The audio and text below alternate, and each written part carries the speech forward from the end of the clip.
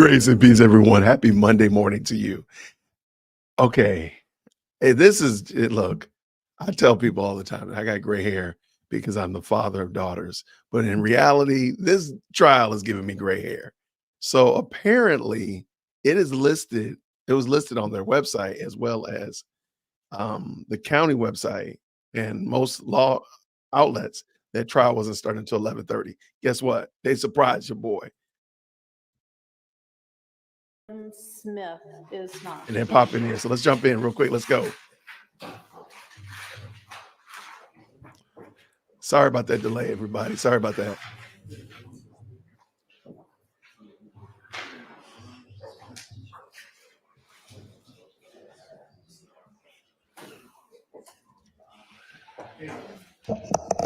Yes, ma'am. Y'all don't have the list? It's Friday witness. Oh, now they're doing it. Oh, my goodness.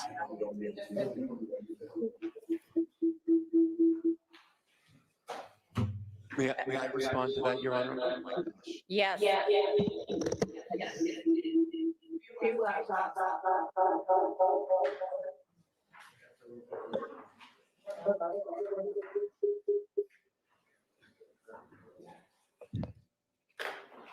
Oh, my gosh. I'm sorry. How's this? I would just suggest that you may be looking at the list on your phone and the highlights don't show up on the phone. If you check on your computer, you'll be able to see the highlights, I believe. Okay? All right, thanks. Okay, are there other matters before we have the jury in this morning? Nope. Okay. All right. And is the jury ready? Okay. Are we going to have Agent Bernie, Special Agent Bernie? Okay. Do you want to go ahead and get him on the stand? Yes, Your Honor. Is he going to need this to see anything? And do you need those boards set up again? Not at the beginning, Your Honor. Okay. One request that this is not able to, it's fine, but is it possible for the Mondo board to be used? He's going to be pointing and referencing a lot through Zoom. Mm-hmm. If that's not too cumbersome for the board, I think it will make it easier. Sure. Thank you, Your Honor. Okay. He'll just say this. All right. Yeah, we'll take a second to get that set up, and then after that's ready, we'll have the jury in.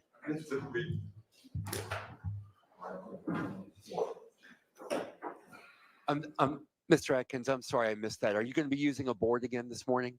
I'm not going to be using the boards when I'm starting this morning. I may use them at some point, but I don't intend to start with them at this time. Okay.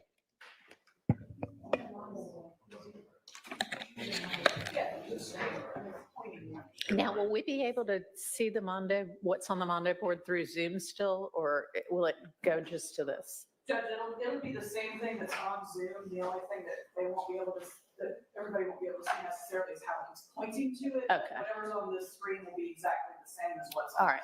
Thank you. Okay, Alan, now we know you're in Germany. Did you send that email? Uh-oh. Alan, did you send that email, Alan? Until the jury comes in. I think we found who did it.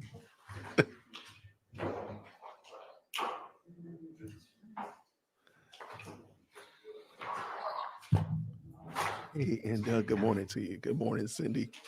Good morning, Bruce. Good morning, everybody. Thank y'all so much. Greg, Alan, you're going to have to lay low, brother. Lay low, man. Go to Miami and lay low. Good to see you. Grace and peace. Thank y'all so much. All the way in Alaska. How is it going up there? No, y'all might have like 13 feet of snow up there by now. Hey there, Texas T.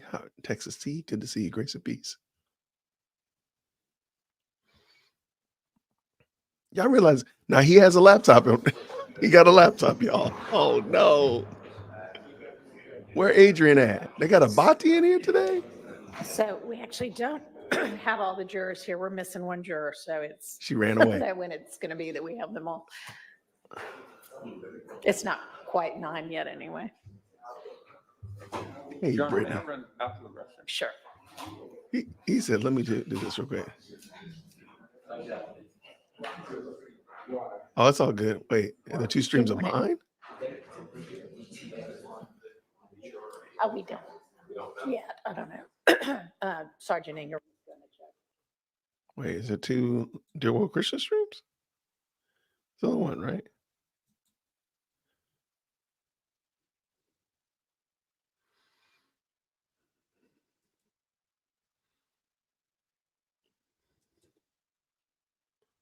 All right, no, this is the same one. Okay. Yeah, y'all, I apologize. This morning, over the weekend, like they didn't really tell us. It wasn't really posted on if they were going to have court today. You know, a lot of us were wondering if they're going to have court today, blah, blah, blah. So when I got up this morning, it said it started at 11:45. I'm like, okay, cool. I'll start at 11:45. I'm out running errands, took one of my girls to school, went and saw my mom, and glad I was coming back in the house. Somebody texted me and said, court started at 8:45, don't you? I was like, get out of here. Yeah. So I apologize for that confusion. I don't know where love is this morning.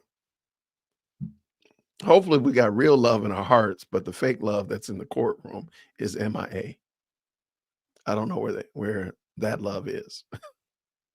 So, how the Lions doing? What's going on, Red Bunny? Shout out from Detroit. Man, let me tell you this.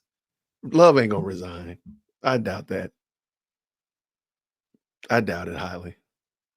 No, that's not Sprinkle, Brittany. That is the FBI cell phone expert. I think his last name was Bernie, Mr. Bernie. He seems good, but it just seems like a lot of like science, like coordinate. It's like everything you learned in algebra, you're going to actually be applying it today. Yeah, I don't see any reason for Love to resign. Now, I do think Love might be hiding. Now, that I will give you for sure. And by the way, thank y'all to everybody who tapped into our Friday, me and Rome King, our Friday night recap. We might be doing that a little bit more often. We've been discussing maybe doing a recap late at night or later at night, just to kind of go over everything that's happened in court in the day or in the last 2 days, whatever like that. Might be a little fun activity. So you'll stay. I will keep you posted on what happens. Check Love's trunk for the jury. Yo, the bad thing, hey, look, Alan, your secret is safe with us, man. Look, the slime mafia is not going to put you on loud, but I'm just saying, look, if they come looking for you, I don't know Alan. I don't know who he is. No speaking no English. I'll probably speak German. There you go. I'll speak German. There you go. And I'm like, I don't know what you're talking about. She put her own self on restriction. Yeah, that's it. She put her own self in timeout and said, I can't be coming to work anymore. All right, let's see if they got him back in. I don't think they are. So they're missing a juror. If anybody's just jumping in, thank you so much. 280 of y'all are in here already. My goodness, in the morning.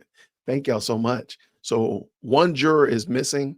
It still sounds like they got gremlins in the audio. So we got that problem going on. Ay, this thing right here is just the drama that never ends. Yeah, there's no, short of Love getting a promotion to another job, I can't see her just resigning just because she's been getting her feelings hurt over here. Now, granted, I think she's been getting her feelings hurt over here.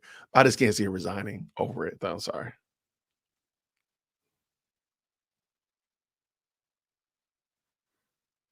Somebody else has said this, Millie Williams. You are in, I'll say you're in the spirit. Somebody told me this. that when she's not there, she's usually arresting somebody. Somebody told me that this weekend. I'm like, you got to be kidding me. Oh, well, I'm just going to keep an eye on my front door and then keep an eye on my door. Hopefully. I'm like, who is she arresting? And why is it taking like multiple days? Remember, she wasn't there Friday. So I hope that's not the case. Because looking at some of the stuff that they've been doing, it is some shady, grady stuff. And shout out real quick. Another thing I was doing this morning was I was looking up the incident that Ashley Merchant mentioned in her letter to Adrian Love about don't come after Martinez Arnold. Remember that? And in the letter on the 3rd page, she mentions that Fulton County recently got their hands slapped. It was as recent as 2022 about material witness warrants. And I was pulling that up to read it. Now, thankfully, none of the names of the attorneys that were caught up in that foolishness are attorneys that we're familiar with. But I do think it's interesting that Ashley Merchant did her due diligence and said, hey, didn't y'all just get in trouble like 2 years ago for this, using material witness warrants wrongly? And what they did was they filed a material witness warrant. The person came and testified. The warrant was still executed and they got arrested after they had already done their obligation. They did not remove the material witness warrant because they shouldn't have used it in the first place, is what Ashley Merchant was alluding to. So it was really interesting. And maybe I'll drop it in the link in the chat. It wasn't really that exciting because it wasn't anybody that we were looking for. These are not the droids that you're looking for. But if you're interested, here it is real quick. I'll put it in the chat. It might be something maybe that you want to look into. I just think it's interesting the amount of due diligence that Ashley Merchant did, which is very interesting. Hat tip to that due diligence. She didn't just come in there and say, hey, don't come after my client. She said, hey, don't y'all have a history of messing this up? Don't y'all have a history of this? Let me point it out to you. And so she dropped it in there. I was like, yo, that's pretty wild. Yeah, none of the people that we saw in here are attorneys that we're familiar with. Okay, they still got him on mute. By the way, thank you so much this morning for B2W, Built to Win. What does he say? What does he say this early in the morning? Not only did he become a member, by the way, thank you so much for joining the team. He says this. I'm sorry, Mr. Ross, could you use the mic? Yes. Thank you. So I was just letting the court know that I believe Mr. Steele's motion that he filed on Friday morning would be moved as it relates to Mr. Sprinkle, because there's no intention during the continued direct examination of Mr. Sprinkle to ask any questions that would elicit a response as it relates to charging decisions and things of that nature, which I believe was the basis for his motion. So because of that, I believe the motion would be moved. Okay, well, Good morning, Your Honor. good morning. Good morning, everyone. Agent, Ms. Winfrey. Your Honor, Mr. Body told me that a little while ago, and yes, I believe that would moot that Right. specific motion. Okay, thank you. Although I was interested in seeing everything that. I'm sure.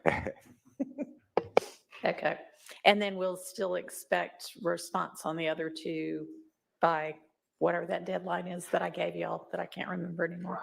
Friday, okay. All right. Okay, well, as soon as we have the final juror, we'll get started.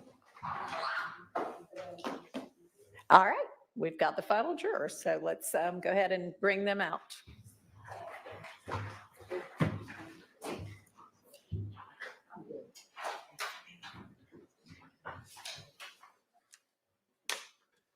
Okay, that is interesting though, because Abati is just a different type of personality and persona. That's interesting. Where's Adrian? Thank you so much, B2W, for the very kind super this morning.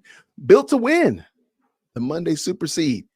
Good morning from the deep Delta. I figure if we pay attention, we will be smarter by Friday than we are today. Dear Papa, amen, amen. Always looking to learn something new. Let's go learn something new. Let's go. I don't know how true it's going to be, though. This is from the state. But let's learn something indeed, indeed. Let's go.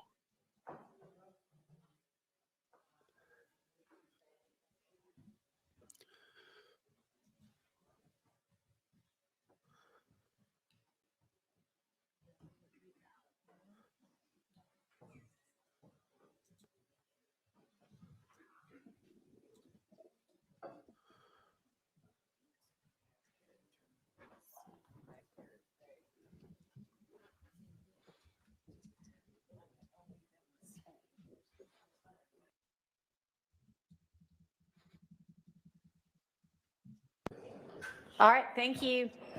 All right, good morning, ladies and gentlemen. I hope y'all enjoyed your time off and are ready to get back to business. And we have got, Not today. we've got Special Agent Bernie was with us when we broke. And so Special Agent Bernie, I'll just remind you that you're still under oath. And Mr. Atkins, you can go ahead and pick up with your questioning. Thank you, Your Honor. Good morning, Agent Bernie. Good morning. Now, in addition to toll analysis, did you ever, or were you ever requested to perform any cell site tower analysis related to this case? I was. Were you, how did that come about? I was asked by your office to review several phones, and they're called detail records, or they're records with tower information, as it related to several incidents. It was one of those incidents, the January 10th, 2015 murder of Donovan Thomas? It was. And after conducting your analysis, did you ever generate a report? I did. Your Honor, may I approach? You may.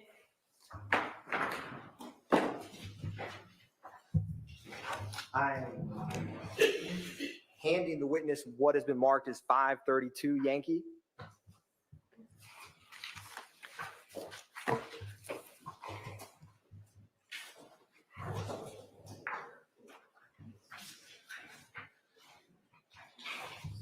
Agent Bernie, what is 532 Yankee?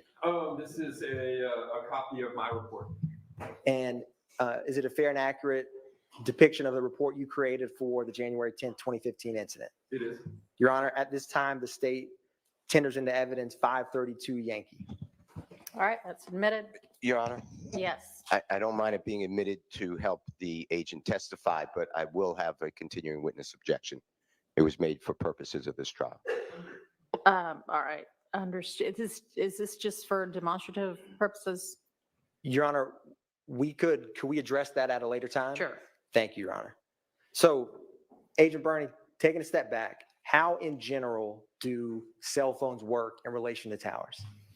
Yeah, so when a phone's on, it's scanning the environment, looking for the strongest clear signal, the best signal for the phone to use.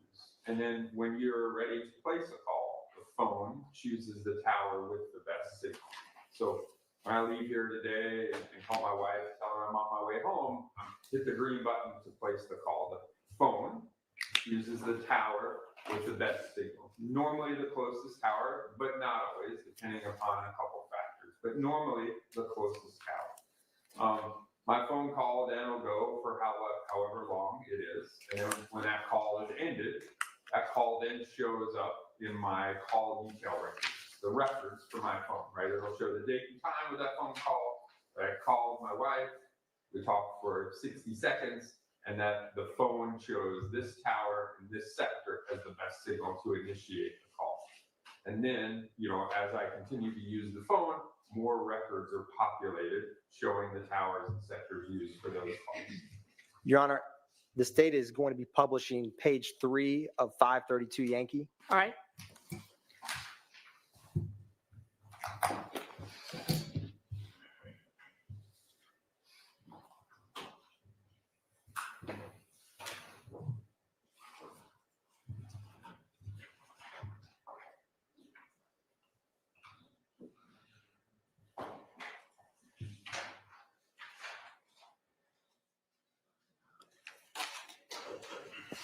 Now, Agent Bertie, can you describe how cell tower sectors work in relation to cell phone calls?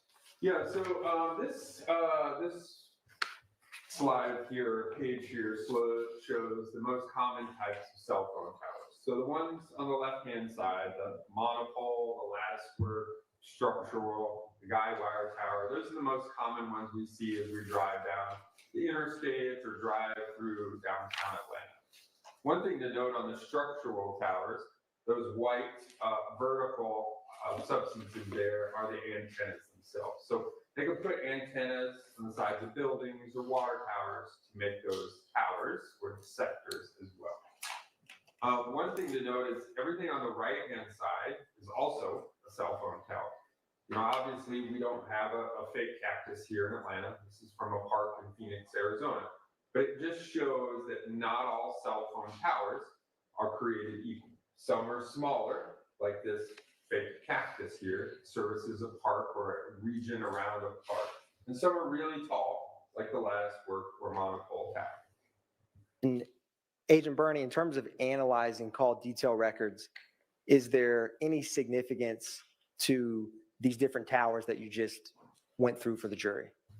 Yeah, so depending upon the type of the tower and the tower density, meaning where lots of towers are, depends on kind of the range of the tower, right? The where more people live and more people work, there's going to be more towers. As we get into the rural parts of our state, there's going to be less towers. So, you know, a small tower like this fake cactus here, obviously is going to service a small area versus a really tall monopole or lattice work tower that could be 150, 200 feet tall is going to have a much larger area for coverage.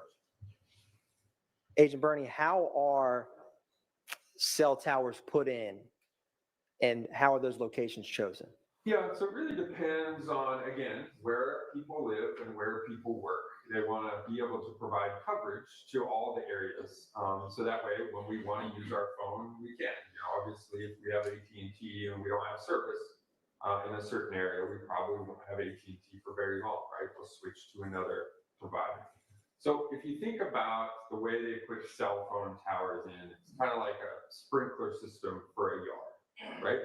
We want everywhere in our yard to get water. We don't want one sprinkler head to shoot, you know, this far, another one to shoot this far, and there'll be a gap between those two sprinkler heads, you know, where it gets no water. Because in Georgia, obviously, the grass would die if it got too hot.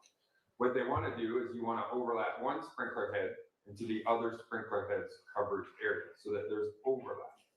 But we don't want to overlap too much and flood our whole yard with water. We want enough overlap so everywhere gets water. There's no dead space.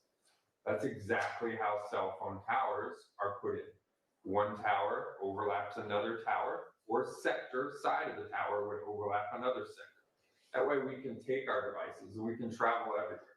There's supposed to be no dead spots to where there's no cell phone reception. And Agent Bernie, what is the range of cell towers?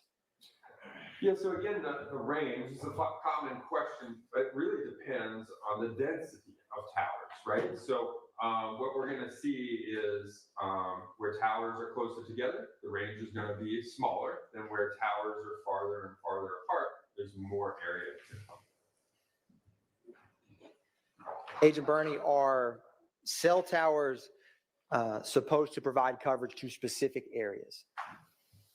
I mean, they are. So again, certain towers, if there's a brand new apartment building or a hotel, they may put a new tower in to cover that area, or they may change the orientation of the sides of a tower in order to provide coverage. Publishing page 4. Agent Bernie, can you describe for the jury what cell tower sectors are? Yeah, so again, when a provider wants to provide coverage in an area, they put in a cell phone tower, right? A single tower, and that provides coverage in a 360 degrees.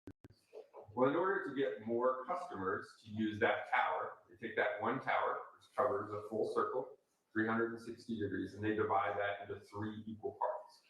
That makes each side or sector approximately 120 degrees. And that allows basically 3 times the amount of users that a single pole, if it was just one antenna, would be able to do. So what we see here is on the left-hand side, the triangle shape in the middle, that's the cell phone tower. And this would be us sitting above the cell phone tower looking down. So in this sector, in this illustration, again, we see sector number 1 or side number 1. The middle of it points towards 0 degrees.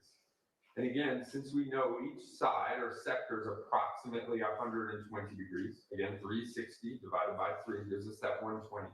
We know if the middle is at 0 degrees, that sector services 60 degrees to the left and 60 degrees to the right of 0. So that gives us the general left and right boundaries of a cell phone sector. One thing to also note is that each tower and sector is uniquely numbered, meaning if we're looking for T-Mobile tower 1, 2, 3, in T-Mobile's tower list, there's only one tower labeled 1, 2, 3 in their entire network. And then it tells us the orientation or the direction in which each side or sector points. So it's like a fingerprint in the network. It allows us to know exactly the tower and the side of the tower that was used by each phone. And Agent Bernie, for all of the cell phone providers that you analyzed for this case, do they all indicate which sector a tower was used for a specific call? So it depends upon the records. Most of them do. Some Sprint devices, based on how they recorded information. So each cell phone provider keeps their records slightly different. And when they change from 3G to 4G to 5G, they oftentimes change the way they keep their records. So there are some records for Sprint that would only show a tower information. It won't show the size. But we'll talk more about that when it shows up in the analysis. Publishing page 5. So, Agent Bernie, how can you describe for the jury, using this illustration, the orientation of sectors? Yeah, so again, in this instance, if we look on the left-hand side, this is how we're going to take the information from the call detail records and the tower list and put it on a map so that we can see a general area where a device was when it had an activity. So again, on the left-hand side, the triangle shape is the tower. This is us above the tower looking straight down. And we see, in this case, again, it used side number 1 or sector number 1. And what we've done now is we put a red line on the left-hand side of the boundary and a red line at the right-hand side of the approximate boundary of the sector. And then we've kind of shaded the area in the middle to say, hey, we're looking between these two lines there. That shaded area, that doesn't mean that's what the coverage of the tower is, nor does it say, hey, the phone is located inside that shaded area. Again, it's just showing that's the side or sector of the tower. On the right-hand side is what you'll see how it's going to be shown on a map. Again, we have the red line on the left, the red line on the right to show the approximate left and right boundaries. You see where the points of the V kind of meet at the middle. It's hard to see, but there's a green dot. That's the cell phone tower right there. And Agent Bernie, do cell phone provider companies ever share towers with one another? So they can share towers, but they never share antennas. So think of phones as children, right? We teach children don't talk to strangers. Well, that's exactly what happens in cell phone networks, right? T-Mobile only talks to T-Mobile phones. Verizon only talks to Verizon phones.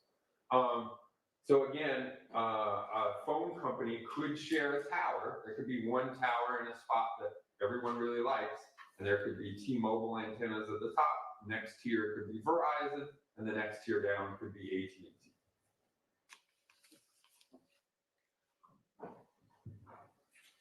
There's a slight lag on this Zoom, Agent Bernie, but can you describe, with the towers we discussed, how would towers in, say, downtown Atlanta with this sector and orientation compare to towers in a more rural part of Georgia? Yeah, again, where more people live and more people work, there's going to be more towers. So those towers, again, more towers kind of limits the range of each of those towers. Because again, we don't want to overpower towers by other towers. But that being said, not all cell phone towers are created equal. We saw in the picture, there's really tall lattice work towers, right? And then there's smaller fake cactuses, right? Where they could put antennas. They do here in Atlanta. They put antennas on the sides of street corners. And that just covers like a certain block. Maybe there's a popular place for people to hang out or businesses or whatever. So that can cover a small area. So on some of the maps, you're going to see a lot of dots closer together. They're all cell phone towers, but it doesn't mean that all of those cell phone towers are 150 feet off the ground. Some of them could be smaller towers or antennas. in certain areas. Agent Bernie, how is it determined what tower a cell phone will use to make or receive a call?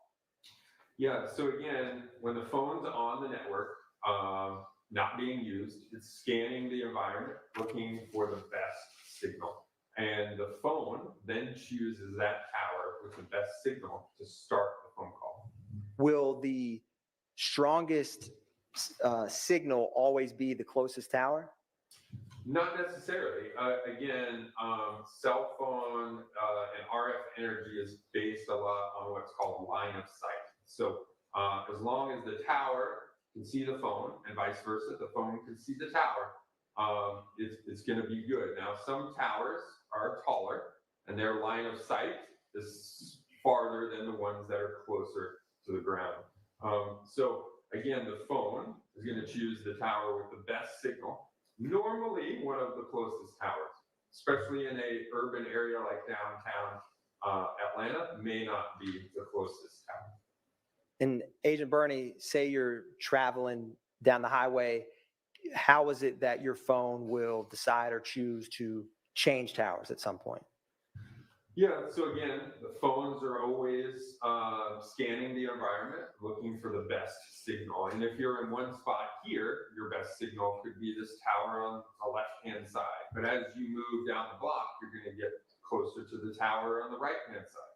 The signal strength and other factors would determine that the phone would choose the tower as you get closer to it on the right-hand side. Now, when you're in a call, so say I place a call on my way out of here to talk to my wife, and as I'm driving, we stay on the phone for an hour. We have lots of things to talk about, I guess. But the phone is going to choose the initial tower and sector for the call here. That's going to go in the call detail records as the first tower used, because that's where the phone call was initiated at. But as I drive an hour towards my house in Auburn, Alabama, the phone's going to jump different towers based on the signal strength. And those choices are made by the network, meaning my phone says, hey, I'm leaving the tower that's close to the courthouse. Now I'm getting closer to the other tower. And the network says, okay, switch to that tower.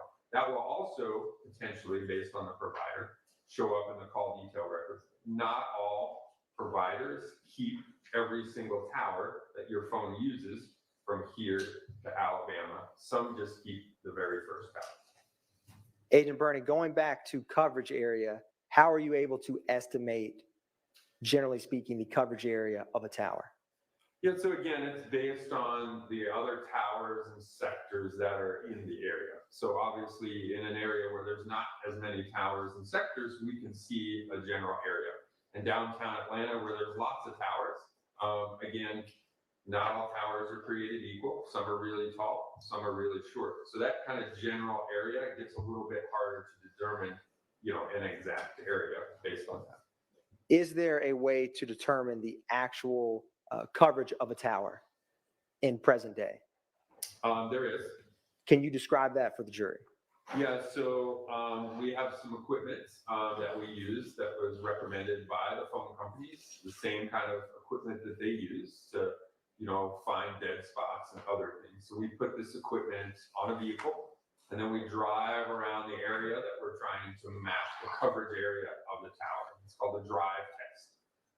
And that equipment works kind of like a cell phone. It's saying, hey, at this spot where I'm sitting right now, tower number 1 is the strongest, clearest. And then when we go a little bit further, it says, hey, I can no longer have usable coverage from tower number 1. We've kind of reached the edge of its limit. So as you drive around, the system is collecting lots of data and actually mapping out what the footprint of a certain tower and sector is on the day that you map it. And Agent Bernie, is there a time limit for when you are able to conduct a drive test in relation to a specific case? Yeah, we obviously want to drive test the tower as soon as we can, close to the time of the incident. Because again, things change. We're obviously going through a transition from 4G to 5G, and new antennas could be placed, or antenna sectors could be changed or change directions of which they are.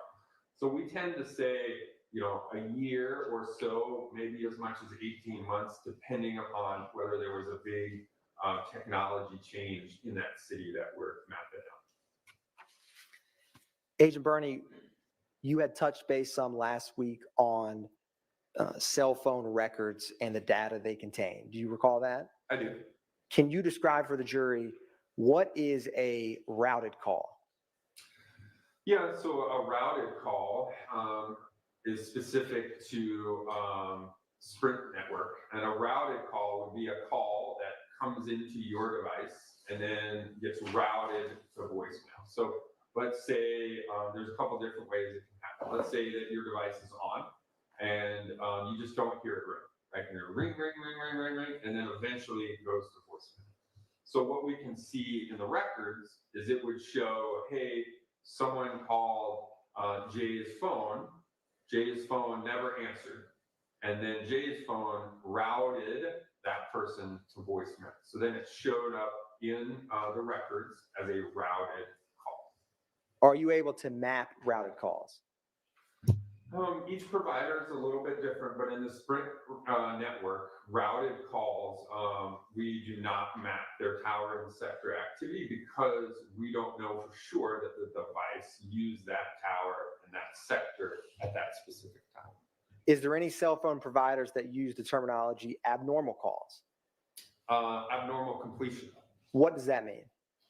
So that is a term in T-Mobile's network that just means that that call got routed in a different way than a normal call would get routed. So an abnormal completion might be, instead of me using tower 1 and then it going to point number 2 and then to my destination, now I use tower number 1, but instead of point number 2, it routes a call to point number 3 and then a different destination.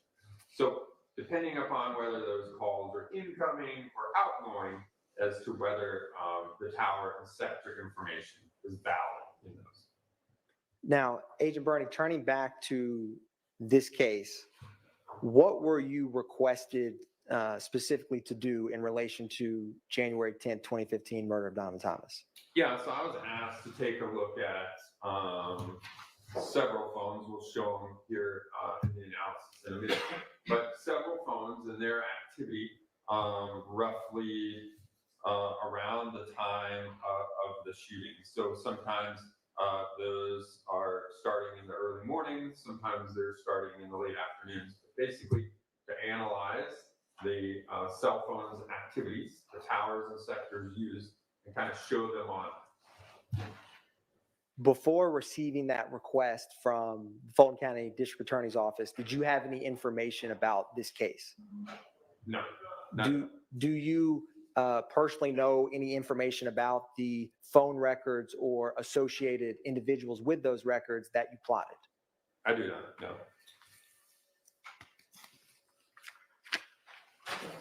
I'm going to publish slide 7. Or I'll take one step back, Agent Bernie, on slide 6. So can you explain for the jury, using this illustration, when you generate this report, what do all, how are the slides and the calls shown on your report? Yeah, so for each cell phone tower that's shown on the map, there's going to be one of these boxes. We refer to them as a call out box, basically. And it's information directly from the call detail records and the tower list provided by the provider. So again, the call detail record is kind of like that phone bill with the tower and sector information. And then the tower list is the information provided by the provider, where the towers are located, and how each sector is located. So what we see on here is, at the top, it says CID. That stands for cell ID. That's that unique tower number, not replicated anywhere else. So in this case, we're looking at a Verizon tower, 392. So again, that specific tower number, and then -3 shows the side of the sector number 3. Underneath that is the date. We see that as January 10th, 2015. And then underneath that is going to be the phone number for the activity on this tower. So in this case, it's going to be the phone number ending in 6080. And then you have the time, that's gonna be in local time. So all of it is gonna be in Eastern time, local time for the event. It'll say the type of activity, was it an incoming or outgoing call? You see that there. The next number there where it says 270, that shows the side of the tower used and the compass heading of the middle of that side. Meaning, we know that it used sector number 3, we see that at the top in the CID box. Well, we can tell based on the tower list, that sector number 3, the middle of it points towards 270 degrees. That's where that 270 is. So then we know that if the middle's at 270, we go 60 degrees to the left to about 190, correction, 210, and 60 degrees to the right. That gets us to about 330. That gives us that general left and right limits of that sector. The other phone number involved in the phone call will be listed there. In this case, it was a number ending in 2643. And then if there was an associated name given to me by law enforcement as to who was using the 2743, the other number associated, that name will be put in there. So in this case, it's Calvin Trejo. So again, what we can see from the call out box is we can say, hey, the phone number ending in 6080, the number we're looking at, had an incoming call on January 10th at 7:38 p.m. It used tower 392, sector 3. That sector points towards 270 degrees. We see it there. It came from the tower list. And that incoming call was from a phone number ending in 2643 associated with Calvin Trejo. So all the data that we would need to map all the activity is listed in that call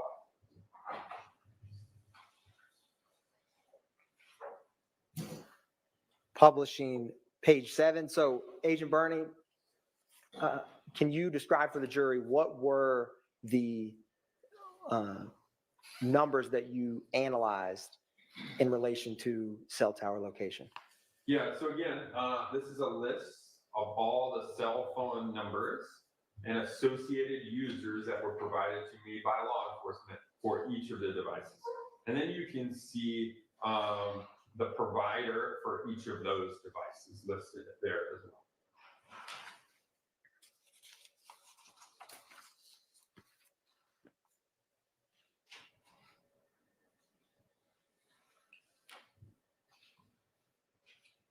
Agent Bernie, I want to ask you before we continue too, can you describe for the jury what records the FBI CAS team was utilizing in 2015 to analyze historical cell sites? Yeah, so in 2015, we were using mostly call detail records. Again, the CDRs, which is your old school phone bill. And again, that has the tower and the sector for each phone activity. So we can see where the tower was and which side of the tower that was used. There's also additional records that we use nowadays in 2024 to map phone activity. Those records are called timing advance records. Timing advance records are kept by the provider, and they're basically check-ins or network interactions between the phone and the tower, kind of syncing the phone up to the network. And those records, you can provide the tower, the sector side of the tower, and the distance the phone is from the tower. In 2015, there was really only one provider that was providing that information to law enforcement, and that was Verizon. In some instances, Sprint was in 2015 again. The problem with the timing advance records are those records are kept by a very short time by the phone provider. So you can get a call detail records, again, the towers and sectors, for a phone going back a year. 365 days is the shortest time period. But for your timing advance records, the shortest time period is 7 days. So Verizon only keeps timing advance records because there's just so much of it for 7 days before it purges it from its network. So in 2015, those were the types of records that were available. When did the FBI CAS team start utilizing time in advance? So I came into CAS in 2015. It got certified in 2016. And we were using timing advance in 2016. But again, it's kept for such a very short time period that a lot of law enforcement don't have time by the time they identify a phone number to get those records before the records are purged by the system. Agent Bernie, I'm going to turn to page 9 of this report. And if you can, there is a old school pointer, wooden pointer behind you, if that will aid you.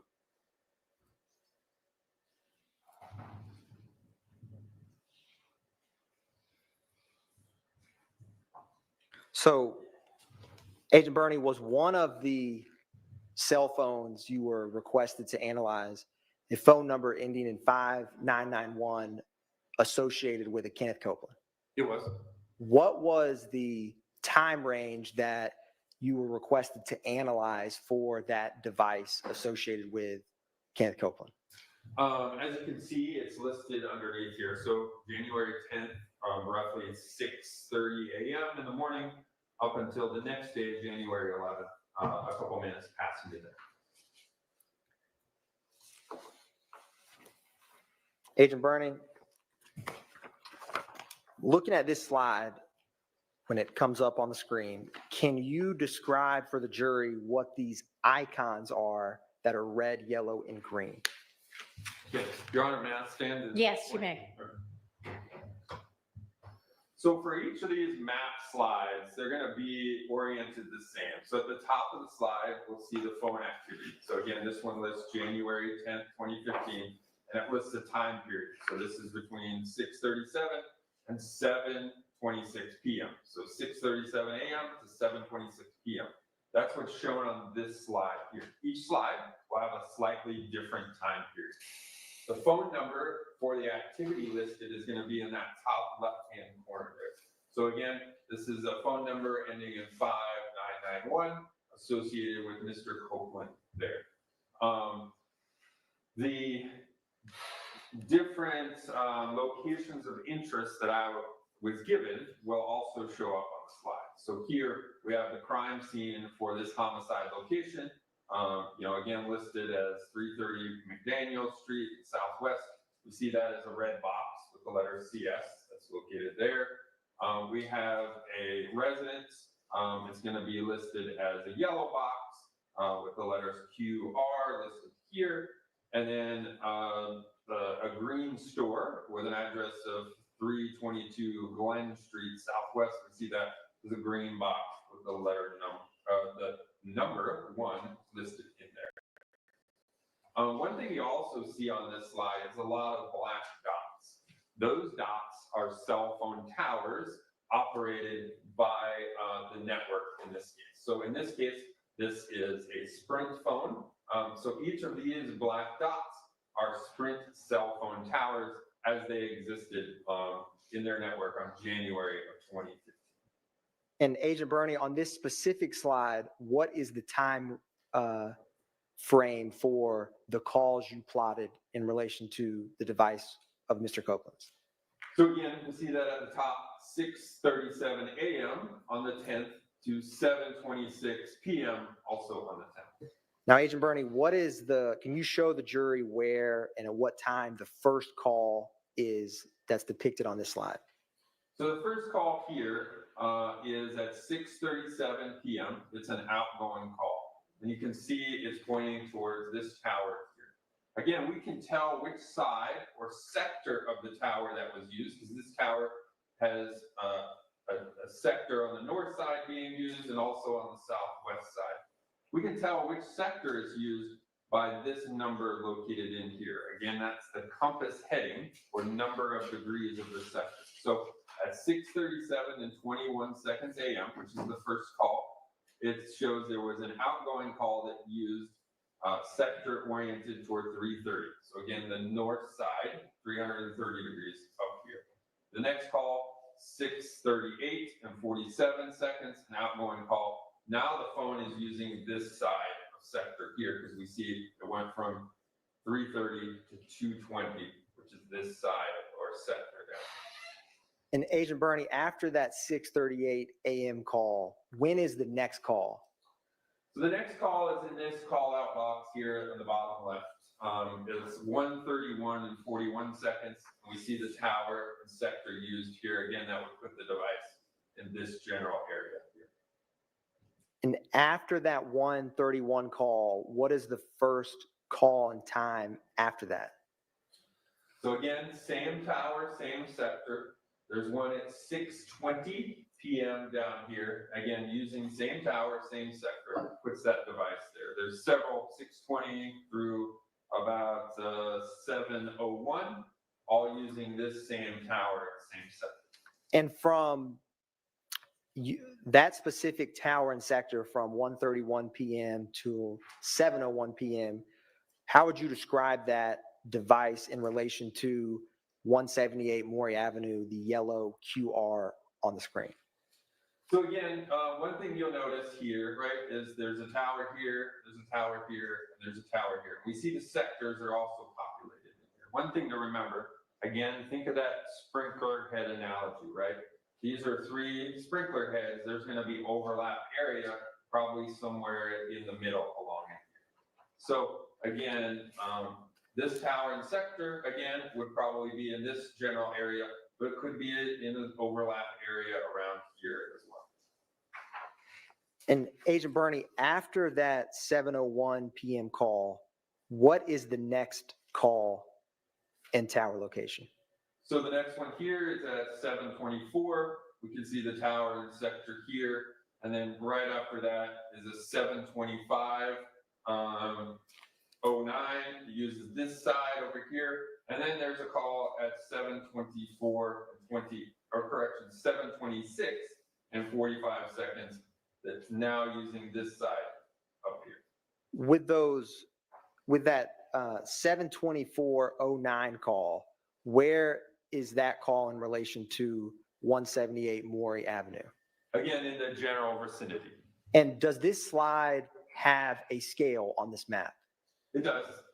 There should be a scale. It looks like should be a little bit further down.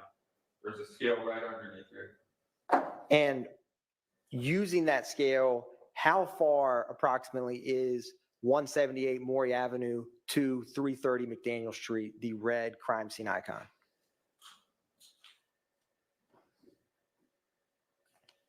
So straight line distance between this and here is approximately 5 kilometers or about 3 miles. Again, straight line distance, a little bit over 3 miles. Is there any data with the phone associated with Kenneth Copeland that places him in 330 McDaniel Street at 7:22 p.m.? No, again, we have 7:01 down in here, and then 7:24 in this general area here, 7:25, now this tower, 7:26, now this tower and sector here.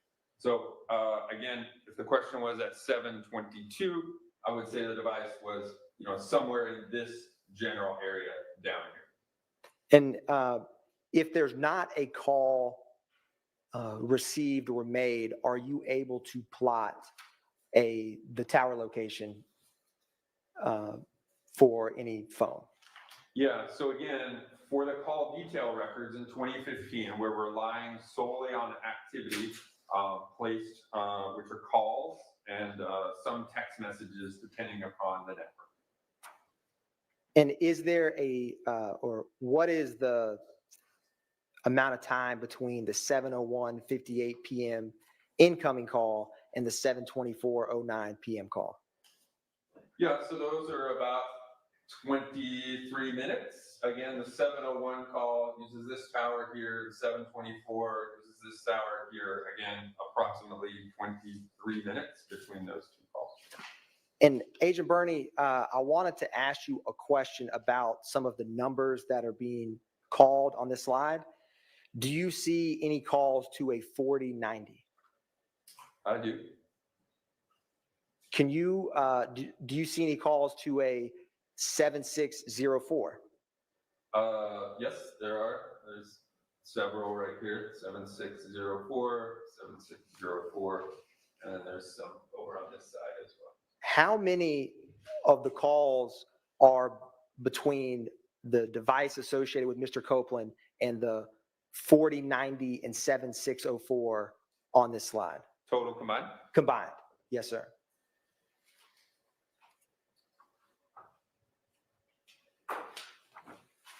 Uh, 11. And in total, how many total calls are there on this slide?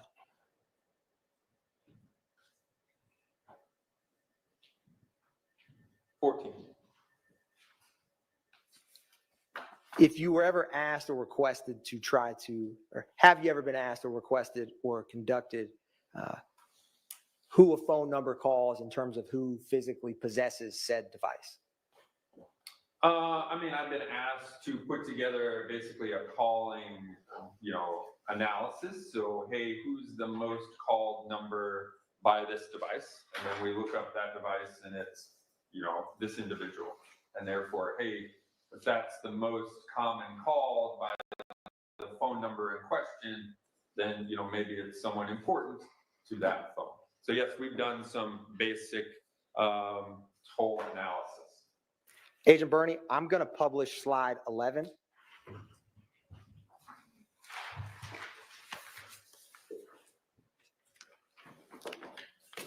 Is this a continuation of the cell tower that we just saw for Mr. Copeland? Yes, it is. And on the previous slide, what was the last call time? On the previous slide, 7:26 and 45 seconds was the last one. And then the next one on this one is 7:28. Can you describe for the jury where that tower and sector is for this 728 phone call? Yeah, we see it here. Again, it points towards this tower and this sector here. So again, the tower is located right along this I-20 on the south side. It provides coverage in this general area over here. And where is the device associated with Mr. Copeland for that 728 call in relation to the green store at 322 Glen Street Southwest? So again, you see the green store is going to be this green box right here. So that tower and sector is actually the closest tower and sector to the green store there. And it would most likely provide coverage to the green store at that point in time. With the slide we just discussed with the cell phone activity near Deshaun Quarterman's house, what is the travel from slide 10 to this current slide at the 728 call?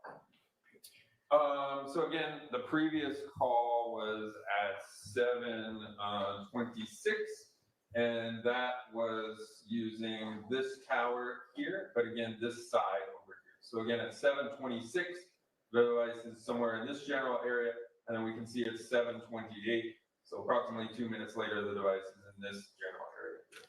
And what is the last four of the phone call for that 728 call? And is it I'll ask you that first. Yep, so it's 0102. We see that number listed there. And is it an incoming or outcoming call? It's an incoming call to the Copeland device. Now, after that incoming call from 0102, where is the next call with the device associated with Mr. Copeland? So we can see the next call is at 7:43 and 29 seconds. We can see the tower here that's used, and again, that sector would provide coverage in this general area here. So now we're looking at the south side of Atlanta. And after that tower, CID 3152, where does it travel, or what is the next tower the phone utilizes?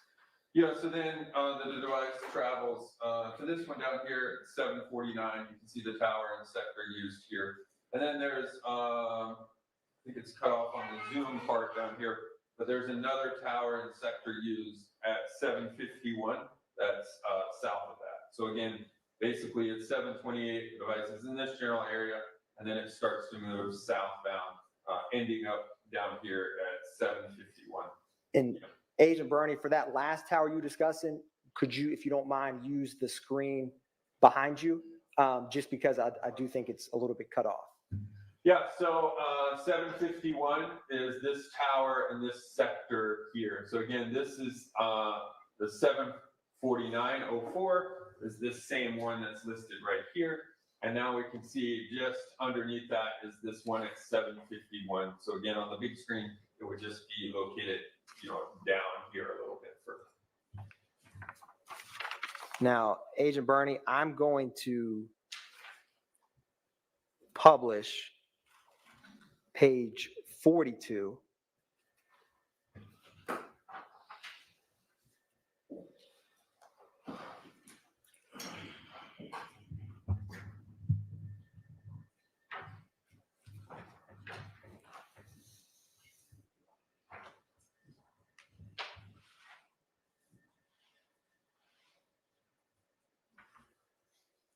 Agent Bernie, can you describe for the jury, you see this says 678-2785-991 has one event?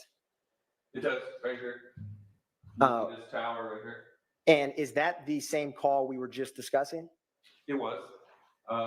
You can see it as 75136. And what is that orange M icon on this slide? So that orange icon there is a location of a McDonald's at 150 Cleveland Avenue Southwest, Atlanta. So when that 751 call was made, where was the device associated with Kenneth Copeland in relation to the McDonald's at 150 Cleveland Avenue? So again, it's in this general area here. It's within the tower and sector that would provide coverage to the McDonald's. Going back, Agent Bernie, to the slide we were just discussing, and while I'm pulling that up, how do the icons get populated on your report? Yeah, so locations are provided to me, either a street address or a latitude, longitude. Those go into our mapping software, and then we put them on the map. And we can basically show which icons on the maps we want to show and which ones we do not, based on the time. So that way, if we, in this case, obviously I was last asked to look at this incident, but several others. So there were dozens of icons. So if I kept them all on the map, it would get kind of confusing as to what's relevant and what's not. So we're able to toggle off ones that are not relevant during this time period. So to be clear, Agent Bernie, that on this slide, page 11, that 751 call, although there's not a orange M icon, that is the call that's in the general area of the McDonald's? Correct. Yeah, the McDonald's icon, if it was on there, would show up right here, basically near the intersection of these two roads right there. So, Agent Bernie, what is the last four of the call that the device associated with Mr. Copeland makes at that 7:51 p.m. call? The last four are 0102.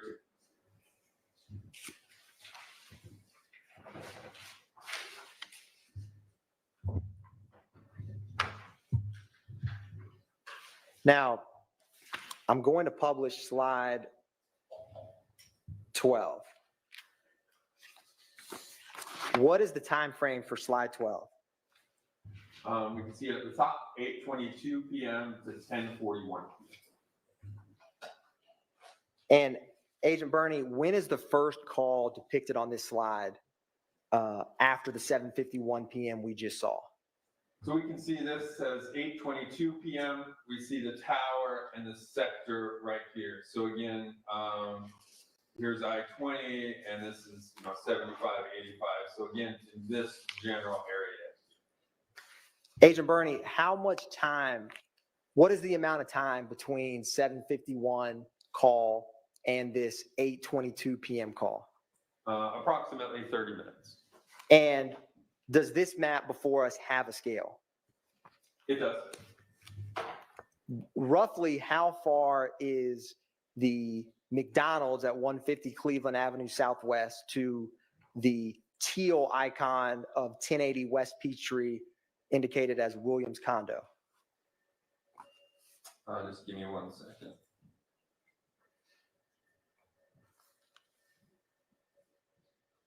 So straight line distance is about 8 or 9 kilometers from the M here to this WC here, which again stands for the Williams condo. So approximately 9 kilometers, which maybe 4 miles and some change.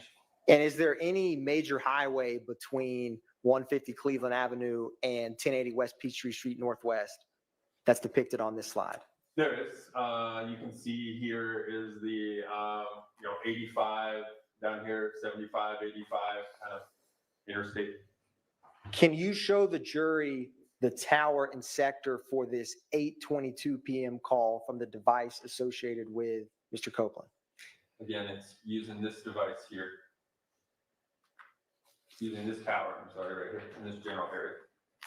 And Agent Burney, with the gap of time we just discussed, if the device was traveled from the McDonald's at 150 Cleveland Avenue to 1080 West Peachtree Street, and then has that call at 8:22 p.m., how would you, what are your, how would you, is that possible? Are you asking is it possible from the 751 to get from the McDonald's to here and then here at 8:22? Yes, sir. Okay. I mean, I would say it's probably possible. I think 751, again, there's 30 minutes. This is approximately, we're gonna say 4, almost 5 miles there. So yeah, I think in that time period, you could potentially get from here to there to back into this general area here. And how far approximately is that tower location at the 8:22 p.m. call to 1080 West Peachtree Street?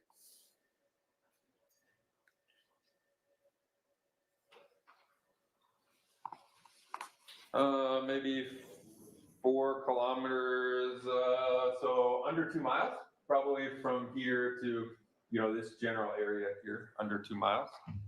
Again, estimate. And Agent Burney, do you see on this slide the numbers we had discussed earlier, 4090, that end in 4090 and or 7604? I do.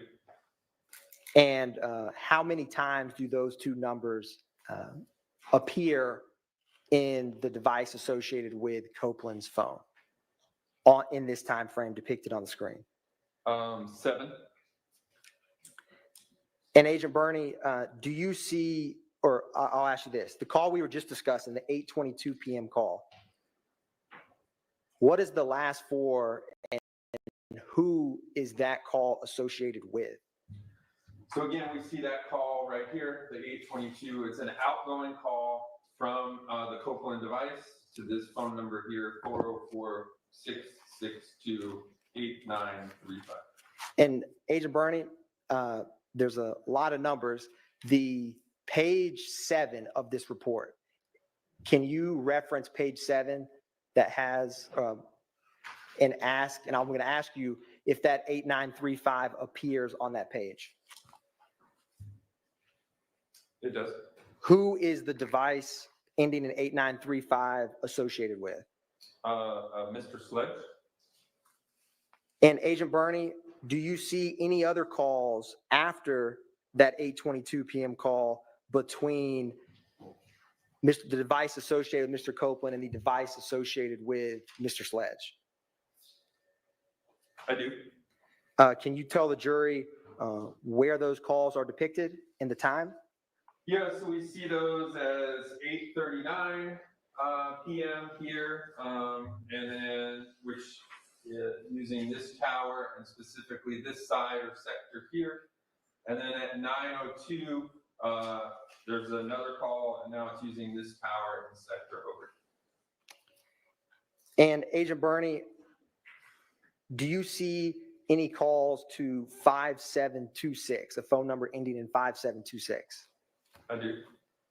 And I'm going to ask you to utilize the phone numbers on page 7 to see if 5726 is a number associated with a person. 5726, yes, it is. Who is that associated with? Mr. Zachary? And Agent Bernie, of the towers on this slide, is there any that are in the general area of Deshaun Quarterman's residence? Is that the QR yellow icon. QR is down here. So again, this tower and sector would provide coverage in this general area here, and we see calls using that at 9:23. And, this tower and sector would provide coverage in this general area, probably not directly at the Quarterman residence, but in the general area here. Again, that's at 8:31.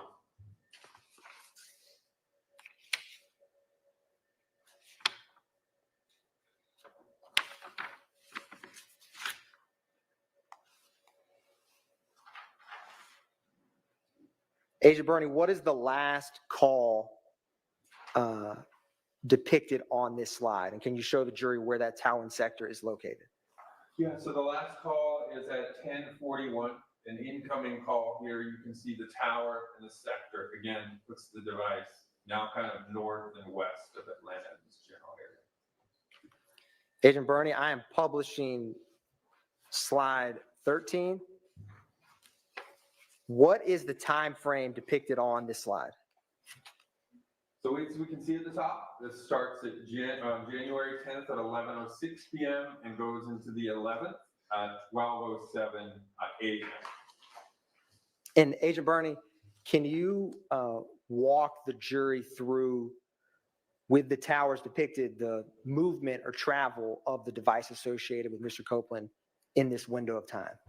Yes, so the first activity is at 11:06. We see the tower and sector here. Again, that would put that kind of in the downtown Atlanta area.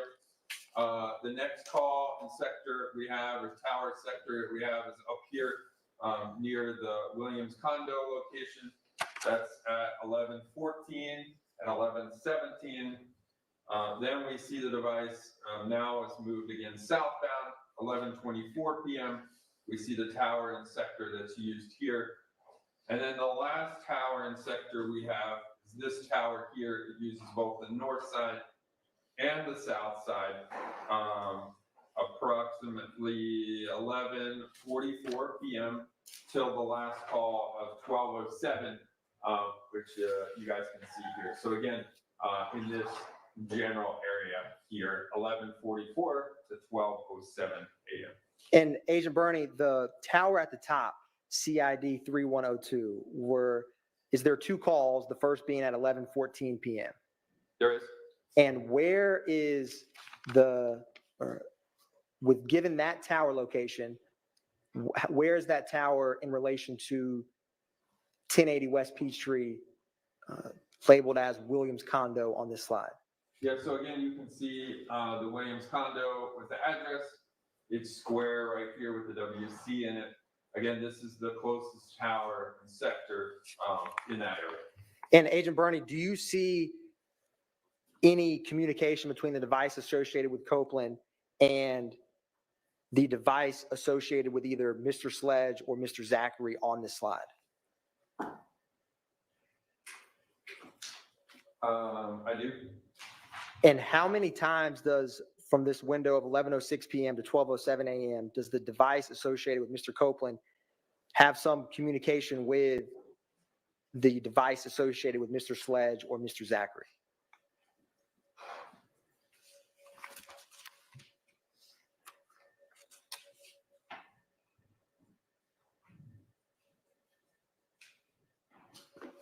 Approximately 7 times.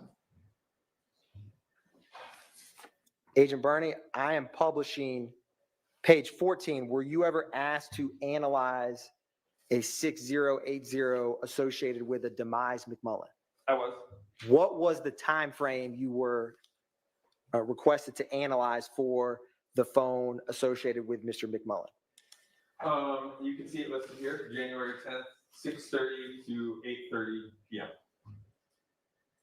publishing slide 15. Now, Agent Bernie, do you recall when you were here last, we had the toll analysis board? I do.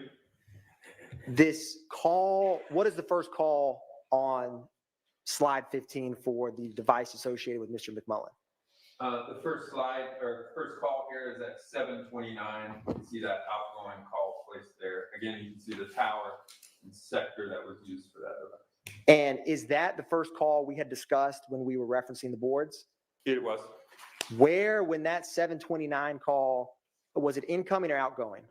It's an outgoing call. And when the outgoing call from the device associated with Mr. McMullen, whose device associated did he call? So as you can see here, it's an outgoing call to 3904, device associated with Mr. Woods. And when that call was made, where was the device associated with Mr. McMullen in relation to 1080 West Peachtree Street associated with as Williams condo? Yep, so you can see the Williams condo there. Again, you can see the tower and sector there. It's in close proximity. Again, that tower and sector would be in the potential coverage area for that condo. And is there two either calls or attempted calls after that 7:29 p.m. depicted on this slide? There are. Can you describe for the jury where they are and whose associated device was they were to? Yep, so we see them here, 7:29 is the first one, and then there's 7:30 and 7:31 and 7:31, both two outgoing calls. One thing you'll notice, these are Verizon records. We can tell based on the red boxes here, red is associated with Verizon in our system. One thing you'll notice is the seconds. All these show 00. The records sent by Verizon only had the hour and minute. So again, no seconds recorded in their records.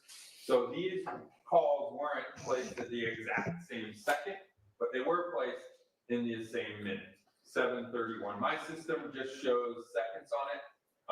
I just realized that in this time period in 2015, the Verizon seconds are all going to show 00.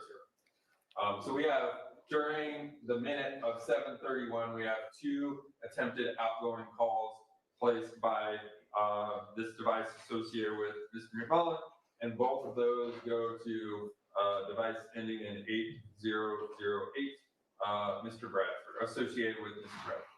And Agent Bernie, are those three calls that we just discussed, are they all the same tower and sector location? They are. Now, after that 7:31 call to the device associated with Mr. Bradford, where is the next tower? So again, we have this one here at 7:31, tower and sector here, again, this general area. The next one here is at 7:38, and here's the general area of that device there. So it's moved from this spot southbound. And that 7:38 call, is that outgoing or incoming? Incoming call. And is that call, that incoming call, associated with any person you were asked to analyze? It is Mr. Treadwell. After that 7:38 call from Mr. Treadwell, where does the device associated with Mr. McMullen go next? Yeah, so 7:38, then it uses this tower down here at 7:39, and then eventually this tower down here at 7:50. And Agent Bernie, who is the 7:39 call associated with? 7:39 call, again, which uses this tower and sector here, you can see is associated with also Mr. Treadwell. And what is the last four of the number? Well, I'll get to that in a second. Where is the call? Where's the next tower and location after that call? The next tower and sector is down here at 7:50. And who is that call at 7:52? It's an outgoing call, again, to the device associated to Mr. Treadwell.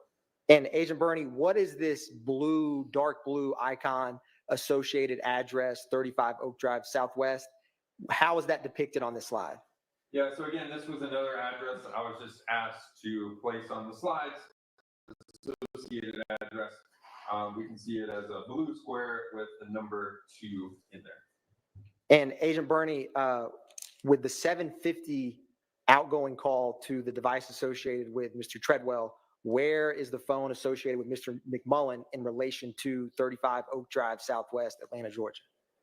Yeah, so that 750 call here, again, we see the tower and the sector. The address, the associated address would be in the footprint of that tower. And Agent Bernie, does this map have a scale? It does. You can see it at the bottom down here.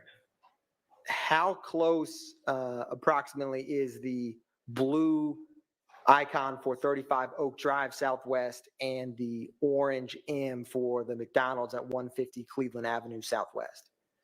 So between these 2 points here, approximately a mile straight line distance. Is there any gaps between the phone calls we just discussed, starting with 7:38 p.m. or 7:39 p.m. and 7:50? No, there's no other activity during that time period. And Agent Bernie, after that 7:50 outgoing call, at the bottom of the screen, where does the device associated with Mr. McMullen travel next?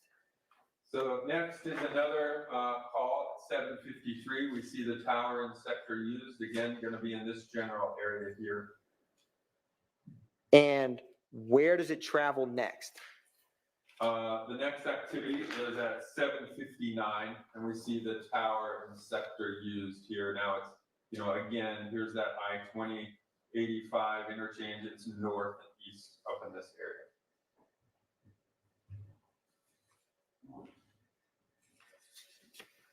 So in general, Agent Bernie, from that call at 7:29 p.m. till the last call depicted on this slide at 7:59 p.m., what is the general direction of travel for the device associated with Mr. McMullen? So the device has activity in this general area the last time at 7:31. We then see the device travel southbound, eventually using this tower and sector here in close proximity to this associated address number 2 at 7:50. And then shortly thereafter, we see the device start moving northbound again. And this slide ends at 7:59.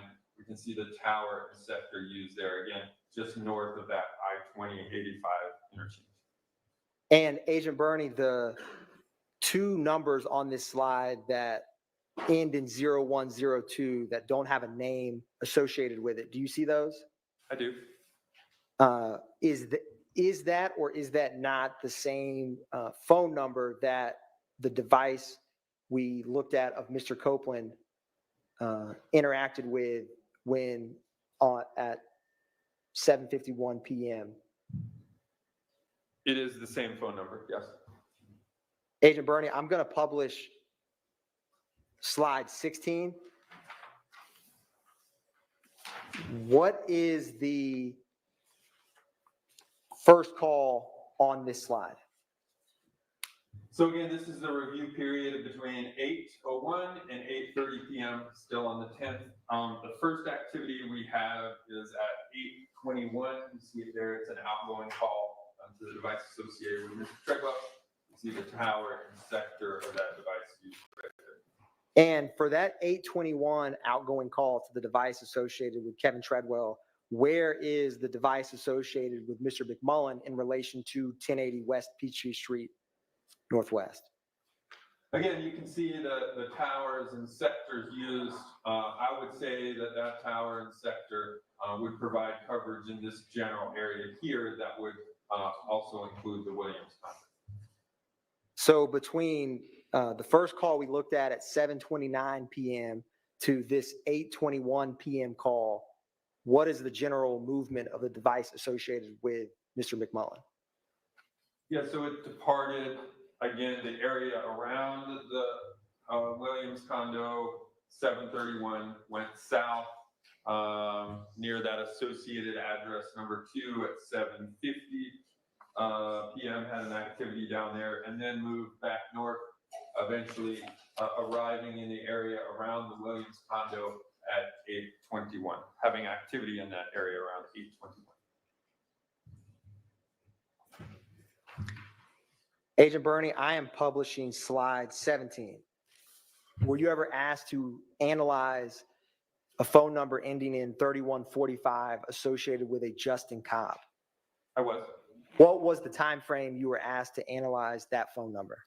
Again, I looked at between 6:30 and 8:30 p.m. on the 10th. Agent Bernie, can you indicate for the jury and show them where the first call, the time and tower and sector for the first call from this phone? Yeah, so again, looked at 6:30 to 8:30. The thing to remember is, again, we can only see towers and sectors associated with activity. So this device during that time period only had 2 activities. The first of which is at 7:31 and 37 seconds. And we see that's an outgoing call. And we see the tower and sector used, again, would be one in close proximity to the Williams condo on West Peachtree Street. And Agent Bernie, I'm republishing slide 15.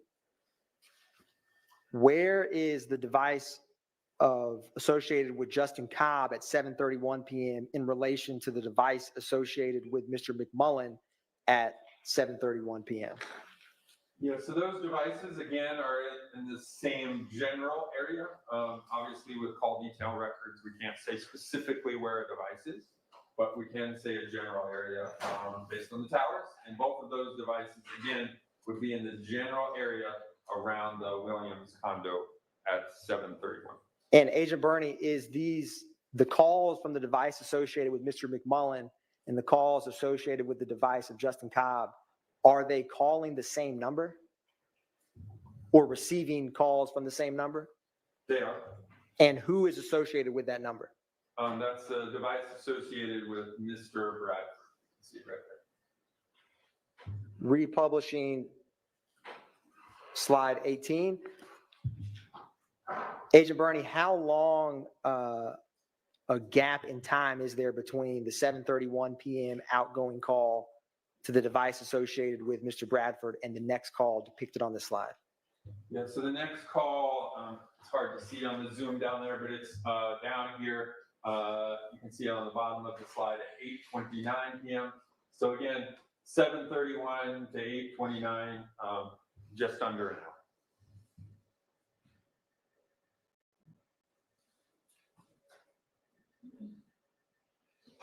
Publishing slide 19, were you ever asked to analyze the phone ending in 8935 associated with an Antonio Sledge? I was. And what was the time frame you were asked to analyze that phone? Again, reviewed roughly the same time. This is 6:20 to 8:22 on the 10th. Publishing slide 20, what is the time and location of this call depicted on slide 20? So again, the only activity during this time period for this device associated with Mr. Sledge is at 6:20 p.m. on the 10th, and we can see the tower and sector. Again, that puts that device somewhere in this general area here. And who is the outgoing call at 6:20? Is it to any other phone number that you were asked to analyze? I was. It's associated to Mr. Zechter. Publishing slide 21. Agent Bernie, can you explain this single tower, but what's depicted there from 7:55 to 8:22 p.m.? Yep. So again, activity of the same device ending in 8939 35 associated with Mr. Sledge, 7:55, 8:22 p.m.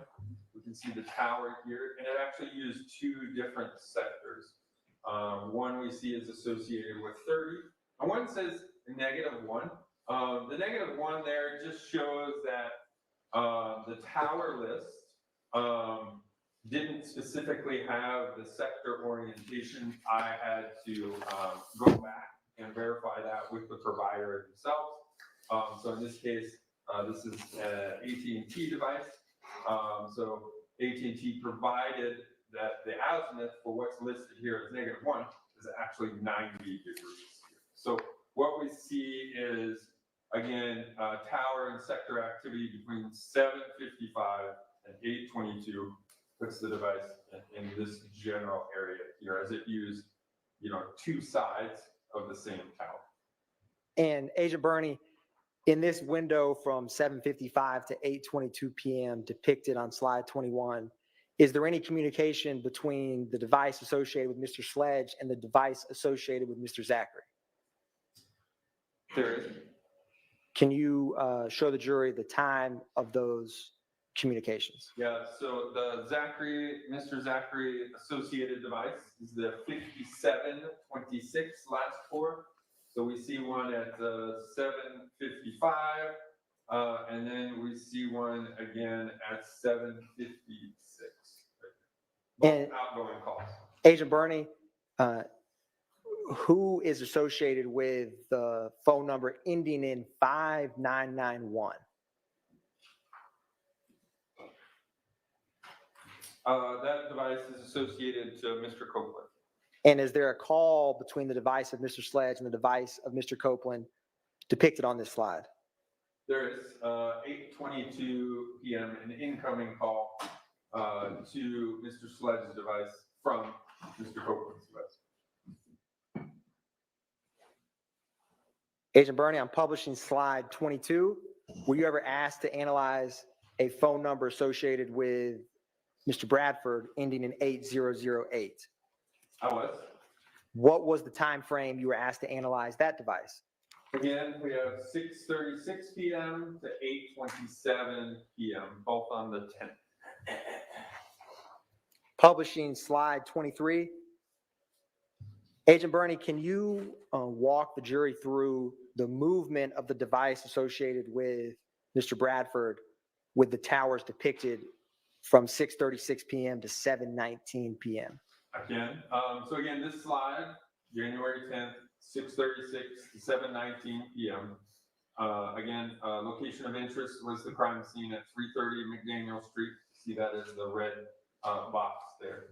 The first call during this time period is this one down here. It's hard to see, but it says 6:36 p.m. We see the device is in this general area. 6:38, the device is now using this tower and sector here, has moved northbound. And then at 6:52, we see the device now using this tower and sector here, uses that at 6:52. 6:56, now we're using this tower and sector here, and then eventually it bounces back to this one here at 7:12, 7:14, and 7:19. Now, Agent Burney, from that first call at 6:36 p.m. In what appears to be Peoplestown from the map, do you see that? I do. When does the device associated with Bradford or the travel from that Peoplestown tower till the last call at 7:19 p.m., how is that movement in relation to the crime scene at 330 McDaniel Street? Yeah, so the initial call, 6:36, again down here in the south side of the slide, moves up to the I-20/85 interchange area, and then it moves westbound, first having an activity in this general area here at 6:52, and then again, it uses this tower, bounces to this tower, and bounces back to this tower again. Again, think of the sprinkler system, right? There's going to be some overlap between the two. We have this tower initially, then we bounce to this one, then we bounce back, which means that there's probably in some of the overlap between this tower and this tower here. And then eventually 7:19 is the last call mapped on this slide. So Agent Bernie, to be clear, between 6:52 p.m. and 7:19 p.m. is the device associated with Mr. Bradford in the general area of 330 McDaniel Street. Yes, again, I can't specifically say it, but I would say it's in the overlap between those two, and that overlap would be, again, in this general area here. Publishing slide 24. When is the next call after the 7:19 p.m. call? The next activity is at 7:24, and we can see the device has moved again from where it was up in the vicinity of the crime scene. Now it's moved south and east over here at 7:24. And Agent Bernie, do you remember when you testified first, we published two Yankee, which was a CAD report? Yes. How long after that 911 call was received is this call at 7:24 p.m. depicted at the top of this slide? I think approximately 2 minutes. And after that call, Agent Bernie, where does the device associated with Bradford travel? So it goes from this area here to, again, this area down here. It's hard to see. We'll jump to this screen here, but it's in the vicinity of that associated address number 2. It gets down there approximately 7:31 and has some activity in that area until 8:08. And Your Honor, maybe take a brief. Sure, let's comfort take break. our morning break.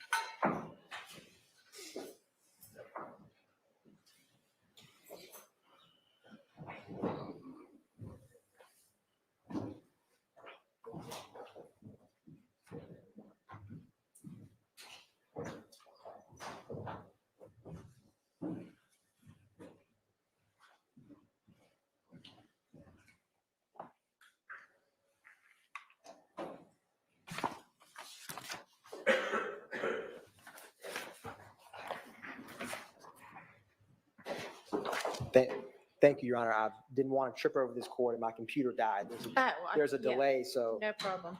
thank you. Still muted. I'm sorry. Are we in recess, Your Honor? Yes, let's take 10 or 15 minutes. Okay.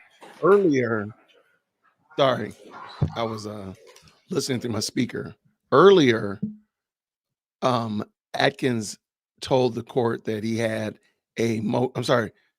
Steele made an objection, and Atkins said he wanted to correct whatever it was, but he wanted to do it later. And I was thinking that might have been what they were going to do, but it looks like they really did have to go to the restroom. So, which is wild, but wow. I'm not mad at the FBI guy. The FBI guy has got to do what he's got to do. So I think he's just doing what, coming in talking about what he does. He seems like he knows what he's doing, but I'm not 100% certain this information is useful. I really don't think it. I don't think it was. No, I'm just in here suffering through it with y'all, man. Suffering through it. I have a speaker though, so I can play through the speakers, so I don't have to listen to it with my headphones. But I forgot when you turn it on, it mutes the microphone. When I turn on the speaker, it mutes the microphone automatically, and it doesn't show up on my end that it's muted. I have to intentionally unmute the microphone. Yeah, this is crazy. The bad thing is I still don't think that this is proving what they wanted to prove. Oh, thank you so much, Donna. I've been working all weekend on this audio. So we're going to be doing some changes here at Whitaker Park probably next month. So I've been trying to dial in and make sure that the audio is right. I just don't think this is working. I do not think, and feel free to chime in the chat if you believe that this is making the case that they wanted to. I just don't see. I mean, okay, you got them that they've talked on the phone and even some of their locations. Am I still muted? Or are you just behind? If I'm still muted, I'm gonna have to fight this thing. Hold on. I'm gonna have to fight this thing. Are you saying I'm still muted? That might be from a moment ago. Let's check.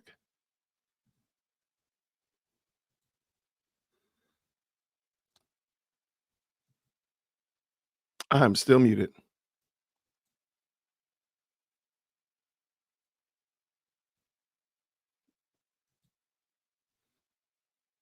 No, I hear it. Okay, cool. Okay. All right. So I apologize. So when I'm sitting here, instead of listening through my headphones, I just turn on the speaker system. And when I turn on the speaker system, it automatically mutes my microphone. So that was a problem earlier. I apologize. Thank y'all so much. Okay, y'all can hear me. Praise the Lord. Okay, yeah, I understand.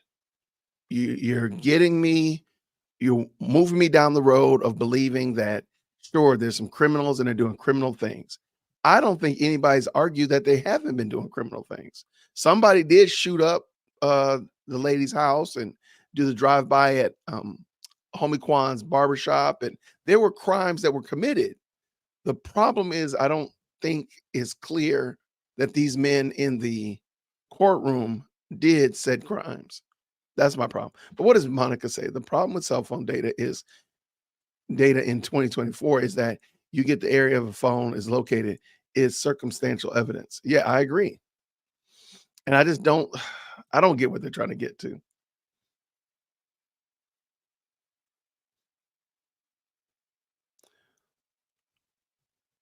Yeah, I don't know how this, and for the life of me, Teresa, thank you so much for that kind message.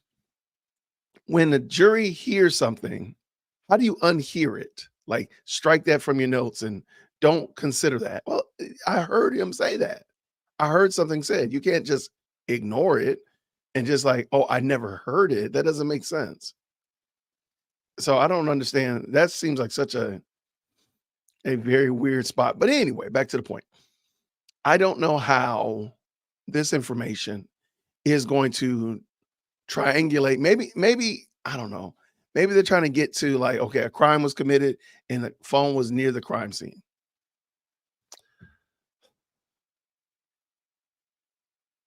Yeah. And then also, I'm wondering, just wondering, has data analysis improved to the point that it's so much better than it was when this crime was committed? If the crime was committed in 2015, and now we're almost in 2025. So 10 years, in a decade's time, has the technology analysis improved, cell phone tower analysis improved to such a degree that it's almost not, you can't use it today. I don't know if they're analyzing. It seems like they might have analyzed it before, back when they captured the data initially. But they're analyzing it today. It just seems like you might be analyzing it with new technology that wasn't available that maybe makes it not possible to, you know what I'm saying? Like it might be too good. The information might be too good and it would not have been able to understand that back in 2015 because now we're using 2025 data analysis tools. Just something to think about. And everybody's wondering about love. I'm gonna have to go ahead and make a video missing love. No, I don't know where love is. She's been gone since Friday, and or the last day we were in court. What day was that? Friday. She's been gone since Friday, and I don't suspect that she's gonna just roll up in there today. Maybe she will, but I'm not gonna hold my breath on that.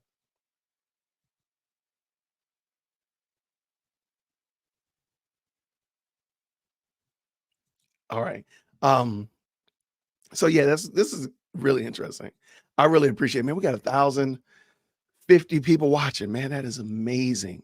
Thank you so much to everybody who's tapped in this morning. I apologize. Earlier today, I started actually almost started late because I was under the false notion that court wasn't going to start until 11:45. So I'm out running errands, went and got my wife gas. I'm just moving all slow. And somebody sent me a text message that says, court starts at 8:45. I said, get out of here. But I think we made it in just right when the cameras came on. So it was pretty cool. So I appreciate all of y'all. I don't know where this is going. I really don't. And I know a lot of people are like, the defense is going to have a good time with this. I don't think the defense needs to personally, because it seems like they're gonna put everybody to sleep. This information, again, no shame to Agent Bernie. This is just what he has to do. But it just Hey, doesn't everybody, seem thank you a so much for court. It watching doesn't our coverage seem of the Young Thug trial. Now, I want to take a quick second and I want to tell you about this stream's all right. So always got to remember that Law and Crime runs a video ad in the middle of the station break. Remember that. I just don't know if this is going to go where they wanted to go personally. I think the defense should just let the jury sleep. They probably had a long weekend. Let them get some rest. They thought they were going to be off today for Columbus Day, but now we're here. Let them rest, man. Just let it ride.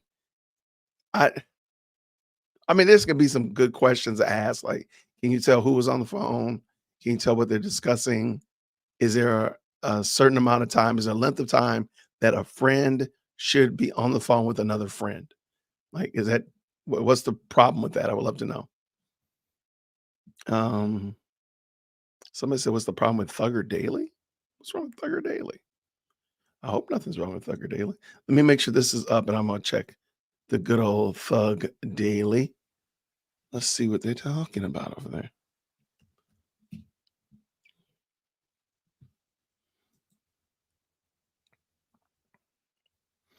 All right. And tonight, if you all are interested, I am going to have a panel discussion with several men, black men, and we're going to talk about this whole thing of Obama and them trying to shame black men into voting for Kamala Harris. I'm going to talk about that. So that'll be at 8 o'clock tonight, Eastern Standard Time, right here. Check it out. Love to hear you all, hear your thoughts on the topic. Thugger Daily looks like he's up, unless I'm missing something.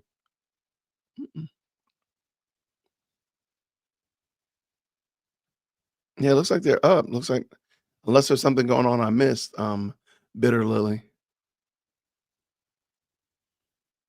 Thugger Daily. I don't think Thugger Daily was on. Was Thugger Daily on YouTube? I thought Thugger Daily was always on Twitter. I didn't think he was on YouTube. I might be wrong. All right.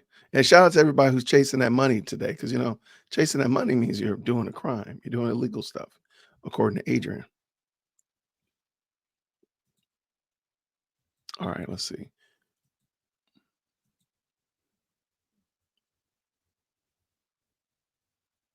I would love to know. I don't know where the state thinks this is going.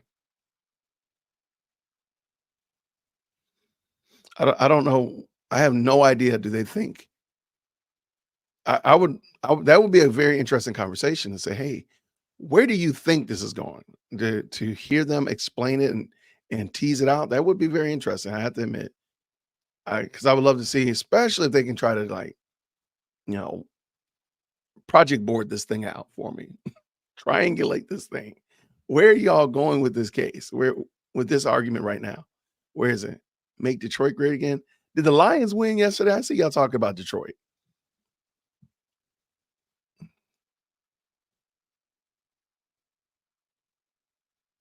There we go. Chasing money for my small business and regular job. Amen. Shout out to all small business owners. She might be out chasing another hostile witness. It's very possible. All right, let's see what we got.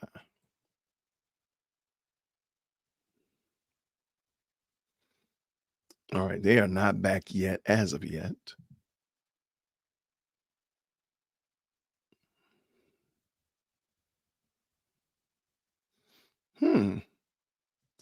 I wonder why. Thugger Daily is I don't know, it seemed like a straight shooter. I wonder what's gotten him in trouble. I'll have to look into that. I've never heard Thugger Daily do anything controversial, especially as it relates to Twitter. My goodness, in the morning. Controversial based upon Twitter, nah. But I'll look into it. Thank you so much. I appreciate it. Oh, Detroit beat the Cowboys. Okay. Shout out to Detroit Lions. Shout out.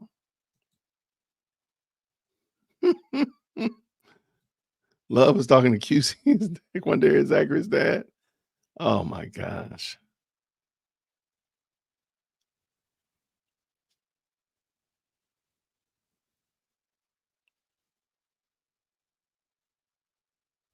All right. Lots of good stuff going on. I'm trying to scan through and see if I see anything controversial on Mr. Thugger Daily's page. I don't.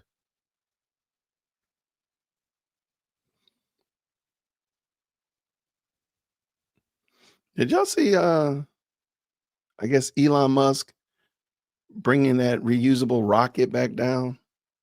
Apparently that was a big deal. That was insane. Which is huge. I mean, that's amazing to watch that, by the way.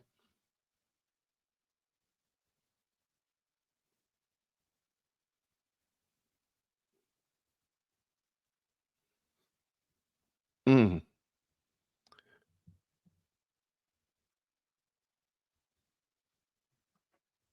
All right. Looking through here. I don't see it. I don't see anything. So I'm gonna leave it alone for the time being. I don't think there's anything at the moment going on with Mr. Space is fake. Okay.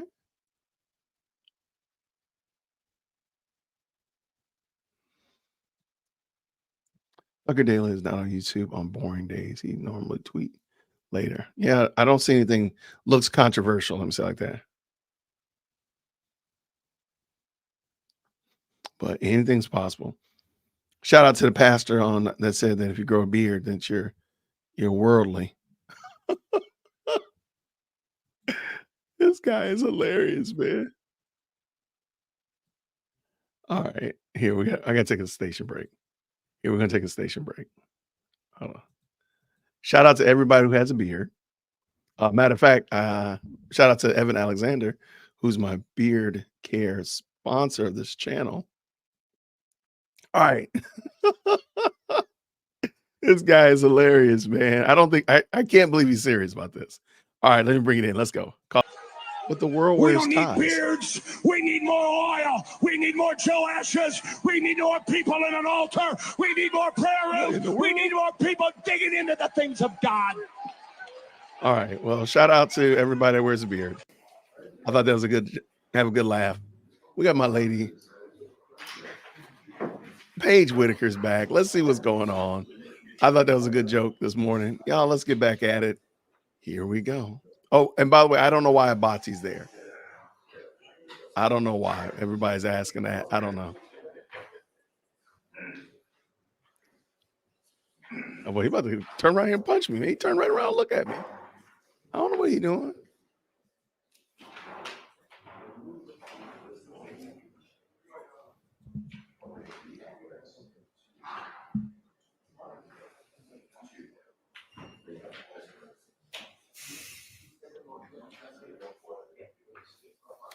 Hey, Laura, is it still like 60 something? It probably is. It's probably cold in there.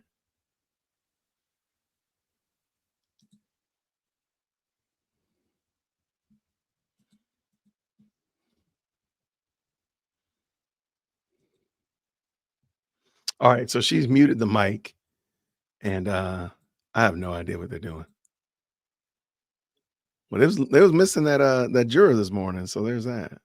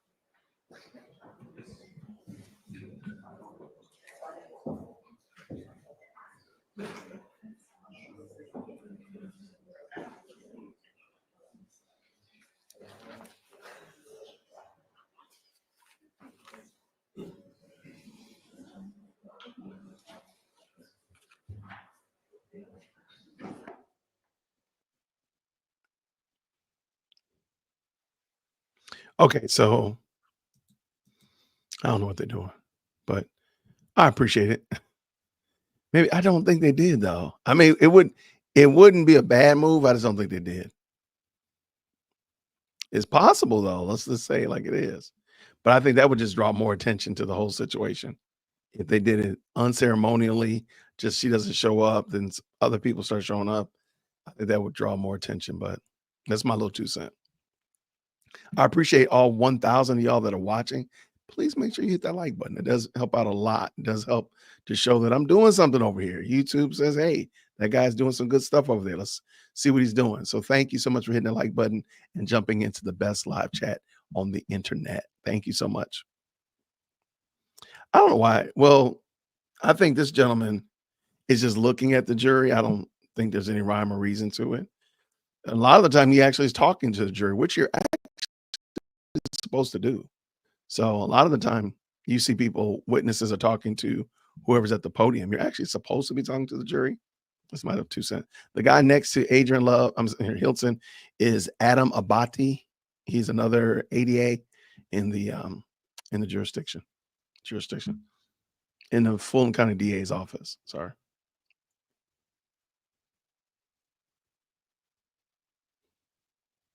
Yeah, if Fonnie Willis with that big old 95 font sent Adrian Love a note saying, you're doing a great job, why would she turn around then and take her out of the picture? That would be kind of weird.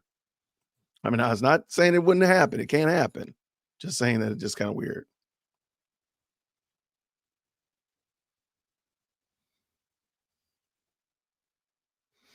Okay, sound like they might have. Okay, jury might have come in. I don't know. 3 people are seated and they're all women. The men are still standing. Now Bati's sitting down. I don't know what's going on. Love is tired of getting shanked of this shenanigans. That's what it is. She's tired of her own shenanigans. Public servants rotate. Okay. It's very possible. I ain't mad either way. I'm like, it is what it is. Good morning to you, Axel Will. Thank you so much, everybody who stopped in and hit that like button on the way in. I appreciate it. I have no idea why they're taking so much time. Now, I do think that part of this is there's some tension, I think. And Adrian Love to say, hey, let me, with the whole letter thing and all of that, let me just go ahead and step out of the way so that all the tension, all that smoke can dissipate. That's what I think happened. Can't prove it. I have no reason to believe it. I'm just throwing it out there as an idea. That is it possible that the reason she's MIA is because she's been out of pocket and Judge Whitaker has not been feeling her. So she's just trying to lay low for a while. That's my little 2 cents on it.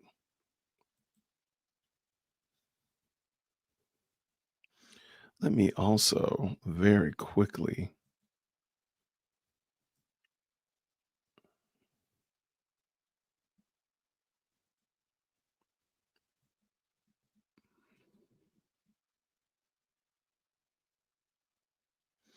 All right. So, okay, now they're back up. All right. But Judge Whitaker never stands up. I always find that weird. Thank you. Go ahead, Mr. All right, here we go. Let's go. Thank you, Your Honor. The state is republishing slide 24.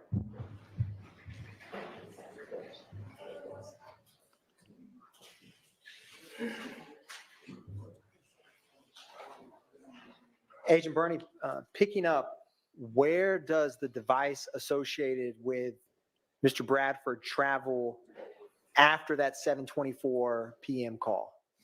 Yeah, it's 724. It moves from this general area here southbound and uses a tower and sector here. Again, on this screen, we can see a little bit better. That's in the general area associated with associated address number 2 between 7:31 and 8:08 p.m. Agent Bernie, within that time frame of 7:31 p.m. to 8:08 p.m., starting at the top, do you see any phone calls with other numbers you analyzed? I do. Where are they at the top? Yep. So the first one is that we see is this Justin Cobb, an incoming call to the Bradford device, 7:31 and 50 seconds. And then the next one down is a incoming call at 7:31 and 53 seconds to the McMullen device. And Agent Bernie, when at that 7:31 call, where is the devices associated with Mr. Cobb and the devices associated with Mr. McMullen on these two 7:31 p.m. calls at that time? Well, And can you repeat that question again? Yes. Do you see the location here for those 7:31 calls at 7:31 and 50 milliseconds and 7:31 and 53 milliseconds? Seconds, yes, right here. I am going to republish slide 15. Do you see on slide 15 that 7:31 p.m. call between the device associated with Mr. Bradford and the device associated with Mr. McMullen? I do. The McMullen device, 7:31 p.m. Again, using a tower and sector in the general vicinity of the Williams condo. And Agent Bernie, I'm going to publish slide 18. Do you see that call at 7:31 p.m. between the device associated with Mr. Bradford and the device associated with Mr. Cobb? I do. And where is the device associated with Mr. Cobb at that point in time? Again, using a tower and sector in the vicinity of the Williams condo. Going back to slide 24.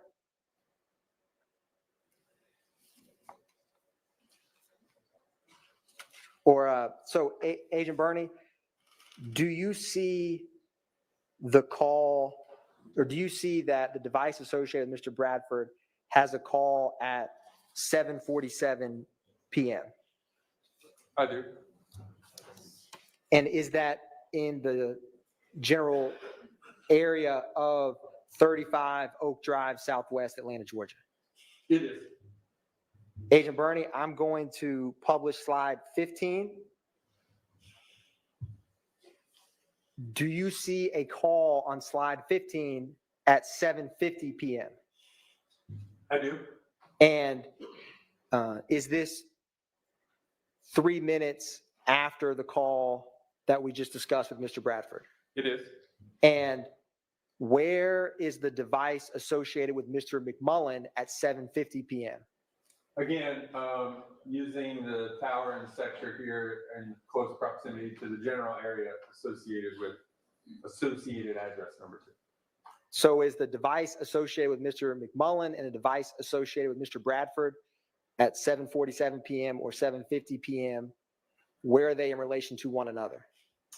They're in the same general area around associated address number 2. Going back to slide 24.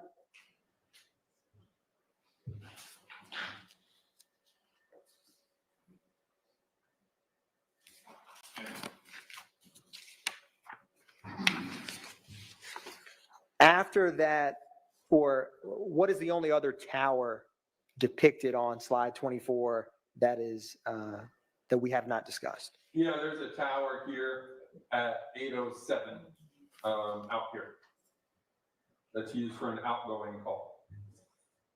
Agent Bernie, I'm publishing slide 25.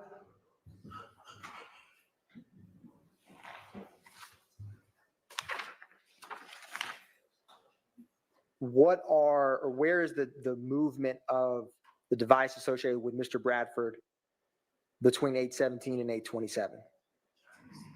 So again, the slide covers that time period, 8:17 to 8:27. We see the tower and sector used, again, put that device in this general area here, 8:17 to 8:23. And then we have activity on this tower and sector over here to the west at 8:27. Agent Bernie, I am publishing slide 26. were you ever asked to analyze a phone number ending in 3904 associated with Jeffrey Williams? I was. And what was the time frame that you were requested to analyze? Yeah, so I looked at calls between 7:03 and 8:22 PM on the 10th. Publishing slide 27. Now, Agent Bernie, when is the first call on this slide? First call is at 7:03.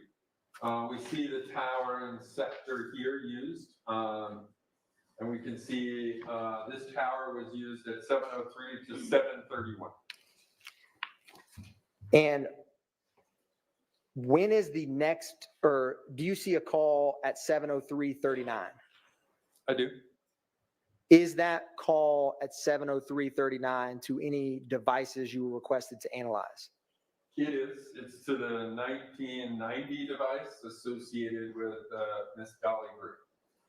And when is the next call after the 7:03:39 call? 7:29 and 30 seconds, an incoming call from the McMullen device. Sorry. Now, how much of a gap in time is there between 7:03:39 p.m. and 7:29:30 p.m.? Approximately 26 minutes. And with the records with the call detail records you had for phone number 3904, were you able to plot any tower locations between that window of time? No, again, we're dependent upon phone activity, and there were no activity that had towers and sectors during that time period. Now, after that gap in time, who is the device associated with Jeffrey Williams communicating with, and at what time? Between the 7:03 and 7:31? Between 7:03 and 7:29, or at 7:29. Yep, so you have the 7:03 call again with Dolly Greer, and then a 7:29 incoming call from the McMullen device. And for all of these calls depicted on this slide, is the device associated with Williams? Where is it in relation to 1080 West Peachtree Street? Again, we can see the tower and sector that's used here. One thing to note is this is T-Mobile, right? All the green dots. There's a lot more green dots than in some of the other providers, right? So T-Mobile loves putting lots of smaller towers in there, and some of which are taller towers. I obviously didn't look up every tower in here, but I did look up the tower that was used here at 7:03 to 7:31. And this is a very large tower. It's about 156 feet, I think, in height. So again, that would, again, put that phone in this general area here. And Agent Bernie, where is the device associated with Mr. McMullen located at when this 7:29 p.m. call is made? So it's also in the same general area here. Obviously, it's a different provider. The McMullen device is a Verizon, and we saw in the previous slide, I think it used like a tower located right here. There's a Verizon tower that would have put the device again in the general area of the Williams condo. So these two devices are in the same general area. And Agent Bernie, looking at your slide 7 with the phone numbers analyzed, who was the phone number ending in 9596 associated with? Miss Dora Greer. And so this last call on slide 27, is that the same number, 9596? It is. Although it has Jeffrey Williams listed there, is the associations provided to you by the Fulton County District Attorney's Office for this case associate that number with Dora Greer? It does. Yeah. So when I originally put in all the phone numbers and associated names provided to me by law enforcement, we went off of the subscriber's name, which was in Williams. But then afterwards, it was identified that that number was being utilized by Ms. Dora Greer. However, my system just shows again that it's Williams, but know that the 9596 is actually associated to Ms. Dora Greer. Agent Bernie, I am publishing slide 28. So after that 7:29 p.m. call we just discussed on the slide before, where does the device associated with Jeffrey Williams travel? Yeah, so the next activity is 7:33. We see it down here, but kind of cuts off some of the bottom. So at 7:33, there's an outgoing call to the Treadwell device. Again, the device associated with Mr. Williams is in the general area of the associated address, number 2. Now, Agent Bernie, going back to slide 27, do you see the 7:31 p.m. call we just discussed? I do. Now, publishing slide 28, can you explain for the jury, does that tower at 7:33, how long after is that call? Approximately 2 minutes. Is that a small, average, or large distance to travel in 2 minutes? That was a large distance. Can you explain for the jury some, what do you make of that, or how do you explain that? Yeah, so again, between this tower and the tower used on the previous slide, I think it's about 7 to 8 kilometers. Again, that's about 4.5, 5 miles approximate. Don't hold me to the math there. And that's about 2 minutes in between those two calls. What's in discussing this with T-Mobile folks and other folks within our industry, if you go back to page 27, what we believe happened is I'll propose an objection to confrontation clause. Response? Your Honor, I need to approach to appropriately respond, but it'll be brief.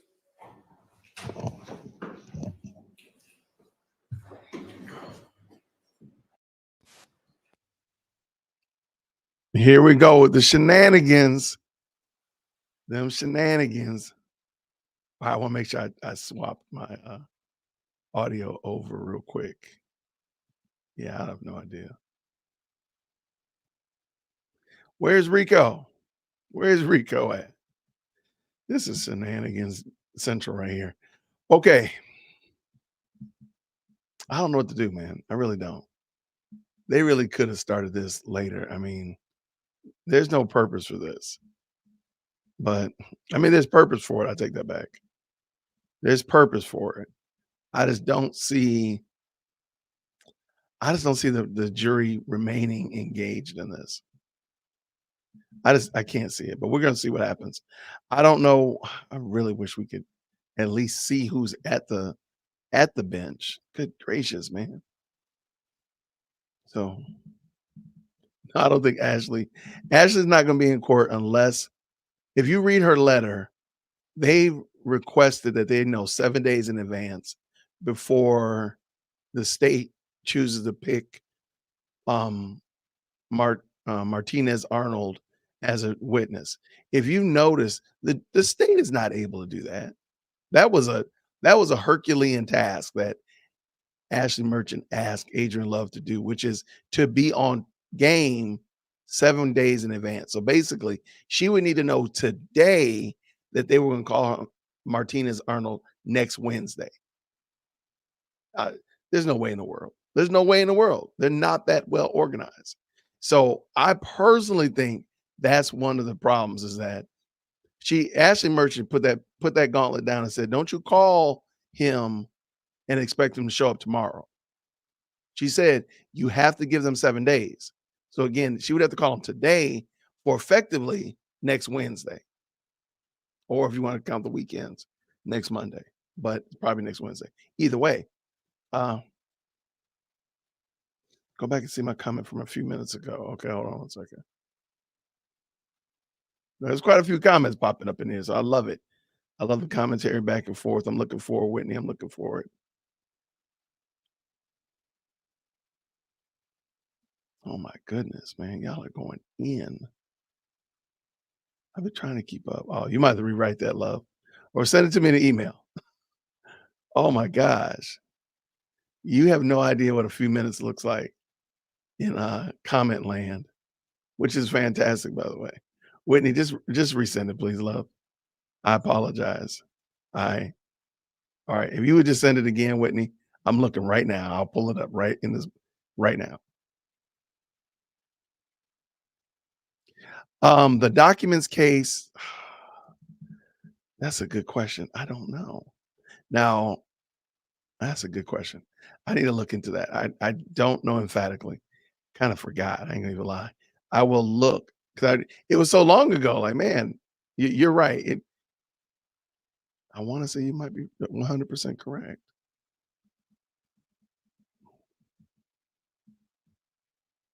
Hold on one second. I know one thing, y'all. If Ashley Merchant is doing that,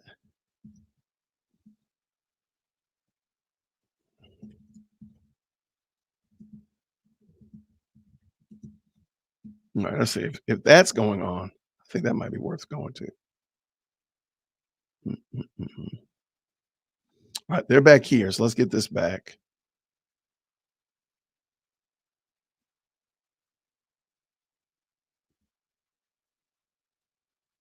Yeah, Richard. She said basically, don't do that again. Don't call my witness while I'm working. Don't come for me. Let's go. Agent Bernie, you, If, have you worked, standing or sitting, if you're not using that, you feel free to sit. Agent Bernie, have you worked with records from cell phone providers that are from the years 2015 or older? I have.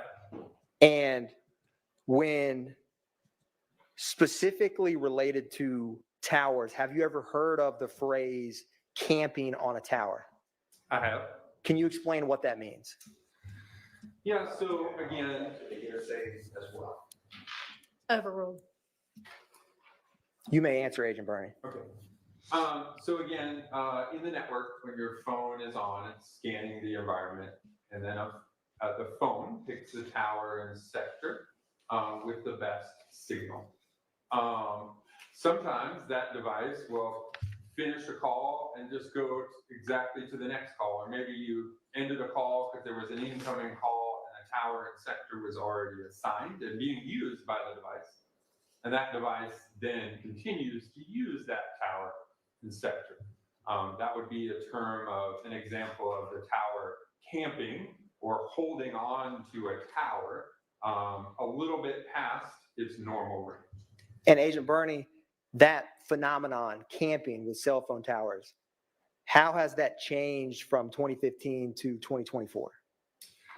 Yeah, 2015, you got to remember that's almost 10 years ago. The technology has obviously advanced. There's more towers. The processing and speed rate of our communication is significantly faster than it was, 9 years ago. So we see less of it now in 2024 than we did in, 2019 and earlier.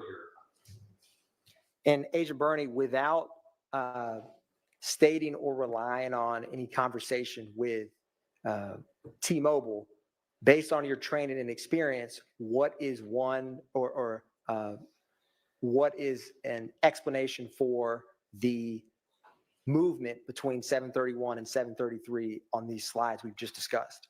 Your Honor, I'm going to pose the same objection. I don't believe that's outdated. Well, we'll see whether he can answer it that way, but given the way the question is phrased, I would overrule that objection. You may answer, Agent Bernie.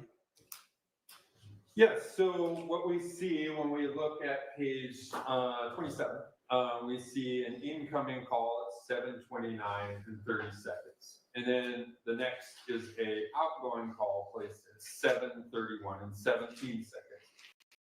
Those two are in close proximity of times to the, time period that those two calls So in my expert opinion, I would say that that device obviously still shows that tower and sector as the best signal and was in the footprint, meaning usable coverage area of that tower and sector for both of them. It had to happen, otherwise it would have went to another tower and sector. And then we see the next call again is at 7:33, you know, again, maybe between the two towers, a distance of like 4 miles. Now, Agent Bernie, I'm publishing slide 28. What is the general movement of the device associated with Jeffrey Williams depicted from 7:33 p.m. to 8 p.m.? May I stand again? You may, yeah, please feel free to. I just didn't want you to feel like you had to continue to stand. So again, 7:33, we see the call using this tower and sector in the area associated near the area of the associated address number 2. We have that a call at 7:33, 7:43, and one at 7:55, again using all the same tower and sector. And then we see the device start to move northbound. 7:58, it uses a tower and sector in this area, and then eventually at 8 o'clock, the device is continuing to move further north. So again, first calls 7:33, last calls start to move in the northbound general area. How many calls are depicted on this slide between 7:33 and 8 p.m. total that you were able to plot? 5. How many of those 5 calls are between the device associated with Jeffrey Williams and the device associated with Kevin Treadwell? 3.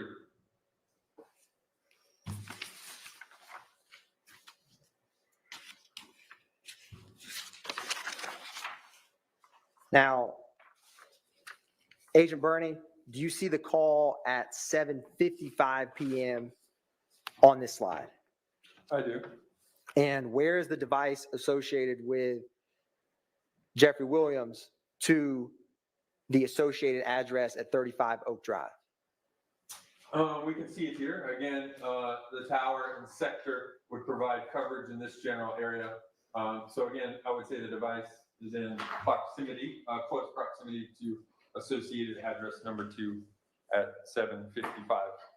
And Agent Bernie, I'm going to republish slide 15. Do you see the 7:50 p.m. call on the device associated with Mr. McMullen on slide 15? I do. It's kind of cut off right here. You can see the tower and sector here. That's for that 7:50 call right there. And Agent Bernie, who is the device associated with Mr. McMullen speaking with at this time? This is a call again to the device associated with Mr. Treadwell. And is the call we just discussed with Defendant Williams' phone, how much time is apart between those 2 calls? So this one's 7:50, and the one associated with Mr. Williams, that call is at 7:55. And in that time frame, with the call detail records you have, where are the devices associated with McMullen and the devices associated with Defendant Williams in that time frame, 7:50 or 7:55? Again, the same general area. We see 7:50. Obviously, the device is in this general area, and the same on page 28. You'll see that at 7:55, the Williams device is in the same general area. And Agent Bernie, I'm republishing slide 24. Do you see a 7:47 p.m. call on this slide? I do. Excuse me. And for the device associated with Mr. Bradford, where is his device at 7:47 p.m. in relation to the 35 Oak Drive address? So again, at the 7:47 outgoing call, you can see the tower and sector that's used. Again, putting that device in this general area here, the same general area associated with associated address number 2. And is that same general area in relation to 35 Oak Drive Southwest? Where is that in relation to the location of Mr. McMullen's, the device associated with Mr. McMullen and the device associated with Defendant Williams we just discussed? Yeah, again, that's still the same general area here all around the address, the Oak Drive address. Agent Bernie, going back to slide 28, is there any gaps in time from the southbound tower in terms of when calls are made? Yes, there's a 7:33, and then approximately 10 minutes later, 7:43, and then approximately 12 or 11 minutes later, you have 7:55. And is it possible for the device associated with Defendant Williams to have traveled to the McDonald's from the area near the 35 Oak Drive Southwest as depicted on the slide? Speculation, Your Honor. I can ask additional questions, Your Honor. All right. Agent Bernie, how far, or what is the scale on this map, Agent Bernie? Yeah, we see the scale at the bottom down here. And using that scale, how far is the distance between 35 Oaks Drive Southwest, Atlanta, Georgia, and 150 Cleveland Avenue Southwest? So the distance between this point here at 2 and this point here at M, which is the McDonald's straight line distance, is probably around a mile. And Agent Bernie, have you driven vehicles before? I have. Can you travel 0.8 miles in 10 minutes? You can. Objection to 0.8 miles. Well, I'll move on. All right, overruled. Agent Bernie.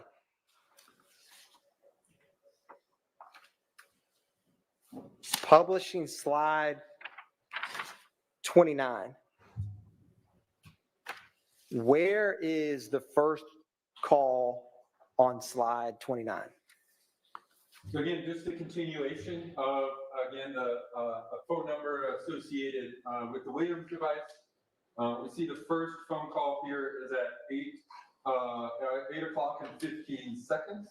We see that device here, and then the next activity is at 8:22, again, around the area of the Williams complex. And Agent Bernie, are these two towers, where are they in relation to Highway 85? Yeah, so Interstate 85 is this yellow road that goes right here. So you can see this tower here, very close to Interstate 85.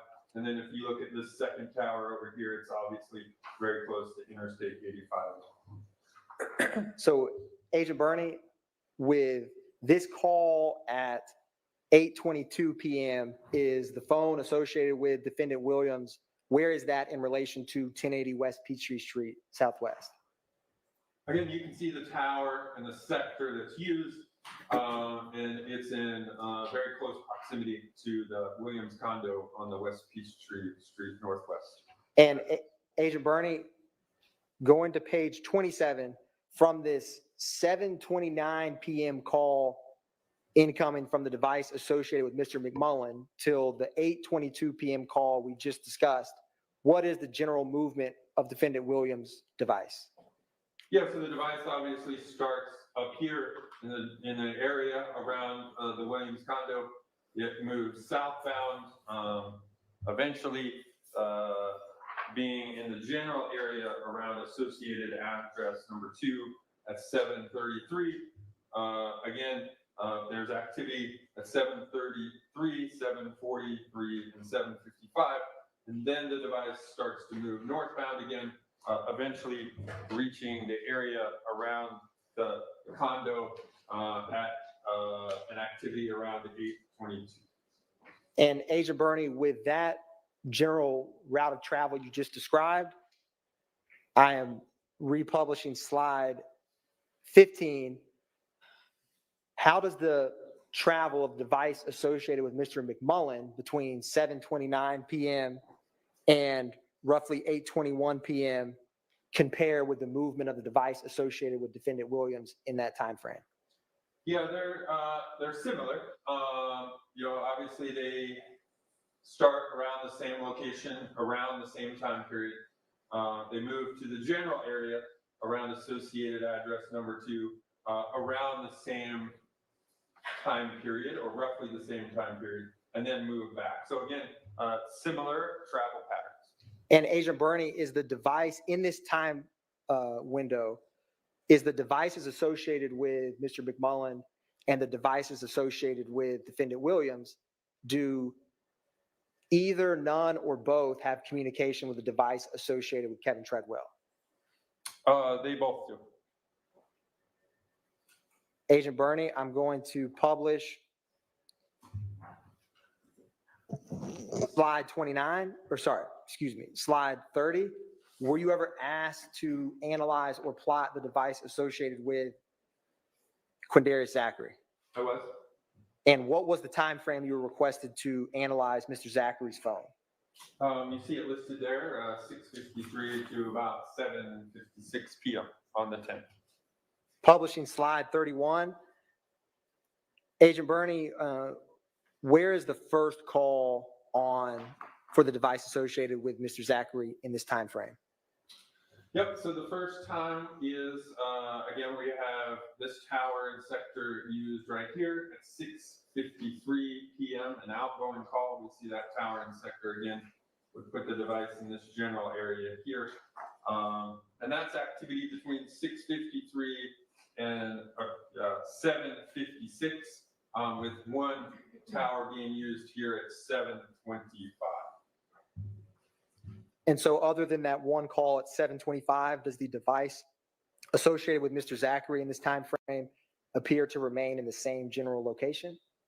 It does, other than the 7:25 call, yes. And Agent Bernie, do you see a call at 7:56 p.m.? I do. Is the call at 7:56 p.m. incoming or outgoing? It's an incoming call. And is it associated with any device you were requested to analyze? It is. It's associated to the 8935 device associated to Mr. Sledge. Agent Bernie, I'm going to publish State's Exhibit, or it's not State's Exhibit, page 32. Were you ever requested to analyze the phone records related to a Kevin Treadwell with a phone number ending in 2643? I was. And what was the time frame you were requested to analyze that device? Again, on the 10th, 6:23 to 8:22 p.m. for this device. Publishing slide 33.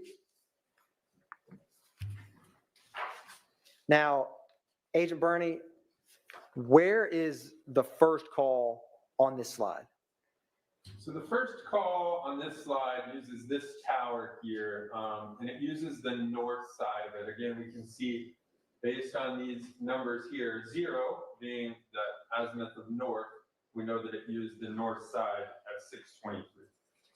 And Agent Bernie, when does it leave that tower and sector? Where does it travel next after the 6:23 p.m.? Yeah, so it's on this tower and various sides of that tower till approximately 7:33, and then it uses this tower and one of the sides of this tower at 7:35. And Agent Bernie, with that 7:33 p.m. call, was that an incoming or outgoing call? You see the 7:33 right there is an incoming call. And is it connected with a device you were requested to analyze? I was, the device ending in 3904.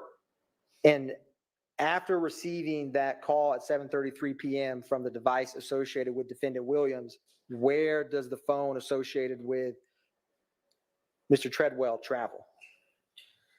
So again, it's in this vicinity to start. Now it uses this tower, specifically the north side, because 330 degrees would be this side right here. So at 7:35, it's on this side of that tower. Right? And is that side of that tower, Agent Bernie, where is that in relation to the McDonald's at 150 Cleveland Avenue? So the McDonald's is located right here. We see that as kind of the yellow or orange M right there. And that tower, specifically that sector, we can see would most likely be in the coverage area. The McDonald's would most likely be in the coverage area of that tower and sector. And after that 7:33 p.m. incoming call from the phone associated with Defendant Williams, what is the next, or what is the next call? And so you got the 7:33 Over here, again, using this tower and sector, then you have the 735 outgoing call using this tower and sector. And Agent Bernie, in this towers depicted, is the device associated with Kevin Treadwell ever in the general vicinity of the 35 Oak Drive, Southwest Atlanta, Georgia? It is. That's the blue square right here with the number 2 in it. So anytime the phone uses this sector here or this tower in this sector here, the phone could be, again, in the general area of associated address number 2.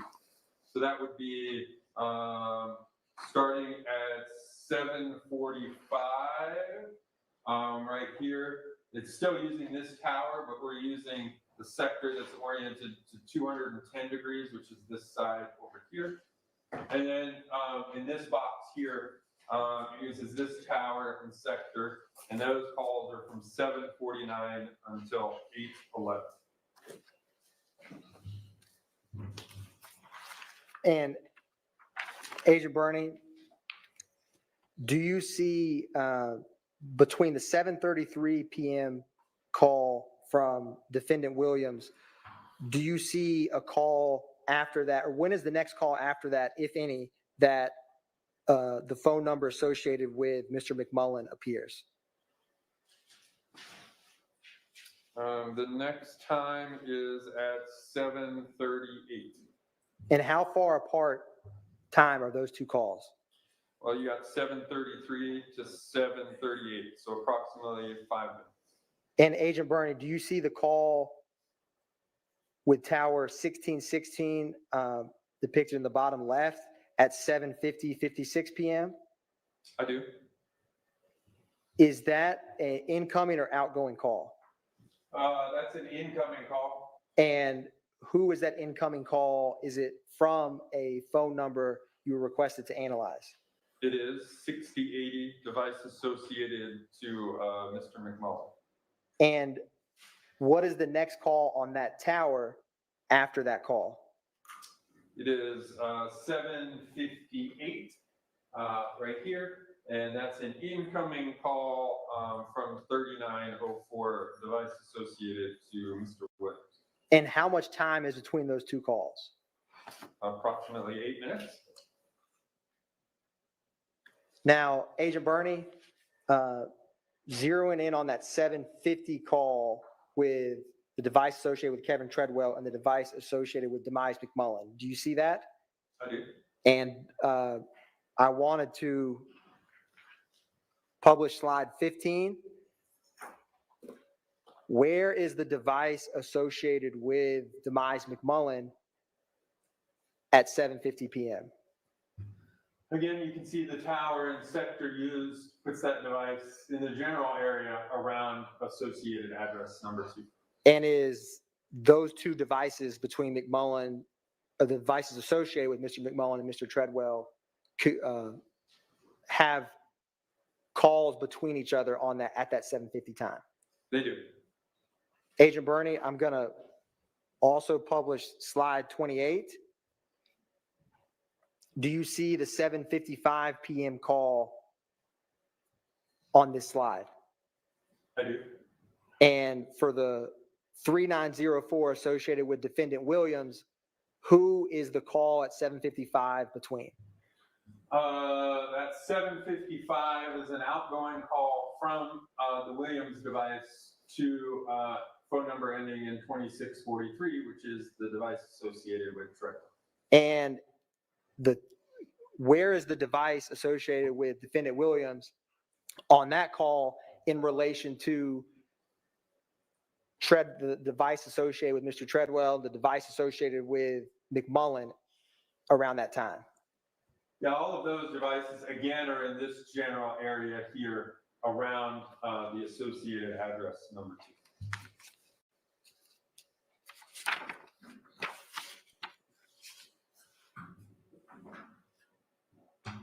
And Agent Bernie, between the movements of the device associated with McMullen and the device associated with Defendant Williams, does the tower do the towers utilized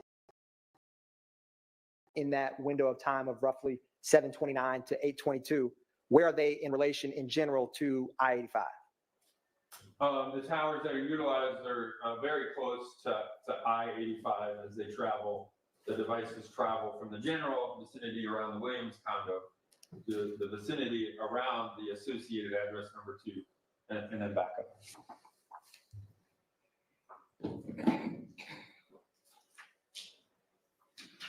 Publishing Agent Bernie slide 34. Were you ever requested to analyze the phone number ending in 9596 associated with Dora Greer? I was. And what was the time frame for that? Again, you can see that here, 6:20 p.m. to 8:11 p.m. on January the 10th.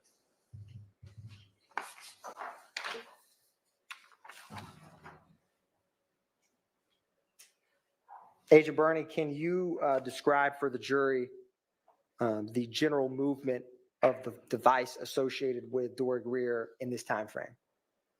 Yeah, so again, 6:20, first activity that we looked at here, again, puts that device north 75 area near Vinings.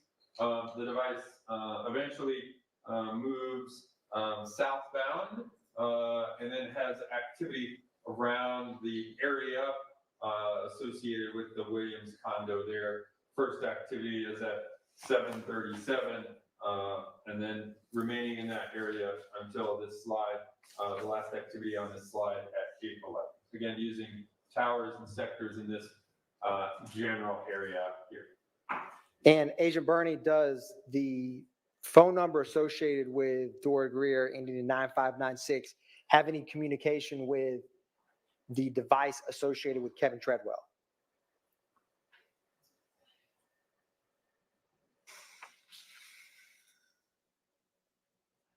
It does. When, can you show for the jury where and when those communications are? Yeah, so that device, the Treadwell device ending in 2643, are these calls right here, again, at approximately, or at 7:35 and 53 seconds, and then 7:36 and 2 seconds, and then 7:38. So 3 activities. Agent Bernie, publishing slide 36, were you ever requested to analyze the phone records for the device associated with Dolly Greer ending in 1990? I was. And what was the time frame for that request? Again, looking at 6:44 to 8:27. Publishing slide 37. Agent Bernie, when is the first call on this slide? So the first call on this slide is at 6:30 right here, is an incoming call, and you can see the towers and sectors there. And can you describe the general movement of the device associated with Dolly Greer between 6:44 p.m. and 7:04 p.m.? Yep, so at 6:30 and 6:40, we can see the towers and sectors that are used here, 6:43, and then it uses this tower and sector over here, 6:44 to 7 o'clock, and then we see that device use various towers and sectors as it moves northbound. Eventually, the last call on here is 7:04, using this tower and sector. And in this time frame, is there any communication between the device associated with Dolly Greer and the device associated with Dora Greer, ending in 9596? There is. Is there any communication with the device associated with Defendant Williams, ending in 3904? There is. Agent Bernie, publishing slide 38. Where does the device associated with Dolly Greer, can you describe for the jury the movement of that device? Yeah, so the first activity on that device is at 7:08. Again, we see the tower and sector here And then that device moves northbound, appears to be, along the 85 corridor there, eventually arriving in the area around the Williams condo at approximately 7:11.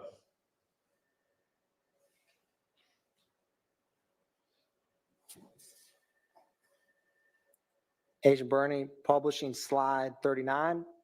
Now, in addition to specific time ranges for individual phone numbers, were you ever asked to analyze activity around specific locations? I was. And were you ever asked to analyze the phone activity near 330 McDaniel Street Southwest? I was. And what was the time frame you analyzed that? Yeah, so you can see that here, 6:56 p.m. to 7:28 p.m. on the 10th. And Agent Bernie, do you see the 7:28 p.m. call from the device associated with Kenneth Copeland? I do.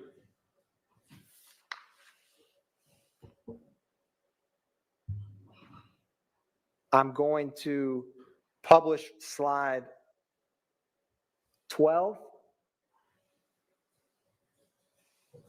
Excuse me, slide 11. Is that call the same, or is this the call at 7:28 in relation to the Green Store? It is. It's this one right here that we discussed previously, the 7:28. Again, you can see the tower and sector here. And is that the same call? It is. It's the exact same call. And the activity before this, where is the device associated with Kenneth Copeland at 7:24? Yep. So again, here's that crime scene. We're looking south of that along 85. You have the associated address, Copeland's girlfriend here. The device at 7:24 and 7:25 again puts that device in this general area here, somewhere around the vicinity of that the other additional residence. The 178 Maury Avenue? Yes, sir, that's correct. So the device associated with Mr. Copeland, is it further or closer from the 178 Maury Avenue address or 330 McDaniel Street at that 7:24 p.m. call? Yeah, it's significantly closer to the 178 Maury Avenue. Again, the device is going to be in this general area here. Going back to slide 40.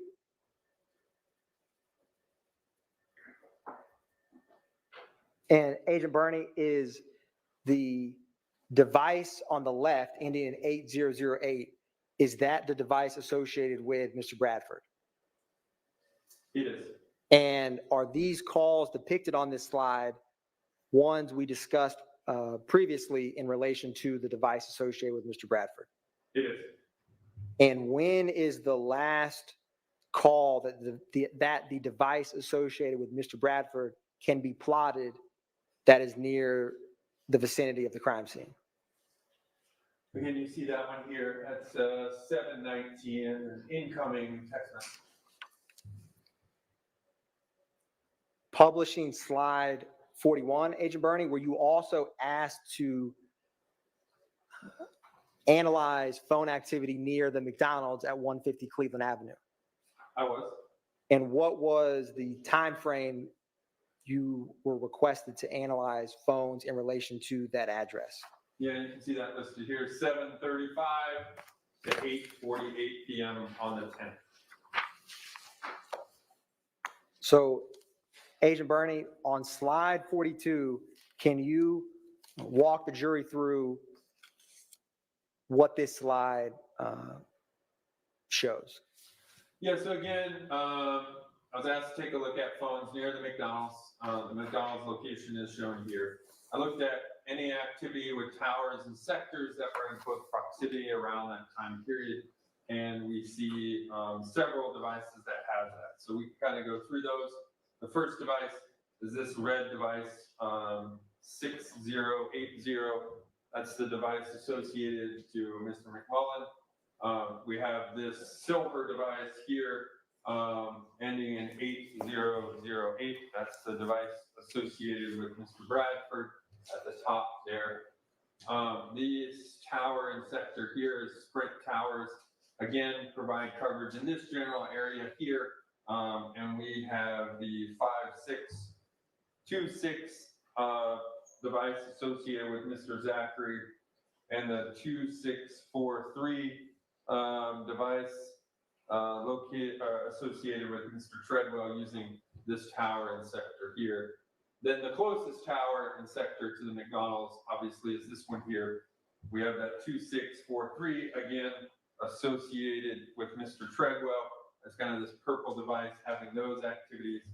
Kind of cut off down here is the 5991 device associated with Mr. Copeland, again using this tower and sector here. And Agent Bernie, roughly in the time span of using the time span of 7:45 to 8 o'clock, are the devices associated with Kevin Treadwell, Mr. Copeland, Demise McMullen, where are they in relation to the McDonald's? Yeah, the McMullen device, that red device here, is using this tower. Again, there's a Verizon tower there, a Verizon tower, and a Verizon tower. Those are the three closest. So we can see, again, that device can be somewhere in this general area. That's at 739 and 753. What was the other devices? Treadwell, Copeland, and McMullen. Okay. The Copeland device, we just have one activity during this time period. You can see the tower and sector it uses here. That's at 7:51 p.m. And then the Treadwell device, it uses this tower here and these two sectors here at 7:35 to 7:45. And then it also uses this tower out here at 8:32 p.m. And Agent Bernie, were you ever asked to plot phone activity near Defendant Williams' condo? I was. What was the time frame that you plotted phones in relation to that address? So I looked at devices between 7:31 and 11:22 p.m. On the test. Now, Agent Bernie, can you help unpack this rather busy slide for the jury? Yeah, so this obviously has a lot of information on here. The biggest thing is just seeing which phones have activity all around the general area of the Williams condo, and that is a significant number of these phones. And Agent Bernie, is in this time frame from 7:30 to 11:22, is there any devices that are at that location, both close to 7:31 and also close to 11:22 in general?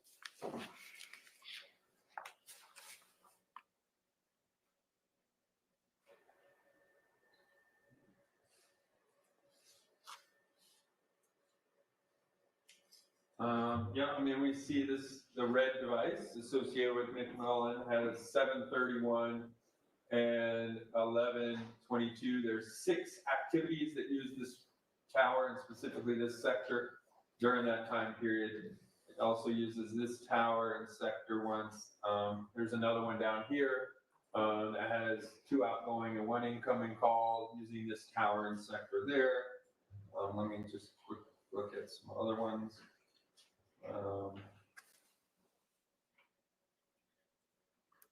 You have the 3904 number associated with Mr. Williams. It uses this tower and sector up here at 822 through 1057 for 5 different activities.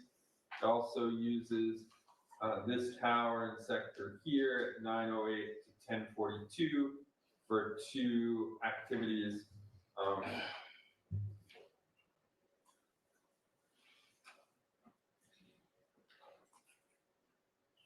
And I believe that's it. And Agent Bernie, were you ever asked to analyze any out-of-state movement in relation to this case? I was. I'm publishing slide 45. What did you analyze in relation to that? I was just asked to take a look at, did any of these devices leave the Atlanta, Georgia area and travel to Miami on the next day, which was January 11th, 2015.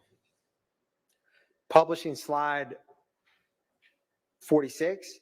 Can you describe for the jury what this slide shows in relation to the device associated with Mr. McMullen? Yeah, so again, you'll see the device that it's associated with in the top left-hand corner. This one's the 68 associated to Mr. McMullen. And then I looked at, hey, when did the device approximately leave the Atlanta area, and did it travel southbound? So this device, has activity in the Atlanta area on the 10th at approximately 11 p.m. And then I looked at, hey, when did it arrive approximately in the Miami area? So I reviewed activity until 2 p.m. the next day on the 11th. And what you see here is these dots are different towers used by the device as it as it made its trip from Atlanta to Miami. So the dots in this case are phone activities, either calls or text messages. This is a Verizon device, so these are just calls. And then I just put in some of the times of those to kind of get us a gauge at approximately how fast was the device moving and approximately when did it arrive, over into the Florida area. So this device, again, had activity 11 p.m. up in Atlanta. At 4 a.m., we see it's near Macon, Georgia. 7 a.m. on the 11th, it's getting near the Florida-Georgia line. And then eventually it had some activity down in Miami at 1:25 p.m. And one thing you can't see on that slide is cut off on the bottom is, obviously I compared all the devices and their activity to see if did some travel separately on different days or times, and which one had similar travel patterns. And so the devices of McMullen, associated with McMullen, Williams, Dolly Greer, and Dora Greer, all have very close activity along the same time periods in the areas I looked at, which are like Macon, Georgia, the Florida-Georgia line, and then arriving in Miami. Agent Bernie, publishing slide 47. What does this slide show in regards to movement of the device associated with defendant Williams? Yeah, so again, had some activity at 1:28 a.m. in Atlanta, some activity just north of Macon at 4:38, and then activity in Miami at 1:43. So this device obviously didn't have as many calls or text messages as the other ones. Again, that's the only time we can see towers and sectors is when there's phone activity. Publishing slide 48. Can you describe for the jury the movement depicted, if any, on this slide from the phone associated with Dora Greer? Yeah, so again, really only 2 activities during this time period. We have an 11:41 activity up in Atlanta, and then down here at 9:21 near Orlando. Agent Bernie, publishing slide 49. Can you describe for the jury the movement depicted, if any, on this slide from the phone associated with Dolly Greer? And so again, we see that phone number listed there. Had some activity at 3:28 a.m. A little bit further down is the next one at 6:04 a.m. And then eventually some activity in and around the Miami area at 1:43 p.m. on the 11th. Publishing slide 50. Can you describe for the jury what movement, if any, you see for the device associated with Mr. Copeland. Yeah, so again, here we have the Copeland device, the 5991. We see on the 11th, the first activity is at 7:56 p.m. This device and the next device associated with Mr. Zachary have very similar travel patterns, but these travel patterns are different than the slides we just previously looked at. By 7:56 p.m. on the 11th, the other devices were already in Miami. So this one departs Atlanta approximately 7:56 or so, has some activity there. Around 10 o'clock, it's just, there's Macon, has some activity south of Macon. And then the next activity we have is at 6:58 a.m. on the 12th, and that's down in Miami. And in general, does the device associated with Mr. Copeland travel closely with any other devices you requested to analyze? Yeah, you can see on the bottom of the slide here, those two, the Copeland and Zachary device, have more similar travel patterns than the others. So again, 7:56 p.m. on the 11th, device is still in Atlanta. Now we have 10 o'clock p.m. on the 11th, south of Macon along that, and then some activity. The first activity we see in Miami is at 6:58 a.m. on the 12th. And Agent Burney, is this, can you describe for the jury, is this what you were just discussing with the phone associated with Mr. Zachary? It is.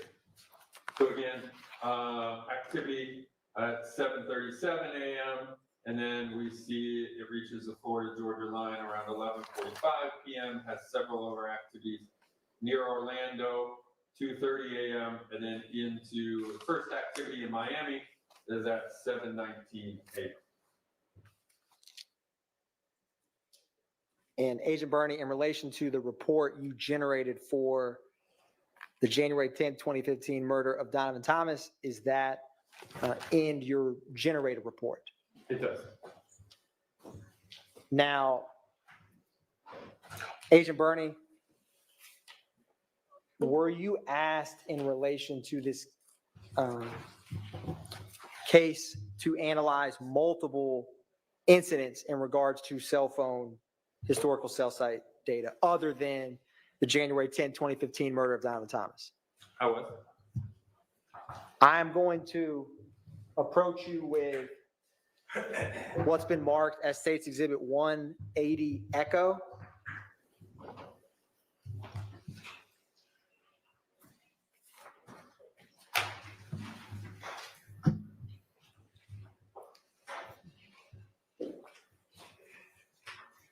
And Agent Burney, let me know if you recognize State's Exhibit 180 Echo.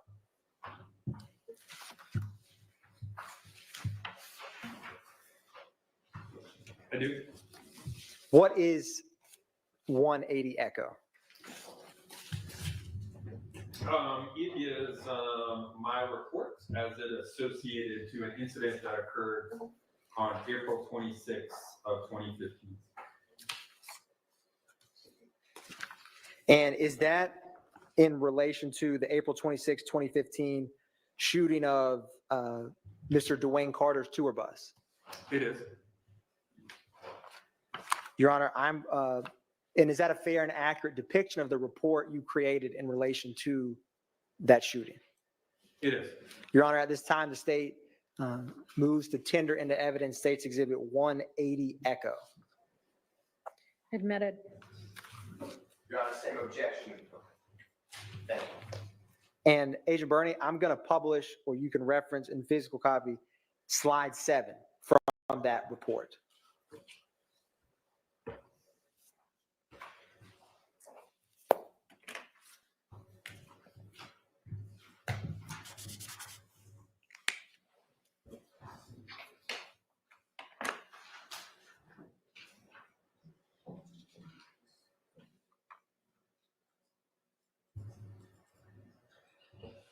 Now, Agent Burney, what were the phone numbers you analyzed, or I'll start this way. Are any of the phone numbers and associated parties the same from the January 10, 2015 that we just walked through with the jury? Yes, several are the same.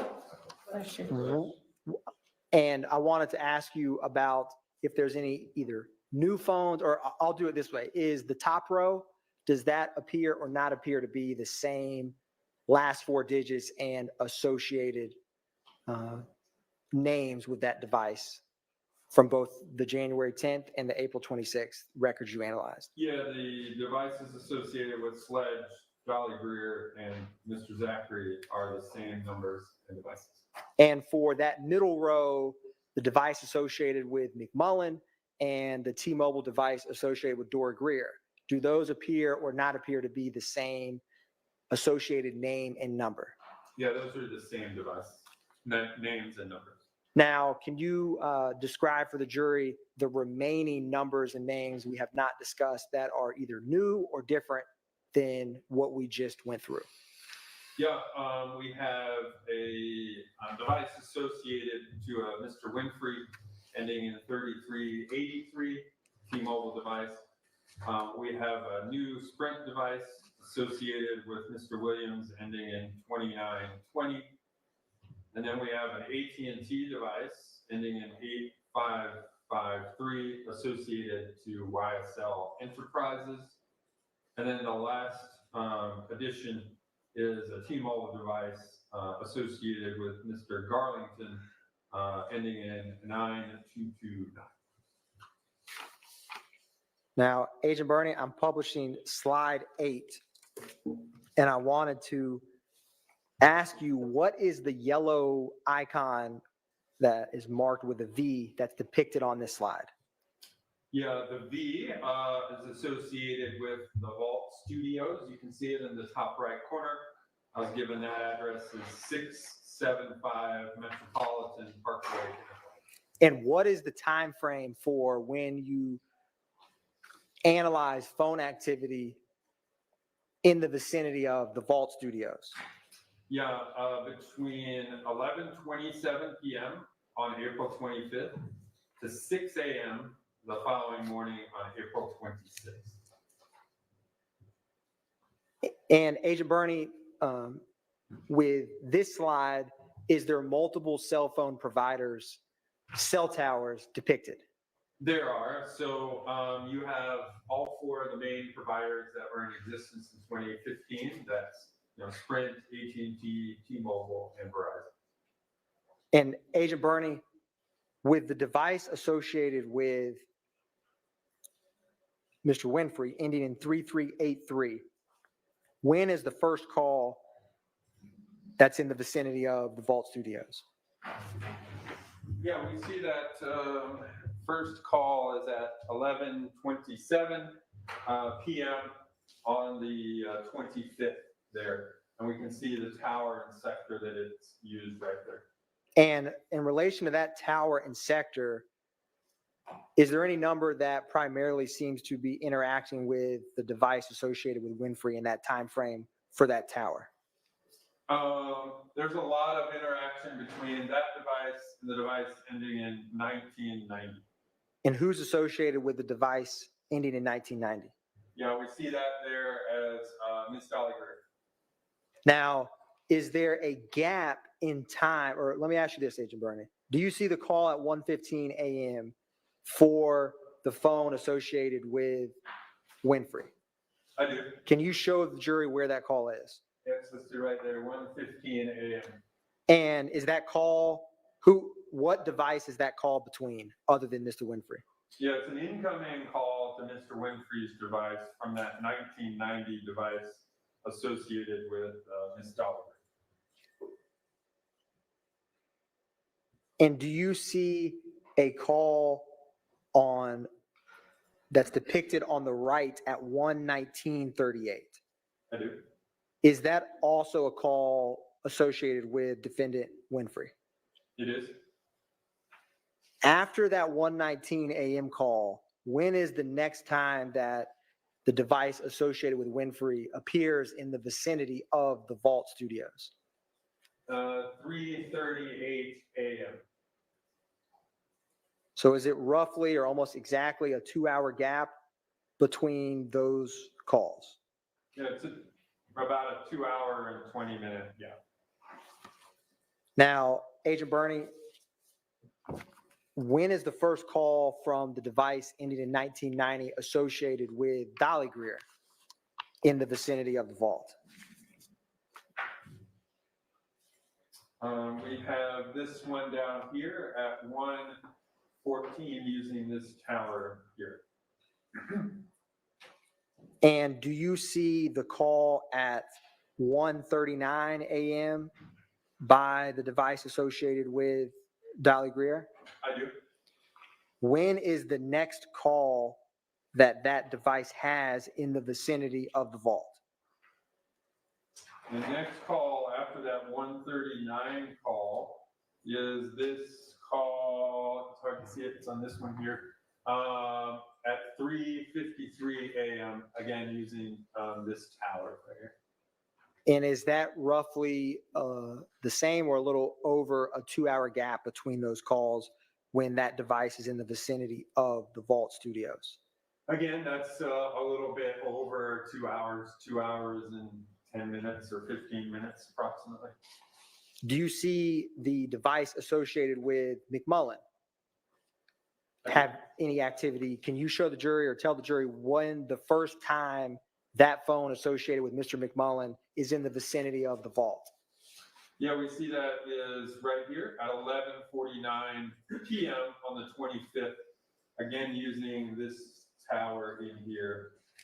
And when is the last communication, if any, other than that call between the device associated with McMullen and in the vicinity of the vault studios?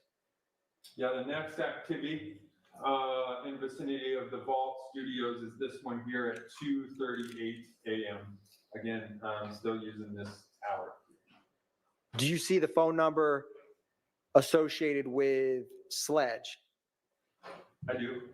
And when, if any, is there any activity from the device associated with Mr. Sledge near the vicinity of the vault studios? We have this tower down here with the call-out box kind of cut off there, but you can see it. It's at 12:01 and 12:34 uses this tower in sector. Again, that's the number ending in 8935. Do you see any activity from the phone associated with Mr. Zachary near the vicinity of the vault studios? I do. When is the first time that phone, or that device associated with Mr. Zachary has any activity in that location? We have this 4:13 a.m. outgoing call, again, using this tower here. And do you see any phone activity from the phone number ending in 9596 associated with Dora Greer near the vicinity of the vault studios? We do see that 9596 at a couple seconds after midnight on the 26th, again, using that same tower. And when does that activity stop from that device? You know, from the 9596, you have midnight, you have 1:16 a.m., 1:39 a.m., and 1:40 a.m. And then that's the last time that device is seen during this review period. Agent Bernie, I'm going to publish slide 9. What is depicted on slide 9? So slide 9, what we have now is all of the devices in the vicinity of the compound nightclub. So the compound nightclub is going to be this blue box with the number 1 in it. We put it right there. So then again, any and all devices that I was asked to review that had activity in close proximity to that compound during this time period of 1:42 a.m. to 3:04 a.m. on the 26th. Agent Bernie, with the device associated with Mr. Winfrey, does it have any activity near the compound? It does. When is the first time that device associated with Mr. Winfrey has contact, or not contact, but is in the vicinity of the compound nightclub? Yeah, so we see it here at 2:01. Again, that device ending in 3383. It's using this tower right, specifically this side on this. And Agent Bernie, between that call at 2:01 a.m., when is the last call and tower that the device associated with Winfrey is in the vicinity of the Compound nightclub? So we have, the last one is this one here at 3:03 a.m. And you can see the tower that it's using right there, specifically this side. And Agent Bernie, do you see a call at 3:04 p.m. or a.m. from the device associated with Winfrey? Sorry, I did right here. Does that appear to be traveling in a different direction? Yeah, so we have, so if we're looking specifically at the 3383 device, again, it had tower and sector I'm using over here. But then we can see it's using this tower, two different sides. The first is the 150 side, which is going to be this side. The second is going to be the 270 side, which is this side.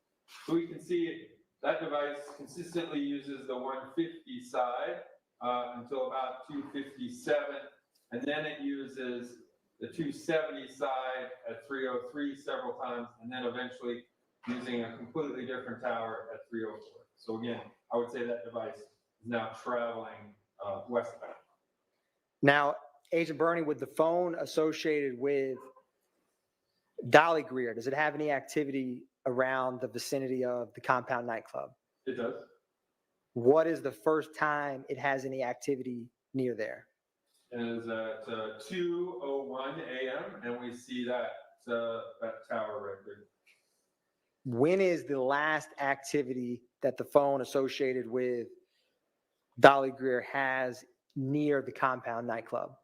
It's at 3:03. How does that first call and last call compare with the calls we just discussed related to the device associated with Mr. Winfrey?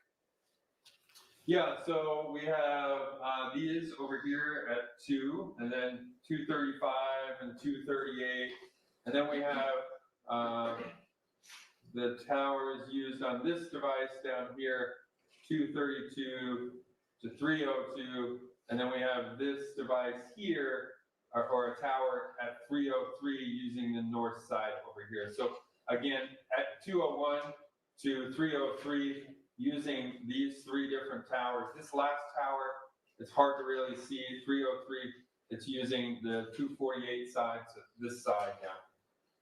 And Agent Bernie, is there any activity from the phone associated with Mr. Zachary in the vicinity of the Compound nightclub? There is. When is the first activity near the compound from that device? So the first activity with the 5726 is at 2:50 a.m., again using this tower. And when is the last activity from the device associated with Mr. Zachary in relation to the Compound nightclub? Is at 3:01, using the same tower and sector. Is that 3:01 last activity from Mr. Zachary?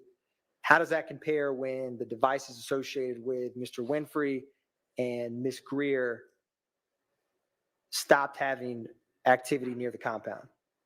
Yeah, again, it's around the same time period, that we had 3:01 for the 5726 device associated with Zachary.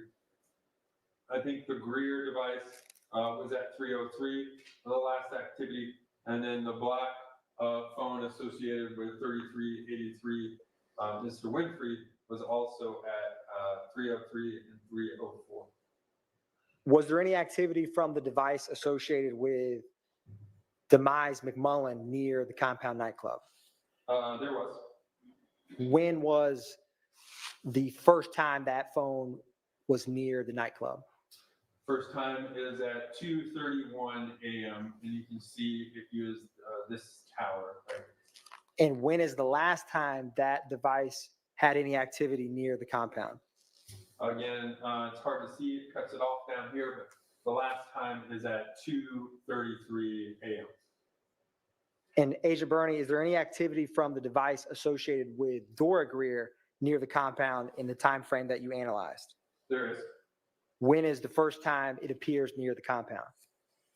The first being this 1:42 a.m. Again, you can see the tower that's used here, same as the one here. And when is the last time that device associated with Dora Greer has activity near the compound?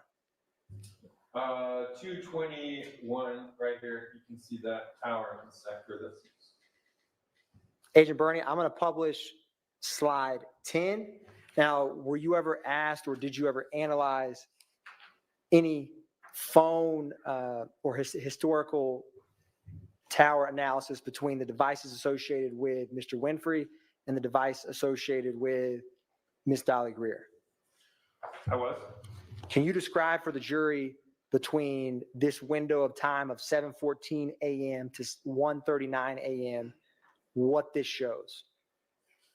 Yeah, so what we have here is, again, activity of the orange phone of 1990 and also the black phone of 3383. And we have, a very similar kind of phones in the vicinity down here. We look at the orange phone, we have 114 and 115, again, using these towers and sectors here. And then 139 for the orange phone, the device has moved up this direction. If we look at the black phone, what we have is we have activity at 115 in this general area, then 119 and 138 using these towers and sectors. So again, we see a similar pattern of movement between these two devices. Again, 114 starting in this sector, moving to this sector, and then here, and then the black device, again, using this sector to that sector. One thing to note is that these two devices are different providers. And so they don't use the same antennas and maybe not even the same towers. So you could have two devices be in the exact same location, but because one's T-Mobile, or one's Sprint and one's AT&T, they could be using different towers to provide coverage in that area. Now, Agent Bernie, I'm going to publish slide 11. What is the time frame depicted on this slide between the devices of Mr. Winfrey and the device associated with Miss Dolly Greer? Yeah, so again, we continue to look at these two devices. This is from 2:01 to 3:03 a.m. And now we're looking at the devices moved into the general vicinity of the compound nightclub.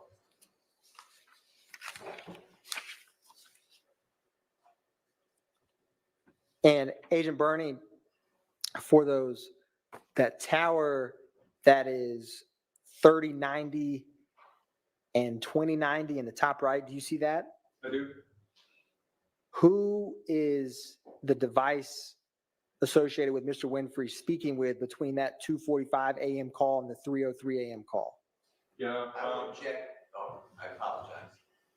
Your Honor, I object to speaking. I understand you can say this, the associate handset. Sustained. Rephrase, please. Yes, Your Honor. Agent Bernie, the phone or the device associated with Dolly Greer ended in 1990, and the phone associated with Mr. Winfrey ending in 3383. What is the communication between those devices between 2:45 a.m. and 3:03 a.m.? Yeah, there's several calls between those two devices.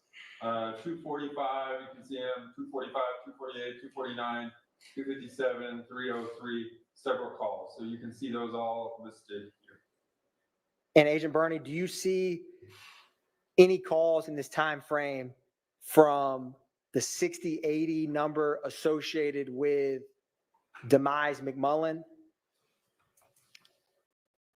I do. When are those, or where are those? Yeah, so you got one up here at 2:35, an incoming call to the 1990 device from the 6080, the Demise McMullen device. There's also down here another call at 2:33, an outgoing call from 1990 device to the 6080 device right here. And that's the last one. That's it. And Agent Bernie, without stating the tower or sector, do you see any communication between either Mr. Winfrey, the device associated with Mr. Winfrey's phone, or the device associated with Miss Dolly Greer's phone between Mr. Zachary? Can you say that question again? Yes. Do you see the phone number ending in 5726 associated with Quindarius Zachary in communication with either phones plotted on this slide? I do. And do you see any communication with the phone number ending in 9229 associated with Demekion Garlington between either Mr. Winfrey or Ms. Greer's phone during this time frame? I do. Publishing slide 12. Now, is this a slide depicting between 3:07 a.m. and 3:08 a.m.? It is. Can you describe for the jury this slide in relation to the phone associated with Mr. Winfrey and the phone associated with Ms. Greer and one another?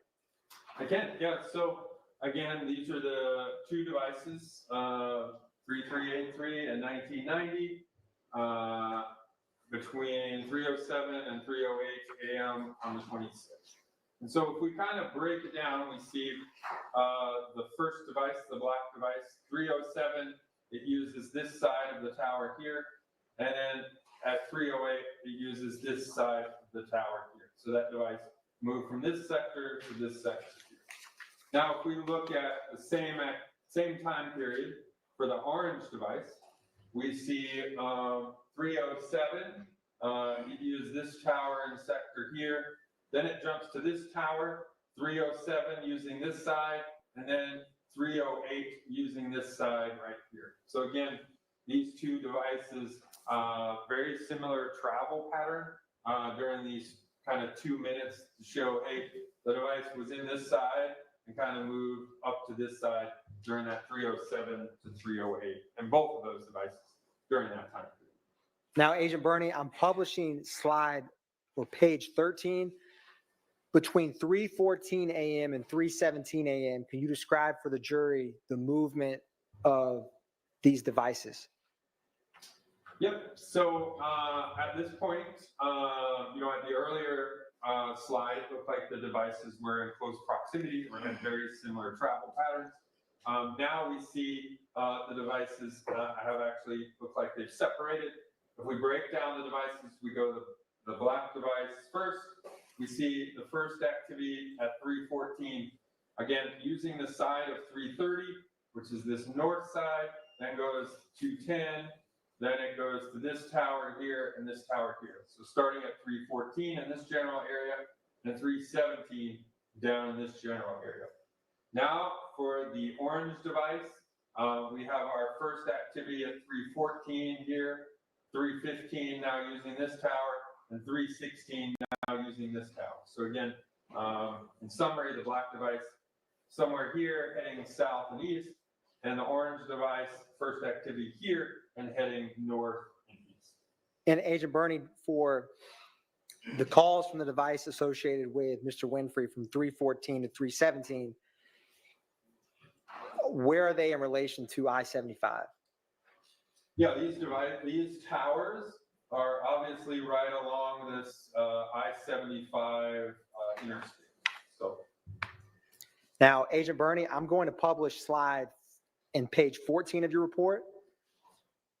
From 3:28 a.m. to 5:21 a.m., can you describe for the jury where the devices associated with both Mr. Winfrey and Ms. Greer travel and end up? Yep. So again, this is same date. Now we're looking at 3:28 to 5:21. We put area of interest of the vault back on here. We can see that location down here. So if we kind of step through each of the locations, what we have here is at 3:38, we have the black phone in this general area here, and then it moves to this tower here. It's hard to see, it's right underneath the vault, but in the general vicinity of the vault, getting there approximately 3:38. and having activity from 3:38 to 4:27.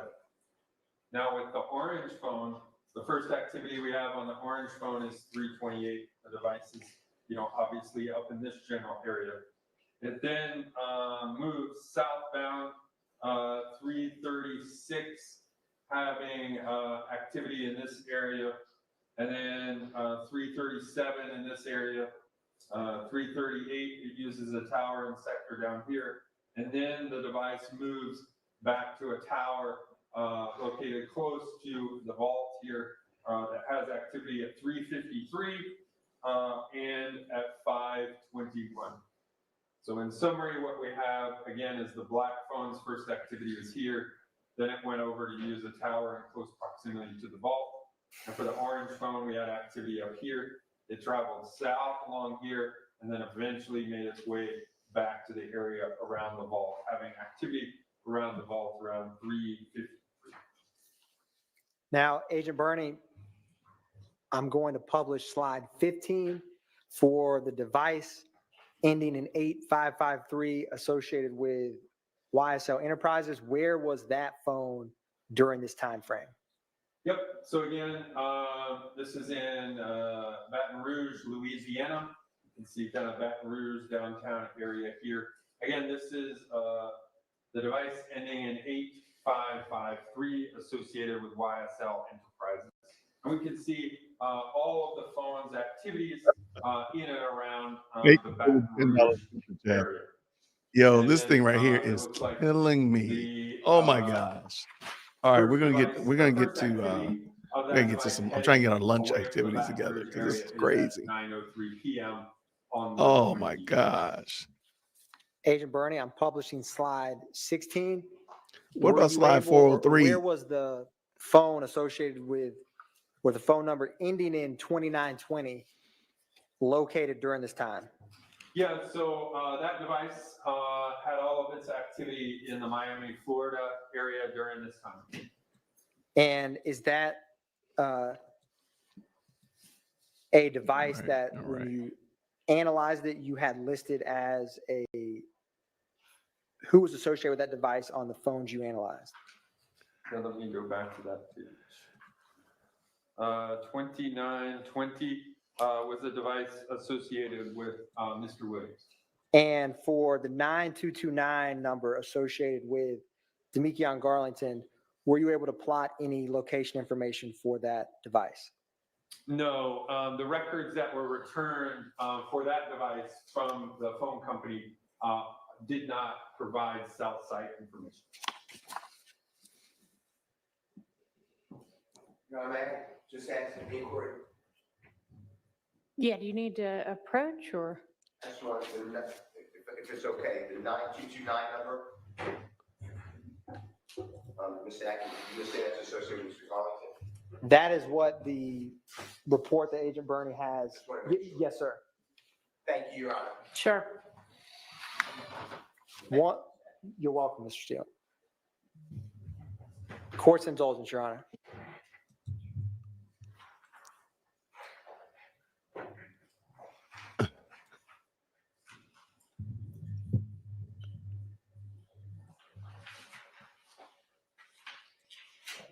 Okay, I'm gonna say it again. I don't hold it against Bernie. I don't think it's Bernie's fault. It's Bernie's job to do this task, and he's just doing his task. That's what he's asked to do, is to triangulate and all this kind of stuff like that. It's not Bernie's fault. This is 100,000 quadruple % the fault of the state. They're going over stuff that nobody's arguing that these men went to Miami. Nobody's arguing that they weren't at the compound. Nobody's arguing that they weren't at the vault studios. This is just dumb. And I personally think it's because they know they don't have anything, they don't have a witness ready. And Judge Whitaker has been on their backsides about having witnesses. And I really think they don't have a witness ready. And so they're really trying to drag this out. I promise you, he's going to be on the stand till the end of the day, at least 3 o'clock, at least 3 o'clock. And Whitaker might have fell asleep. She might have fell asleep. There's no other good reason for this man to be here besides the fact that they know this information is going to drag on. Yeah, we just know that we can get this guy again. It's not his fault. I'm not mad at Bernie. You know, salute to him for doing what he's doing. That's his task. That's his job. Ain't nobody mad at him. But he is out there chasing that bag. So we already know that if you're out chasing the bag, you're out there doing something criminal. So he might need to jump into the live chat too, because he's probably a criminal, because he's out there. He has a job. I digress. This is the problem of the state. And I really don't think, and I could be maybe trying to project my thoughts onto the jury. Maybe I'm trying to project my thoughts out there to Judge Whitaker. But if you look at the poor court reporter's face, she looking like, what in the Lord's name are y'all talking about? She does not look pleased. Maybe I'm trying to just get them to believe like I believe, put it out there in the air. You know, I think the jury's lost. I'm sorry. I'm sorry. They allegedly, that's what Doug Weinstein said. I dropped the link, by the way, to his TikTok. They said they're going to have 7 witnesses today. 7 hours of this man talking, the same witness on there for 7 hours, but they ain't going to have 7 witnesses. Give it up, turn it loose. That's what In Vogue told me back in the 80s. So here, again, I'm not mad at him. I am disappointed that Judge Whitaker has not slammed that gavel and said, move this along. Nobody's disagreeing that these men went to. I mean, he literally showed you the route from Atlanta to Miami, as if that's something. Oh, and by the way, let me just point this out again. I'm here to cause chaos. I don't think it's hard to prove reasonable doubt on this case. And I'll point it out one reason specifically. Where is a lot of the shenanigans today are centered around Jeffrey Williams' condo. Does everybody agree? Okay. Now, he said you could be within a mile and they would say that you're at Jeffrey Williams' condo, right? If I heard him correctly. Watch this. You do realize that Phipps Plaza and Lenox Mall, the 2 biggest malls in Atlanta, the most high-end malls in Atlanta, are within a mile of that place. So all I would have to do as a defense attorney would say, can you tell me what I bought when I was at Lenox Mall that day? What do you mean? Well, my client says he was at Lenox Mall that day. He wasn't at Jeffrey Williams' apartment. You can't prove that he was in the apartment. You said within a mile. Lenox Mall, I should pull it up. Lenox Mall is extremely close, and Phipps Plaza is almost across the street from where this guy lives. There you go. Reasonable doubt has been proven. I'll see you guys later on. Take care. This is just dumb. This is so disappointing that they're spending all this time. Nobody, and then let's just say this. What's the problem with me going to visit my friend? I don't understand. When I was watching The Walking Dead, I was a big Walking Dead fan before Negan came in. Once Negan came, I knew I had already read the comic books. And once Negan came, I stopped because I just knew I wasn't emotionally ready for what Negan was going to do. So I stopped. But I digress. A friend of mine, my college roommate, would come over every Sunday night and we would watch The Walking Dead and watch The Talking Dead after that because we were like crazy fans about it. What is the problem with my friend coming over my house? I mean, they're almost making it sound like, and his baby mama, his wife, estranged wife, lived not too far from where I live right now. So he would go visit his kids and then come over and watch The Walking Dead and then take it back up to Kennesaw. So following this person's logic, I don't know what the cell phone breakdown is. It's very possible that he was in this neighborhood or in this area because it might have been like 3 miles from here. So he was very close to this area pretty much every Sunday from about 6 to about midnight every Sunday. What's the big deal? Why are they making that an issue? This is just so terrible. This is so lowbrow. Like, I'm sorry. Again, maybe Jeffrey Williams, maybe all of them are just terrible, low-down scoundrels. Maybe they've done everything that they're being accused of, and we should throw the book at them. I think it'd be great. The only problem is we don't know what book to throw at them because these people haven't proven anything. They've not proven anything. Not for Jeffrey, at least. There are some people on the stand, in the in the gallery that have been proven to be some bad dudes. Well, you know what?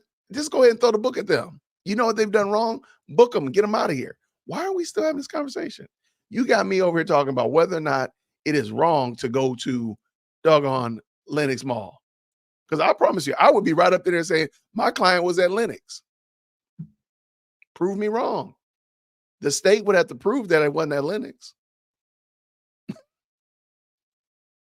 No, right. I would probably be better off watching Negan than listening to this testimony. That's probably a good point.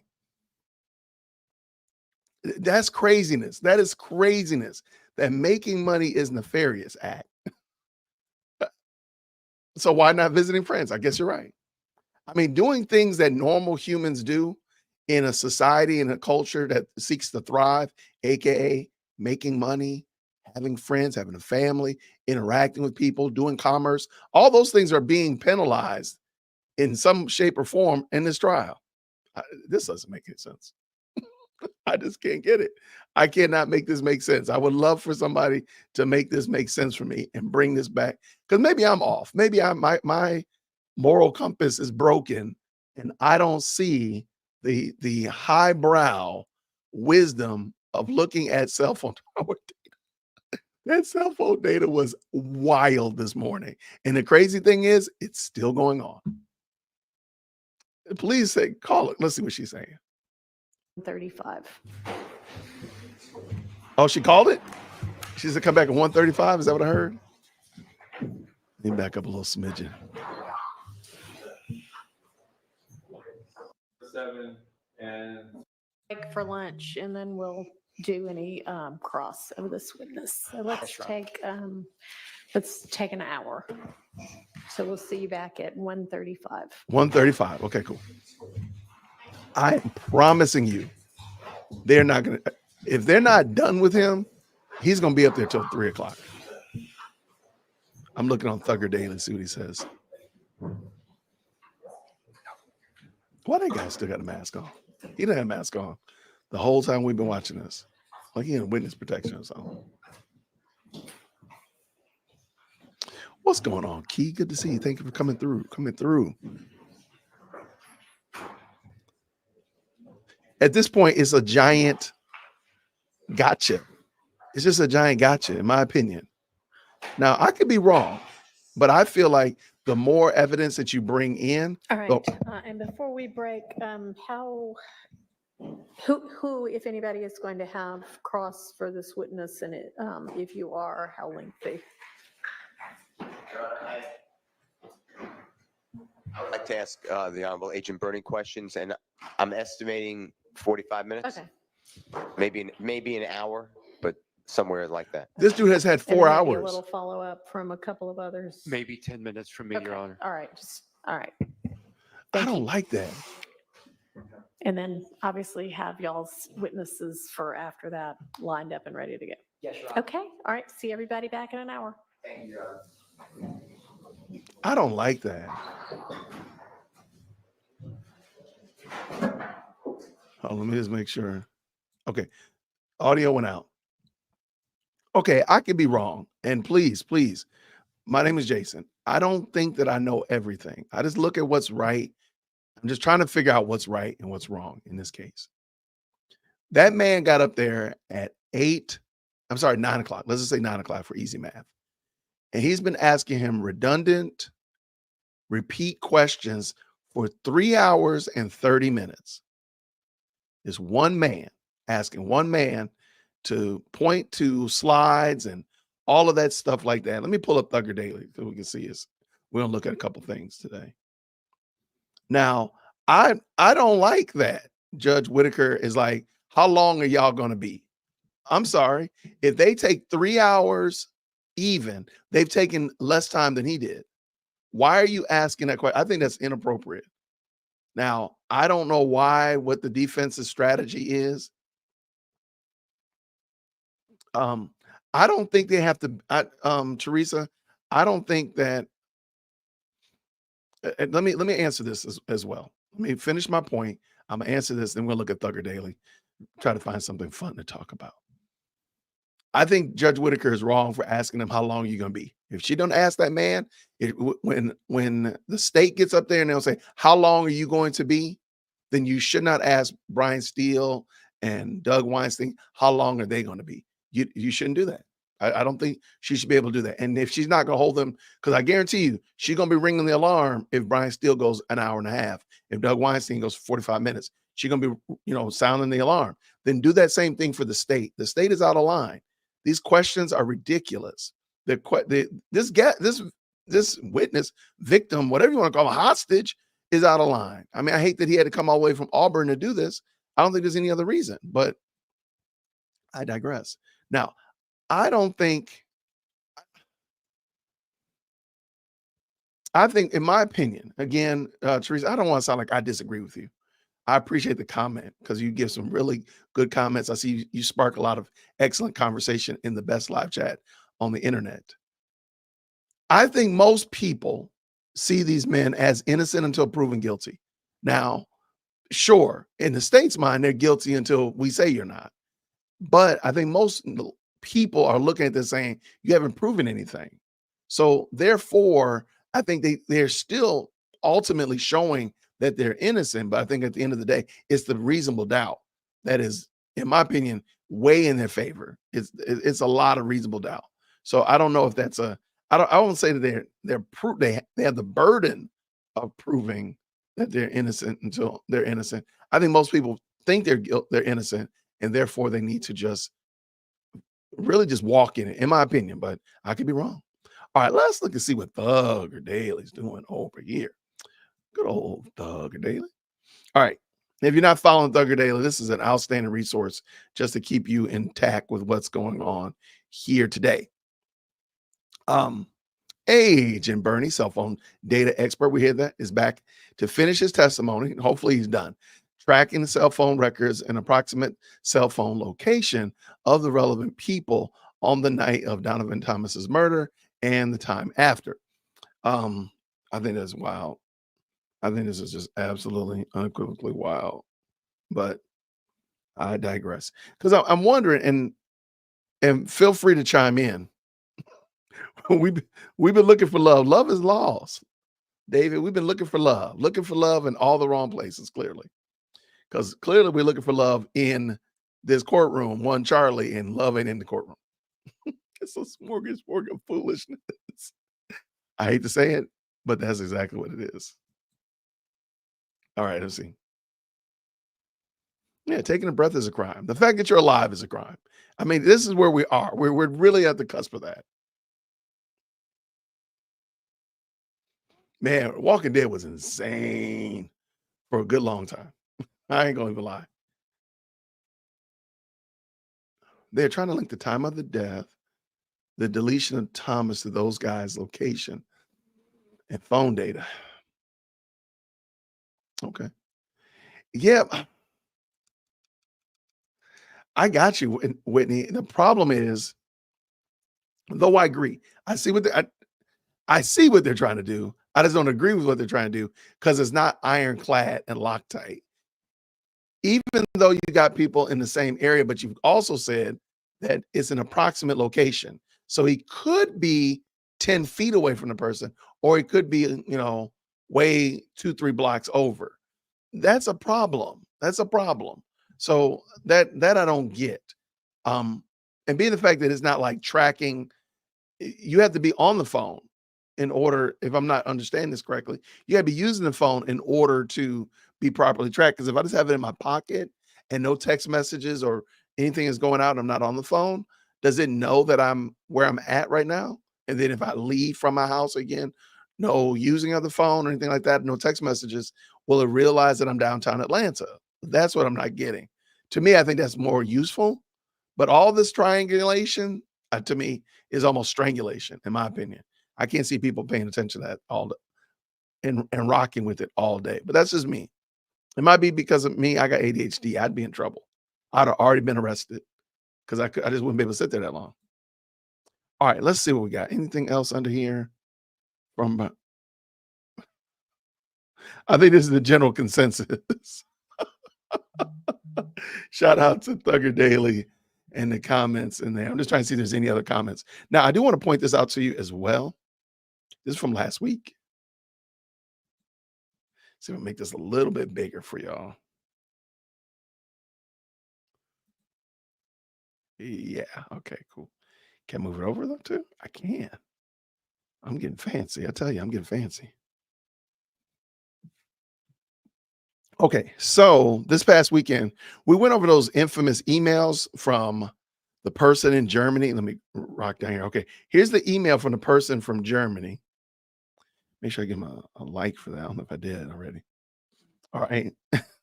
The alleged email to ADA Love, and this was like Thursday.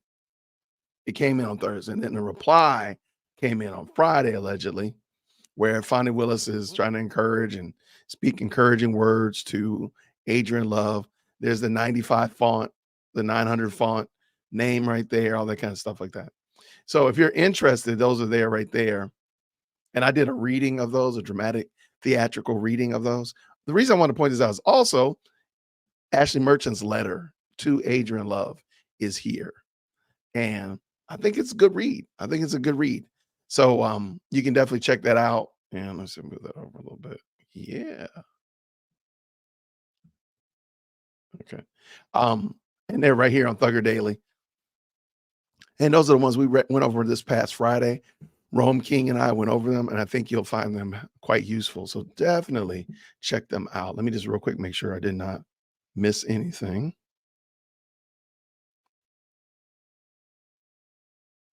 Okay, we are cooking. We are cooking. All right, President Firstborn is on a scholarship Jimmy Jam today, and she keeps texting me every time she does something. Proud of her. Very proud of her. Did I see this? Oh, yeah, we saw this. This was from Friday with the ex parte meeting. Okay.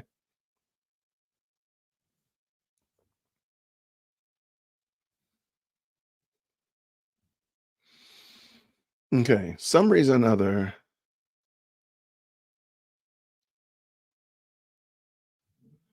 I'm sorry. I'm looking at okay, so Monica Mo Justice wants me to look at this cell phone tower data shimmy sham. Look, that thing is just, I don't know what to do with that, Monica. I don't know what to do. All right, so the cell phone tower, to me, I clipped it. I get it. I just don't see the value, and I don't see what that is going to help the people understand, in my opinion. But we will talk about it, Monica, for sure. Let me see what we got. Is this? All right. And so again, Thugger Daily has some great, let me pull this back in. Sorry about that. There we go. Let me get out of the way. All right. So Thugger Daily just has some cool articles and such like that related to this case. And if you're looking for the Ashley Merchant letter to Adrian Love, it's right there. If you're looking for the infamous letter from Germany, it's right here. I'm laughing because I really don't think this is from Germany. I really don't. I really don't. I understand. I don't think this is from Germany. I feel comfortable that it wasn't from Germany, but I don't have a good reason. I don't have a good rationale for it, but I don't know. Now, I do think it's interesting. The same judge that doesn't want people emailing her, they have no problem sending out everybody's phone numbers. I mean, they literally are posting people's phone numbers. Now, granted, it might not be their number anymore. It's very possible it's not their number anymore. It's been 10 years. Sure, they might not have that number anymore. But somebody has that number, and somebody might think that it's associated with this person. And that's a bad look. That's a horrible look. Like they could at least blocked out the numbers, redacted 6 digits. They didn't need to put all the phone numbers on there for us to be able to say, yes, we agree with that. Or no, we don't agree with that. To me, that's just a lap too far. But it is what it is, y'all. What do y'all think? Here, I'm gonna drop this link in here real quick. If you got 2 cents to add to this while we're on our lunch break, feel free to jump in by the way, while I'm give you a chance to hop in, please make sure that your camera is on. We want to see your beautiful smiling face. And also, please make sure we are using no profanity. And we're going to stay on topic. What does Chill Panda say? Even Fonny said you can't trust cell phone data. I'm waiting for somebody to point that out. Now, a lot of people in the chat were dialed in. If you're not familiar, during the disqualification hearing, and when Ashley Merchant was asking about cell phone locations, and then Nathan Wade was in her location, whatever like that, and they were using something called Cellhawk. That's what the police used. And now I don't know if they went as far as to have the FBI triangulated and all that kind of stuff like that, but Cellhawk has been pretty like the gold standard for police investigations related to cell phone usage. So Fonnie Willis impugned that that's not faithful when they were saying, well, Nathan Wade was at your house at 2:00 in the morning or whatever it was like that. Oh, no. Well, either you can't have it both ways. You can't say Nathan Wade was not in her house, but Little Woody was in Jeffrey Williams' house. You can't do that. It's got to be one or the other. Either Little Woody was at Lenox Mall and Nathan was over at Spondivits over by Hateville, or you got to have it the other way around. You got to have both. You know, we're saying that Little Woody was in Nathan or Jeffrey Williams' apartment, and we're also saying Nathan Wade was in Fonnie Willis's townhouse. You got to say it both ways. You can't say it both ways. It's got to be one or the other. So thank you so much, Chill Panda, for the $2 super and the very keen observation. I've seen lots of people point that out today. Yes. Man, I used to like The Walking Dead a lot. But after a while, Apocalypse, well, first of all, it was an emotional roller coaster. Man, when Negan came in, man, it was just a whole nother game. Like, this dude is wild. Like, I understand the cannibals. I understand the governor. Negan was on another level. But also, it's emotional little wreck. But also, I always find it problematic, apocalyptic movies, because sure, people want a semblance of what's normal. You know, if everything's normal today and then tomorrow the apocalypse and the bottom falls out, I can understand that people kind of want to get back to where we were, as a lot of people say, September 10th, right? But there's some things that just don't make sense. There's certain relationships, there's certain idiosyncrasies. I can't see somebody rushing in the midst of a global apocalypse to try to go back to something similar. That was just weird to me, but I digress. I'm not turning this into The Talking Dead or anything like that. Hats off to them. I think they got another season coming up, right? I think so. Oh, you need the link for Thugger? Here, let me drop Thugger's code in here. Is that my friend is in the building? Y'all, this is going to be a regular up. What's up, friend? How are you? I'm fine. I'm at work. I know that's right. But wait, hold on. That means you're a co-indictee with everybody else that's working. Oh no, honey. No, I'm up there. I know, but if you know what I mean. if you're chasing that money, you know what happens. Honey. Listen, I'm not going to stay on long. Number one, I used my membership acknowledgement chat to say I didn't have Wi-Fi. I had Carol, whose warning to me always was, be careful what you do, where you are, because you don't know who knows you, who knows me. Right. Didn't need Wi-Fi. Didn't need Waze. Didn't need Google Maps. And I saw somebody else comment, they were back long enough to remember the party line, where everybody had a phone on the porch with a chair. And come on now. And the one house phone. There's nothing about that. Y'all know nothing about party lines. I just wanted to say the FBI guy, no hate on him. He is the most knowledgeable witness they brought to the stand, aside from saying his name over and over and over, Agent Bernie or whatever it is. But that's not his fault. He knew his stuff. Oh, that's sure. Right. No, he knew his stuff. But it's like follow the bouncing ball. Where are you going in this number? And I forget, I commented, somebody said, I don't remember, were there crimes committed that day? And I responded, I said, what you mean? You ought to remember all the details. I mean, you're a DWC juror. Don't we remember everything? Everything. We remember it all. Everything. And we review it, and you put your little videos up, and we comment, and we get refreshment. You go back and pull it out of crates, and none of us can still remember everything. I feel so sorry for those jurors. Think about this. And one more thing, Yeah. and then I'll listen. So I was at the desk at my job, and I Googled, is Adrian Love still on the case? And it said yes. So there was no indication, because I saw somebody in the chat that a body is taking her place. So when I heard that, I Googled it. Mm-hmm. So I'll Google some more and see, but I definitely, she's licking her wounds. Fanny probably took her out to the woodshed to give her a good AKA paddle. I don't know. But oh, by the way, Hilton is a Delta.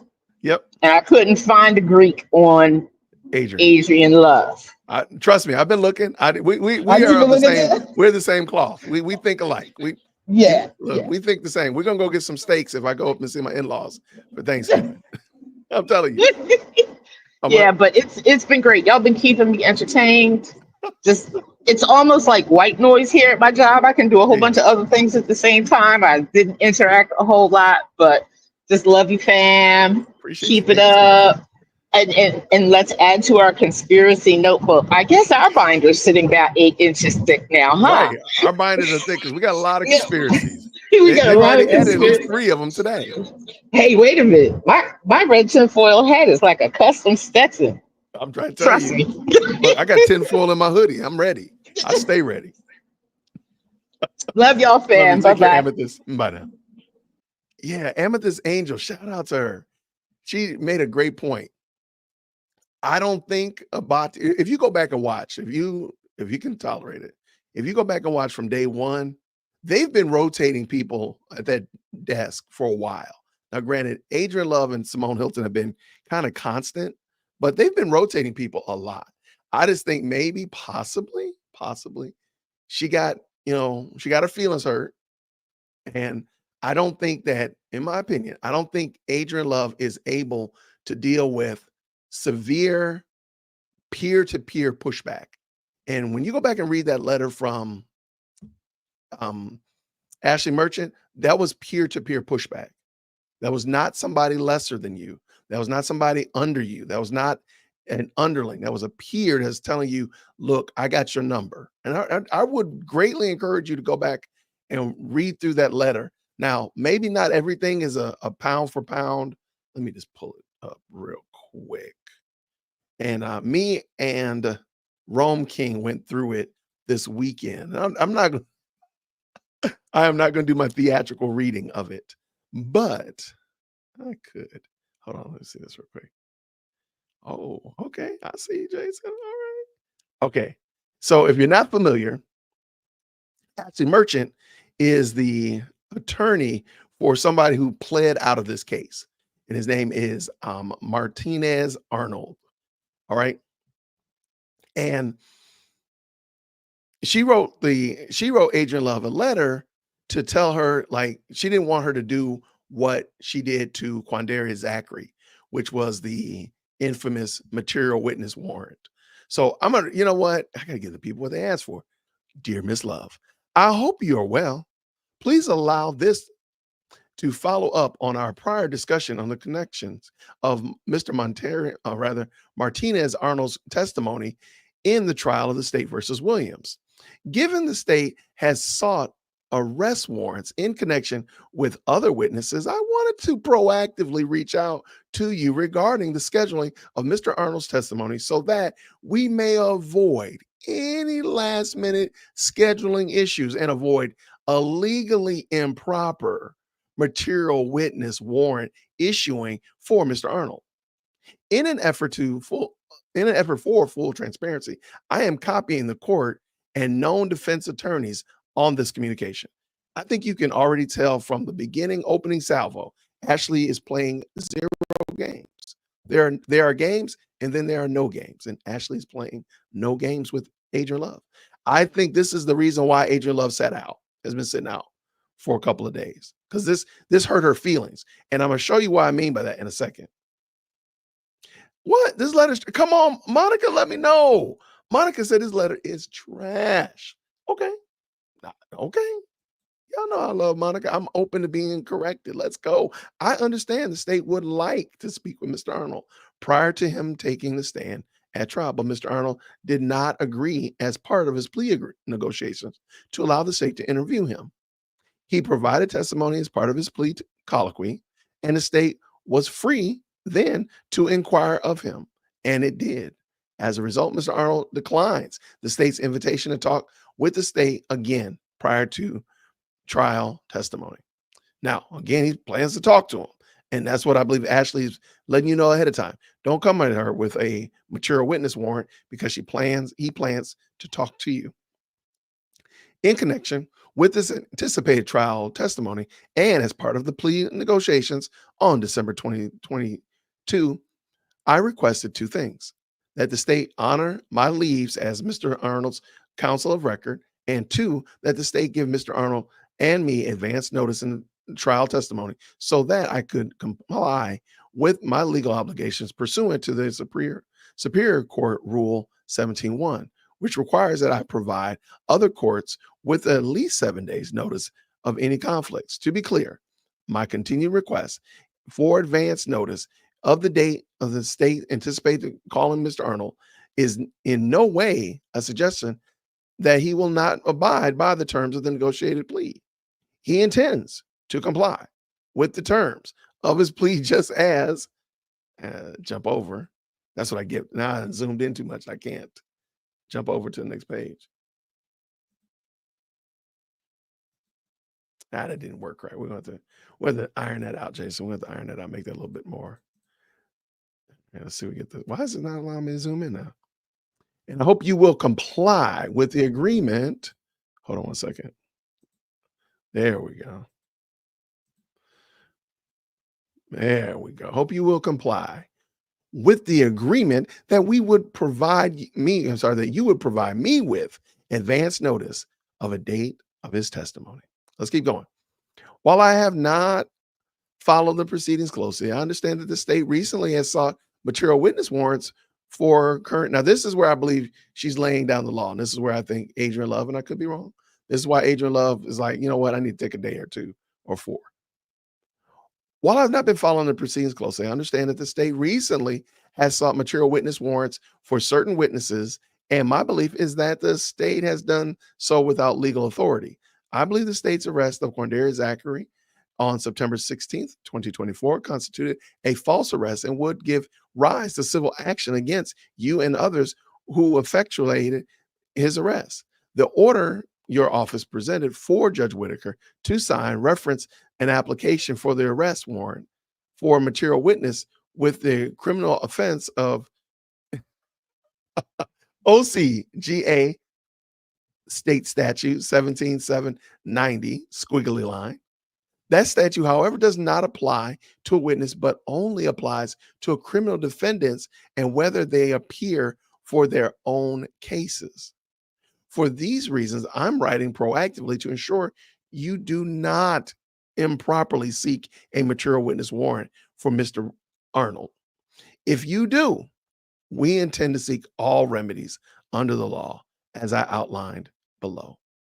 As I am sure you understand, there is no mechanism to obtain a material witness warrant for an in-state witness, but the state recently has sought such warrants for the state's witness. Material witness warrants are permitted in 2 instances. First instance, squiggly line, 17725, attendance of witnesses. Court inquiries shall have the same power to compel the attendance of witnesses as in other criminal cases, is as set forth in and is subject to all the provisions of Chapter 13 of Title 24 at any location where the court shall conduct a hearing, provided that notice is given at least 24 hours prior to the hearing.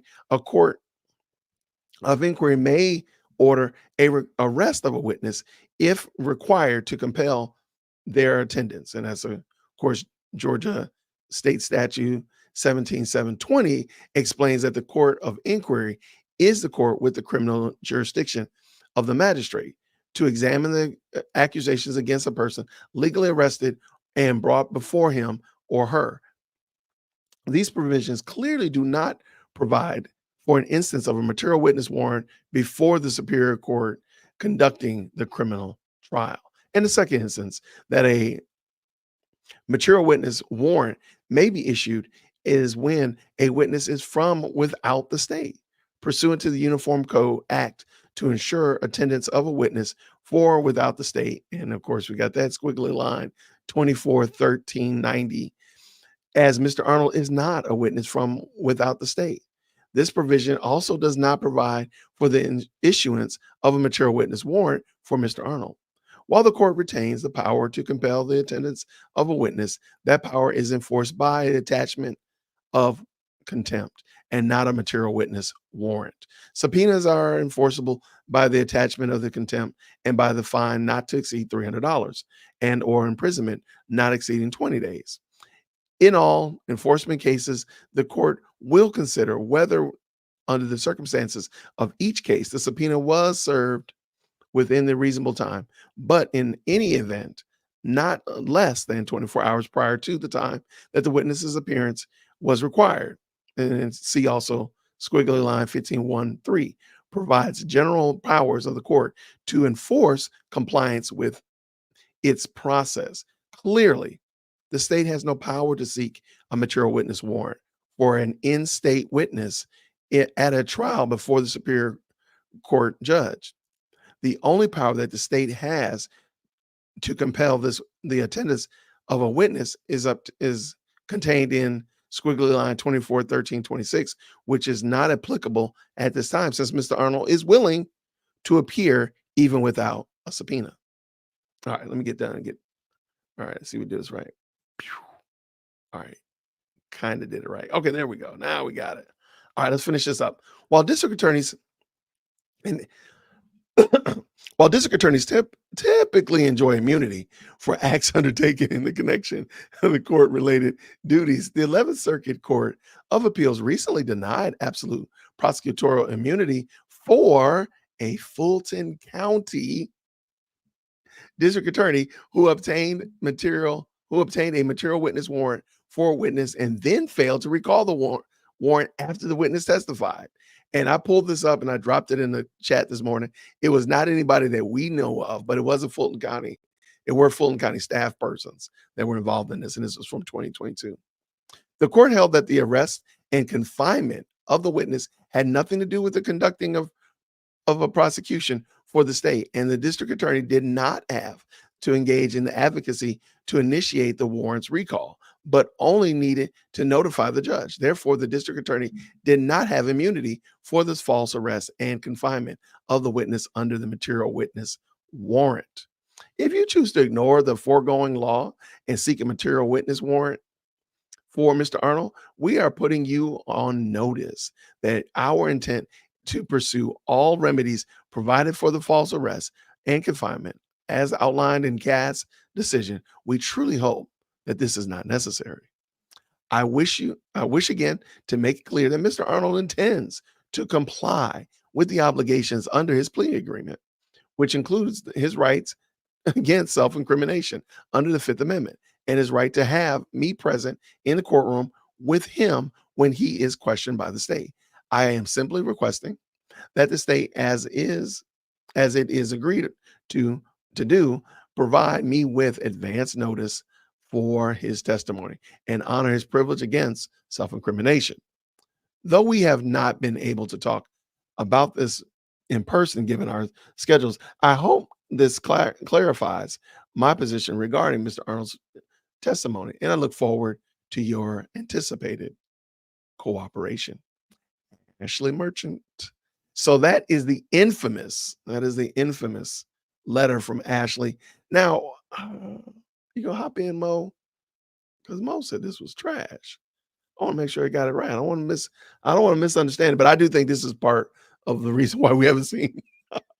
I think this is part of the reason why we haven't seen Love this week, or the last couple of days. I think her feelings are hurt about this. But what do you think? What do you think? Try sound off in the chat. What do you think about it?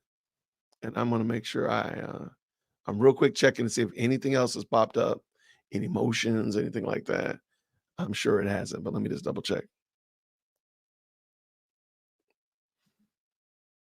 All right, let's see.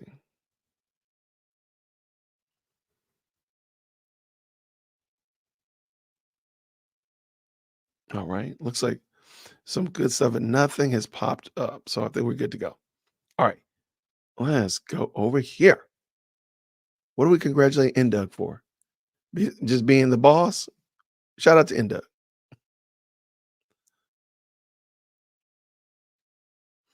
Yeah, she did say, she's like, not today. We ain't doing this today. Today is a federal holiday. I don't understand. I mean, on one end is Columbus Day. On the other end is supposed to be Indigenous Peoples Day. On one end is a federal holiday, but the court is still in session. I don't get it. I have no idea.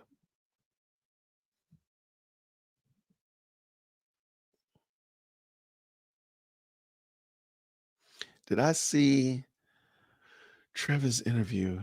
She said that the state law threatened her that if she didn't testify that they would lock up the remainder of the trial. The same thing Glanville told Woody. I did not see that. I do not doubt that. And man, that's low down, man. That's just low down. Because if I'm not mistaken, I could be wrong. This wasn't Trevor's. It was a young lady, right? And she was not like guilty of anything. She just didn't want to testify. If I'm not mistaken, I might be wrong. Let me look into that. Who loves it? The traffic court. It'd be fine. Oh, by the way, okay. I know that you all were talking about the incident at Burger King. And people are like, well, what's going on at Burger King? So apparently the sheriff here in Cobb County, I live in Cobb County, went to Burger King and he has a special order. He wants a Whopper with no mayonnaise cut in half. That's his order, I guess. And I think his name's Craig Owens. And that's his order. Apparently they got the order wrong. And so the sheriff in his sheriff car, he calls the police on the Burger King. He calls the police on him. So the deputies and other police come hightailing it in with their lights blaring because this guy did not get his order right. I really wish I was joking. I should have pulled that up because I'm like, you got to be kidding me. So, and I actually know where that Burger King is. I drove by it this morning and I thought about it. I was like, oh, I can't get that order this early in the morning. I should go do it today when I go pick up Taylor today. I might.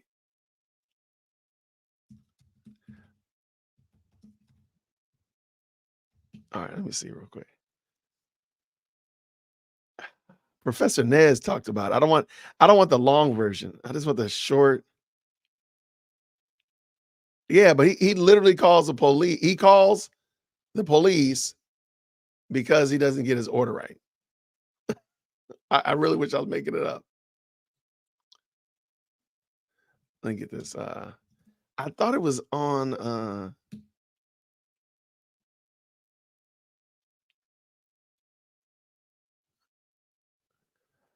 is this it right here? No. There've been a lot of things going on at Burger King. I didn't realize that. It was on the news. Where was it? Burger King let me down. I didn't realize there's been a lot of shenanigans at Burger King. Anyway, yeah, his name's Craig Owens.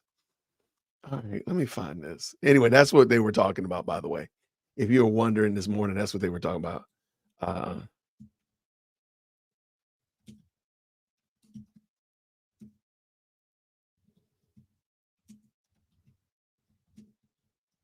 It was on the news, but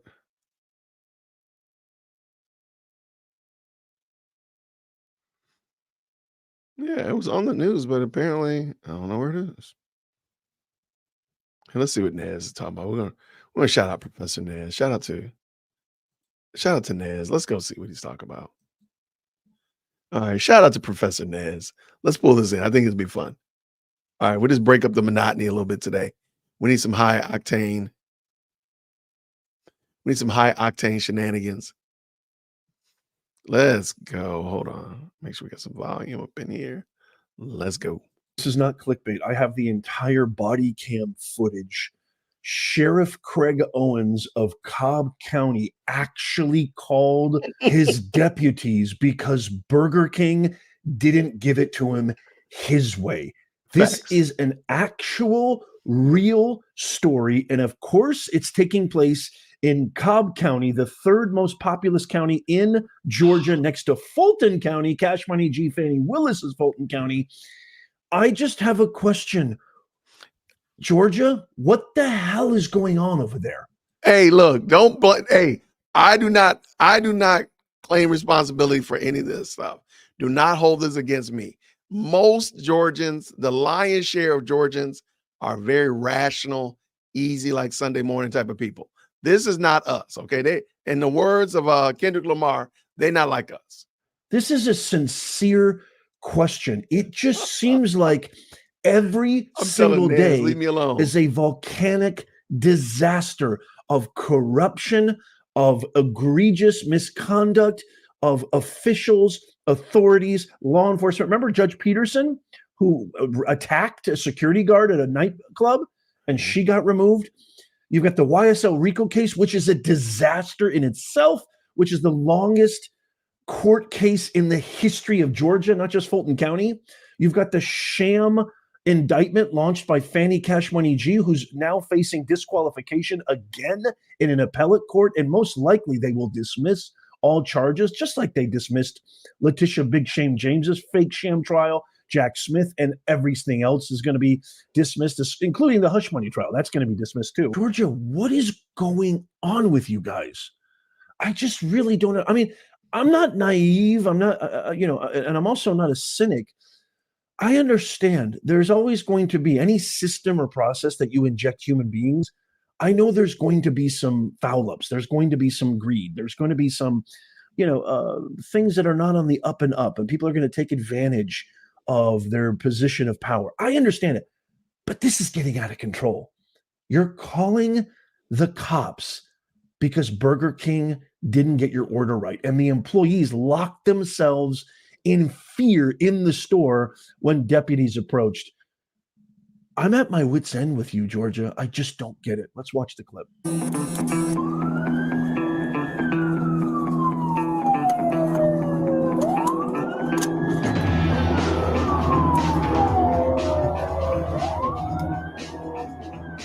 Notice they got their lights on. Their lights are on. Sirens are on. Burger King right next to the Trayvon. 362-101. I rode right by there this morning.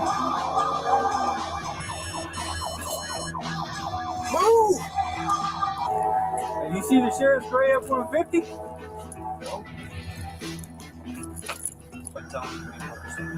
I just absolutely ask Mike. I want to order her a Whopper, no mayo cut in half, right? So we get the mayo half.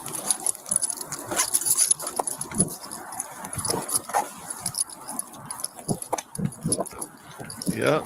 Oh my God. Same open records request that Fannie Willis keeps denying Ashley Merchant. Taxpayers pay for this. We deserve this.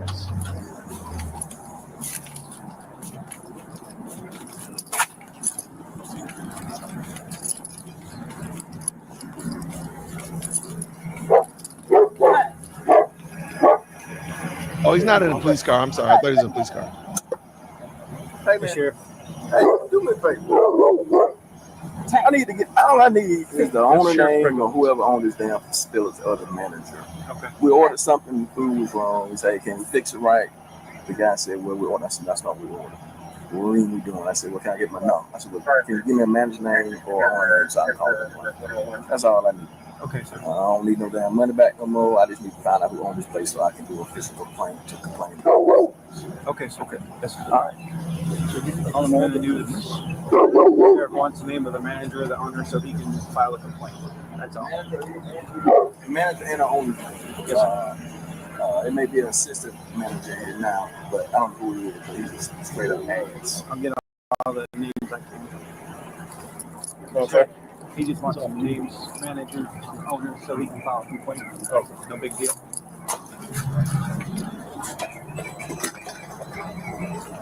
They're gonna. They said we locking his door. How are you? Who's the manager on duty? You a manager or assistant manager? I'm the assistant. I would too. All right. Well, that was all I needed. Thank you for your time. Have a good day.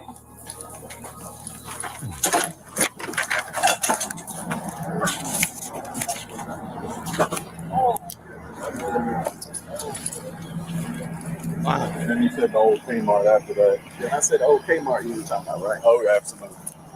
So, it's an assistant manager working right now. He didn't want to give his last name, but his name was the man. Did we get the manager's name? Yeah, the manager is. That's her phone number, thinking and of the number. people that own this place is.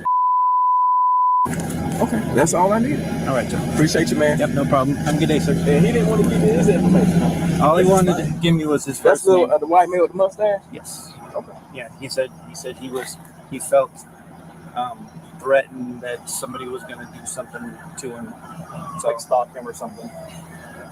it didn't help none. Yeah, you didn't tell him who I was. No.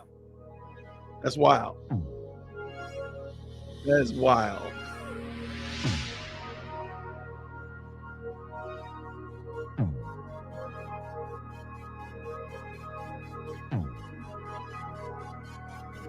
That is wild. So,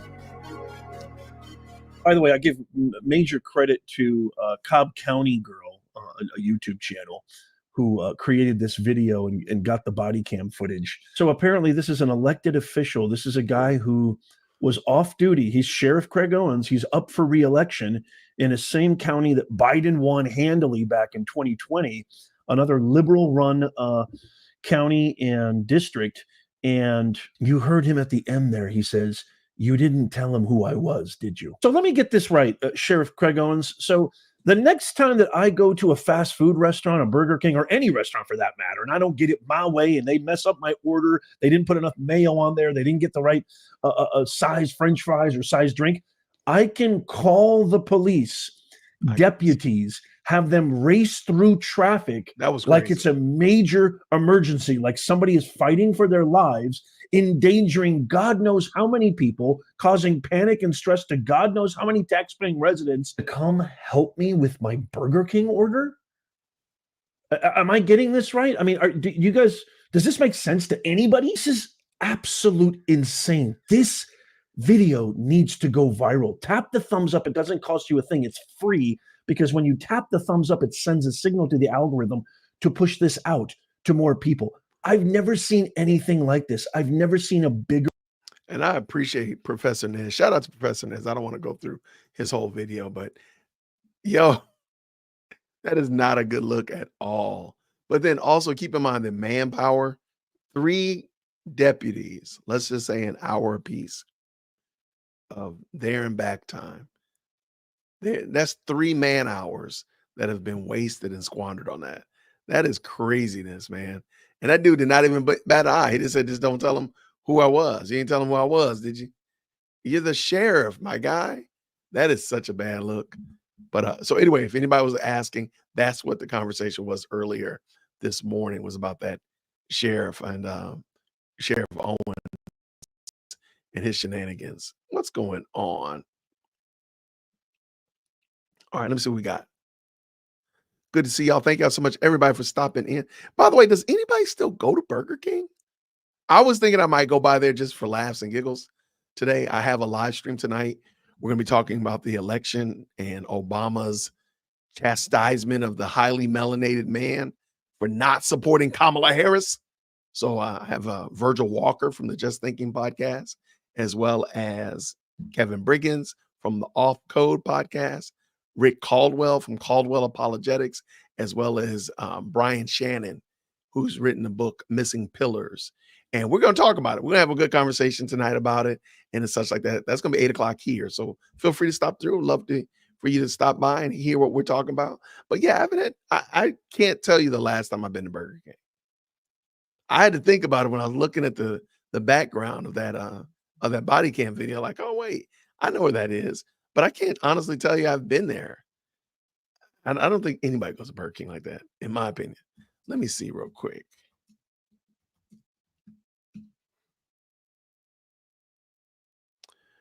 The YouTube channel is called Cobb County Girl. What is that? I don't think that's the right YouTube channel, Professor Nez. I don't see it. I don't see it. Anyway, he said that name of that young lady. I would love to support her and leave her link, but I don't see her name. I don't see it. I don't see it. But what I do see is some good people stop. Wait, you do go there? Yes, we love a Whopper and onion rings and a Coke. Okay. I'm gonna leave it alone. What is Valor Warrior says, DWC, you need to attend the next commissioners meeting, inquire about this. We need our sheriff to account because I agree. That might be something, because I've never done that before. That might actually be something I should do. Right. What? What's going on, Antonio? Wait, are you in town, Antonio? And you eat Burger King? Man, get out of here. I'm telling you right now, I can't tell you the last time I've been to Burger King. It's been a good little while. What's going on? What's going on? Just an average man. Hey, Doug, thank you so much for the $10 super. She says, we do a live from Burger King. Here's for that cut in half Whopper, man. I mean, maybe it's actually good. Call the Popo if they mess it up. I have to go pick up Chief Executive Second Born today at 5:30. I could actually go by Burger King and go get a sandwich. I could. We'll figure it out. It might be a play by ear, because then I got to turn around. I got a live stream at 8:00. We'll see. It might be a play by ear. Because there's not a lot of Burger Kings. I have to go out of my way to go to that one that I think he was at. Well, we'll see. We'll see. I'll let you know ahead of time, or maybe I'll do a members only live stream from Burger King. That's craziness. All right, what we got here?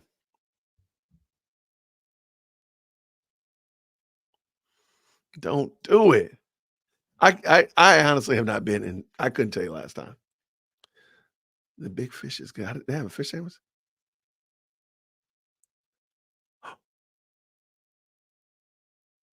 Oh my gosh, Antonio, praise God. Are you okay? Said I got in a bad truck accident. The last storm came through. I'm banged up, but I have my life, man. Well, grace and peace, man. I'm glad that you're well, man. So, okay. So I was thinking you're going to be in town. So whenever you're better, if you are in town, you got my number. Hit me up. Man, well, I'm glad you're okay, man. For sure. And you're in the Carolinas. Yeah, absolutely.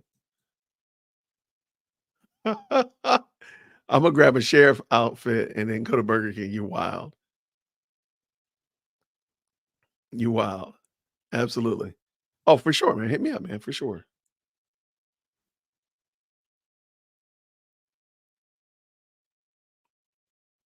All right. But Doug, thank you so much for the $10. I will absolutely try to go roll up in some Burger King and make sure they got my order right. Ray, thank you again for that $1.99 super. We stand on business for DWC. Well, I'm glad you do. Thank you so much, friend.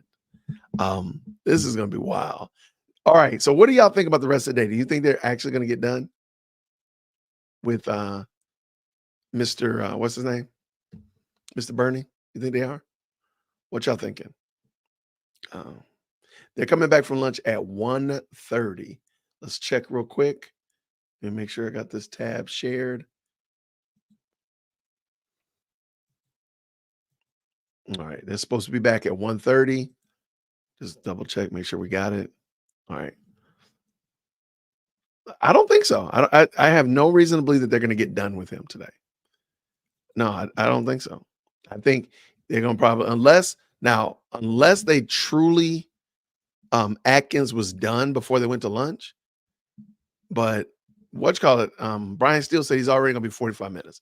Let's just be honest. That's gonna be an hour. And then Doug Weinstein said 30 minutes. That's gonna probably be 45 minutes, give or take. So I mean, that's 1:30, add another hour to it, 2:30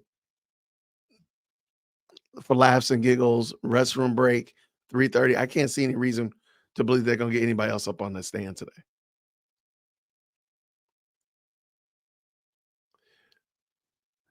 I was gonna call it the Craig Owens special, but I'll take it the sheriff burger. And you got the whole, but shout out to them when they listed those people's names and the phone numbers and all that kind of stuff. They blanked all that out. Unlike other people, we won't talk about them in One Charlie. They're giving out your whole phone number and everything. Yeah, it's craziness, man. Man, my daughters used to like Wendy's. We've definitely been to Wendy's. I just can't think of when. Definitely Wendy's. I can't tell you whenever they've been to Burger King.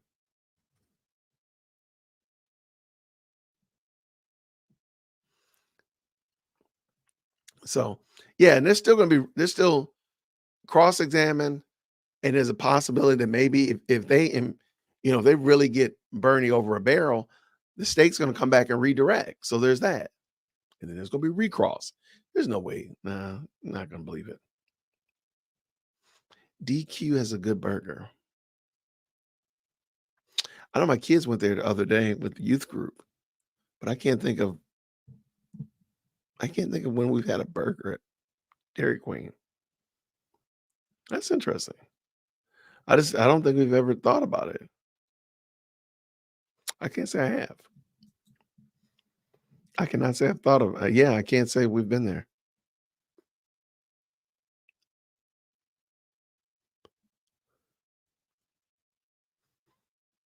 All right, let's see here. All right. Really? Now that's usually what happens there. We usually cook at home. Now, they will go out and get something to eat, but most of the time we're eating here. 7-Eleven burger. Y'all wild now. Now we're really y'all getting a little bit beside yourself. Wow, like this is y'all are about Dairy Queen. Okay.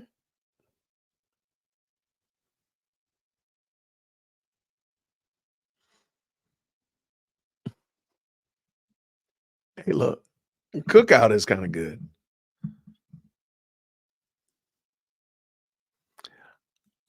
When did we go to California? We went to Dallas, and they have a Cookout in Dallas, and I took the girls, and they were underwhelmed. They were underwhelmed, and they were like, "Dad, this was not as good." The In-N-Out burger. They're like, "Dad, this was not what we expected it to be," because I drove far to get there too, and they were very underwhelmed. Okay, appreciate it, brother. I'll be checking in a second. Try to multitask.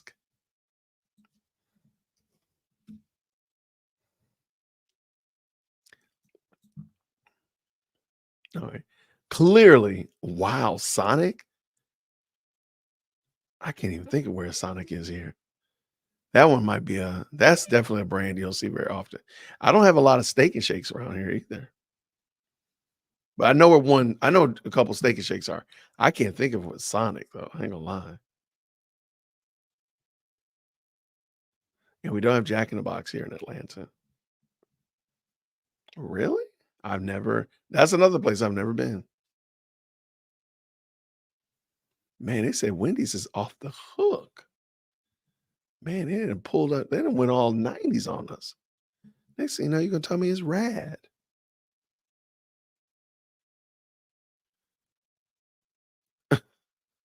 Well, thank you, Annie. Thank you so much. I appreciate you hanging out with us. Smash Burger. I never heard of that. No, I'm sorry. I heard of it. I apologize. I can't say I know where one is. That's what I was trying to say. Sorry. Smash Burger. I know we have Freddy's, and Freddy's is basically Smash. It's like it's like, in my opinion, it is a rebranded Steak and Shake. in my opinion. All right.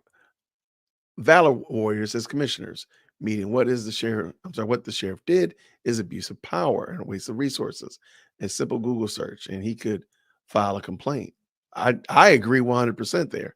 And I will look into that because I have never been to a county commission meeting. So that might be something different to look into to see what happens over there. Thank you so much, Valor Warrior, for the $5 super and supporting the channel. Thank you so much. Yeah, I can't think of where Sonic is. The only one I can think of was closed down and then it became something else.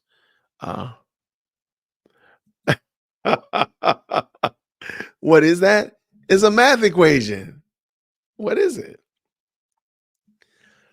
What is this? Y'all, what do y'all think about that? What is this? Does anybody know? I'm gonna see if they put it in the chat. It's a math equation, but if you do the math equation, you'll realize what it means. Really? You don't like cookout? I'm sorry.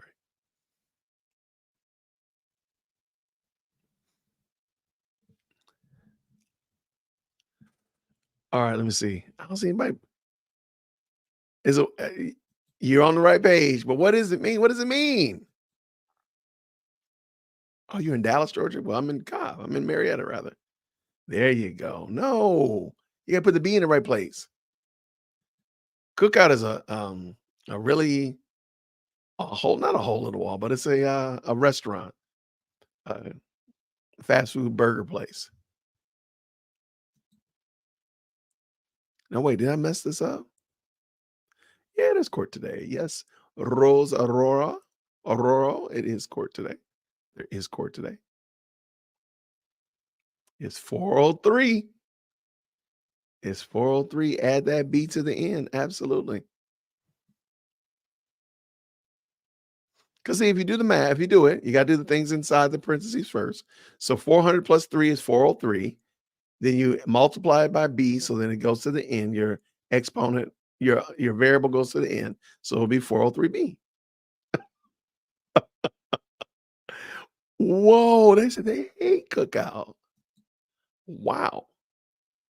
Hey, thank you so much, Annie, for the £2 super. She says, love the community. Praise for the good work, DWC. Well, thank you so very much. I'm glad to have you from all the way across the pond. Appreciate you. Whataburger. Is that Matt Wahlberg's? Or is that called Walt? My daughter likes one of those places. There's one of them here by the Brave Stadium. And but wouldn't it be reality 210? And I might be wrong now, look. But wouldn't the B automatically go to the end because it's the variable? So it'd be 403B, right? And that's a waste of time. Maybe I'll just try it again. Maybe I messed up. I need to do another one. I see some movement, but I don't know if they're really ready to go.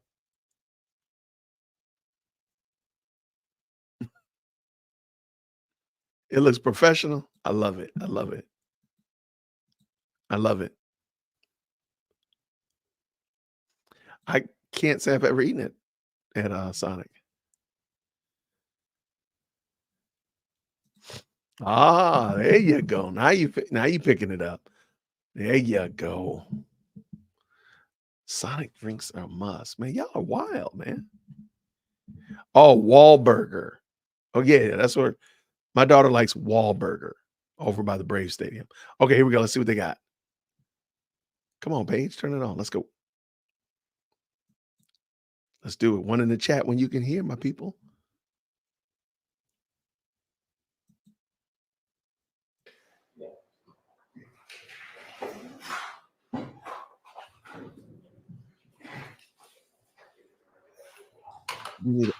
Sorry. I'll fix it.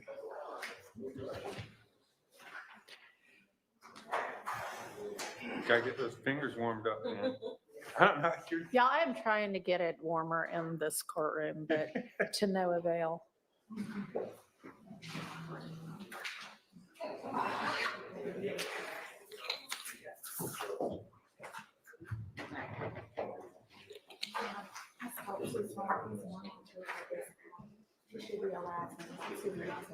All right, maybe 2 more minutes on the jury. Actually, counsel, can y'all approach for a minute? I want to ask y'all a scheduling issue. Oh my goodness. Oh my goodness.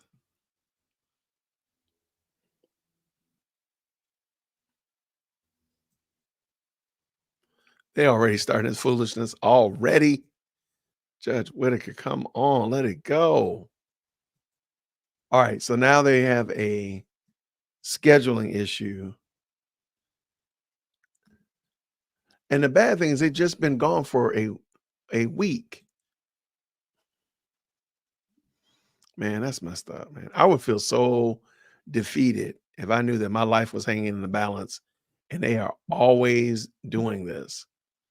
Like that right there that would be so discouraging, in my opinion.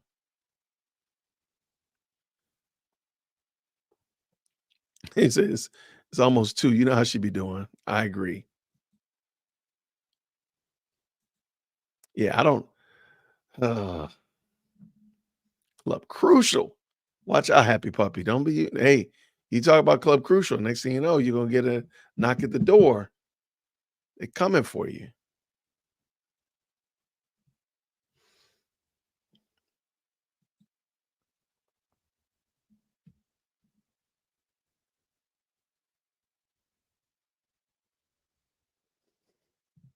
All right, let's see what we got. Yeah, this is but I guarantee you she's going to be, sounding the alarm, tapping her watch when when the defense gets up there with Mr. Bernie.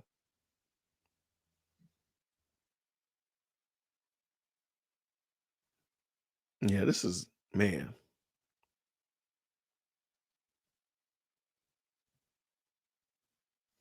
All right, they're still moving around, but I don't see.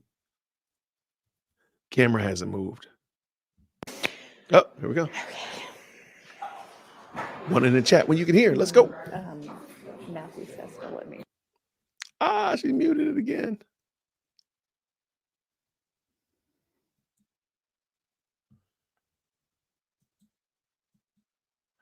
She muted again. All right, I changed my math problem too, by the way.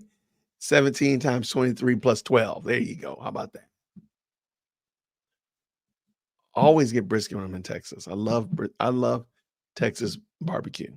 That's something I would love to do. It's like go around Texas and check out barbecue places. It'd take like a month. Maybe I should walk. I can't disagree with you.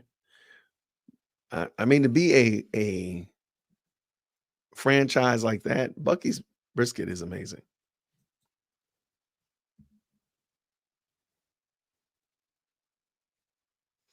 All right, so the jury's coming in. Let's see what they got.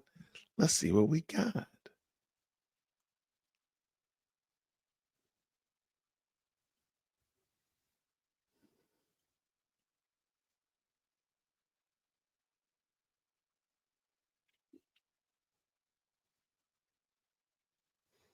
Anyway, we just hanging out here, my good people. Thank y'all so much for hanging out with us. It looks like we got 850 of y'all checking in.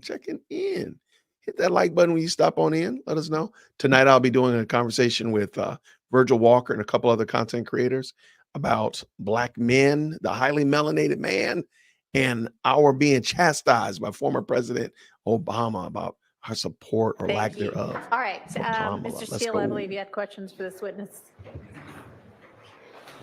Oh, he did get done. Okay. Let's see what happens. Agent. Hey, good afternoon, sir. Good to see you. Can I ask you some questions starting with State's Exhibit number 180E, which should be the April 26, 2015 discussion and conversation that you gave to the jurors? Yes, sir. All right. Now, do you know that date to be a shooting of a bus or a tour bus? I do. All right. And is it fair to say that the locations that you put up in front of the jurors entitled The Vault or the Compound Establishment and 285. Those are all Atlanta locations. Is that fair to say? They are. And Jeffrey Williams, you know I represent Mr. Williams, right? I do, sir. And Jeffrey Williams' cell phone was not in Atlanta during that date and those times. Is that fair to say, according to the records? Yeah, that's correct. His device. And his device would have been in the city of Baton Rouge, state of Louisiana. Yeah, there's two different devices. One's the YSL, the 8553. That one's in Baton Rouge. And then there's another one, 2920, with a 504 area code. That one's in Miami. On April 26, 2015? That's correct. Okay. Now, how many contacts, if you were asked, first of all, let's be fair to the jurors. You did not personally investigate this case, didn't interview witnesses and things like that. Is that fair to say? 100%. You were just tasked or requested, and your agency, but specifically you, by the district attorney's office in Fulton County to look at certain records that they gave to you.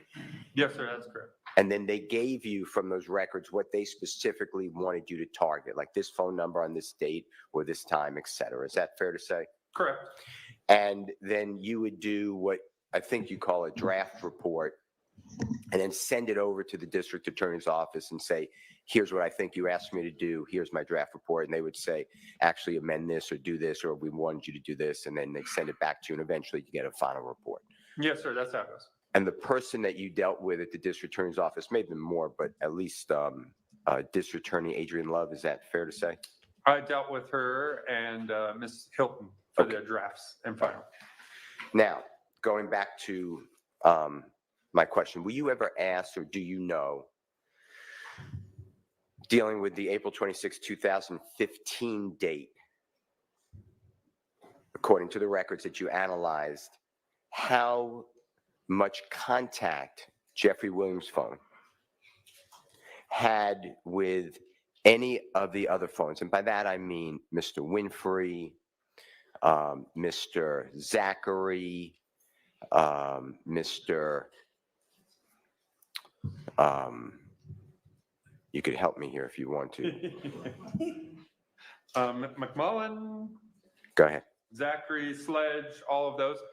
No, for this incident, the only toll analysis, meaning who called who at what date and time, is listed in the report itself. So, you know, if you looked at various pages, you'd see this phone had some activity and had it with this phone. So I didn't create a chart with the toll analysis on this date. How about did I interrupt you? No, sir. Were you finished? Yes, sir. Okay. For Jeffrey Williams' phone, though, what other phone numbers, according to records, had any contact with the phone number records assigned to, had you assigned them, or the district attorney's Jeffrey Williams' phone? Yeah, the two devices, again, one was the 2920 number. Again, that one was located in Miami. I don't recall any of the calls to or from that number. And then there was the 8553, the YSL Enterprises phone number, the one that's in Baton Rouge. During this time period, I can take a quick look. But I was not asked to analyze calls between those numbers other than what's in the report. Okay. And the number that you said is in Miami, is that the 2920 number? It is, yes, sir. Okay. And is that number, do you know if it's been designated? If it's not, just say, I don't know, or to a man named Brian Williams, also known as Birdman. Do you know that? That does ring a bell now that you brought that up. Again, my analysis just shows Williams in the phone analysis on page 7. Okay. So I don't recall, but I think it may be associated with the Birdman Williams or whatever you had called it. Okay. And then I think you answered it. I think it's clear, but no calls, contacts, communications that we can tell from the records with Jeffrey Williams' phone or the phone in Baton Rouge. Is that fair to say? Yes, sir, that's correct. All right. I'd like to now go to what I believe to be State's Exhibit number 532Y, which I think is your report focusing on what I call the Donovan Thomas shooting, killing January 10th and thereabouts, 2015. So if you could focus on that date, okay? Yes, sir. All right. Now, what year were you asked to review these records, you think? Probably sometime in early 2023, maybe late 2022. So we're talking from January 15th to late 2022, or I'll just make it January 2023, just to make it easy, approximately 8 years. That's correct. Now, if you were going, you explained to the jurors that you found out the height of a cell tower. Do you remember that? Explain that to jurors. I do. And that was important because you said it's a larger tower, so possibly, I'm not saying you know, it might give more of a range. Is that? Yes, consistently when we, see towers, the towers with the taller line of sight have more range than the shorter towers. My question is, did you do that analysis on height for each of the towers that are in play that you discussed with the jurors? I did it with the majority of the towers, probably not every single tower that was used in that analysis, because again, the height of the tower isn't always important. It can be important if we see something that might be different with the analysis. And were there other towers that are tall? And if yes, are they frequent? Is it the aberration? To have a tower that's 150 in 2015. Yeah, I think I wouldn't say it's an anomaly, but it depends also where the towers are. So towers in downtown Atlanta, most of those were not 150 feet up in the air.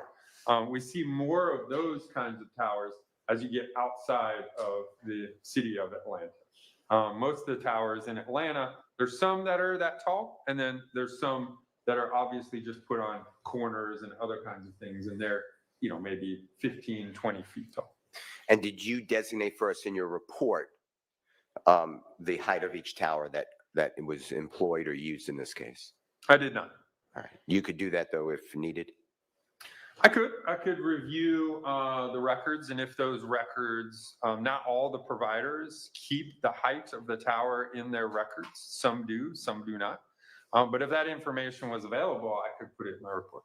And just to be fair, since we're just dealing with the records, how about like maintenance records, like a tower's down? Is that come into your analysis at all today?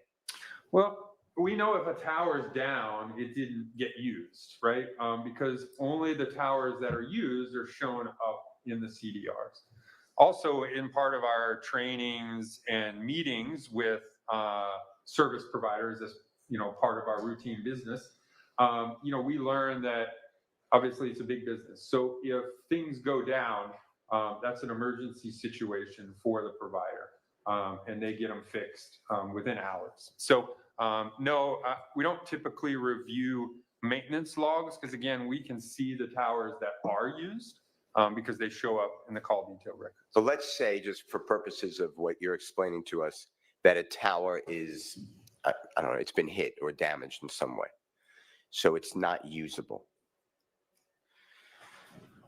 How would we, but that tower still comes up on your report, I presume, because you went back and looked at all the towers in 2015, January 10th, 11th, 12th, whatever dates are, right? So the towers that show the tower and sector activity were the ones used in the call detail records. So if those were used, we know that those are operational because they're obviously used by the phone at a specific time period on January 10th or 11th. Could there be other towers that are down? Potentially, there could be. Okay, and I think that's my question. And I'm just saying, because the handset or the cell phone really is designed, the whole premise is to get the strongest signal. So we have a clear connection. Is that accurate? Correct. And generally, I'm not saying this always is happening, but the strongest symbol could be the closest tower. It doesn't have to be like you explained, but that would make sense to the company building all the towers. It normally is. Yeah, not always, but normally. So if my handset that I'm going to use was closest to a tower, but that's inoperable for whatever reason, my handset would still go to the next potentially closest tower or the strongest signal. True? That is true. Correct. But on our diagram, we wouldn't know if a closer tower is unusable, and that's why the handset used a different tower and sector. That's all I'm asking. Yeah. So again, obviously it's feasible, but in discussions and in the training we received directly from T-Mobile, Verizon, the percentage of towers that go down for maintenance is minimal. You know, I don't recall the exact percentage, but it was very, very small, like less than 1 to 2% of towers are down at any specific time. So could it have happened? I can't say in 2015 that it didn't happen, but again, it wouldn't really change the analysis too much because I'm not saying that a device is at this side, at this location right here. I'm saying it's in this general area, which again is serviced by a tower that we know was used because it's in the records. Now, do you know what a geofence is? Yes, sir, I do. Would you mind explaining that to the jurors? Yeah, so a geofence is a way to request activity from different providers. So the most common geofence is from Google, to ask Google, hey, provide any and all devices that are within a certain area, a geofence. So you provide a latitude, longitude spot on the earth and say, hey, provide me every device that's within 100 meters of this one spot I just asked for.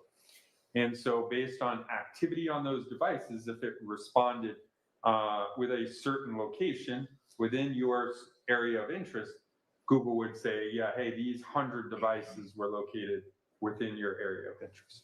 And that doesn't have to be a text message or a telephone call. Is that true? From the device.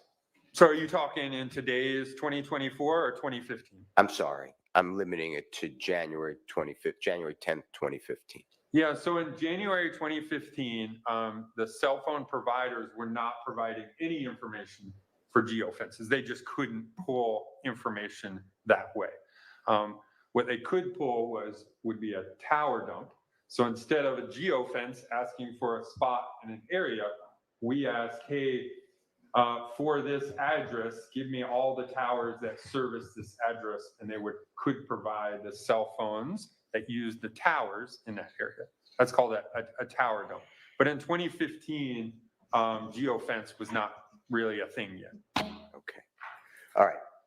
Now, I want to talk with you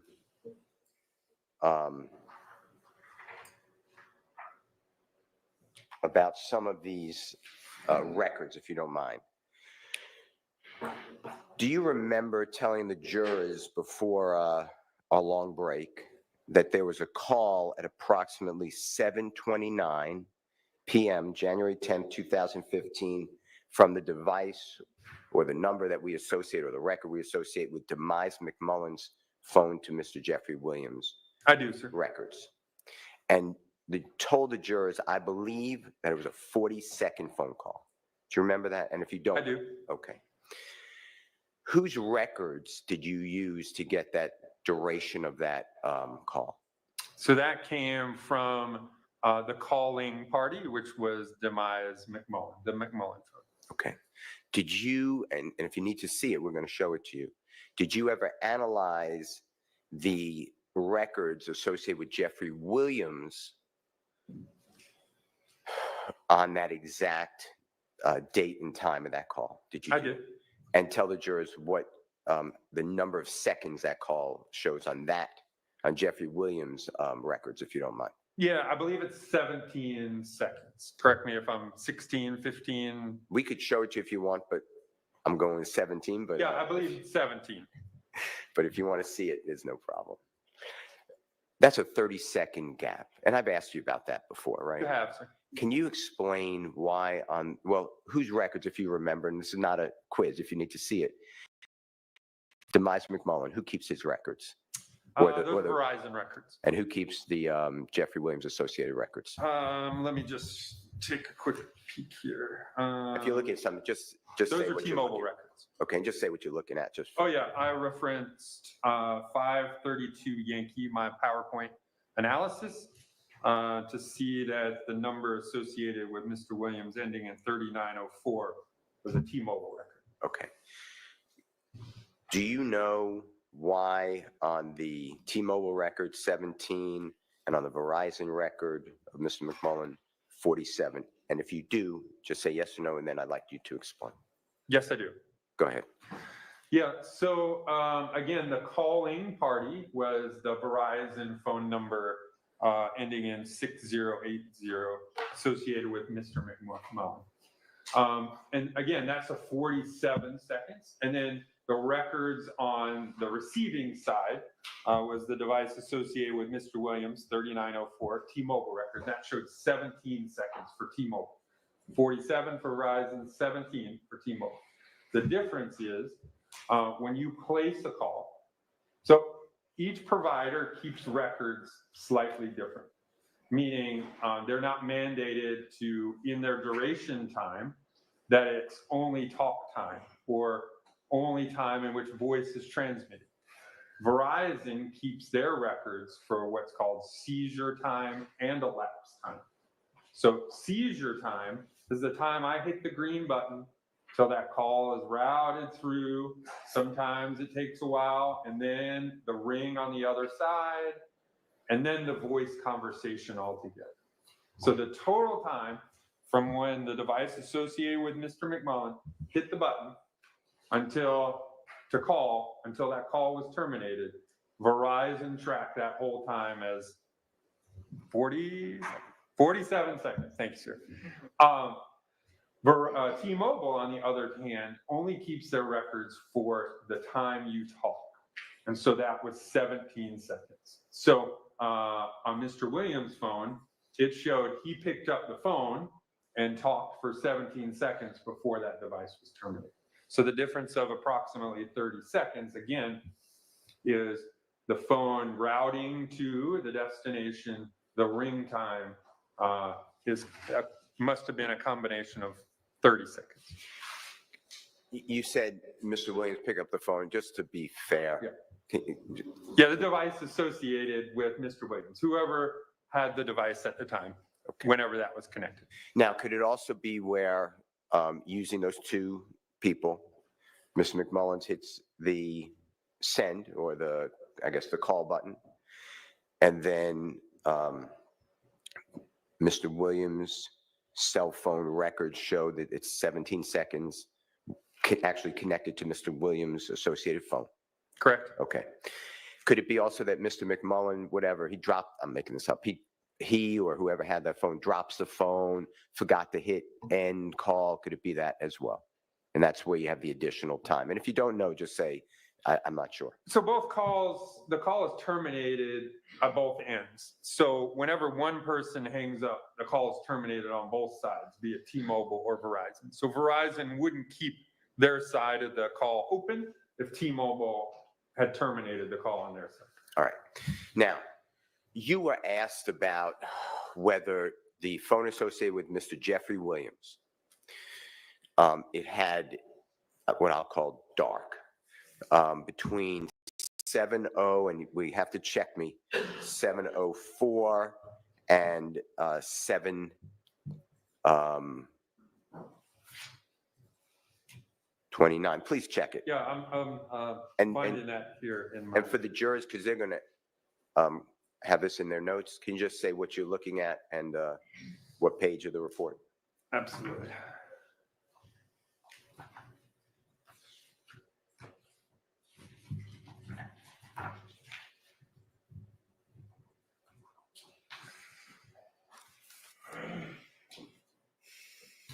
All right, so I'm again referencing States Exhibit 532 Yankee. and looking at specifically page 27. Okay. Would you mind showing that on the screen? Your Honor, it's in evidence. Is that okay to put it on the screen? I'm not, if you need to, you don't have to, but if you need to stand up and point to things, just ask this honorable court if that's okay. Yes, sir.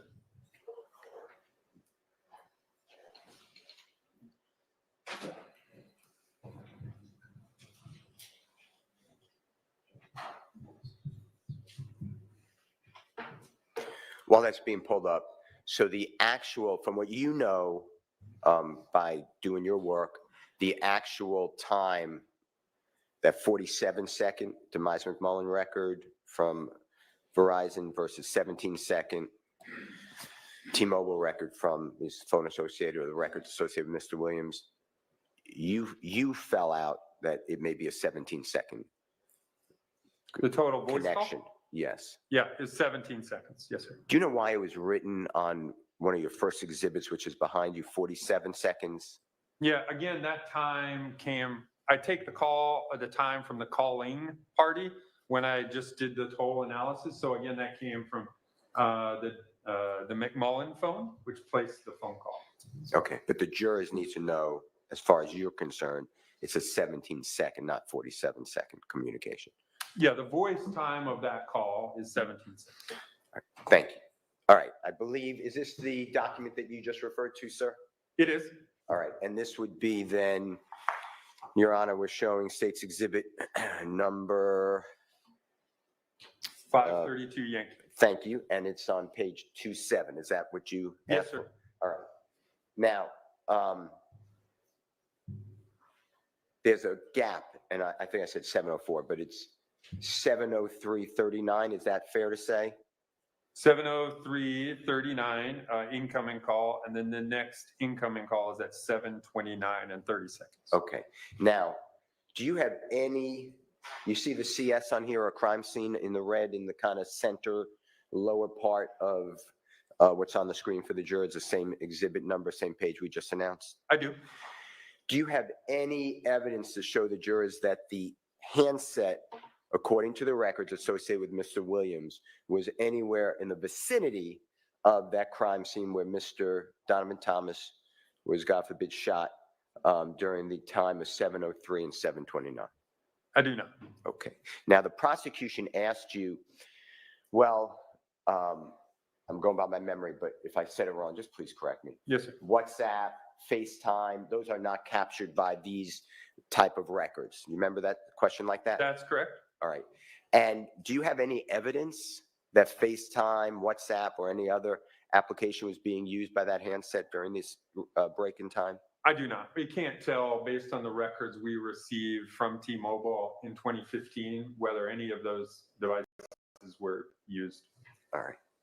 Now, I'd like to talk with you about, and I believe it's going to be on the next page, but you handle it. You tell us.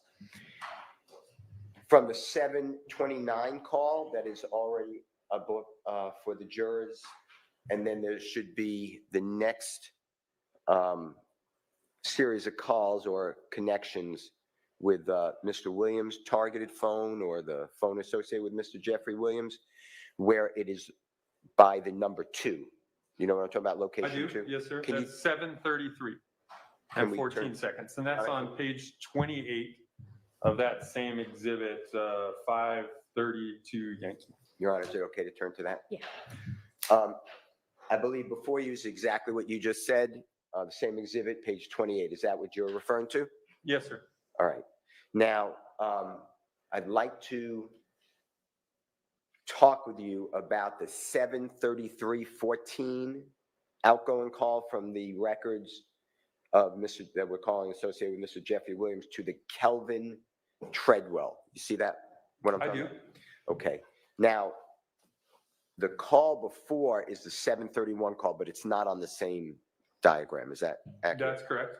It was on the previous page, page 27. All right.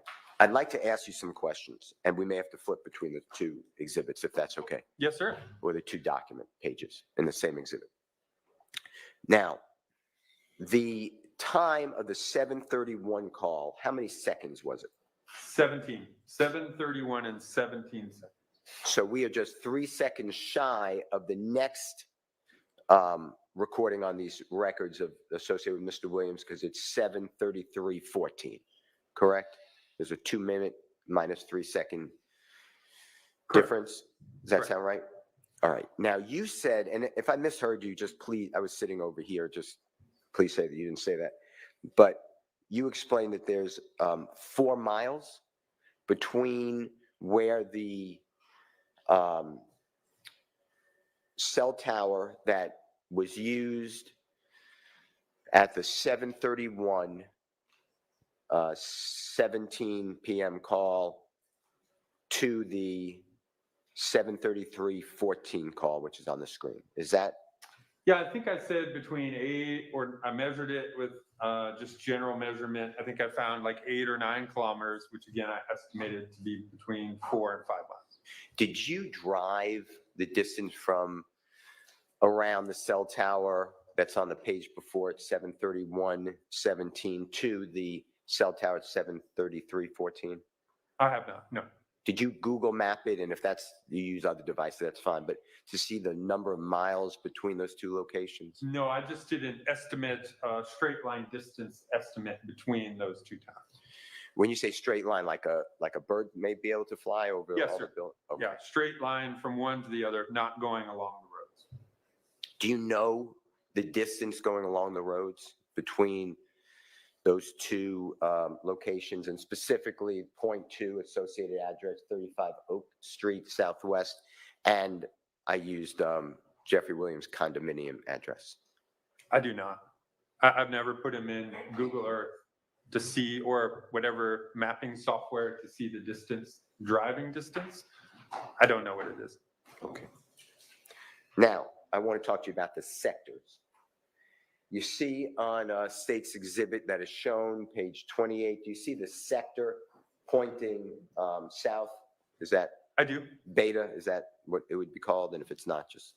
Yeah, they've kind of gone away from those terms. It's more like 1, 2, 3, or whatever. But yes, it's the south side sector. Does that mean, if the records are correct and if it's working accurately, that the handset of Jeffrey Williams by 7:33:14 is beyond where that cell tower is? Is that accurate? Meaning, when I say beyond, it's further south from the cell tower that it used. Yeah, it's probably slightly further south than the tower. Again, I think we have it on the map. You're on a map point? Okay. So again, yeah, there's that tower we're referencing here. Again, the sector, the general left and right boundaries are these. So again, that device would have to be somewhere in this general area, here, or down in this part at 7:33. And if you just stand there 1 second, if we go back 1 page, I believe that would be correct, and that should be page 27. Can you just show the jurors at 7:31:17 which tower is being employed? Yes. So we got this tower up here, and again, the south side of that tower. So down here. Okay.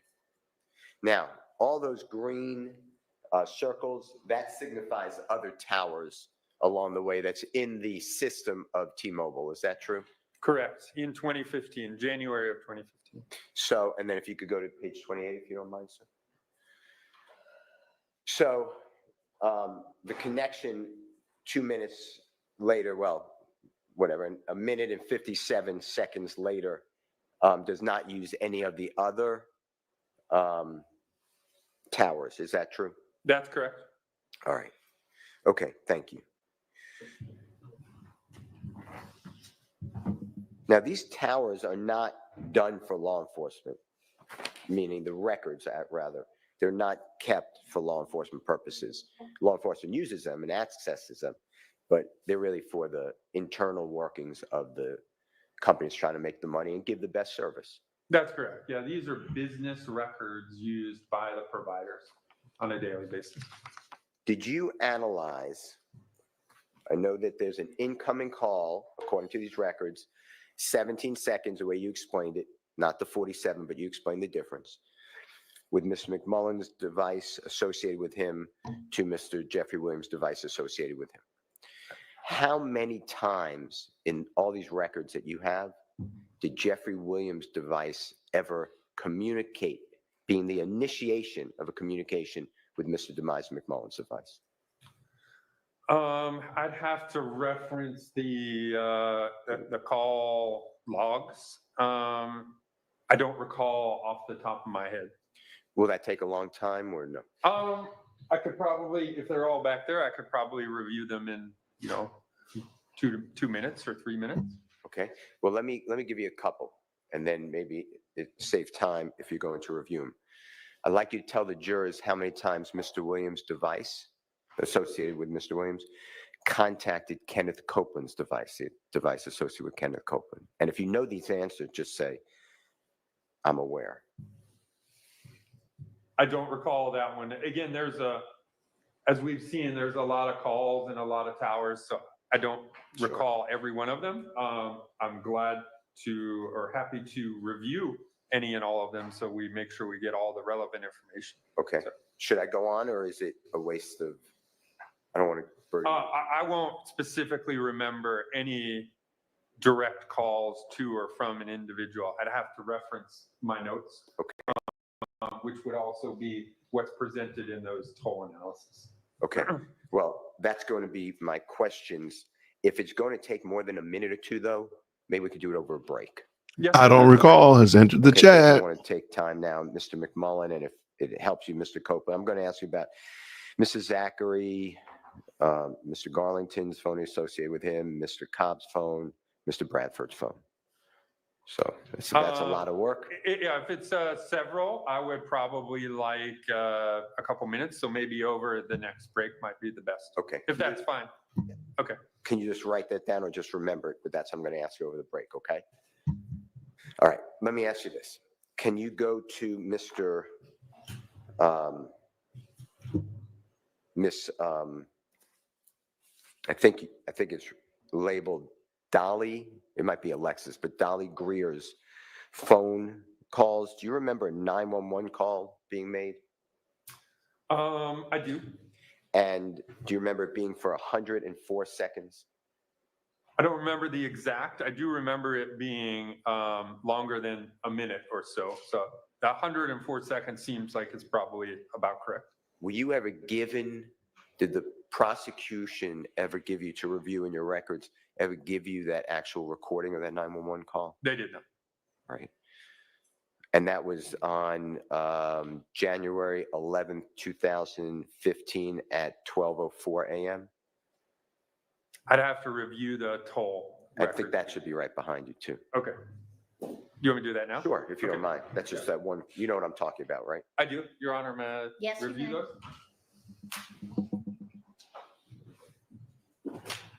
And while he's doing that, I was trying to jot down, because I doubt if he was able to jot down what you wanted him to check was which names? Mr. Cobb, Mr. Bradford, Mr. Copeland, Mr. Zachary, Ms. McMullen, Mr. Garlington, All right, Mr. Rontrez Brock, Brock, B-R-O-C-K, okay, Mr. Sledge. all right, Thank you, Your Honor. sure.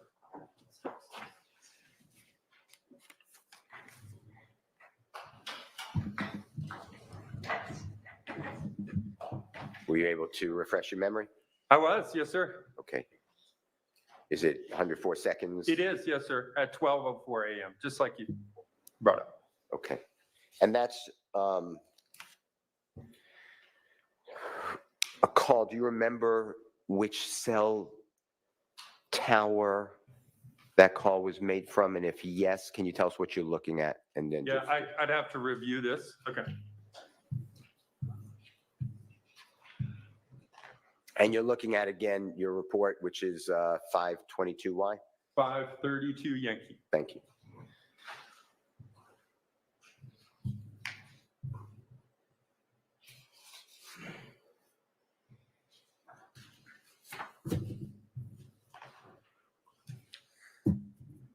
So the analysis for those devices, again, went from about 620, I think that specific device associated with Dolly Greer ending in 1990. The towers and sectors I mapped out were from 6:44 to 8:27 p.m. So I don't have in there specifically where the 911 call occurred at, which was at 12:04 a.m. Okay, on the next morning, right after midnight. Correct.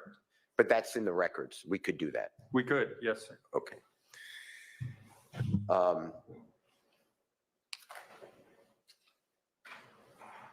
It's going to be a longer break for you. I'm going to ask you to do that too. All right. I'd like to talk with you about Mr. Copeland's cellular telephone records activity, if you don't mind, and tell us what you need to look at. Again, I'm referencing my report, 532 Yankee, and Mr. Copeland's records start on page 10. You mind showing that if you don't mind? Call detail records, Mr. Copeland? Your analysis, is that what you refer to? Yes, I'm looking at the PowerPoint analysis. What page of Agent Berman's? Page 10. Thank you.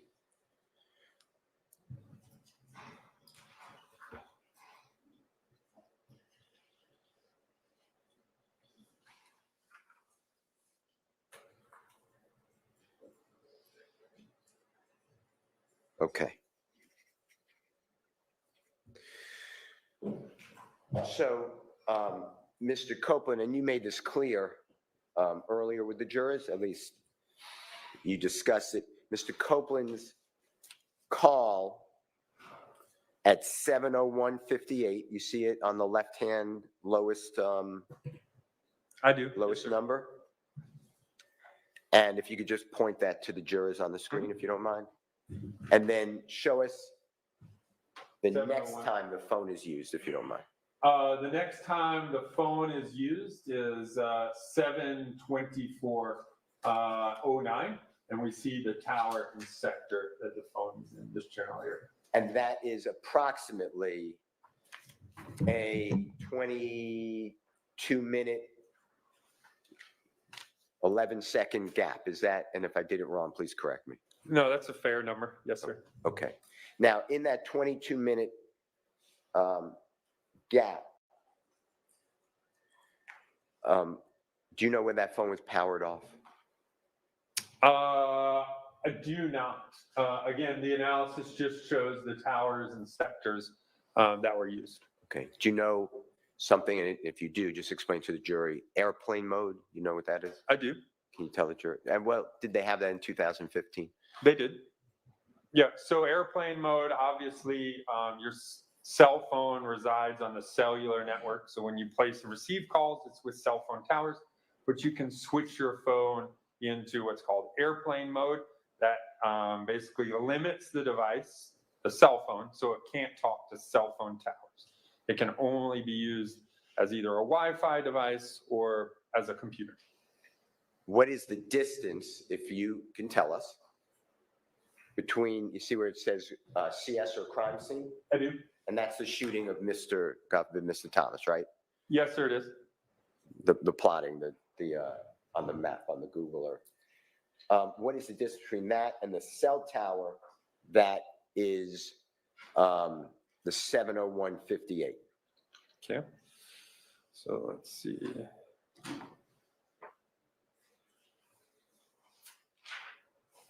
So about 6 kilometers, which would be, I don't know, maybe 3 to 4 miles. Okay. 3.5 to 4 miles. And can you, you don't know traffic conditions or road conditions on January 10th, 2015? I do not.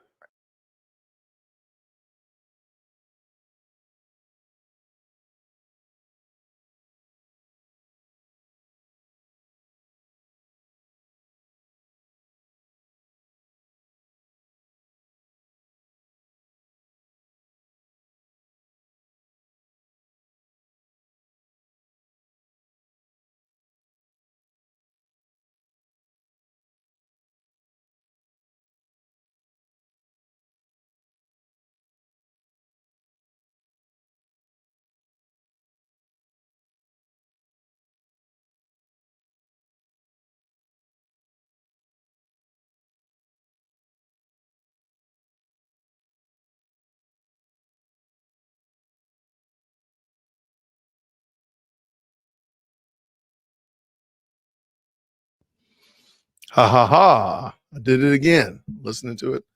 All right. I have no idea what happened. It's frozen on Law and Crime as well. Can you all hear me okay, though? Let's see. Let's see. Let's refresh this thing one more time.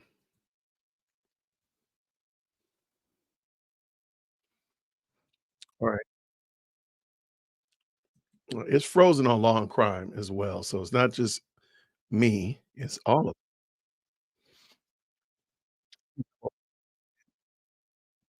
Sorry about that. Let's jump over to I believe the coverage area would be. And then again, I just kind of measured that distance in straight line distance between my estimate of the coverage area to the crime scene's about 3 miles. Right, but that's the tower itself, right? So How about the tower when it goes out, away from the tower? yeah, so the tower to the crime scene is approximately 6 kilometers. So, and we know 5K is like 3.1 miles, so it's probably 3.5 miles. So the edge of the footprint to the crime scene, straight line distance again, because I don't know the zigzags of the roads, is probably under 5, right around 5 kilometers or under. So again, that's going to be under 3 miles. So just under 3 miles, would I say the coverage area to the crime scene in a straight line distance. And a car that's already moving, can it go in approximately 2 minutes? And if this is just guesswork, just say, look, this is just too much. I have no idea. Could it go the distance from the crime scene to an area that would be depicted by the records of the tower that's in use here? I mean, again, because I don't know the driving distance as opposed to the straight line distance, I think it's hard to say. Could it possibly? Maybe. I'm not sure. But I can't. I haven't driven it. And I don't know the distance. So I don't want to be able to say yes or no. That's fair. I don't know the road distance between the coverage area and the crime scene. Thank you. Now, were you ever told or given records for a second or multiple cellular devices that are associated with Mr. Copeland? I don't recall another device associated with Mr. Copeland. You were just given records for one device. I believe so. I mean, remember, I looked at this incident, the January 15th, or January 10th, which is the first incident. But I think I looked at 4 other incidents and lots of phone numbers. So during this time period. That's what I'm talking about. Okay. I don't recall another phone number associated to Mr. Copeland. All right. Agent Bernie, I'd like to ask you, I think it's on page 24 of that same exhibit. Is that Mr. Bradford's analysis that you did when the records associated with Mr. Bradford's phone? It is. Okay. I'd like to ask you, if you don't mind, about a couple of calls on here, according to the records that you pulled out for us. Yes, sir. Do you see a call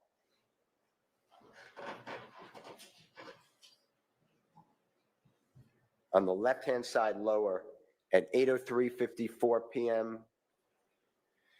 I do. And then approximately 20 seconds later at 8:04:14 p.m. using the same exact cell tower and sector?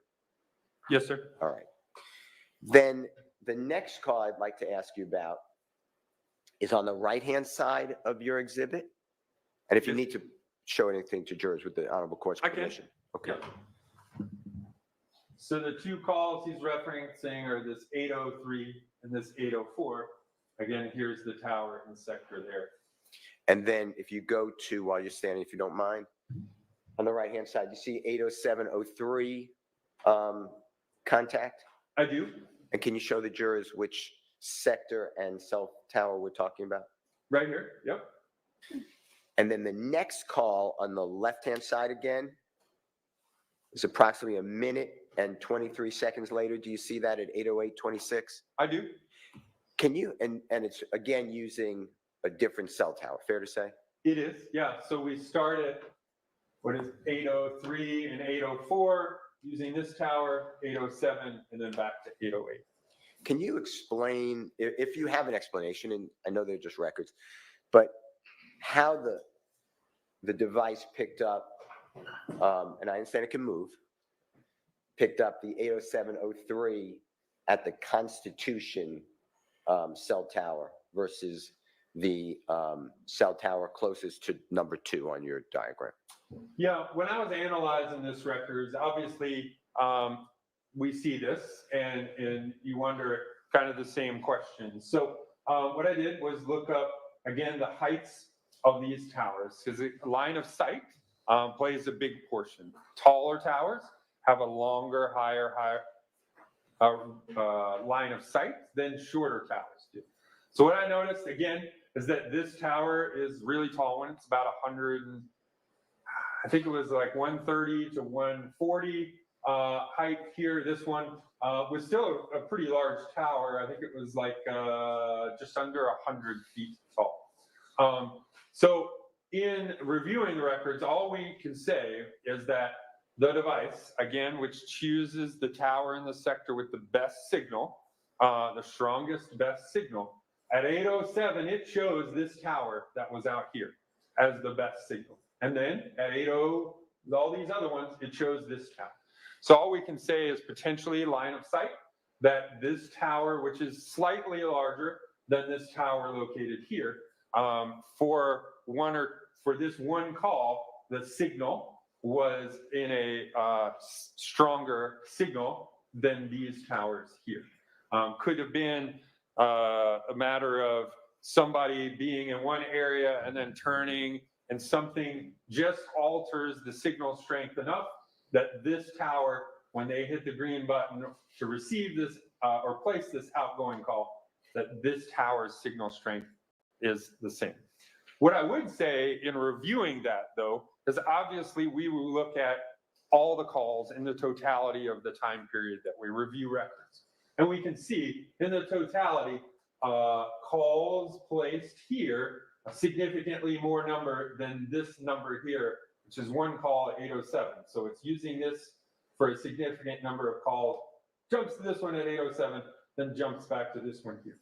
Again, I work a lot of Amber Alerts, a lot of those kinds of things. If I am reviewing and these records looking for an individual, I'm concentrating on where the vast majority of calls are, and then trying to figure out why maybe we have this call at 8:07.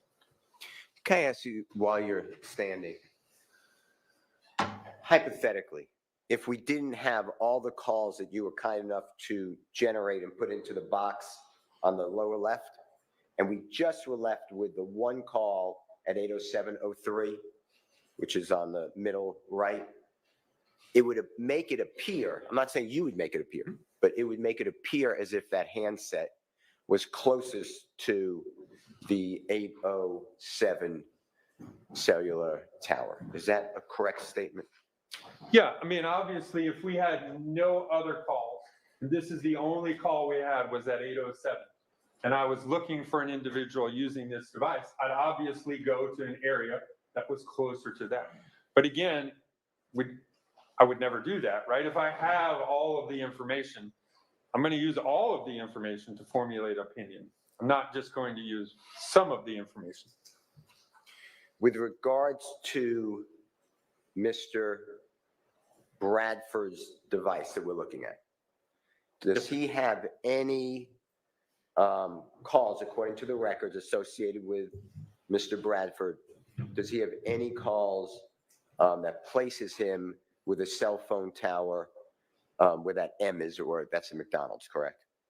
Yeah, there's no activity on that side of the cell phone tower. Okay. How about Jeffrey Williams? Cell phone records? If you could look at that and just direct us to the page. I'm going to ask you the same question. How many times does Jeffrey Williams' records show that he is using a cell phone tower close to the McDonald's? Yeah, I'm referencing the same Exhibit 532 Yankee. Just trying to.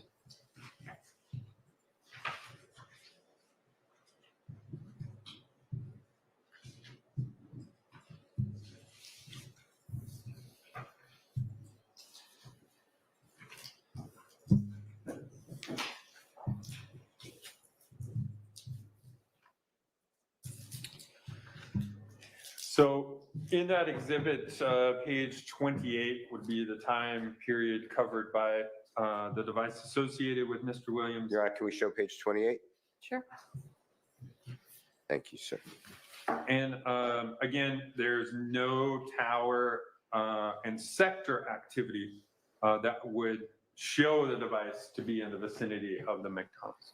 If we can go back to Mr. Copeland's records, and if you can help us with the page, I think I know what it is, but just to make sure, I'd like you to tell us what page to go to.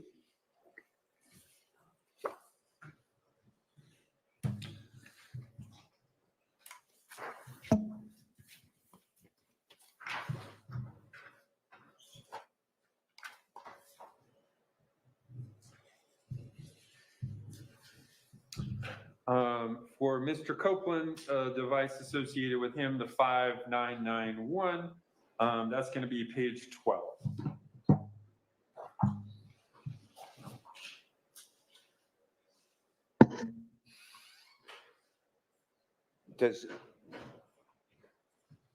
Actually, page 11, I'm sorry.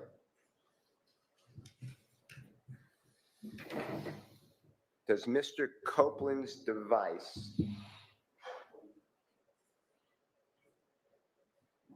according to these records, and they vary, obviously. I mean, you're telling us that. It's not GPS coordinate, here I am, it's a range, fair to say? Correct. We know the tower and sector where the device is. So again, a general area of where the device is. And it could be, I guess, miles away. Is that, and if I'm saying something wrong, just please correct me. It could be depending upon the towers in the area. Obviously, more towers, the closer the phones are to those towers. The towers that are farther apart, the more range those towers could be away from each other. On page 11, you asked about the McDonald's. This is the slide where the McDonald's is not on there, but there is a call at 7:51, which is in the vicinity of the McDonald's. And I'm going to ask a different question while it's page 11 of that same exhibit is before the jurors. Do you see where the crime scene is?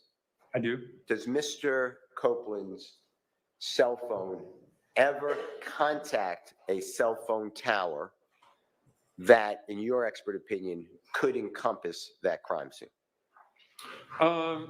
Yes, this 7:28 and 45 seconds, this one here. Again, we see this device was a Sprint device. We see the towers that are listed here around the crime scene. So this device here, which is used at 7:28 p.m., you can see that here. That coverage could potentially cover the crime scene and the other location, the green store that's, because those locations are close together. And then Mr. Copeland continues, I believe, on the next page, am I correct? Page 12, and if I'm wrong. Correct, it does continue on page 12. If you can go there. Is there any time on page 12 that, it's going to be the same question, Mr. Copeland's device is at or around the crime scene? Well, using a tower associated with and encompassing that crime scene. Yeah, we have this call here at 9:52 p.m. You can see the towers right underneath this box for the crime scene. And so again, that's in the vicinity of the crime scene. Put the device in this general area at 9:52 p.m. Do you have any records that you were asked to work on and prepare for your testimony by the District Attorney's Office of Fulton County? Do you have any records that show between, let's say, 7:20 and 8:30 that Mr. Copeland's handset that are associated with the records that you targeted go towards and encompasses Jeffrey Williams condominium? Between what time periods again? It could be 6 in the evening on January 10th, 2015, and we'll say 10 in the evening, January 15th, 2000. January 10th, 2015. Yeah, during that period, we do not. There is a slide in here that covers phones in the vicinity of Williams condo. That extends from 7:31 p.m. to 11:22 p.m. And where did that slide go? And just announce what page it is when you. 44. Thank you, I sir. must have gotten my pages out of order here. I don't see it. And if you could focus on Mr. Copeland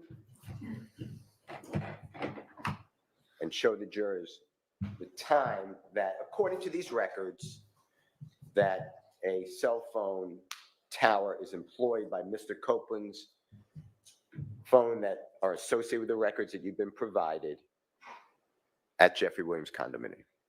Yeah, so we see it right here. The phone number associated with 5991 has two events, 11:14 and 11:17, an outgoing and incoming call. And you can see it uses a tower right here, again, in close proximity to the Williams condo.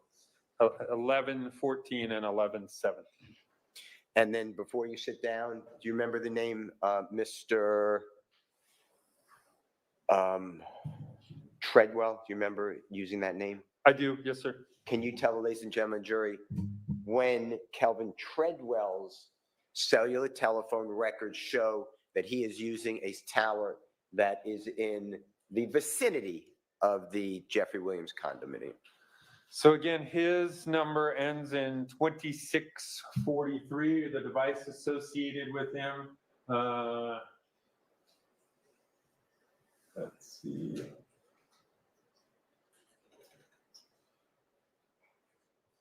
And I don't see that. So that device must not have been in that area during that period. You could sit down if you want.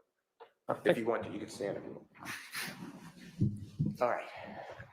So hypothetically, if the phone was being used, because it has to be used to capture on a record, either a text message and or a telephone call in 2015. Yes, sir.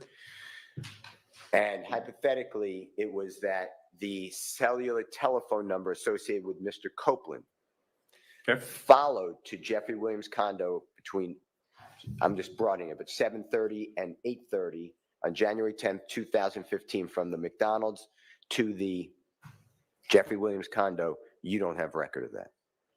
Followed Mr. Treadwell. I didn't say Mr. Treadwell. So between 7:30 and 8:30, did you say? Yes. Yeah, there's no activity in Mr. Copeland's records that would show that during the 7:30 to 8:30 time period, he had any phone activity in the area of the Williams condo. And the same question for those times. I think you answered it, so I don't want to waste time. Just say it's the same answer. Mr. Treadwell, same times, doesn't go up near the Jeffrey Williams condo, according to the records. Yeah, I'll just confirm that. So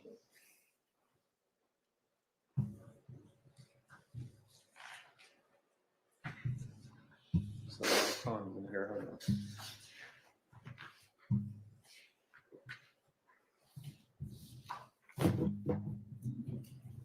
on. So again, looking at page 33 of that same report, and at no time between 7:33 and 8:33 is there activity on the device associated with Treadwell 2643 that would be in the vicinity of the Williams condo. I would like to go to your efforts and explain to us the records showing devices associated with certain people going to Miami, Florida. So we're starting some people, and I'm not trying to confuse anyone, some people on January 11th, some people on January 12th. Is that fair to say? It is, yes, sir. And again, the year is 2015 for all of this. Correct, yes, Okay. sir. Now, how long did Mr. Zachary's records show that he is in the Miami, Florida area?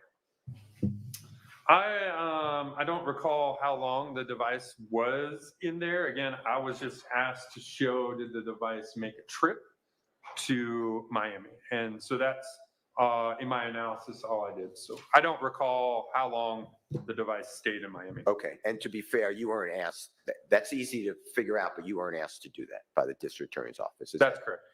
It's going to be the same question, so I assume the same answer, but I don't want to presume. Mr. Copeland's phone.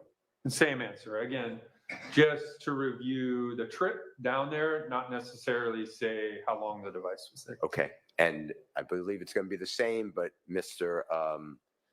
McMullen's device, same answer? Yes, sir. All right. Who else besides Mr. Williams' records, Miss Dolly Greer's records, Miss Dora Greer's records? Who else did go down to Miami that we didn't discuss? Mr. Williams.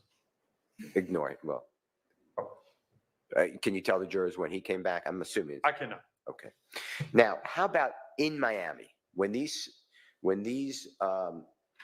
records show that certain people actually made it to Miami, whomever they are, all of them, were you ever tasked or asked or requested by the district attorney's office in Fulton County to then figure out how many times did any of those devices contact Jeffrey Williams? I was not asked. I'm going to say Jeffrey Williams. I should be better. Jeffrey Williams' phone records associated with his phone records. You were not asked. I was not asked to do that. Okay. How about, were you ever asked to pinpoint, like you did in your exhibits? Once in Miami, does Jeffrey Williams' cellular telephone records show that he is using a cell tower near and in the vicinity of persons' cell records, such as associated with Mr. Copeland, Mr. Zachary, Mr. McMullen, Mr. Cobb, whomever else? Were you asked to do that? I wasn't asked to specifically map or analyze that. I did kind of review that when obviously they arrived, and that was part of my mapping process. They're in a similar area when they arrived, but again, that was just at the time that they arrived. Okay. So. Did you ever get any details that Mr. Williams stayed at a location the same as Mr. Copeland, Mr. McMullen, or whomever, or a different location? And if you don't know, just say, I was never asked that. I was never given that information. Yeah, I don't have any of that information. All right. Okay.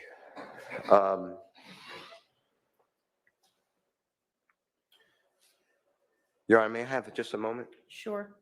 Thank you. Agent, I'll be right back, okay?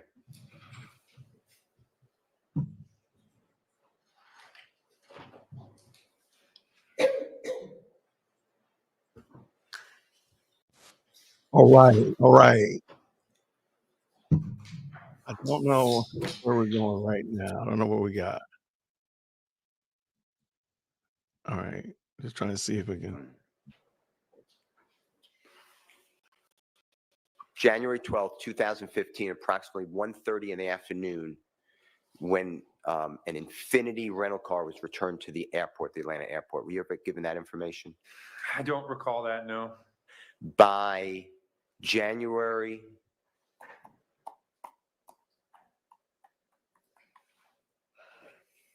I may have messed up the date, by January 11th, 2015, in the afternoon hours, is Jeffrey Williams' records have him on the way traveling to Miami, Florida. At what time? 1:30-ish. Yeah, so there's activity around 1:30 a.m. on the 11th in Atlanta. And then the next activity outside of Atlanta is approximately 4:38 a.m. on the 11th. And that would be? South, near Macon, Georgia. Okay. Do you ever know whether Mr. Copeland's, the records that you have, I'm not talking about any other record, just the records that you were given, the Mr. Copeland's phone, was he in the area of Atlanta on January 11th, 2015 at 1:30 in the afternoon? So again, in reviewing he has phone activity in Atlanta at 7:56 p.m. on the 11th. And then the first time there's activity outside of Atlanta is at 10:12 p.m. on the 11th. And again, that's south of Macon, Georgia. Okay. All right.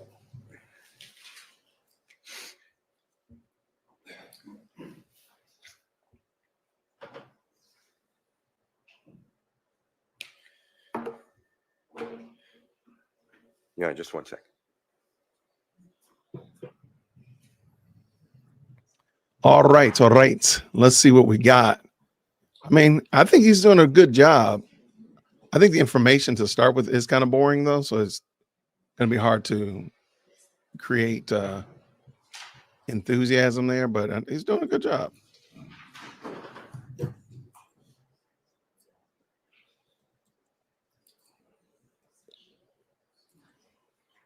Hey, why would he speak in Spanish? They're flipping that script. Tinfoil hat. Why do I get the feeling that Abate is there to throw the case? They're spoiling the case. How? How would Abate, we watch YouTube, how would Abate be spoiling the case? Because he hasn't done much. He's just there keeping that chair warm. Right? I'm sure they're interacting. I'm sure, but what is he doing to throw the case? Which would be interesting. Certainly no argument. Yeah, body language for sure looks like they're defeated. Okay, Your Honor, may I just ask one serious question?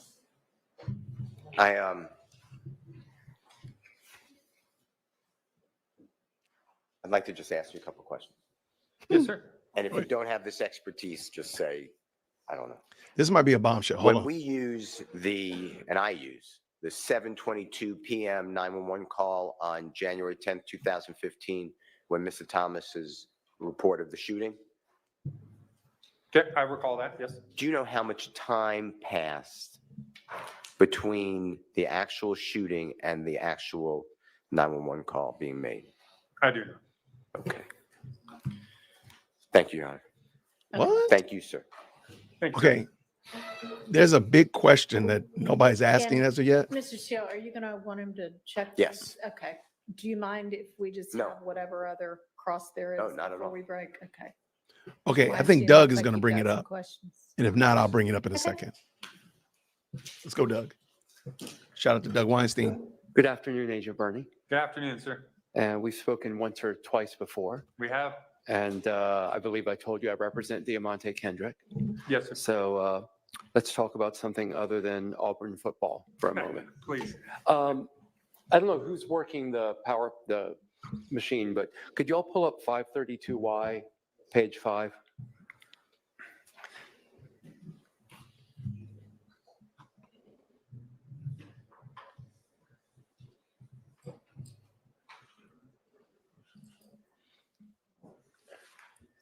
I believe this is your kind of sector orientation and illustration slide, correct? It is.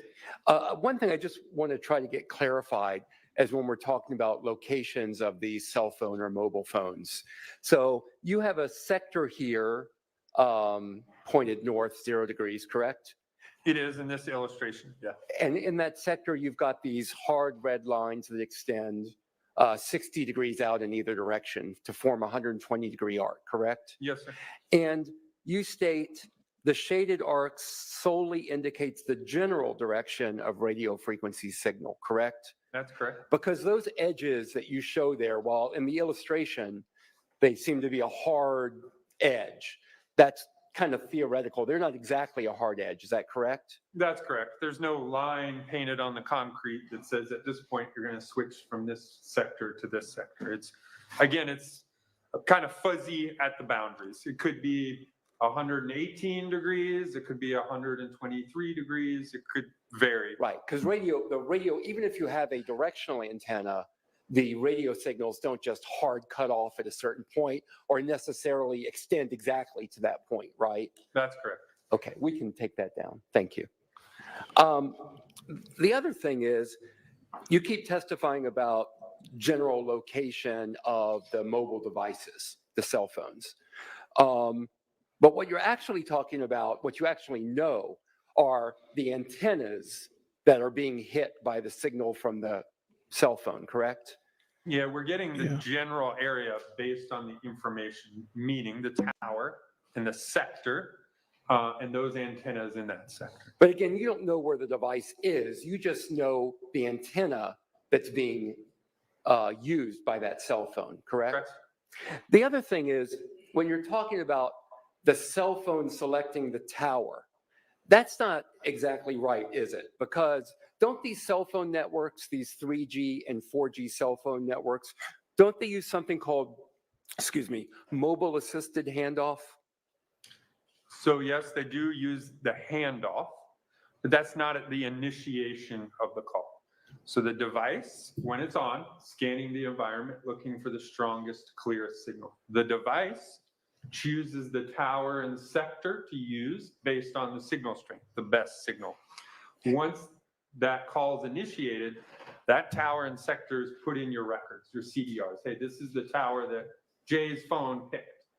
Once the phone is in the network and you travel, say I drive from here back to my house, the network is then in charge of any handoffs that are associated with the device. So once you're in the network, as you're driving, the network may say, hey, the phone can see this tower and sector, use this one instead, and the device would use that. Again, that's not what's shown in the CDRs. The CDRs is the first tower, the first sector selected by the mobile device. Yeah, and there's a lot of factors that go into that selection, right? I guess we're talking about signal strength, correct? That's one of the criteria, correct. Quality of service? Correct. Would you explain quality of service, please? Yeah, so quality of service is just, is the signal a good signal, or is it, reflecting and other things to make it a weaker signal? So again, it's based on signal strength and signal quality.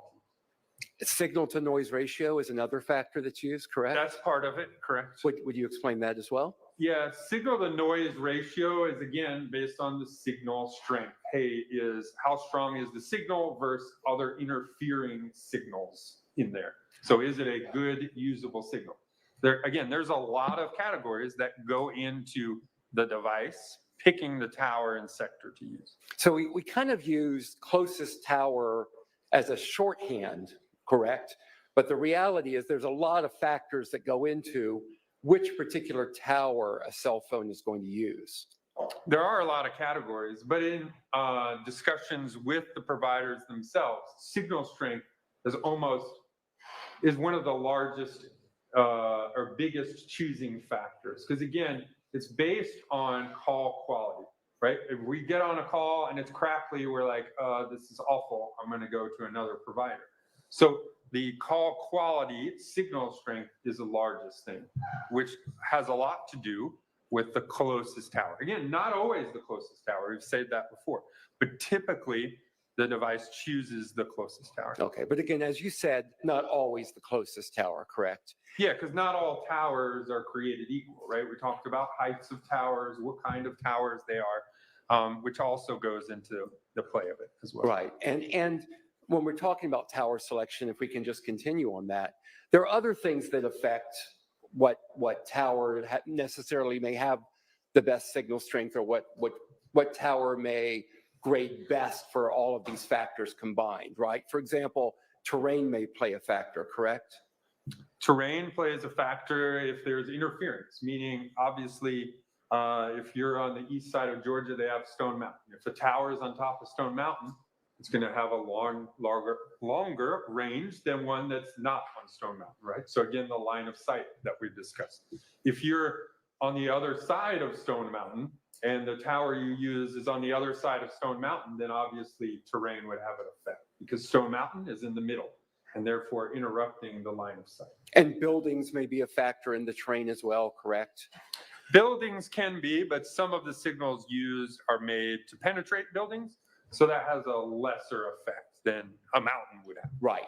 But, weather, What else? Maintenance. We discussed maintenance early. So weather, sorry. You please go ahead. Yeah, weather has less of an effect. Obviously, the frequencies chosen have more ability to penetrate weather than others.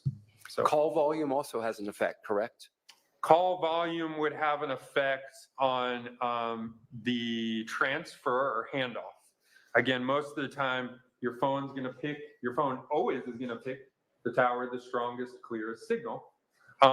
If you get in a call and say you're at a concert or something like that, you get in a call, your phone chooses the one with the best signal. Let's say that's the closest, but that tower is maybe at 90% capacity. The network may tell you, hey, your phone can also see this other tower that's at lower capacity. Move the phone to that tower.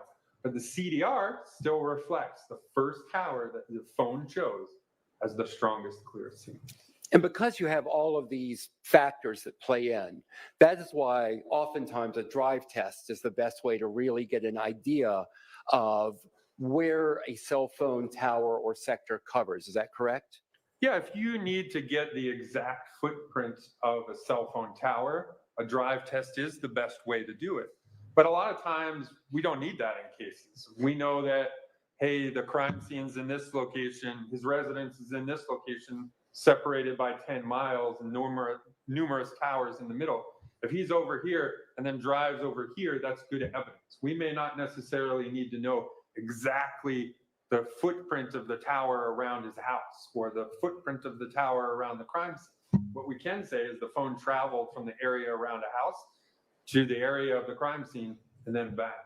So again, it is a great technique to determine the footprint of the tower, but we probably do it in less than 10% of the cases that we have. But if you want a more exacting idea of the tower coverage, then you would do a drive test, correct? Yeah, the drive test is the best way currently to determine the full footprint of that tower, if that's the information you need. And you'd want to get that drive test in, not necessarily contemporaneous, but as close as possible to the time of the incident you're looking at, correct? Yes, sir. Okay.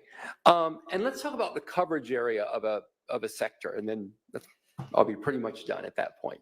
Then we can all have a break. When you're looking at the coverage area for a sector, let's assume it's a 120-degree arc, right? So if you have a cell phone tower and the ranges vary, right? You've testified that the range of a tower may vary, correct? It does, yeah. Okay. So if you're out, in the middle of nowhere, in the middle of the country, you might get a cell phone tower with a range of 25 miles, for example, 22 miles. I mean, I obviously haven't done analysis in like Nebraska, where you would probably have towers farther apart. The most I've seen is about 17 to 18 miles in rural parts of Georgia and Alabama. But yeah, towers can reach significantly farther when there's no other towers competing.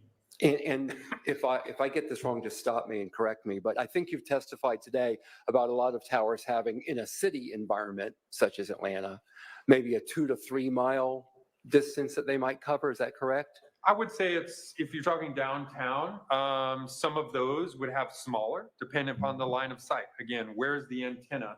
Is it 15 feet off the ground or is it 150 feet off the ground? Well, what about like 150 feet antenna? I think you've testified that there's at least one antenna that has a height like that. What kind of a range would you estimate based on your expertise, would that antenna have? Yeah, again, based on the towers in the area, I'd have to review, but I would say 2 miles with 2 to 2.5 miles might be an area that we would see. Okay. Again, it depends on the towers in the area, but just to ballpark it, I would say 2.5 miles. Okay. And if you get one, and I don't want to turn this into a math test, but if you look at the area that's covered, it's like 1/3 pi r squared, something like that in a 120-degree arc. So if you've got about a 3-mile distance, you're talking about roughly a 8, 9, 10 square mile area that's covered by that sector, correct? You're talking about the total area covered? The total area covered by that sector, if you have a 2 or 3 mile radius on that antenna. Yeah, potentially. Again, I'm not a math person for sure. Oh, I don't want you to have to do math. I promise. So again, yeah, if you go out 2 to 2.5 miles plus the arc, that could include 8 to 9 miles. Again, I don't. Square miles. Yeah, I'd have to review it, but that doesn't seem too off. Okay, thank you. I don't have any further questions. All right, are there other defense attorneys with questions for this witness? Okay, none? Okay, all right. We'll break right here and give this witness time to review whatever records you needed for those Yes, Your Honor. names. Hopefully only like 10 minutes for the break. Yes, Your Honor.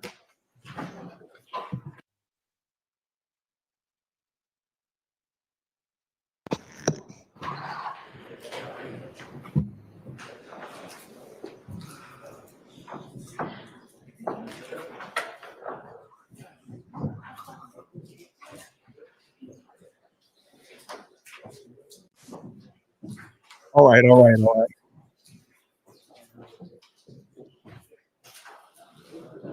I should be done in a second.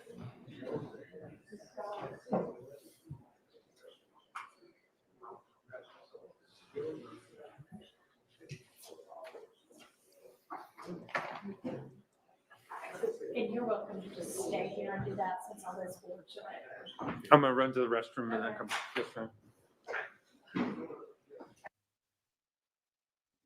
Okay, so they went to the clock, went to the seal. So we're legitimate, I think. I'll save it in the background. All right, it looks like they mean business. Okay, so I pointed something out I wanted y'all to pay attention to. Thugger Daily brought it up on Thugger Daily, as well as AV to the seventh power. Let me real quick bring this in and show you. And I want to know what y'all think about this. You might have already seen it. I did drop the link to AV's in the chat. Let me pull this up real quick. And let's make this a little bit bigger. Yeah, it's not working. Hold on. All right. Bernie presents records of some of the accused and many of the associates communicating before and after the nut deletion. He also presents cell phone data showing them gathering in the vicinity of Thug's condo, corroborating the snitch interrogation statements. Notably missing is location data for two of the trial accused in the deletion, Yak Gotti and Shannon Stillwell. Now, so I thought that was really wild. Like, why did he miss? And let me bring in AV real quick. She was just talking about it as well, real quick. Is not included on. Here's what's interesting. When he showed that grid, and I will put cards on this if you're watching this on replay, there are two people missing, two phone numbers that were missing. Yak Gotti is not included on there, and Shannon Stillwell is not included on there. And ironically, they're the ones who have allegedly were deeply, intimately involved in the murder of Nut. So interesting that that part is left out for the jury, and it's likely that it will come up on cross. Here's what's interesting. When he showed that grid, and I will put cards on this.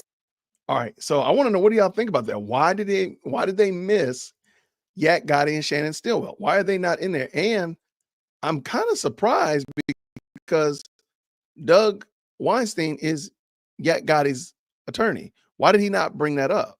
And did they miss it? Did they just not pay attention to it?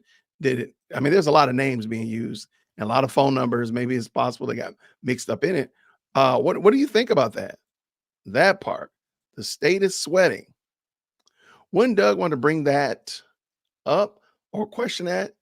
Same with Sharp. I agree. That's why I was wondering why they didn't chime in, because it's all over Twitter right now. So I didn't, and they've been tagged to it. So I don't want to like go above and beyond. But Shannon Stillwell and Yak Gotti, Diamante Kendrick are not on the phone list. They weren't tracking their phones, it looks like.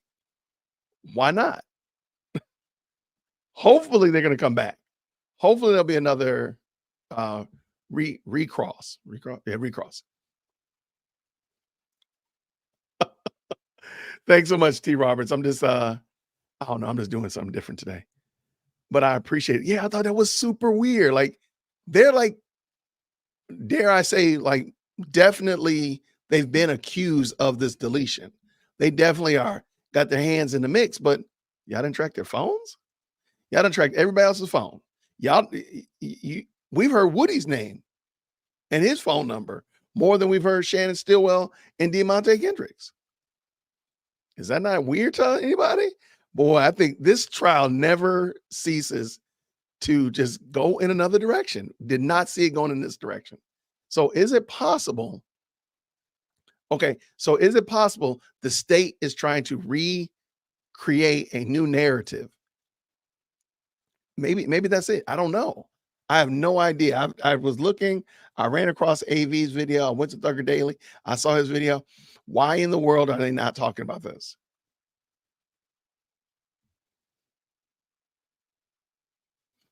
And Goldie's in the spirit right there. I'm with you, Goldie. Goldie said, good and well they would have brought this up if it would have helped them. So why are they not bringing it up? This is going to be wild. Absolutely wild. Let me pull this back in, make sure it's not muted. All right, not muted. All right. This is wild because if they didn't bring them into this mix, what in the world? Like that is a big deal, in my opinion. In my opinion, it's a big deal. But we're going to see what happens. All right. They can use that in the closing arguments. Don't give the state an inch. I agree with you, John. This is what I think is going to happen. Now, I could be wrong. My name is Jason. I'm a pre-K law student. That means I don't know anything, right? This is what I think they're going to do. They're going to let the state come up and do the redirect. And then for their recross, they're going to come in and just ask, oh, yeah, by the way, is there a reason why you did not have Shannon Stillwell and Demonte Kendrick on your list? And just leave it like that. And they'll be the last voices that you hear. Because in retrospect, now I'm thinking you got examination, then cross. If they had brought it up during the cross, then that means the state could come up with some kind of wackadoodle excuse during the re-examination or the redirect, please forgive me. And then they're going to have to clean it up during the recross. But now if they didn't bring it up, they can bring it up in the recross and the state doesn't get another word about it. Maybe that's it. But thank you so much for the $5 super, sir. Look, they were boring. This was getting so boring. But I was like, wait, that right there drew me in. That would be an improper recross. It would be improper recross. Why would it be improper if they brought up the phone numbers in the direct? Monica, tell me, and maybe they completely gutted it, but it just seems weird. Why did they not bring it up? And can they not bring it up now in the recross? If they bring up something about the phones during the the redirect, can they not bring it back up in the recross? I don't know. Y'all know I don't know. I'm up in here trying to learn with y'all. Yeah, why did they not ask? I think that's really weird that they didn't ask.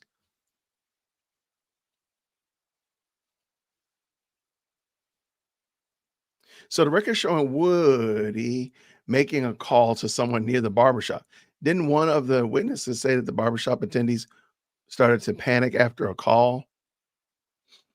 I don't remember that. I'm not opposed to it. I just don't remember it. But I'm probably just like the jury.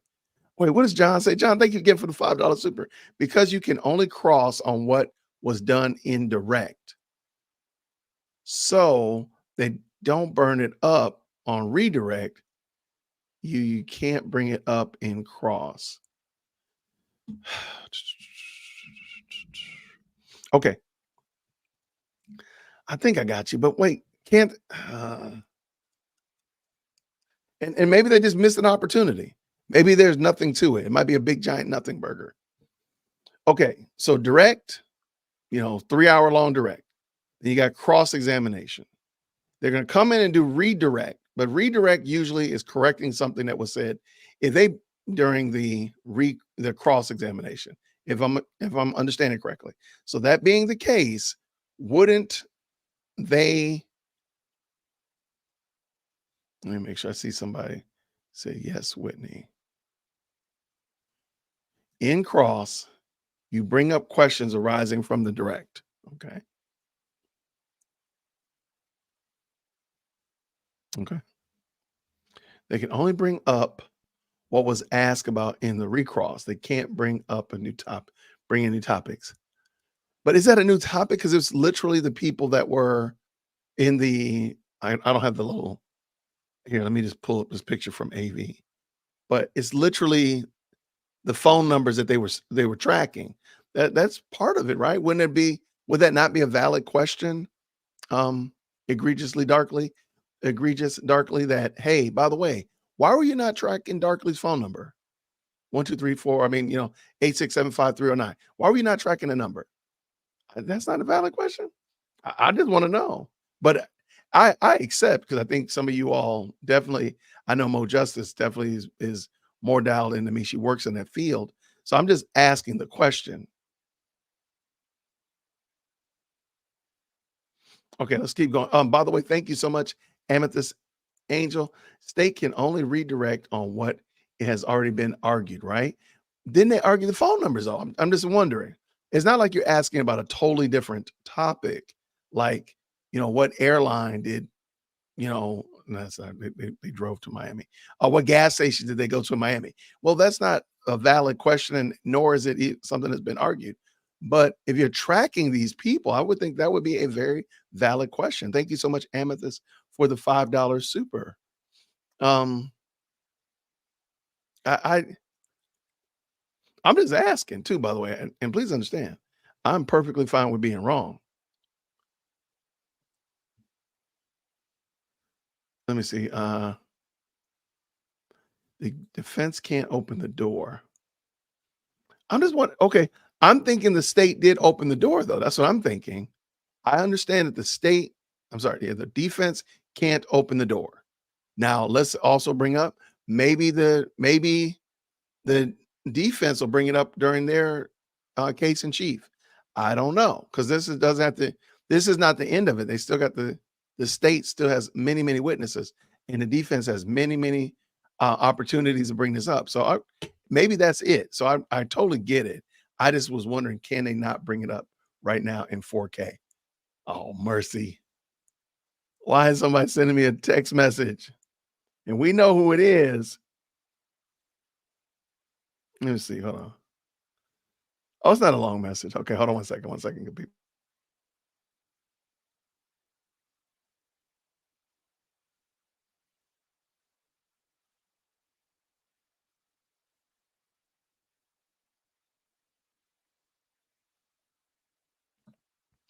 That was a very interesting theory.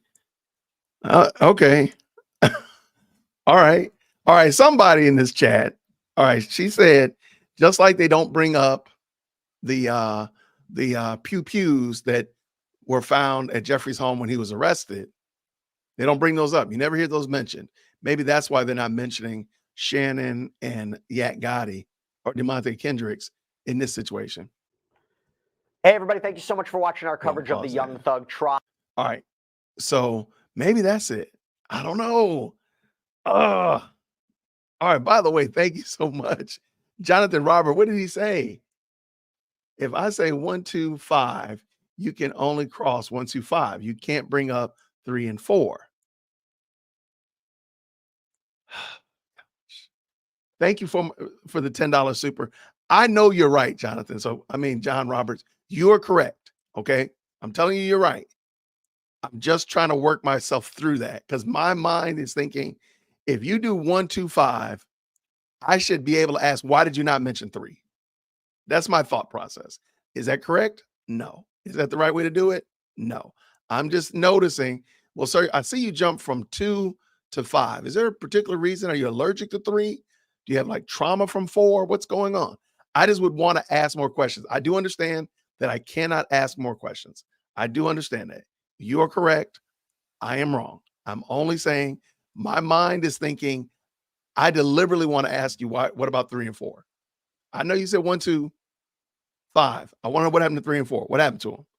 That's just my thought process, but I'm trying to work through it. I'm breathing exercises. I'm calming down, because that's all I could think about is, why is 3 and 4 not there? That's all I can think about. I actually don't even know what 1 and 2 and 5 is. All I'm thinking is, why is 3 and 4 not there? And it's traumatizing me. It's traumatizing. Number if there were some. All right, I we're can back. show Let's you go. what I have. Thank you No, for the don't do that $10. yet. Just What are they laughing about? Are you, I guess, I was just. I can Is see nephew in the building? What's up, wrong King in the I've building? reviewed. did you review all of I those reviewed the things? calls. Okay. I can tally up. If you give me like just 1 minute, I'll tally them up just in case. I reviewed all the calls, ma'am. All right. Okay. And Oh, then she will wasn't you even have there. your- Yes, Your Honor. Okay. And then you'll have your next witness ready. Excuse me, Your Honor, I'm sorry. I left out just 1 or 2 questions, less than a minute, if I could just do that. Come on. Thank you. Oh, here it comes. Here it comes, y'all. Just Yes. so the agent is, fair to him. Hit it. Come on. Come on, Doug. Do it for me, man. Just say, who called, who initiated. Well, your question was, did Mr. Williams' cell phone ever initiate any calls to any of those? So, Mr. Steele? Yes, sir. I want to use Agent Bernie.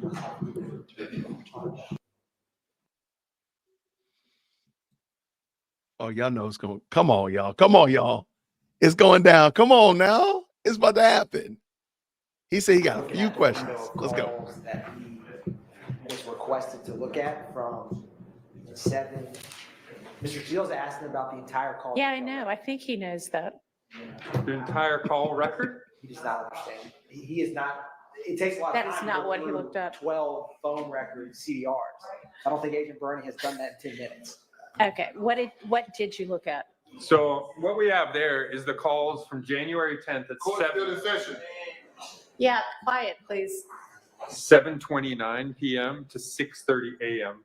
So the only period that I did toll analysis is the only ones that I have the ability to do right now. The other stuff is in my computer, which Okay. I do not have in So, court. so what time periods are you looking at?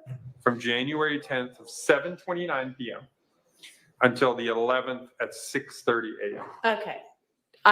Is that the question that you asked, Mr. Steele? No, but, to be fair, Your Honor, with the agent's permission, with the court's permission, I'll ask that, and then Agent Bernie, I believe, is coming back, and if it's not too much of a Is he? task, otherwise the records are in, it's very easy to sort them. You're coming back some other time? I believe so, Your Honor. Okay. That's He's the ready way to we're go. doing this He's case, done with this. apparently. Okay, that's fine. He's plotted record. Okay. On All multiple. right, that's fine. And, okay, we'll just do what he's figured out for now, and then And we'll make it clear. you can ask him.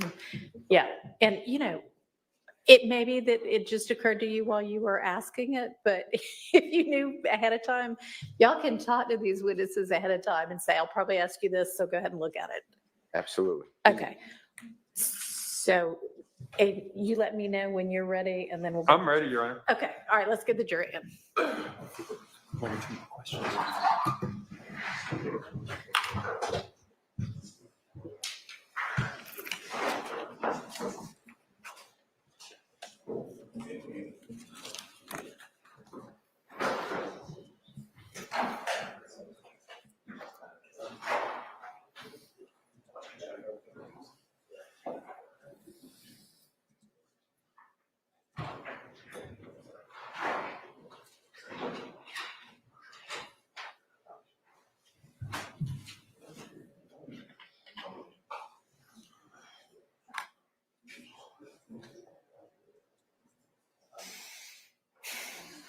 All right. Let's see what Mr. Weinstein has to say.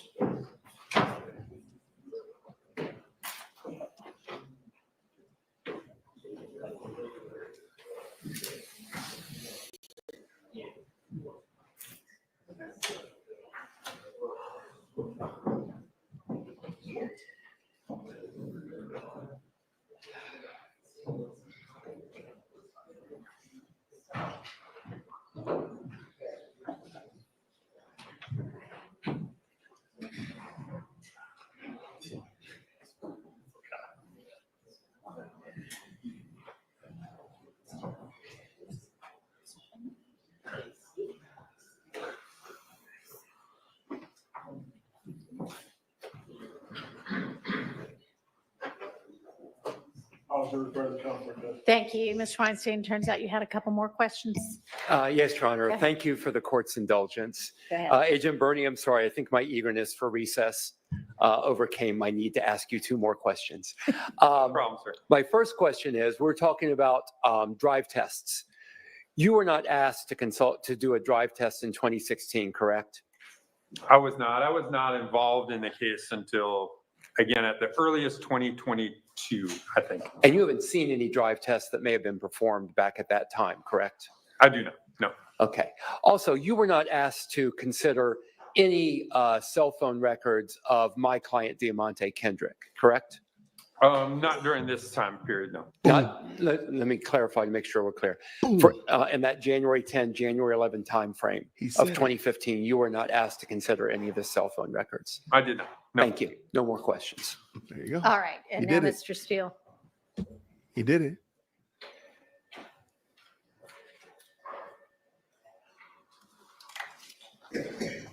That's all I want him to do. Is just like, hey, what about this person? Agent, What was I it? asked you some questions. Were you given enough time to review your Greg notes? Galloway. I was. Or the records, I guess. Okay, and tell us what you did, if you don't mind. Tell the jurors.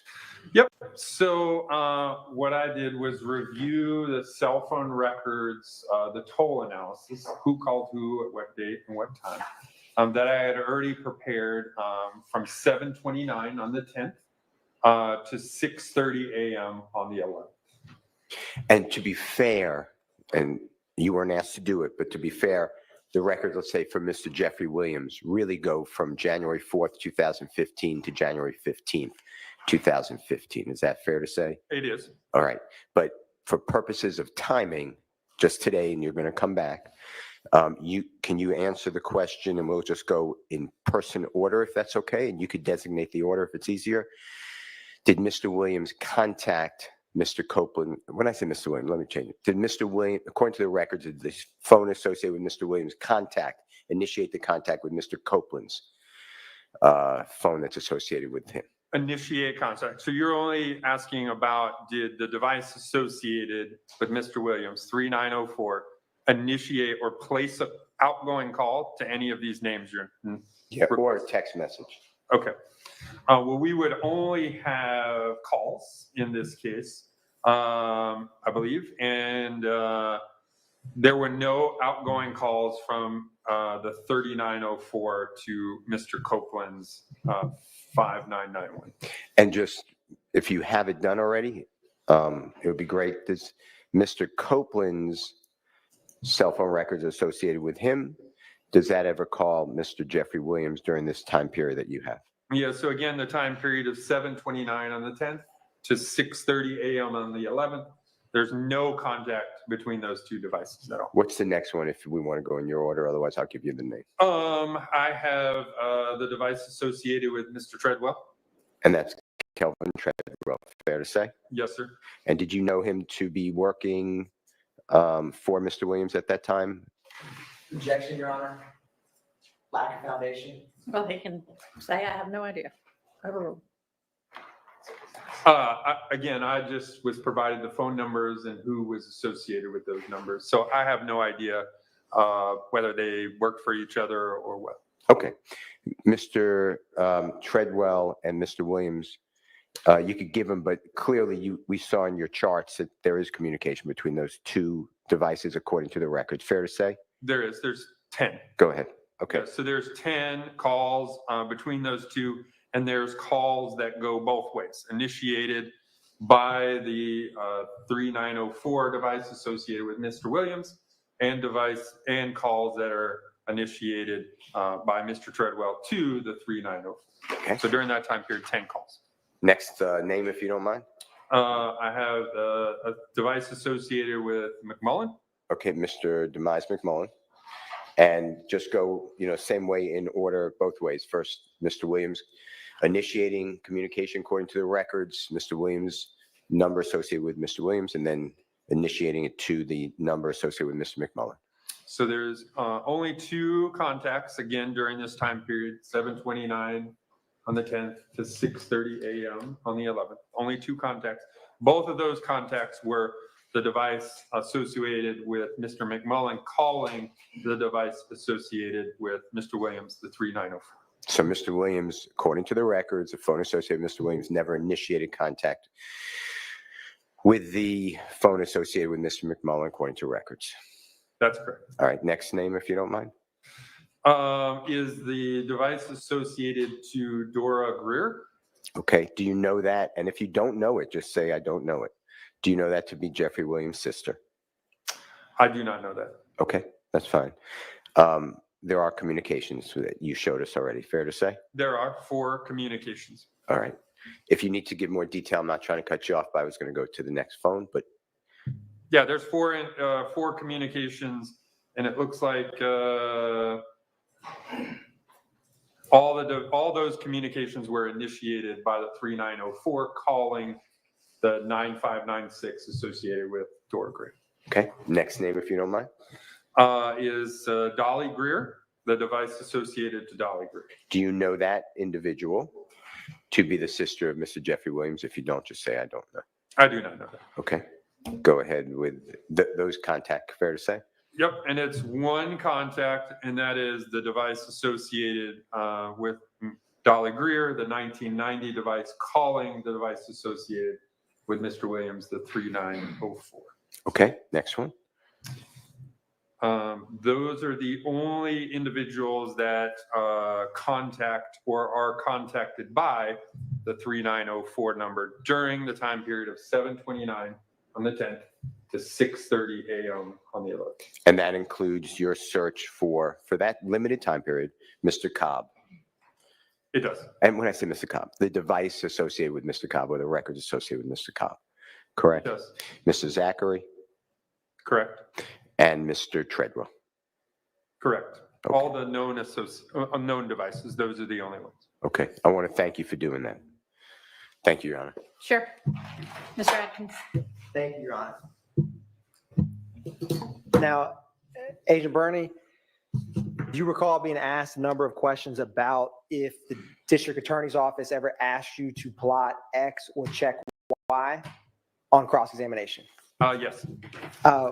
If any defense counsel had asked you before testifying here today to look into or plot any of those matters they addressed, would you have looked into it before testifying today? I would have, yes.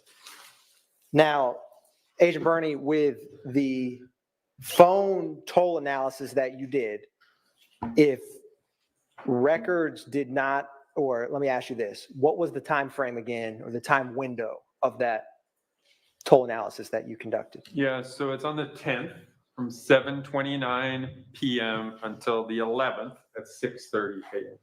And in the investigations you work, do you typically analyze 12 to 10 phone numbers like you did in this case? No, this is one of the larger number of phones for a specific case. So with toll analysis with these numbers for times or dates other than the January 10th, 2015 murder of Donovan Thomas, would you be familiar or have looked through the entirety of records on dates you were not requested to? No.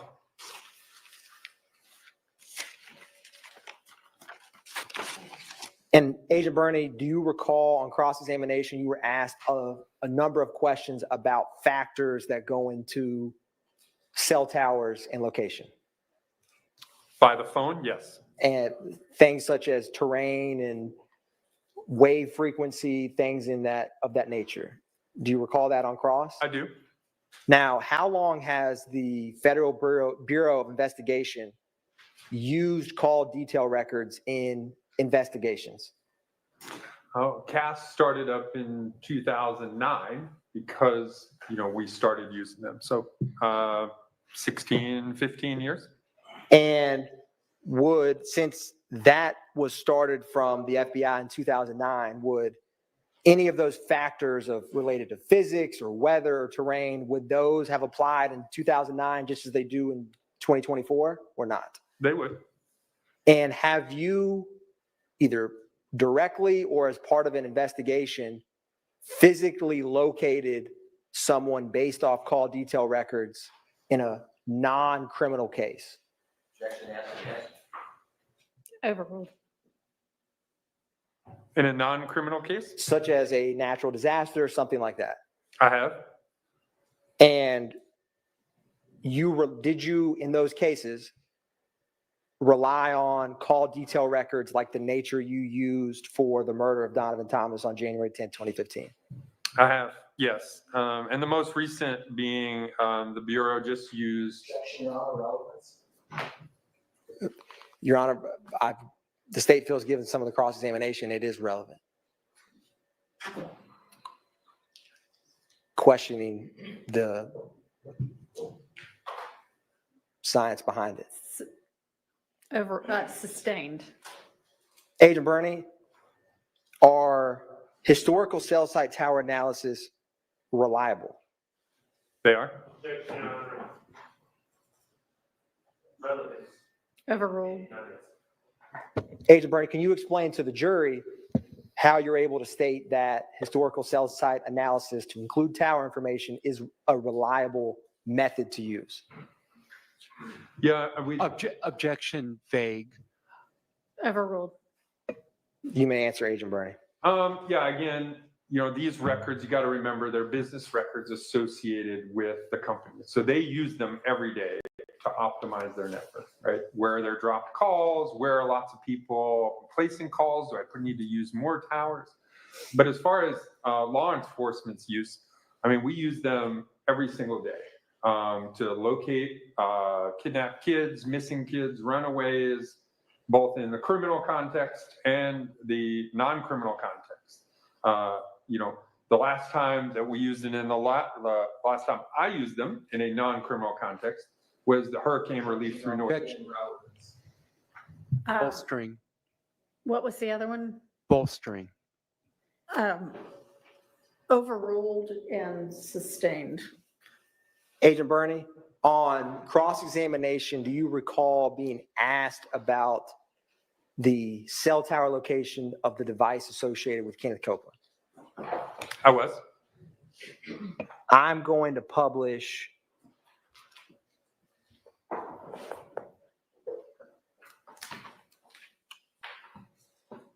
States Exhibit 332 Yankee, page 10. If you have that before you, Agent Bernie, it's going to come up on the screen.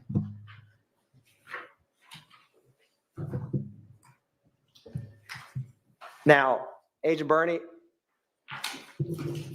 do you recall being asked on cross-examination about a gap in time in Mr. Copeland's records? I do. And do you recall being asked if the phone was on or off? I do. Do you recall being asked? And for the record, I meant 532 Yankee, Your Honor. I may have accidentally said 332, but I meant 532 Yankee. Do you also recall being asked about when the phone is off, if it was in airplane mode? I do recall that question. And what is the gap of time as depicted in page 10 between the 7:01 p.m. call and the 7:24:09 call? Approximately 23 minutes, 22 minutes and some change. Now, Agent Bernie, I am going to go to slide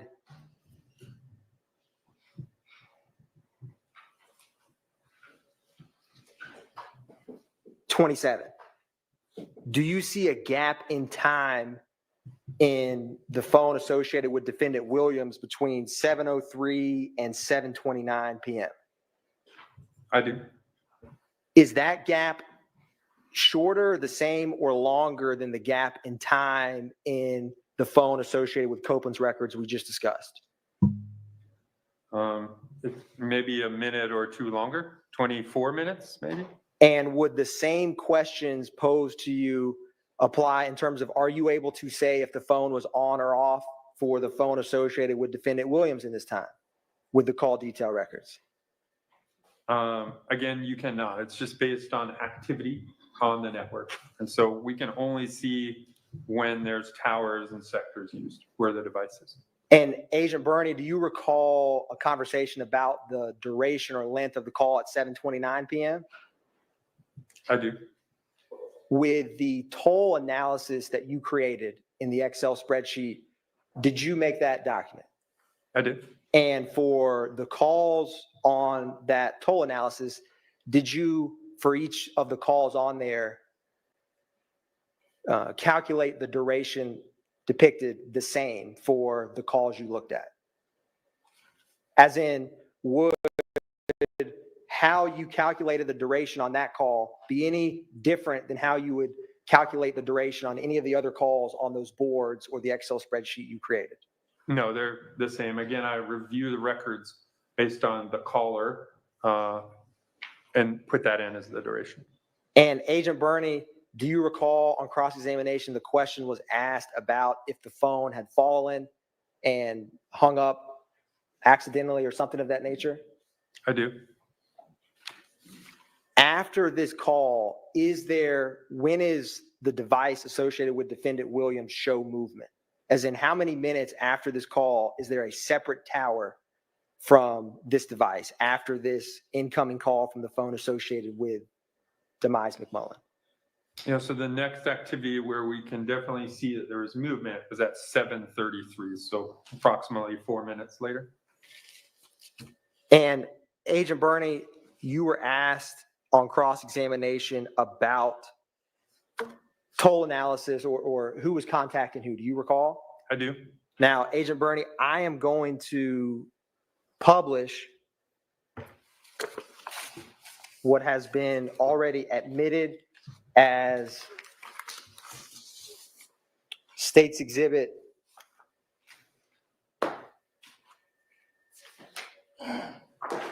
your State's Exhibit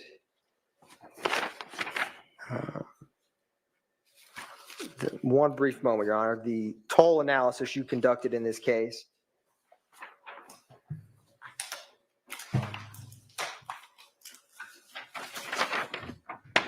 as State's Exhibit 533 Yankee. It will come up on the screen, Agent Bernie. Now, when was, in this toll analysis you conducted, when is the first call that the phone number associated with Mr. Copeland interacted with any of these 12 numbers you looked at? I'd have to scroll down. I don't recall. It's not right away for sure. Is the device associated with Mr. Copeland end in 5991? Does. Yes, it does. There it is right there. So the first time it shows in the toll analysis, again, of known numbers, calling known numbers, is at 8:22 p.m. So it shows in here as 2022, which again is 8:22 p.m. How long after the 911 call is this 8:22 p.m. call? Approximately an hour. And Agent Bernie, I'm going to Control F 5991. Do you see this on the screen? I do. And I want you to let me know each time the phone associated with Kenneth Copeland speaks with someone new, either outgoing or incoming. Are you following? I am. The first time this appears, what device associated with a person's name that you analyzed does defendant Copeland's phone interact with? 8935 is the device associated with Mr. Sledge. I'm going to keep going, and when you see another number, just let me know. Okay, the 5726 is the one associated with Mr. Zachary. Then the 8935 again. Then the 5726 again. 5726, 5726, 5726, again 5726, Again, the 8935. 8935. Again, 8935. Again, the 8935. 5726, again, Zachary. 5726. 5726, Zachary. Zachary again. Zachary again. Zachary, and then Zachary again. So does the device associated with Kenneth Copeland speak with anyone else in this toll analysis other than the phone associated with Mr. Zachary or Mr. Sledge? No, those are the only two devices.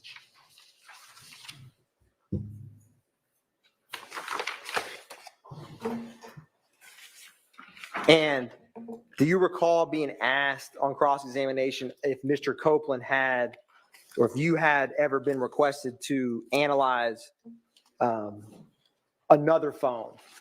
I do. Now, Agent Bernie, do you recall on direct examination being asked about a phone number that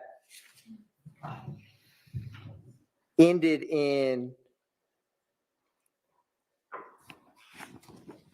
7604? I'm going to show you something, Agent Bernie. I'm going to publish State's Exhibit 532 Yankee.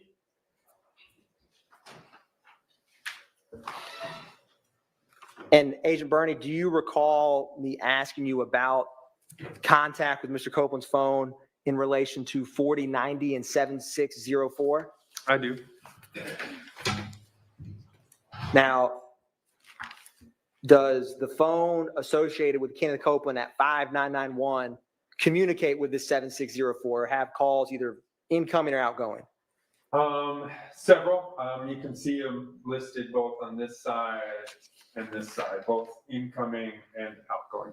And without counting them up, I'm going to publish slide 11 as well and ask you if that number appears, or my apologies, let me go back.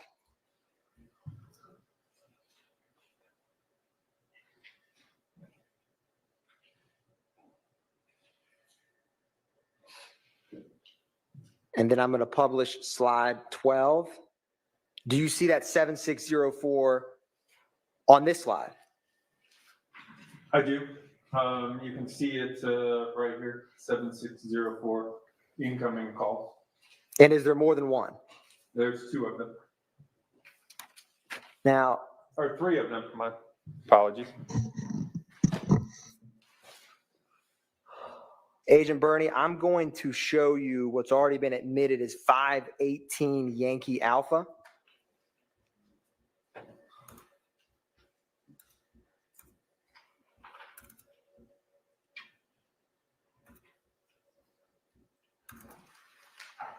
It's going to come up on the screen here in just a minute.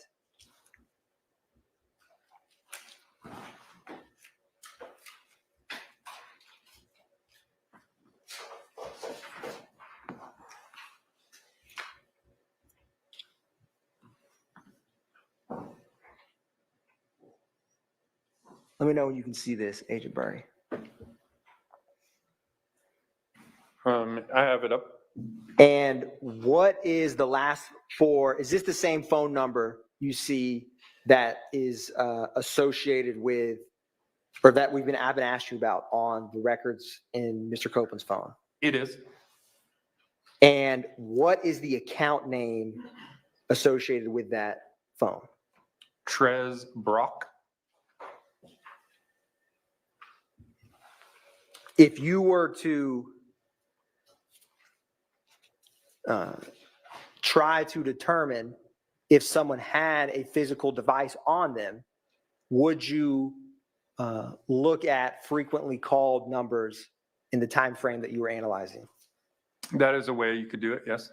And would, if you knew associated relatives or friends that a phone, you were trying to place a device to a specific person were calling, would that be relevant for you if you were ever asked to do that? It would be.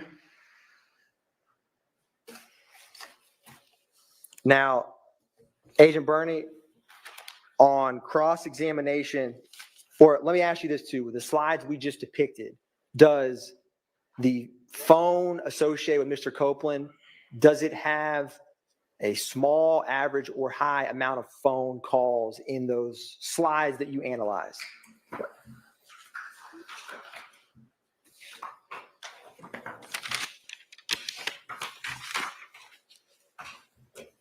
That's subjective, I'll object. That's subjective, is that what you said? I'll ask another question. Sustained. Agent Bernie, with the 3 slides you plotted, pages 10, 11, and 12, related to Copeland, do you have those before you? I do. Does the phone associated with Mr. Copeland, does it between those 3 slides have either incoming or outgoing calls from similar numbers, as in the same numbers? It does. And is there 1 call? Is there 2 calls? Is there 10 calls? On average, between those 3 slides, how much calls, either incoming or outgoing, ballpark, is there from the device associated with Mr. Copeland? There's several. Maybe around 10. The second slide has maybe 8. The third slide probably has 10, and the fourth slide has probably close to 20.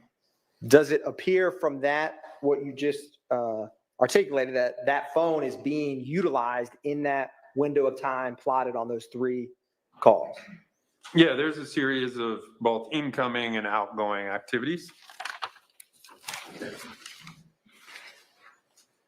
Now, do you recall also on cross-examination being asked about if Mr. Copeland's phone was hit near the crime scene? Correct. And do you recall discussing a call at 7:28 p.m. in his records? I do.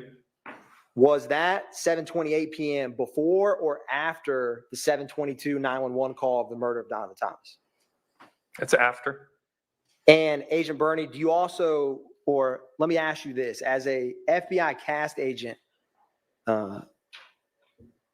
when you review cases, are you, you've been asked a lot of questions about hypotheticals. Do you recall that on cross? I have.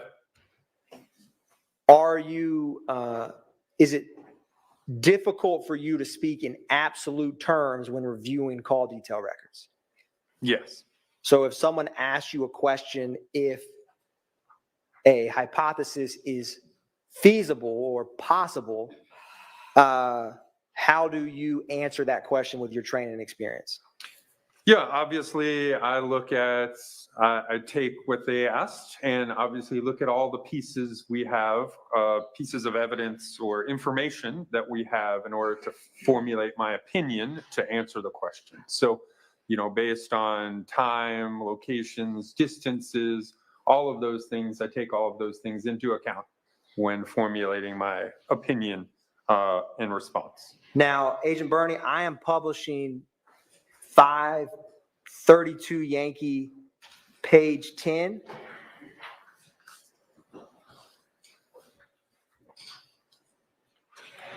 Do you see this slide, Agent Bernie?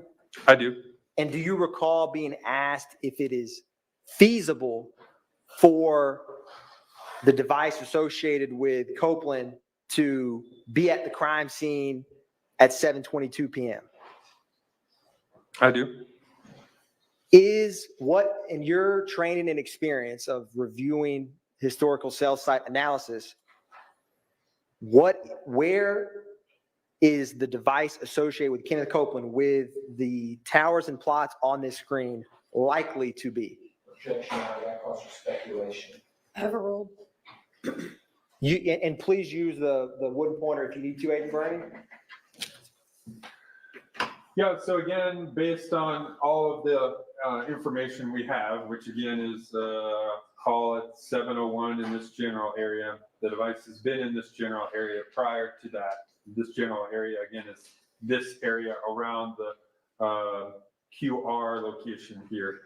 And then the tower and sector used at 724 here Again, if asked, I would again assume that the device was probably in this general area here around the time of 7/22.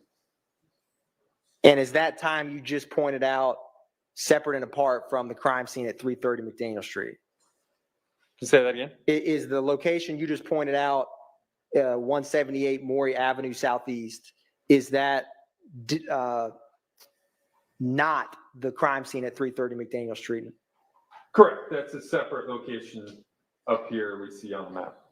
And Agent Burney, do you also recall being asked about, on cross-examination, towers and if they can be miles apart or ranges of towers? I do. And in a city like Atlanta, are towers miles apart like you mentioned they may be in Nebraska, or something different?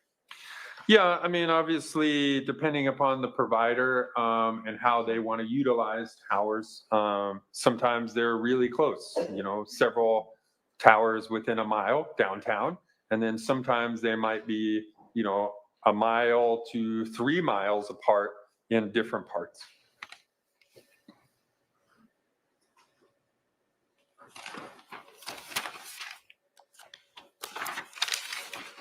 One brief moment, Your Honor. I didn't say he had one more question. He better not lie. What is the purpose of this, man? Agent Burney, I am going to publish the toll analysis spreadsheet we were just discussing. That is State's Exhibit. Oh, come on. 533 Yankee. Do you recall there was discussion about the 2920 number and the last name Williams? I do. Do you see that 2920 number on the toll analysis you were requested to conduct on this case? I do. And who is the name associated with that? It's Brian Williams.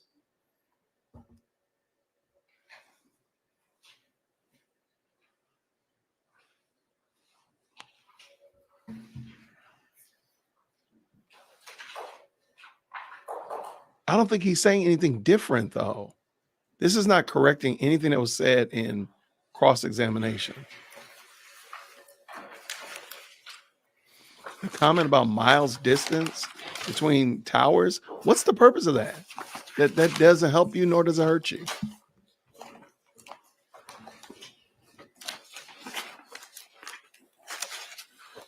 One brief moment, Your Honor. Oh my gosh. One brief moment. Thank you, Agent Birdie. No further redirect from the state. There you go. Rick She was just Ross. watching the clock. I don't know. It's 4 o'clock.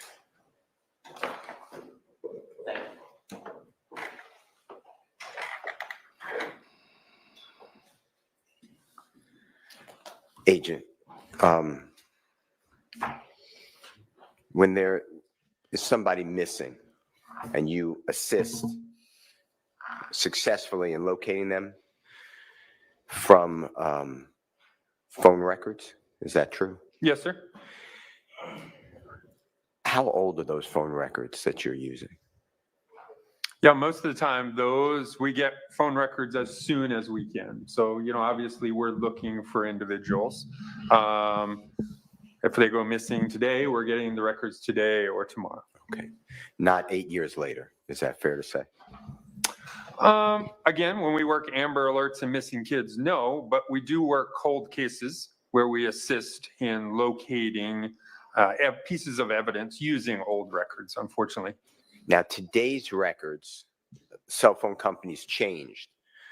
I don't know if it's mandated, you tell the jurors, but now they give a distance from the cell tower where the device made a connection to the tower. Is that true? So there's different records. So the CDRs are the same. The call detail records have, who called who, what date and time, and then the tower and sector used. Those are still all the same for the CDRs. There are now new additional records called timing advance records. And those are records from the phone checking in with the network. And those include the tower, the sector, side of the tower, and a distance that device is away. The difference is call detail records kept for a long period of time, the shortest being Verizon at 365 days. Timing events kept for a much shorter time because there's just so much data. Verizon, the shortest, keeps it for 7 days. And when you say 7 days, does that mean today is the 14th day of October 2024? Verizon keeps today's records until next Monday, the 21st day of October 2024. Fair to say? Yes, sir. And then tomorrow, today's records would fall off, and then it would be kept from the 15th, Tuesday, the 15th of October, until Tuesday, the 22nd of October. Is that how it works? Yes, sir. It's a rolling calendar, just like you explained. Okay. Is that similar to, if you've done this work, surveillance cameras? I have. Is that similar? It is, depending upon the settings on your surveillance cameras of, hey, this camera keeps 30 days or 60 days or 14 days. Yes. And then as the 14th day comes up, then the first day's gone. Then it goes from originally day 2 to day 15. And then day 2 is gone, then day 3 to 16. Correct. All right. Now, let me ask you this. You wrote, and it's on 520, that's wrong, 532Y, it's in evidence, page 10, I believe, and page 11, if you don't mind showing that, sir. Yes, sir. Do you see on the left-hand side on page 10 of that exhibit, the fourth number down, it ends in 0102. Do you see that? I do. And then on page 11, same exhibit, in the center left, again, 0102. You see that? I do. And that is, again, Mr. Copeland's records, correct? These are. And Mr. Copeland's records show that the device associated with Mr. Copeland contacted that number 0102, correct? Yeah, one's an outgoing call on page 10, and the other is an incoming call on page 11. And the first one is approximately 6 minutes after the 911 call at 7:22. This is 7:28:45. Is that true? It's at 7:28, so yeah, 6 minutes. All right. And were you told through the district attorney's office who the 01, it says NA, which means not applicable, I assume. Is that? Assume it's UNC. Right, NA? It's UNC. That's correct. I don't know whose number that is. Were you told of Naisha Williams? Does that sound familiar? I don't know whose number that is. All right. Were you ever given that number associated with Demeke and Garlington? Did the DA's office ever tell you that? I don't recall. All right. Now, just using this as an example, and what's shown is the same exhibit number, page 11.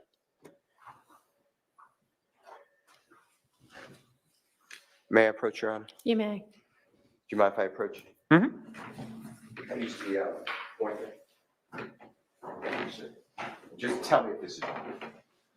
I'm not saying today's record. I'm not using today's record. But in 2015, January, if a call was, this would be the cell tower where the big circle is, correct? The dot is, yes, sir. Or the dot. And then you just were kind enough to give us an estimate of the sector. Right? Correct. In that area. And that call, the handset, the cell phone as we all call it, that could be, according to these records, it could be right here, almost the person touching that cell tower potentially, correct? Yes, sir, could. It could also be out a mile or more from that cell tower. Fair to say? It could. It depends on, again, the phone's going to pick the tower with the best signal. And as it gets closer to other towers, that signal may change. So if it's closer to another dot, which is a tower, it may use that one. Okay. But generally, all you're doing, and I shouldn't say all, you're doing great to assistance to everybody. But you're just telling me, you want to make it clear to the jurors, if it's using this cell sector and this cell tower, ladies and gentlemen, it could be anywhere within the range that goes out. But that's the best or strongest signal to that handset at that time. Correct. And again, I'm testifying to a general area. I just want to make that clear. Thank you. Your Honor, I have no other questions. All right. Anybody else with recross? That's it? Okay. Okay. All right. Special Agent Bernie, thank you for your time. It sounds like we may see you again, but for now you are excused. Call your next witness. Oh, wow. They are going to call another witness. He looking like, do you know who it is? I don't know. You know who it is? I ain't calling nobody. All right. Who's that? Who's this young blood? Wait, they didn't call it another one? Who is this?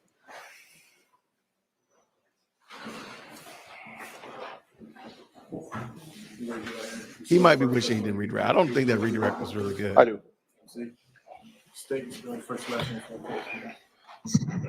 Brian Peak, BRYANPEEK. Who is this? Good afternoon, Officer Pete. Good afternoon. Where do you work? Atlanta Police Department, General Crimes Unit. There we go. And how long have you worked for APD? 14 years. In 2015, what unit were you assigned to? 2015, I was a Zone 5 Field Investigations Team. No, so I want to turn your attention to around midnight, January 8, 2015.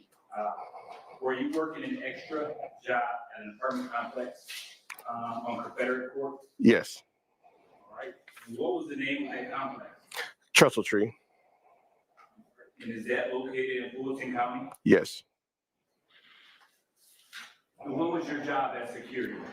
We were there working an extra job to address any security issues that may arise there during the hours we were there, and any security concerns and answer 911 calls that may come up. Now, you said we. Were you alone or were you with a partner? I was with a partner. Can you describe the complex for the jury? The complex is fairly older buildings. There's one way in, one way out. You come in from the time known as Confederate Avenue. You approach the gates, you go in the gates, you go in the through the driveway. Once you go through several buildings, you get to the rear of the apartment complex. There's a roundabout or cul-de-sac that you have to go around to go back out following the same path you just used to get in the first place. Yeah, and I may have already asked you, so forgive me. Were you in a marked or unmarked car? Unmarked. And were you in uniform? Yes. Now, geographically, where was your car positioned within the complex? We were in the center of the complex near the leasing office. Was that near the entrance area of the apartment complex? Somewhat close to the entrance, yes. Now, at some point in time, do you hear gunshots? Yes. About how many? About 5 to 6. How far apart in time were the shots? They were pretty rapid succession following each other. And what area of the complex did you hear the shots come from? They came from the gate area. When you say gate area, can you elaborate? Near the Confederate Avenue main entrance gate where you come into the apartments. So after you hear the gunshots, what happens? We see a red Infiniti speeding down the main driveway. And where does it go from there? It stops almost in front of us, in front of, I believe, unit 895, building 895, I'm sorry. And what happens next? 2 persons exit the vehicle and run into their unit. Did they ever come out of the unit? They did come back out. And who were the occupants? The occupants were, if I can refer to the report so I can get the names. Okay. The occupants were, the front driver was Miss Erica Greer, and the front passenger was Larry Hughes. Now, were either of them injured? No. Without telling me what they told you, did they tell you what happened? They did tell me. Now, did you canvass the area?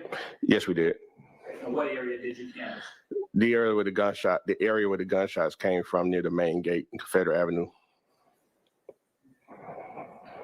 Now, while canvassing the area, what did you find? We found about six shell casings on the ground near the gate where the shots came from.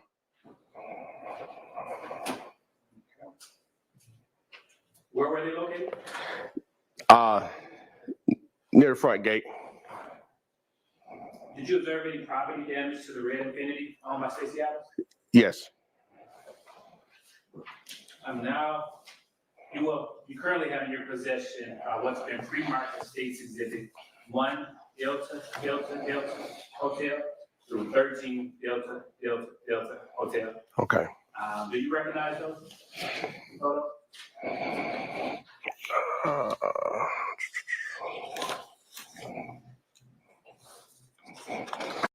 Yes, I do recognize these. And you had an opportunity to review those before coming to court? Yes. All right. Has there been any alterations to those photos since you last viewed? No. Are they a fair and accurate fair and accurate depiction of the scene tonight? Yes. Your Honor, at this time, I move to admit, state moves to admit 1 Delta Hotel through 13 Delta Hotel. Those are admitted. I'm now going to publish 3 through 8 Delta Hotel.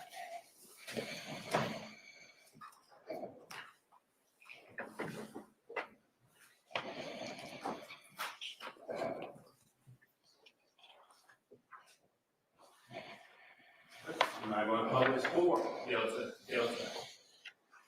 Hotel. 5 Delta. 6, 7, and 8.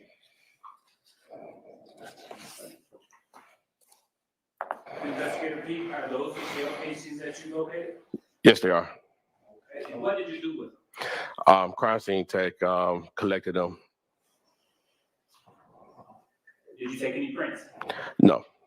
Any ballistic tests? No.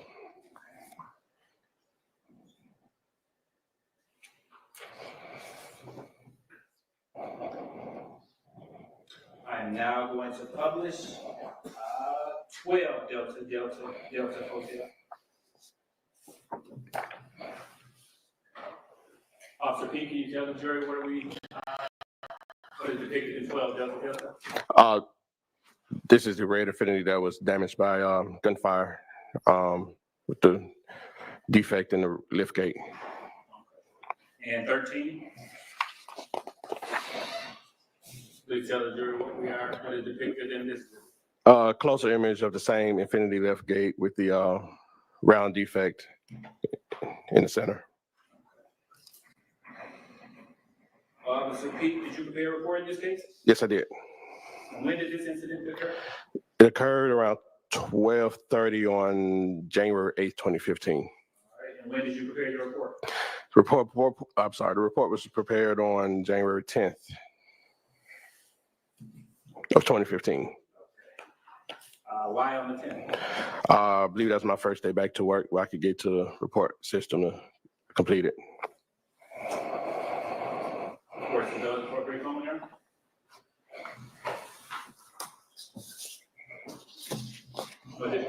All right, does any of the defense have questions for this witness? Yes, please. All right, go ahead.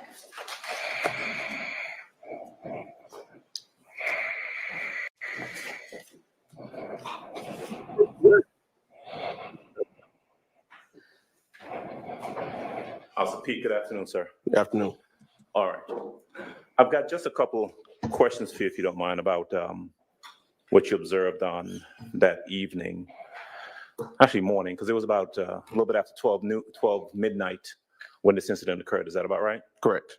So we're talking January the 8th of 2015, about 12:38 in the morning. Does that sound about correct? Correct. And if you need to, for purposes of time or anything else, refer to your report that you have in front of you, right? Sure, yes. Feel free to do so.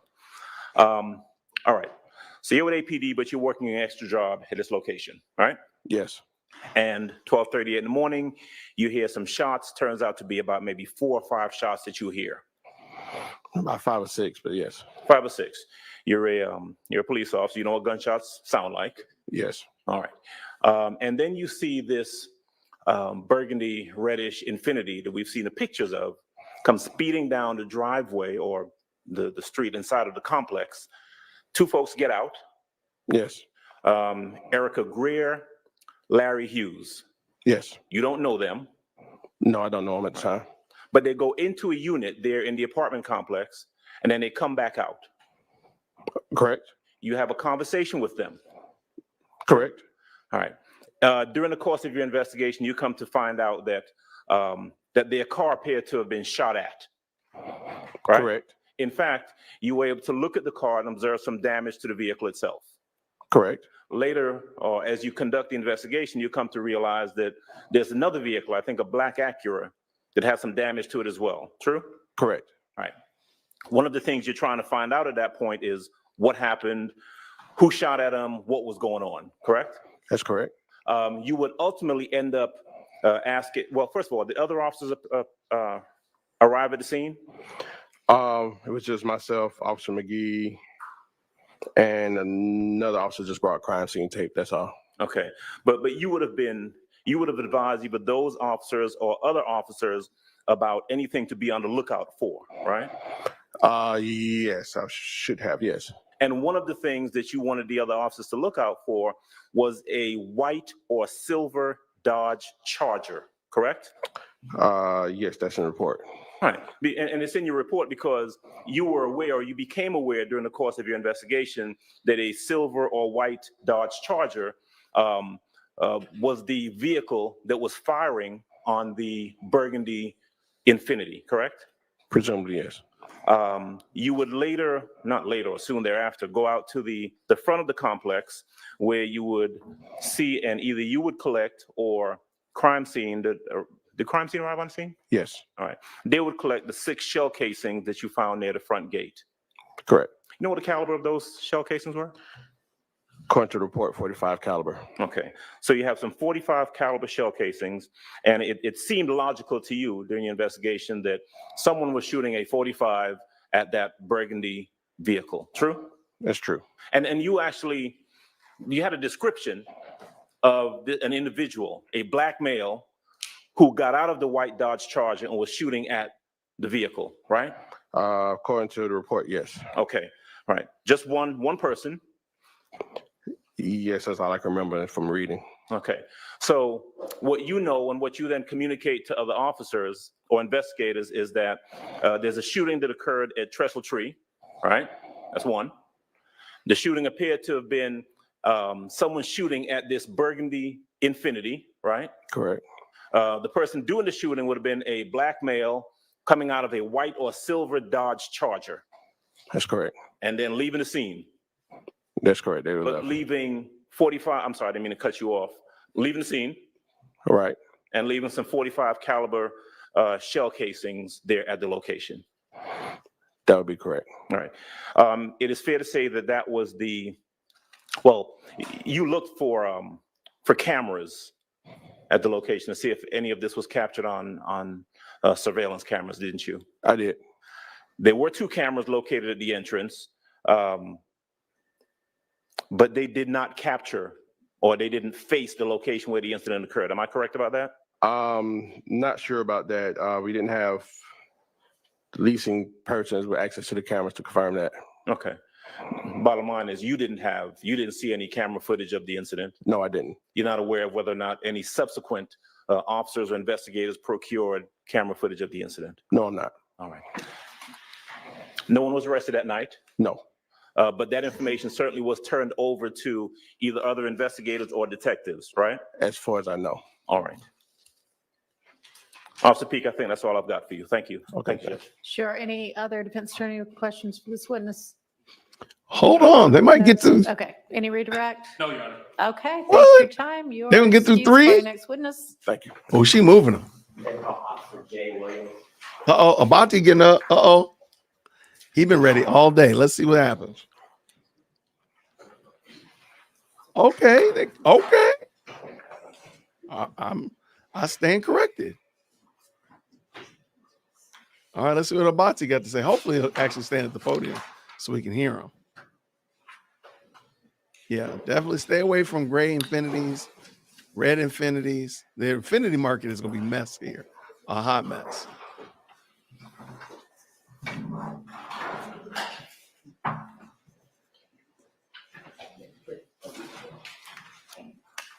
Yeah, I don't understand that whole red infinity thing.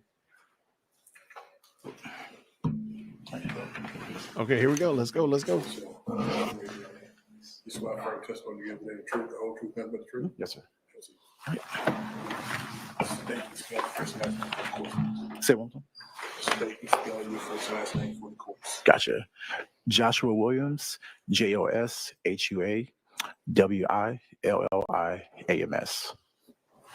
Good afternoon. Hello. Can you tell Jared how you're currently employed, sir? Say one more time, sir. How are you currently employed? I'm a police officer with the City of Atlanta Police Department. Excuse me, Mr. Abate, would you use the microphone, please? Thank you. Yes, let's go. And how long have you been employed by the City of Atlanta Police Department? 11 years and 4 months. Okay. And can you tell the jurors, I guess, where within the City of Atlanta Police Department are you assigned, or what unit are you assigned to? Zone 3. Okay. And were you working that same zone, Zone 3, back in 2015? Yes, I was. Yes, sir. And can you briefly tell the jurors where is Zone 3 contained within the bounds of City of Atlanta? Generally, like most of Metropolitan Parkway, Jonesboro Road, McDaniel Street, University Avenue. Okay. Southwest Atlanta. Okay.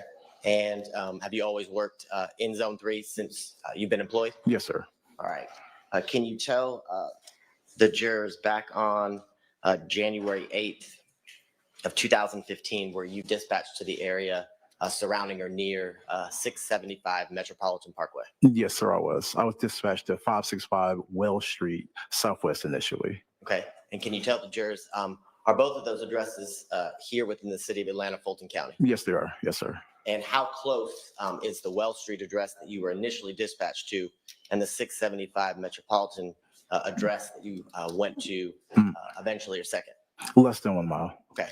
And when you arrived at the Wells Street address, can you tell the jurors what you observed or what you first encountered? Yeah, so when I arrived on scene, I spoke with the security guard at the location. She advised that she heard. Don't tell me what the security guard told you. Okay, but sorry. after speaking with the security guard, can you tell the jurors what you did next? So after speaking with the security guard, one of my coworkers pulled over a vehicle on Metropolitan Parkway and advised the vehicle had been shot at, like had damage to it. I went to that location and we related the calls at that point. Okay, and I want to show you what's already been entered into evidence as States Exhibit II-7, 10, 12, 13, 14, and 15. So II-7 and II-10 through 15. Yes, sir. It should be pulled up on the screen in front of you here in a second. Okay.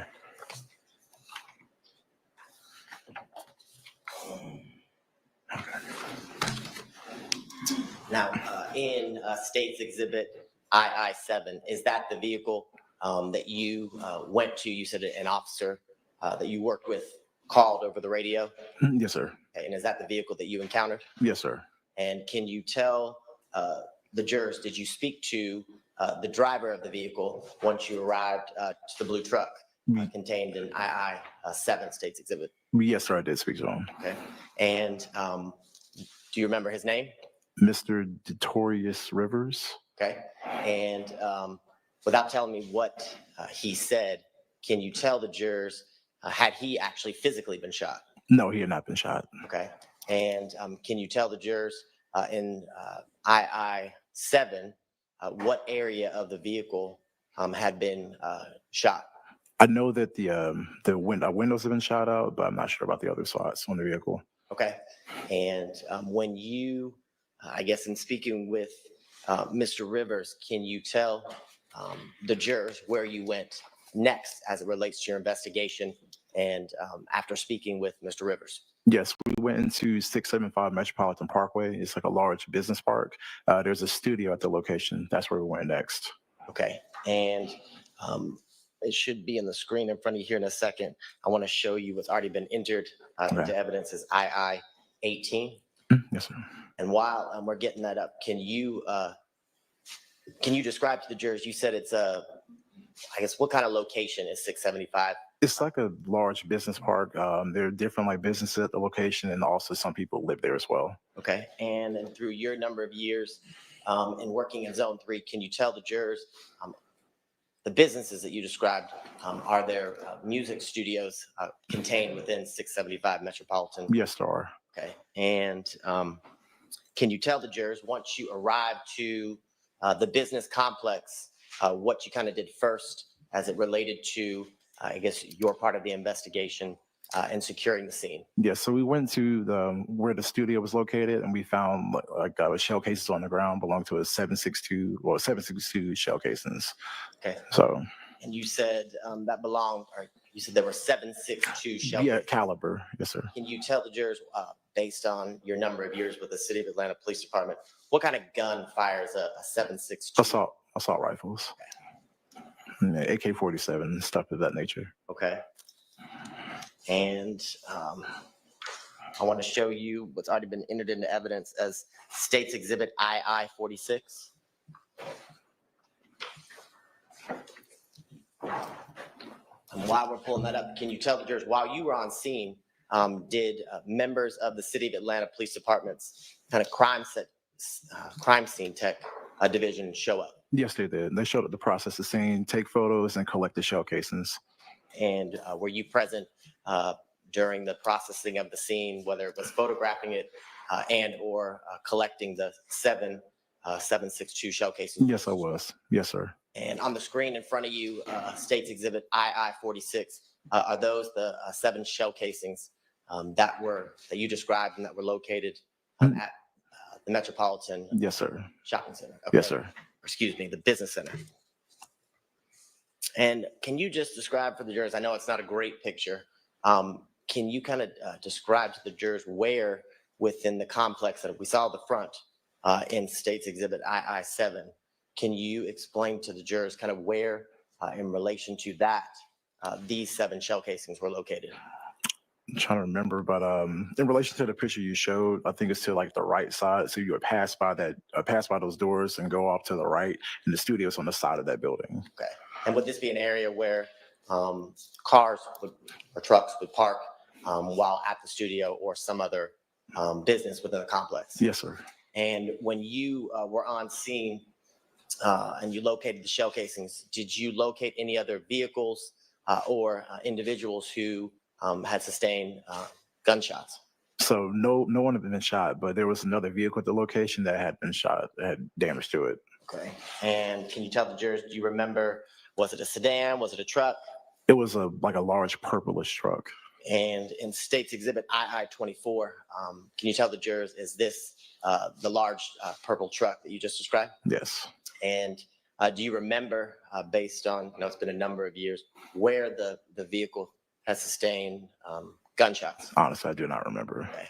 And in the next photo, State's Exhibit II-28, should be up on the screen here in a second. Okay. Does that refresh your recollection as to where the purple truck had been shot? Yes, sir. Okay. And while on scene, did you ever have an opportunity to speak with or find out who owned the purple truck? No, I did not. The owner refused to come outside. Okay. Now, a few days later, on January 11th of 2015, can you tell the jurors, were you dispatched to the area of 215 Hendricks Avenue? Yes, it was. It was 213 Hendricks Avenue. That was the initial location. Okay.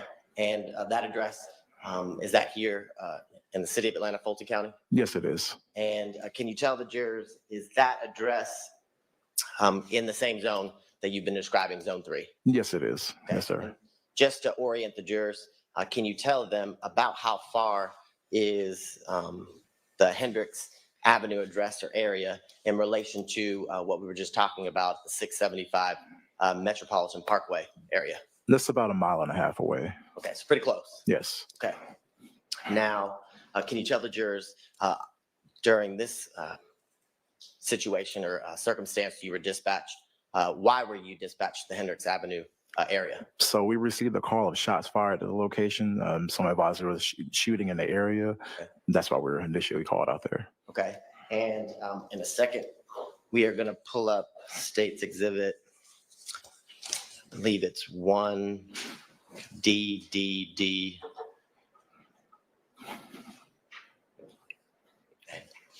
So 1 Delta Delta Delta A. And while we're pulling that up, can you explain to the jurors what kind of, I guess, area or location is this? Is this another business complex? This is residential. Okay. And in the screen in front of you, can you tell the jurors, I guess, which house was of interest to your investigation? It's the house on the right. Okay. So if you were to, can you turn around and point to on the screen? What house? The house right here on the right side. Okay. So the one furthest to the right. Furthest to the right, yes. Looking at the exhibit. Yes, sir. Now, can you tell the jurors when you did arrive, did you arrive alone or with other officers? There was multiple officers out there and a supervisor. And can you tell the jurors when you arrived at this location, did you begin to kind of canvass or look for individuals with guns or anything suspicious as it related to gunfire? Yes, we did. We all canvassed the area, and initially we didn't find anything. Okay. And when you were canvassing the area, did you also, were you able to locate any ballistics evidence in relation to the house that we see in State's Exhibit 1DDDA in the, I guess, top right-hand corner? I don't remember if we located the shell casings before or after we found the house. Okay. So, but to your recollection, did you locate ballistics evidence or Yes. shell casings? Yes, we did. On scene? Yes, we did. And do you recall how many? At least 2. Okay. And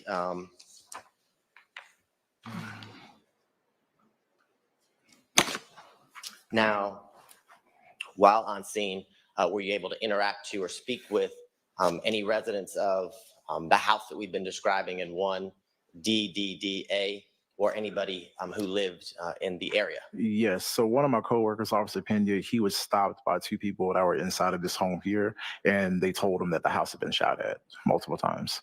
And while you were on scene, did members of the crime scene tech division within the Atlanta Police Department arrive to kind of photograph and process the scene like you described earlier? Yes, they did. Okay. And in this instance, at this, I guess, this residential area, this home, had anyone actually been physically shot? No, no one.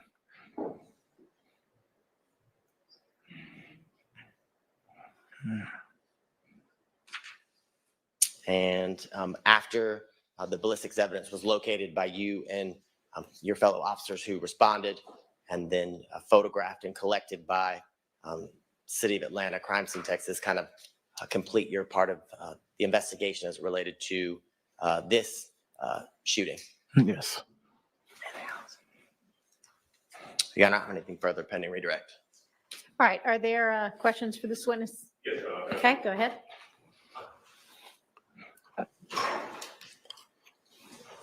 What was that about? What was the purpose? These are I'm not getting anything out of these. I'm not trying to be funny. Officer Williams, good afternoon, sir. Hello, sir. I have got some questions for you, mostly about the first thing that you testified about, the Yes, sir. The shooting of the music studio. Yes, sir. All right, so we're going back now to January the 8th of 2015. Is that right? Yes, sir. And it is about 11:14 p.m. at night when you respond to this location. First, you went to Wells Street. Yes, Is that right? 565 Wells Street. Okay, so 565 Wells Street is where you go to, and you're going there to investigate a shots fired call. Yes, sir. All right. You get there and you have a conversation with the security guard. Yes. You are conducting an investigation about these shots that have been fired. Yes, sir. Not you, but another officer pulls over a car that's driving down the street not far from that location. Yes, sir. The car is driving with no lights on, and that is why it's pulled over, as far as you know. True? Yes, sir. True. You go to that location. Yes. You interact with that individual. Yes, sir. And we've seen the photos that were put up a little while ago. So this person was in a vehicle that was, I won't say the recipient of, but it received gunshots to the vehicle. Yes, sir. And you come to find out, because you're trying to find out where everything happened, that this vehicle that this guy was in that was shot up was actually in front of the music studio, right? Yes, sir. Which brings you back to the music studio. Yes, sir. So you go back there, and I want to ask you about everything that you observed when you got there. Now, you go to the music studio. It's at 675 Metropolitan Parkway. Yes, sir. It is a location that has numerous businesses, but specifically a music studio. Yes, sir. You worked in that area for some period of time. Is that accurate? Yes, sir, I have. You know about the music studio? Well, yes, I do. And you know various artists, local artists and so forth, go to that music studio often. I mean, yeah, I know now. Yes, sir. Sure. Yeah. All right. Rich Homie Quan, you familiar with who that gentleman was? Yes, I am. Okay. Were you aware at the time that you were there that night that was a studio that he often recorded at? I did not. Okay. I didn't know. All right. What you came to find out, though, was that there were shell casings in front of that location at the Metropolitan Parkway location. Yes, sir. It was obvious to you during your investigation as an officer, having seen things like this before, that someone had appeared to have been shooting at the music studio. Yes, sir. And apparently this gentleman in the pickup truck was either in the way or was just unlucky enough to have his car shot up while shots are being fired at this music studio. That's possible. That's Okay. possible. Assault rifle. There were assault rifle shell casings. Yes, sir. 7.62. All right. And you would, of course, have been looking for, to the extent that you could find out, who had been shooting at the studio. Yes, sir. Description of individuals, that sort of thing. Yes, sir. You were looking for what was described as a gray Honda sedan. Isn't that right? Yes, 2 males jumped inside of it and left the location. 2 males. Yes. All right.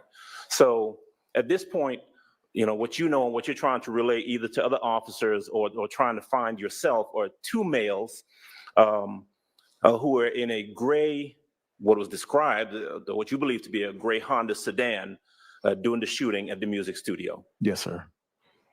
At any time then or any time thereafter, did any investigators ever discuss with you anyone who had been arrested or charged with that shooting? No, no, sir. All right. Now, one of the things that you discovered, though, was that there was a purple vehicle, that purple truck, pickup truck, I guess it was. Yes, sir. That we saw. That vehicle had some bullet defects to it as well. It did. All right. Were you able to determine, I know you said that the owner of the vehicle wouldn't come out of the studio to speak to you, but were you able to determine that that vehicle belonged to Mr. DeQuantes Lamar? No, no, sir. Not at that time. You don't know who it belonged to? No, we didn't. Okay.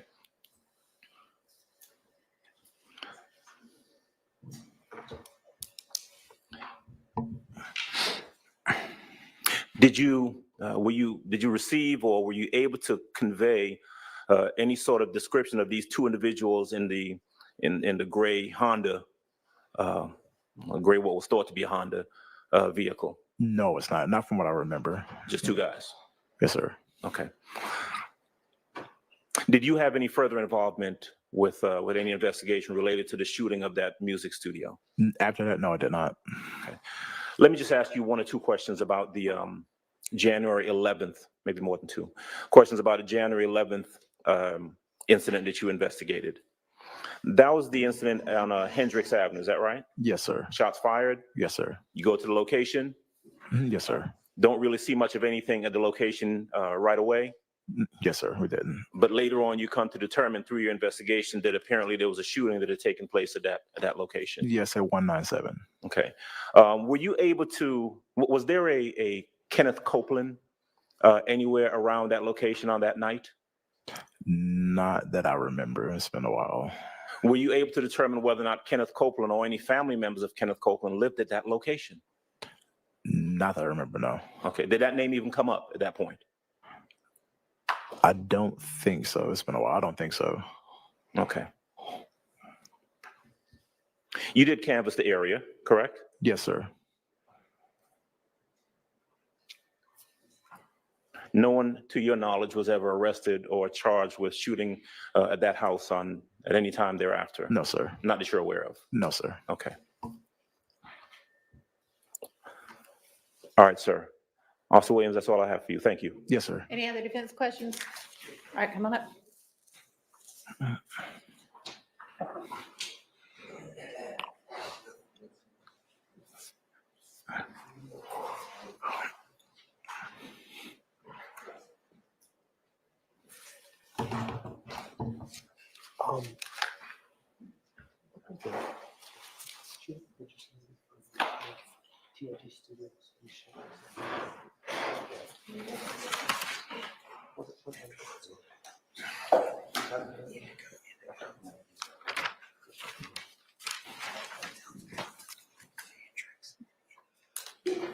Okay, thank you.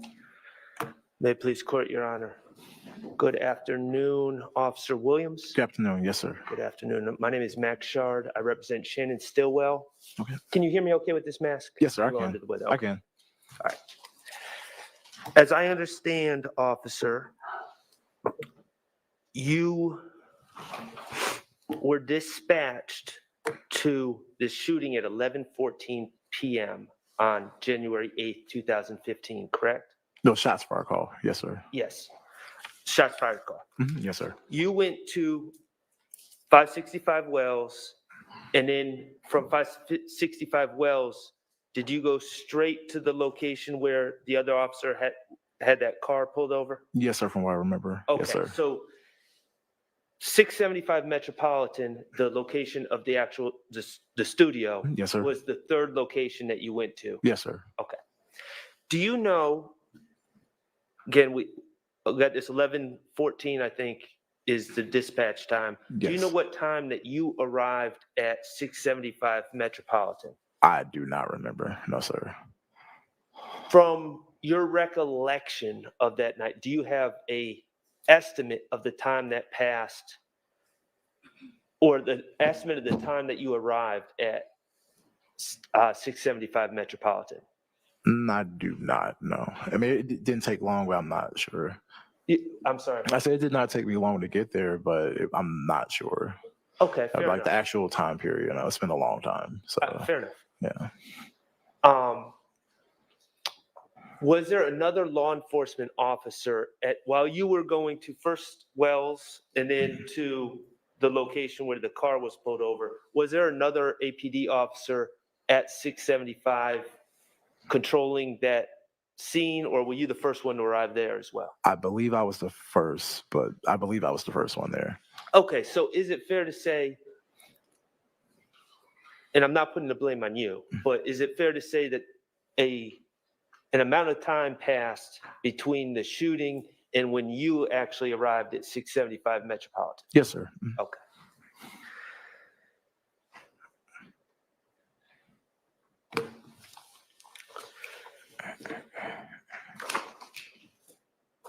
Ms. Hilton, could you do me a big favor and publish Indigo 18?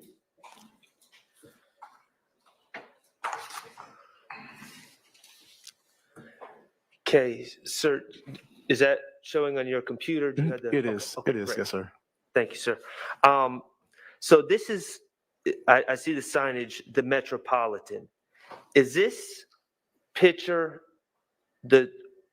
what studio do you know that operates at 675 Metropolitan? I didn't know of the name, but we found out it was a music studio like during the investigation. Did you know it to be associated with TIG? I did not. No, sir. Okay. Do you know that at this point? I do now. Okay. Is this picture where it says the Metropolitan, this red building or orangish building, is that the actual studio, or is the studio part of this No, that's not the actual studio. That's just the front of the building. The studio, I think, was on the right side of the building, like on the side. Okay, so is it fair to say that this is kind of like an office park with several different businesses Yes. operating? There are a ton of businesses. Yes, sir. Okay. So,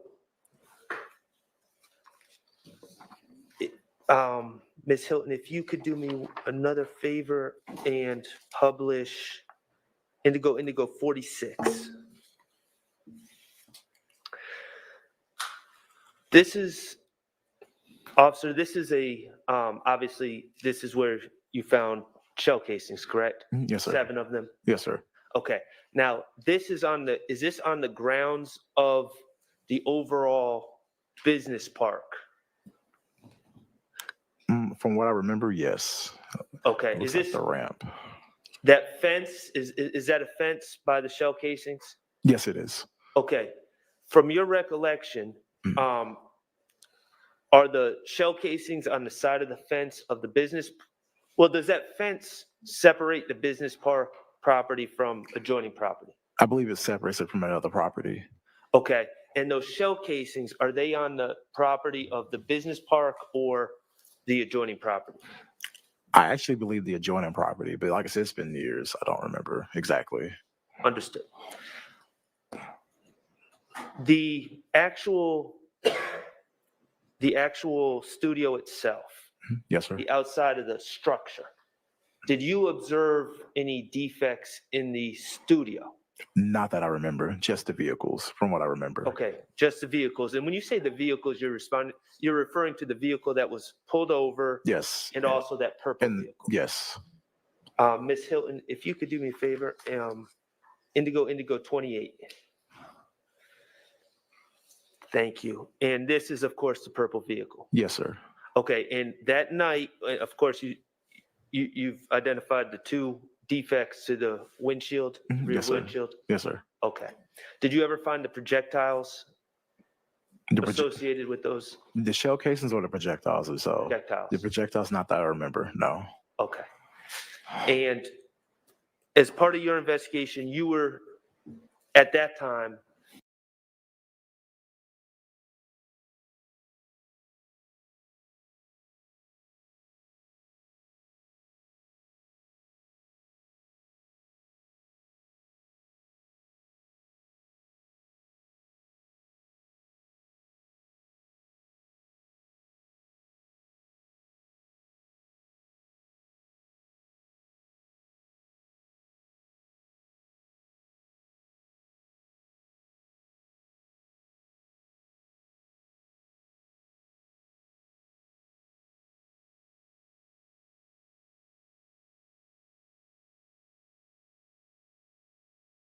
Muted. I'm sorry about that, y'all. Sorry about that. Okay, real quick. Breaking. Adrian Love has been replaced by YSL on the YSL trial by Fonnie Willis by confidant Adam Abate. According to the source, the decision was made late last week to replace Love. Abate is very close with Willis, and one source said she believes he can still get convictions. I don't know. I don't know. I have no way.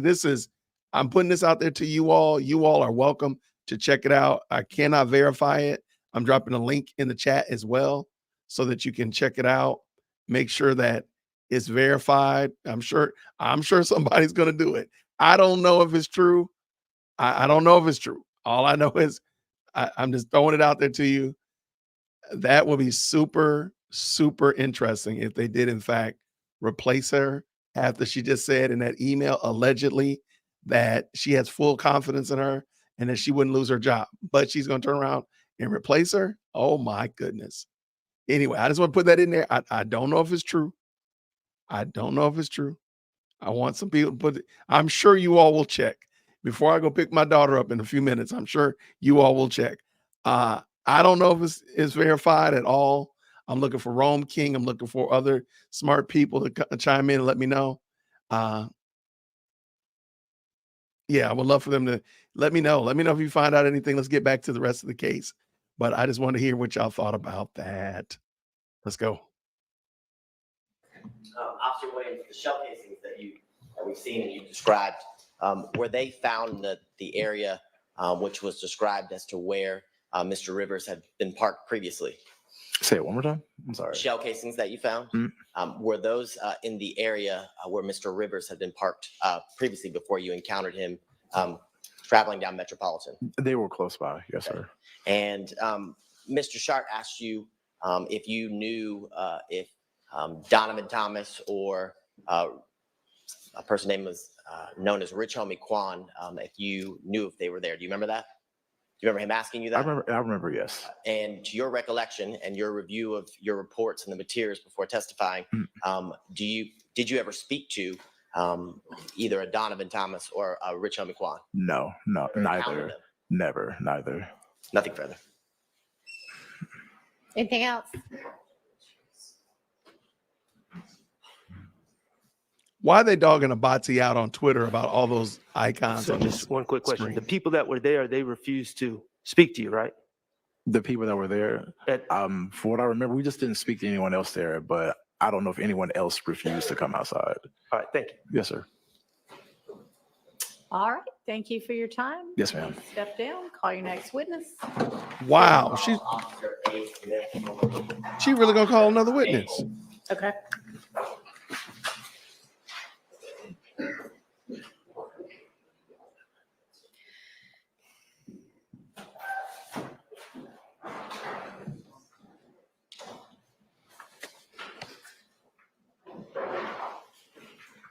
But what's the purpose of these? They're all saying relatively the same things. What's the purpose of this? Yes. So is this about the third one today? Officer Smith Holt, SMITH HOLT. Officer, You can call me Holt. were you formerly Officer Holt? Mhm. Yes. Yes. Okay. Have you gotten married since April of 2015? Divorced. Okay. Apologize. Mhm. And can you tell the jurors how you are currently employed? I'm employed with the City of Atlanta Police Department as an officer.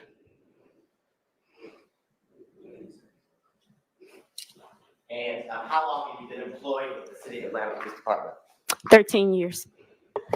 And can you tell the jurors, in your 13 years, where in the police department have you been assigned to work?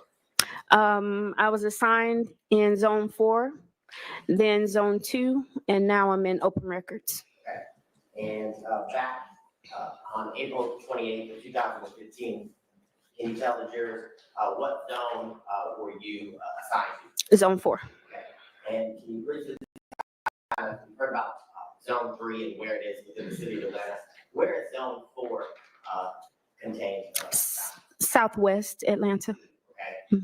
Can you help kind of orient the jurors and kind of explain them, give them a landmark or a common place that helps you recognize? If you're familiar with the Cascade area, Campbellton Road area,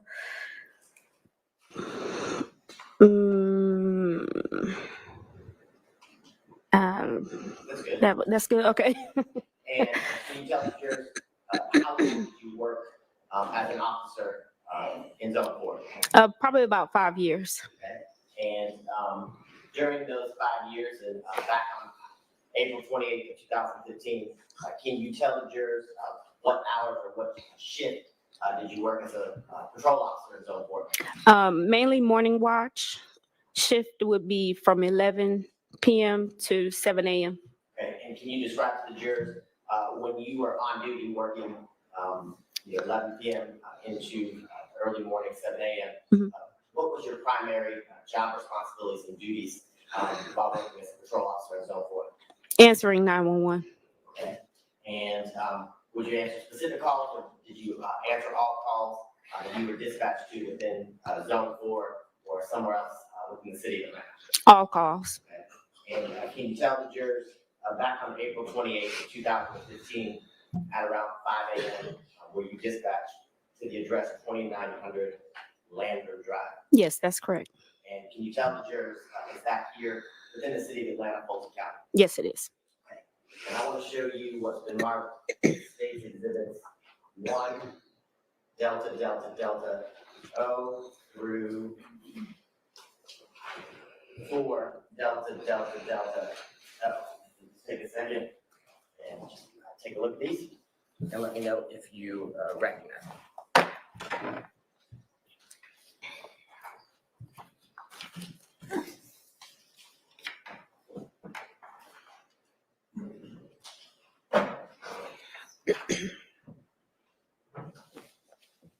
Yes, I do. Okay, can you tell the jurors how you recognize the photographs in States Exhibit 1, Delta, Delta, O through 4, Delta, Delta, O? This was the call I was dispatched to, 2900 Landrum Drive. I was dispatched to a person shot call. Okay, and you said that this was around 5 a.m. that morning? Yes.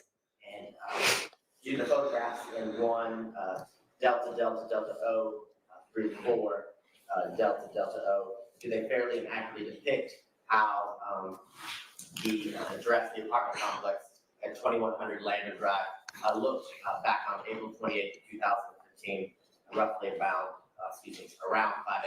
Yes. This time around, the statement tender was to mark the States Exhibit 1, DDDO through 4, DDDO. Those are admitted.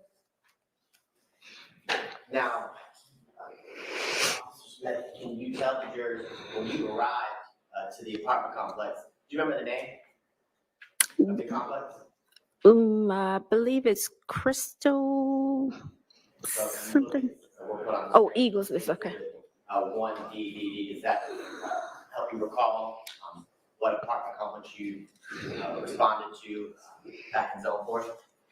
The sign looks familiar, but I don't remember the name exactly. Yes. On the screen, you have it in front of you. Mhm. Can you tell the jurors what the sign says in front of the complex at 2900 Landrum Drive? Eagles Nest Apartments. And in the photos that you looked at and that are now admitted into evidence behind it in 2 DDDO through 4 DDDO, is that the apartment complex, is the area within the complex that you responded to? Yes. Okay. And you said you responded to a person shot call? Yes, that's correct. And can you tell the jurors when you responded to that person shot call, what were the first things that you kind of did as it related to that call? Well, as I approached, I of course notified radio, and I proceeded to the apartment where the person was shot. Okay. And can you tell the jurors, without telling me what the person said, was it a male, female? It was a female. Okay. And do you recall the name of the female that was shot? I believe it's Miss Kilpatrick. Okay. And when you arrived, did you have the opportunity to interact with the female Miss Kilpatrick who had been shot? Yes. And can you describe, tell me what she said, Okay. what the interaction was like, what you did as it related to assisting Miss Kilpatrick with her gunshot? I was able to ask her where she was injured and what she was doing while she was injured. And were you able to actually see, as you interacted with her, where she was actually shot? I believe I recall seeing where she was injured, but not the details of her injury. Okay. Can you tell the jurors if you remember where you saw that she had been injured or shot? Right leg. And your first interactions with her, was she conscious, alert, able to speak to you? Yes. And as you were there, did medical assistance or EMS arrive and begin to provide medical assistance to Ms. Kilpatrick? Yes, that's correct. Okay, and while on scene, while Ms. Kilpatrick was being treated, was she eventually loaded into an ambulance and transported to Grady Hospital? Yes, that's correct.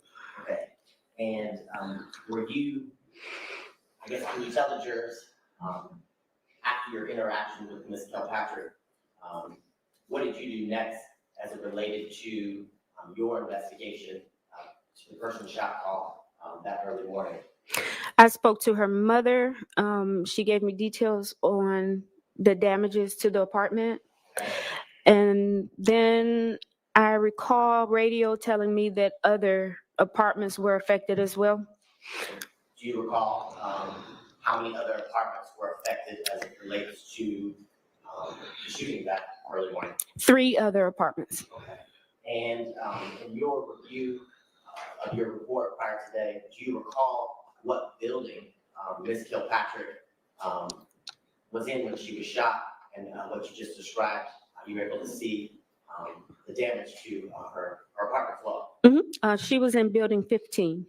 Okay. And can you tell the jurors, within this apartment complex, you got building 15, do you know how many buildings were, I guess, contained within the Eagle's Nest apartment complex? Total? I'm not sure in total. I believe it went all the way up to the 20s. Okay. So it was a fairly large apartment complex? Yes. Okay. And do you recall, when you go into the apartment complex, how far you have to travel in order to get to building 15 that you just described? I don't believe I had to travel far, no. And as you said, you heard over the radio, other apartments in either that building or other buildings have been damaged, is that what you said? Yes. Can you tell the jurors where those 3 other reported apartments that have been shot were located in relation to building 15? If I'm recalling correctly, they're all lined next to each other. Okay. There's 15, 16, and 19. I believe they're all lined together, if my recollection is correct. And what's the purpose of this, really? technical difficulties. I'm going to go old school and for the record as well for defense counsel. I'm showing 4 DDDO to the jurors. Now, Officer Smith, do all the buildings look the same pretty much? Yes. Okay. And Ms. Kilpatrick, she lived in building 15. That's correct. Can you tell the jurors the other buildings that you, as a part of your investigation, went to where the apartment? What is the purpose of this? Yes. So the second apartment I went into, that was also in building 15. Okay. The third apartment was in 16, and then the last apartment was in building 19. Excuse me. Thank you. And in any of the apartments, in the buildings you just described, so 15, 16, and 19, was anybody else within those apartments, have they, like Ms. Kilpatrick, received an actual gunshot wound? No.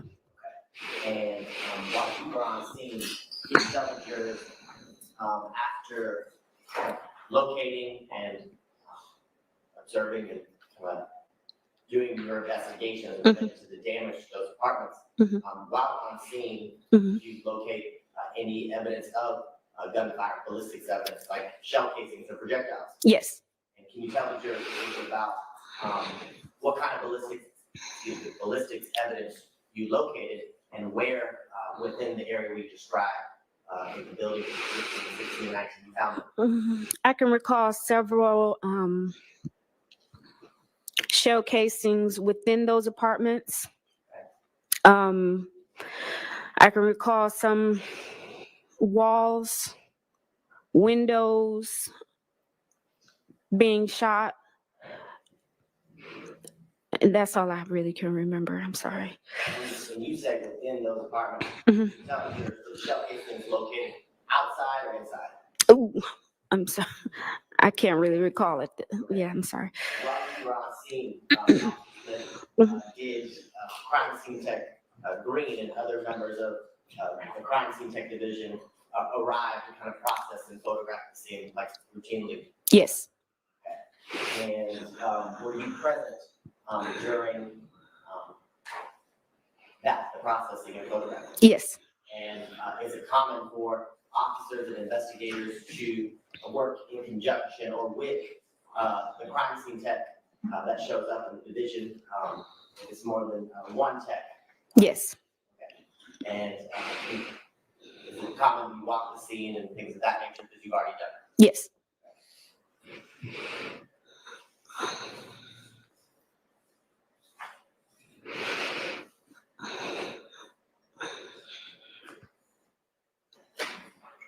And Officer Smith, after you arrived to the apartment complex at 2900 Langdon Drive and did your investigation you described here before the jurors today, did you take part in any other roles within the investigation? No. Well, thank you for your time. Any further questions? Defense Thank questions? Yeah, Mr. Williams, no questions. All right, anybody else? None? No, okay. All right, thank you for your time. You are excused. Call your next witness. State will call Green. Y'all gonna be honest. Y'all gonna get 7 done today. Yo, shout out to Paige. Paige said, y'all gonna get 7 done today. Well, hooked by crew. We're gonna be here at 7 o'clock. But y'all gonna get 7. Look at it. Okay. Which number is this? It's 5? Yeah, it's like 5, man. She's stressing them out though, for real though. She's stressing them out big time with this. Another one. Another police officer. They cooking. Okay. Yeah, they cooking. I'm surprised. I'm stepping back like, oh, I hope I didn't bet on this. Okay. Right, let's go. Antoinette Green, ANTONETTE GREEN.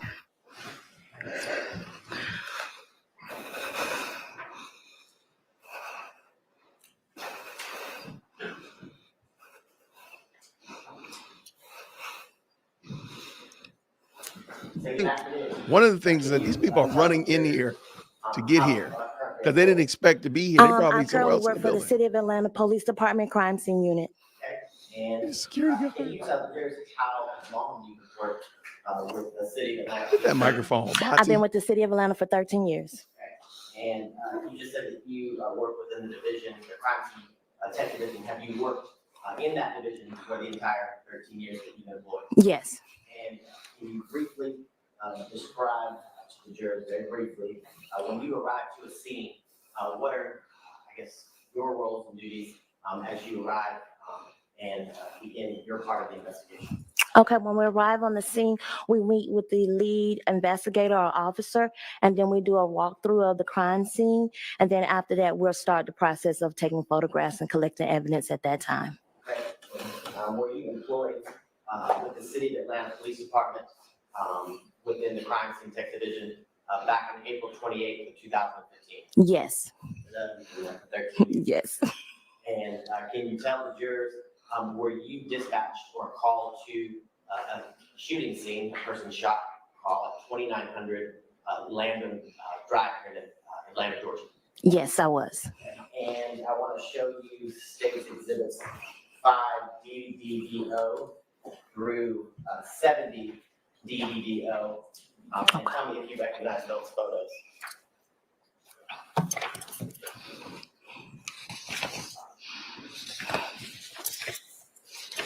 And I know you're looking through them now, but prior to your testimony, have you had an opportunity to go through all the photographs contained in State Exhibit 5 DDDO and through 70 DDDO? Yes. Multiple letters. Yes. And all the photographs that you're looking at now, you had an opportunity prior to your testimony to review. Do all the photographs fairly and accurately depict the scene that you arrived to at 2900 Landon Drive on April 28th, 2015, roughly 5 a.m.? Yes, they do. Your Honor, this tender, the remaining exhibits 5 DDDO through 70 DDDO. They're admitted. Okay, so I want to. Okay. Now, when you arrived to the scene, can you tell the jurors, I guess the first steps you took as it relates to this crime scene? Like I stated before, I met with the lead officer. We did a walkthrough of the scene. She pointed out all the evidence and anything of value she wanted me to collect and photograph. And then after I do that, I go back and I start from the beginning and start taking overalls of the scenes with the evidence and everything.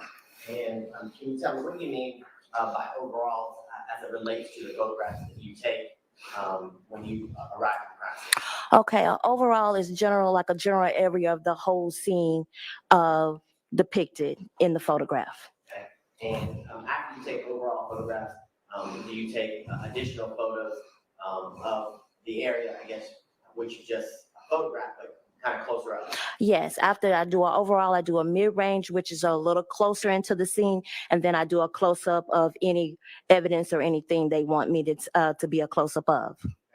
Okay. And when you arrive and begin photographing the scene, do you photograph the scene like as you just described, the overall, the mid-range and the close-up of potential evidence? Do you do that, I guess, as you find it or as it is first? Yes, I do it with and without placards. And you just referenced placards. Can you tell the jurors what do you mean by placards, and what is the purpose of the placards you just mentioned? Okay, placards are the little yellow, I guess, markers with the numbers on it. That's what we consider as a placard. And what the numbers represent is like where we start first and goes up to a series of number of evidence that we have. And I want to show you, have it on the screen here in a second, 7 DVD. 7 DVD. And what? Yes. It's up there, but prior to your arrival, has the scene been secured by first responding officers and investigators before you get on scene? Yes, it's already secure with evidence tape. Mhm. Okay. And is that what we see here in State Exhibit 7 DDDO? Yes, this is marked off with evidence, the crime scene tape, and also with the markers. Okay. And in this instance, when you arrived on scene and took your overall mid-range and close-up of the scene as is, can you describe to the jurors? We can see some of the yellow placards in 7 DDDO. Describe to the jurors what type of evidence you found in the area of the apartment complex here in State of 7 DDDO. Right. The evidence that is on the ground and sidewalk are called shell casings. Okay. And can you tell the jurors, see if we can get closer up photo. And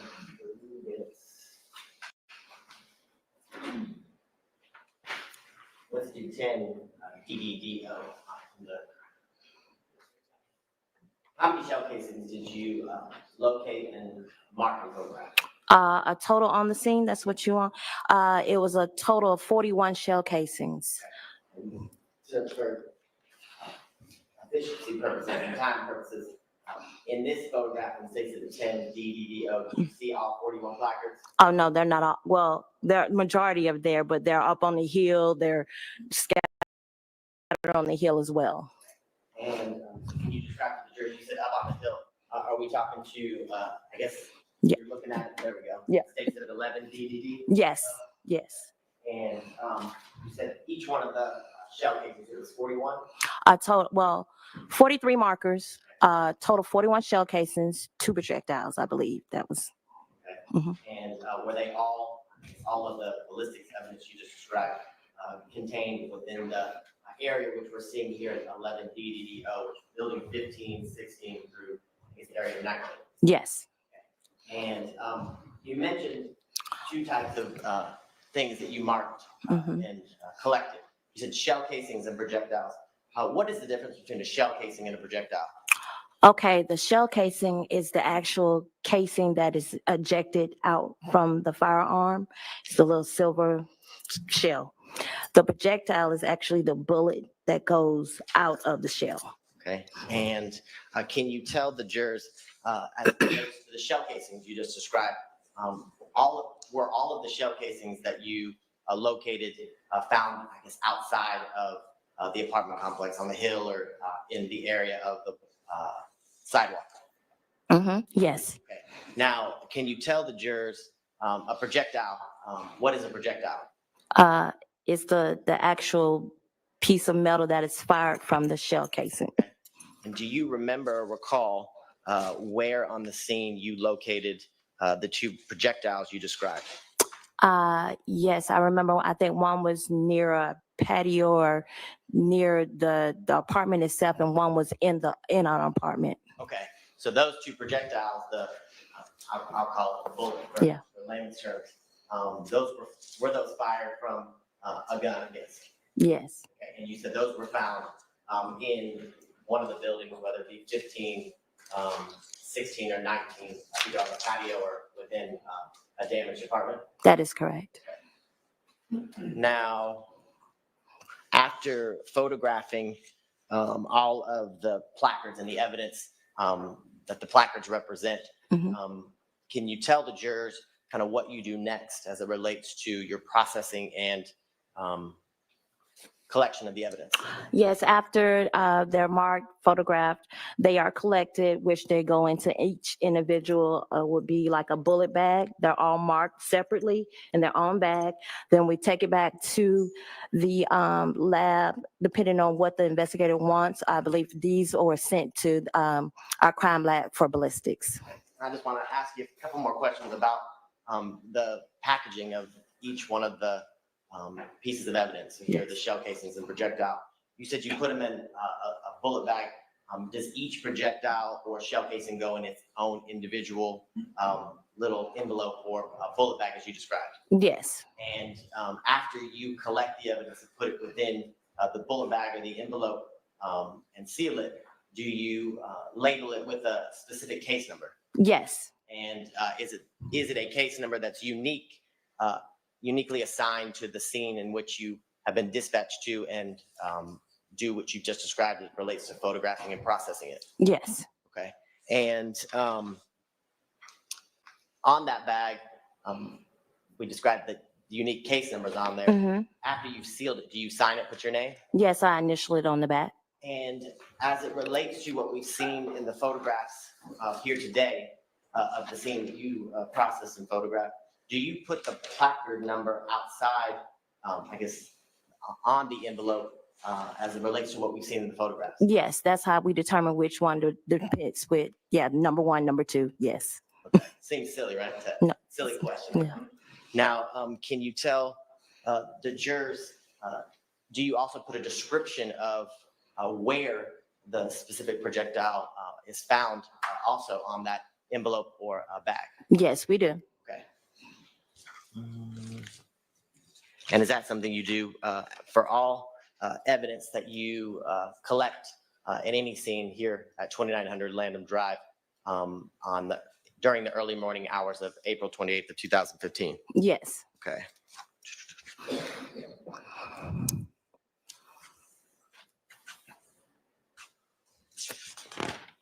And after you were done photographing and processing and collecting the evidence, did that complete your, I guess, role as it relates to your part of the investigation? That is correct, yes. And let me ask you one more series of questions. Before you, I guess, bag the evidence like you've described, can you describe to the jurors, do you ever attempt to, I guess, pull fingerprints from either shell casings or projectiles like you described today? Yes. And can you tell the jurors, if you recall, I know it's been some time, did you attempt to do that as it relates to the shell casings and the 2 projectiles that you located and collected back on April 28th of 2015? I cannot recall on that. Would looking at a copy of your report help refresh your recollection? Yes. And I should probably ask you, did you do a report as it relates to this case? Yes. And is that something you do as it relates to all scenes when you respond and do what you described today as a crime detective? Yes. Your Honor, can I approach the witness with her report?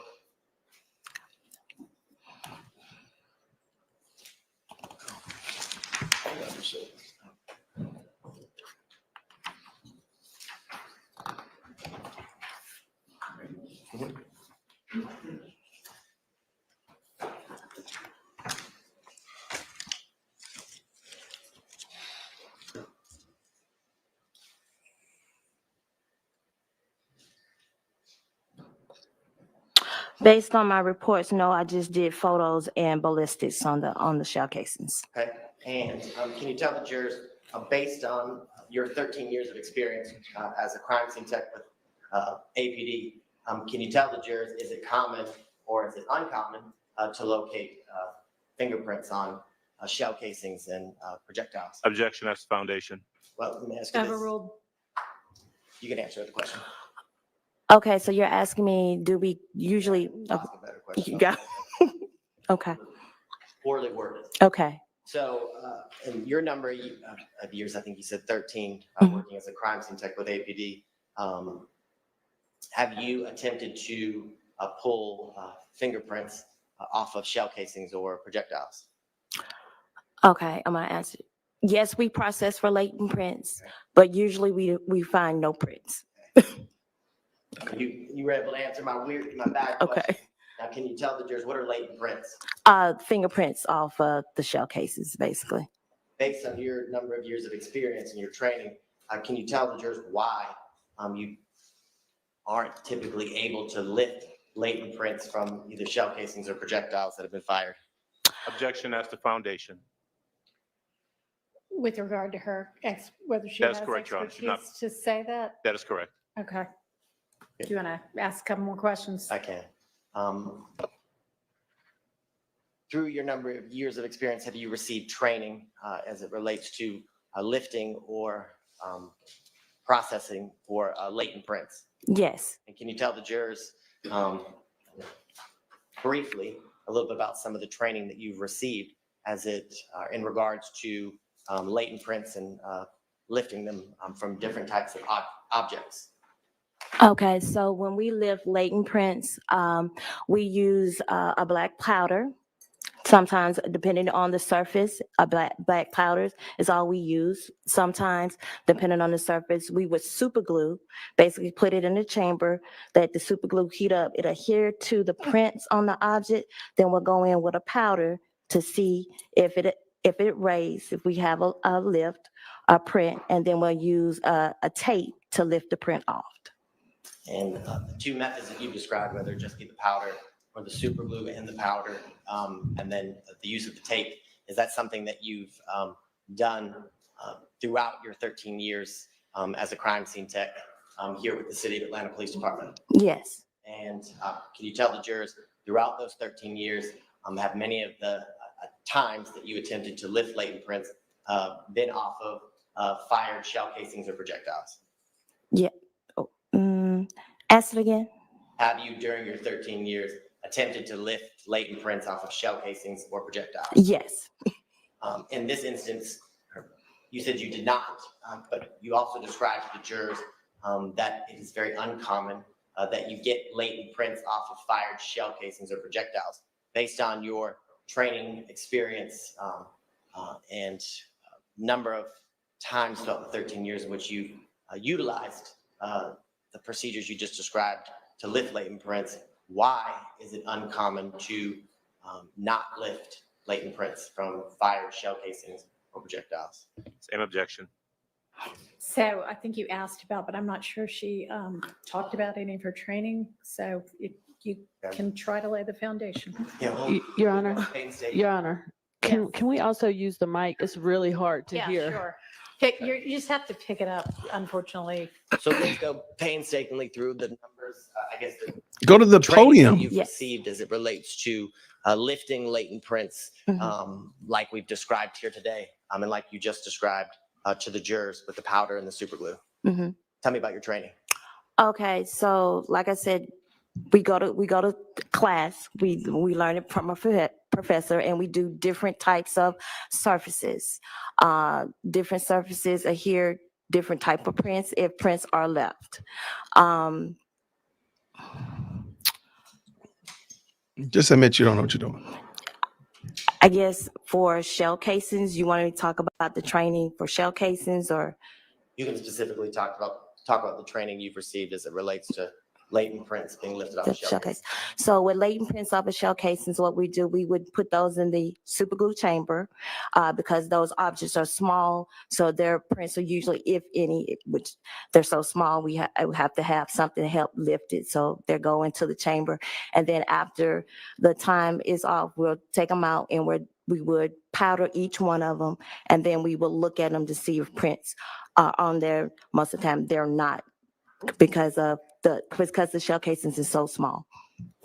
And the training you just described, is that the same training you received as, I guess, a crime scene tech employed with the City of Atlanta Police Department? Yes. Okay, and we're going to try it one more time.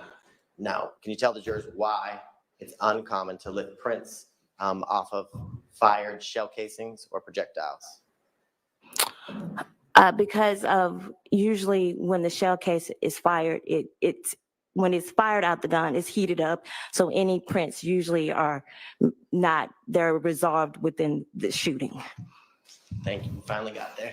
I don't think I have any further questions. All right, is there any defense questioning for this witness? Has no questions. Nope, nope. Okay, thank you for your time. Do you have another short witness? Yes, Your Honor. All right, call him.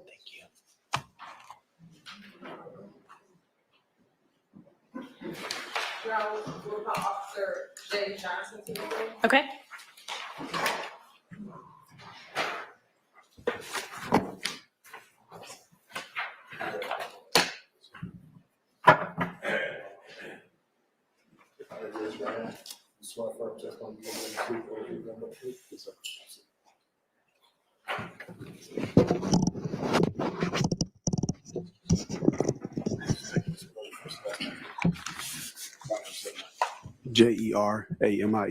JERAMIEJOHNSON. You gotta speak up for me, Mr. Johnson. Speak to the mic. Yes, sir. Where do you work? Atlanta Police Department. And what unit are you assigned to? Atlanta SWAT.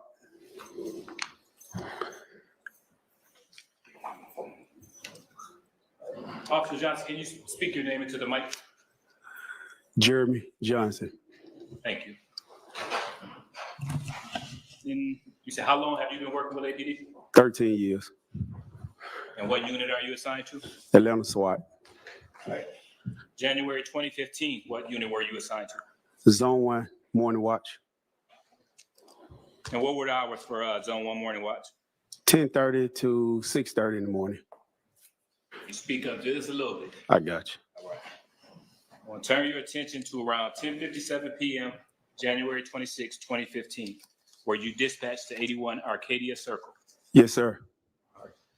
Is that in Fulton County? Yes, sir. Please tell the jury why you were dispatched to that area. Person shot call. Now, when you arrived, what did you observe? I observed a Charger with bullet holes in it crashed into a tree. Did you speak with anyone? Yes. Who did you speak with? I spoke to Trevante Turner, Donald Humphrey, and Trayden Crawford. Without telling me what they said, did they tell you what happened? Yes. Now, based on your observation, what was their physical condition like?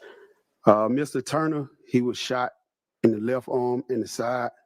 And Trayden Crawford, he was shot in the ankle. Did you canvass the area? Yes. And what did you find while canvassing the area? 9 shell casings. Where were those shell casings located? They was in the general area of Stanhope. Do you know the caliber of those shell casings? It was a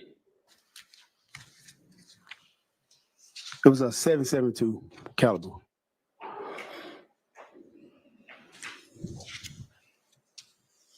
Now, while also canvassing the area, did you notice any property damage to any other vehicles within the area? Yes, it was a Kia. It was parked at 190 Stanhope Circle. And what kind of damage was done to the Kia? It was damaged, gunfire, due to gunfire to the front driver's side window. What about any property damage to any homes within the area? Yes, it was also damage to 186 Stanhope Circle, the front window for the location. Okay. I'm now going to go ahead and publish for you what's already been admitted states DDD Charlie 3. I'm sorry, 3 DDD. Yes, that's right.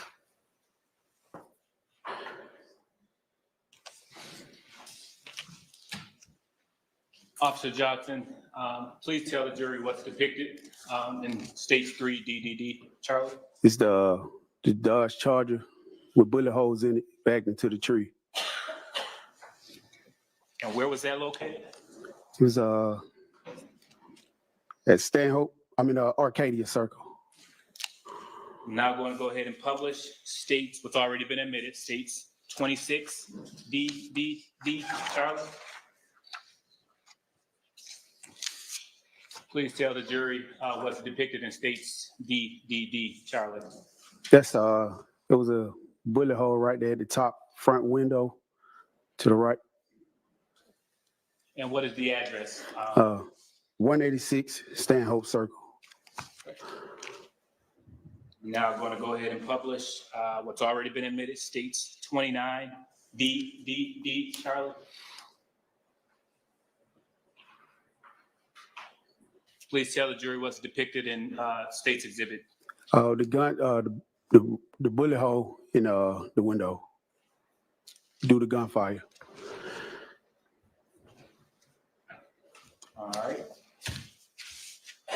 Investigator Johnson, do you know what happened with the Charger? Yes, it was impounded. Did you impound it? No, What happened with the shell casings? the shell casing was collected by ID Tech and taken in for evidence. Now I'm going to go ahead and publish 5 DDD. Charlie? And please tell the jury what's depicted in 5 DDD. Charlie? Those were the shell casings were located. What street is that they're located on? That was Stanhope. Officer Johnson, the crime scenes techs come out and process this thing? Yes. Did you make any arrests? No. Did you prepare a report in this case? Yes. Did that complete your involvement with this case? Yes, sir. Court's indulgence, Your Honor? Nothing further at this time? All right, are there any defense questions for this witness? Thank you, no question. All right, thank you for your time. You may step down. Do you have another short witness? No? Okay, all right. How long will your next witness be? Probably an hour and a half. Oh, okay. All right. We're going to break for the night. All right. Ladies and gentlemen, thank you for your time and your patience and your attention. And I am going to give you a couple of different reminders today. Your usual one, to not discuss this case with anyone or allow them to discuss it with you, and not to in any way observe or absorb any accounts of this trial or anybody involved in it. And I'm also going to remind y'all that for anybody who might want to vote in the upcoming election, because we are not going to be taking election day off. We took every other day off. Voting starts tomorrow and runs all the way through November 1st. And y'all should have the information about where you can vote. It doesn't have to be your precinct. It's basically anywhere that's open in Fulton County, and the hours, including weekend hours and before and after work times. So anybody that wants to get that done, go ahead and get that done. See y'all tomorrow at 9. I disagree with that. I disagree. They done took off every holiday on the planet. They done took off National Ball Men's Day, National Chin Crown Day. Y'all can take off Election Day. I'm sorry. I don't think that's a good idea, but oh well.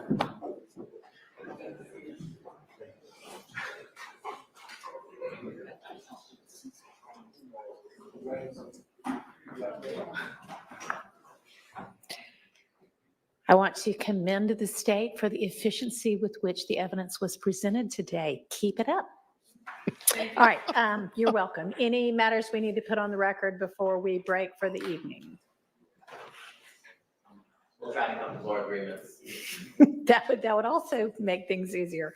All right, I'll see everybody. I mean, I would say 9, but every time I say 9, there's a bunch of stuff we need to deal with. So shall I give it one more try?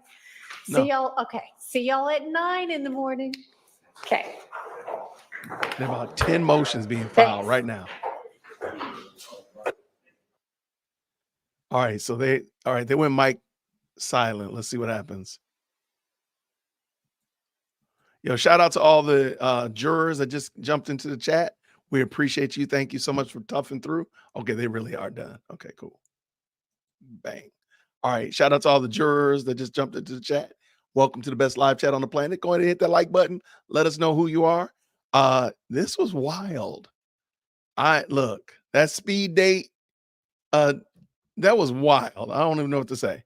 I don't know what a lot of those people, I don't know what they were even for.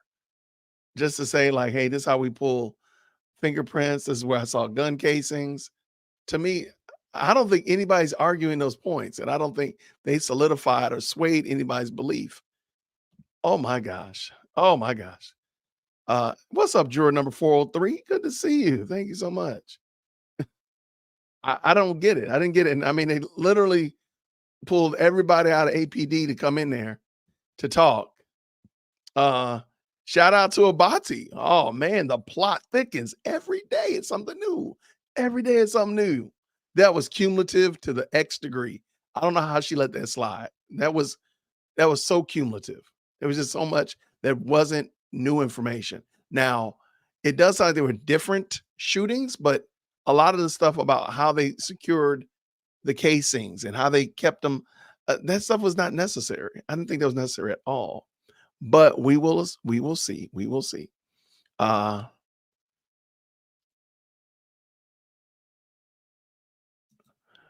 Steele has a Supreme Court hearing on election day, right? So she's not releasing it.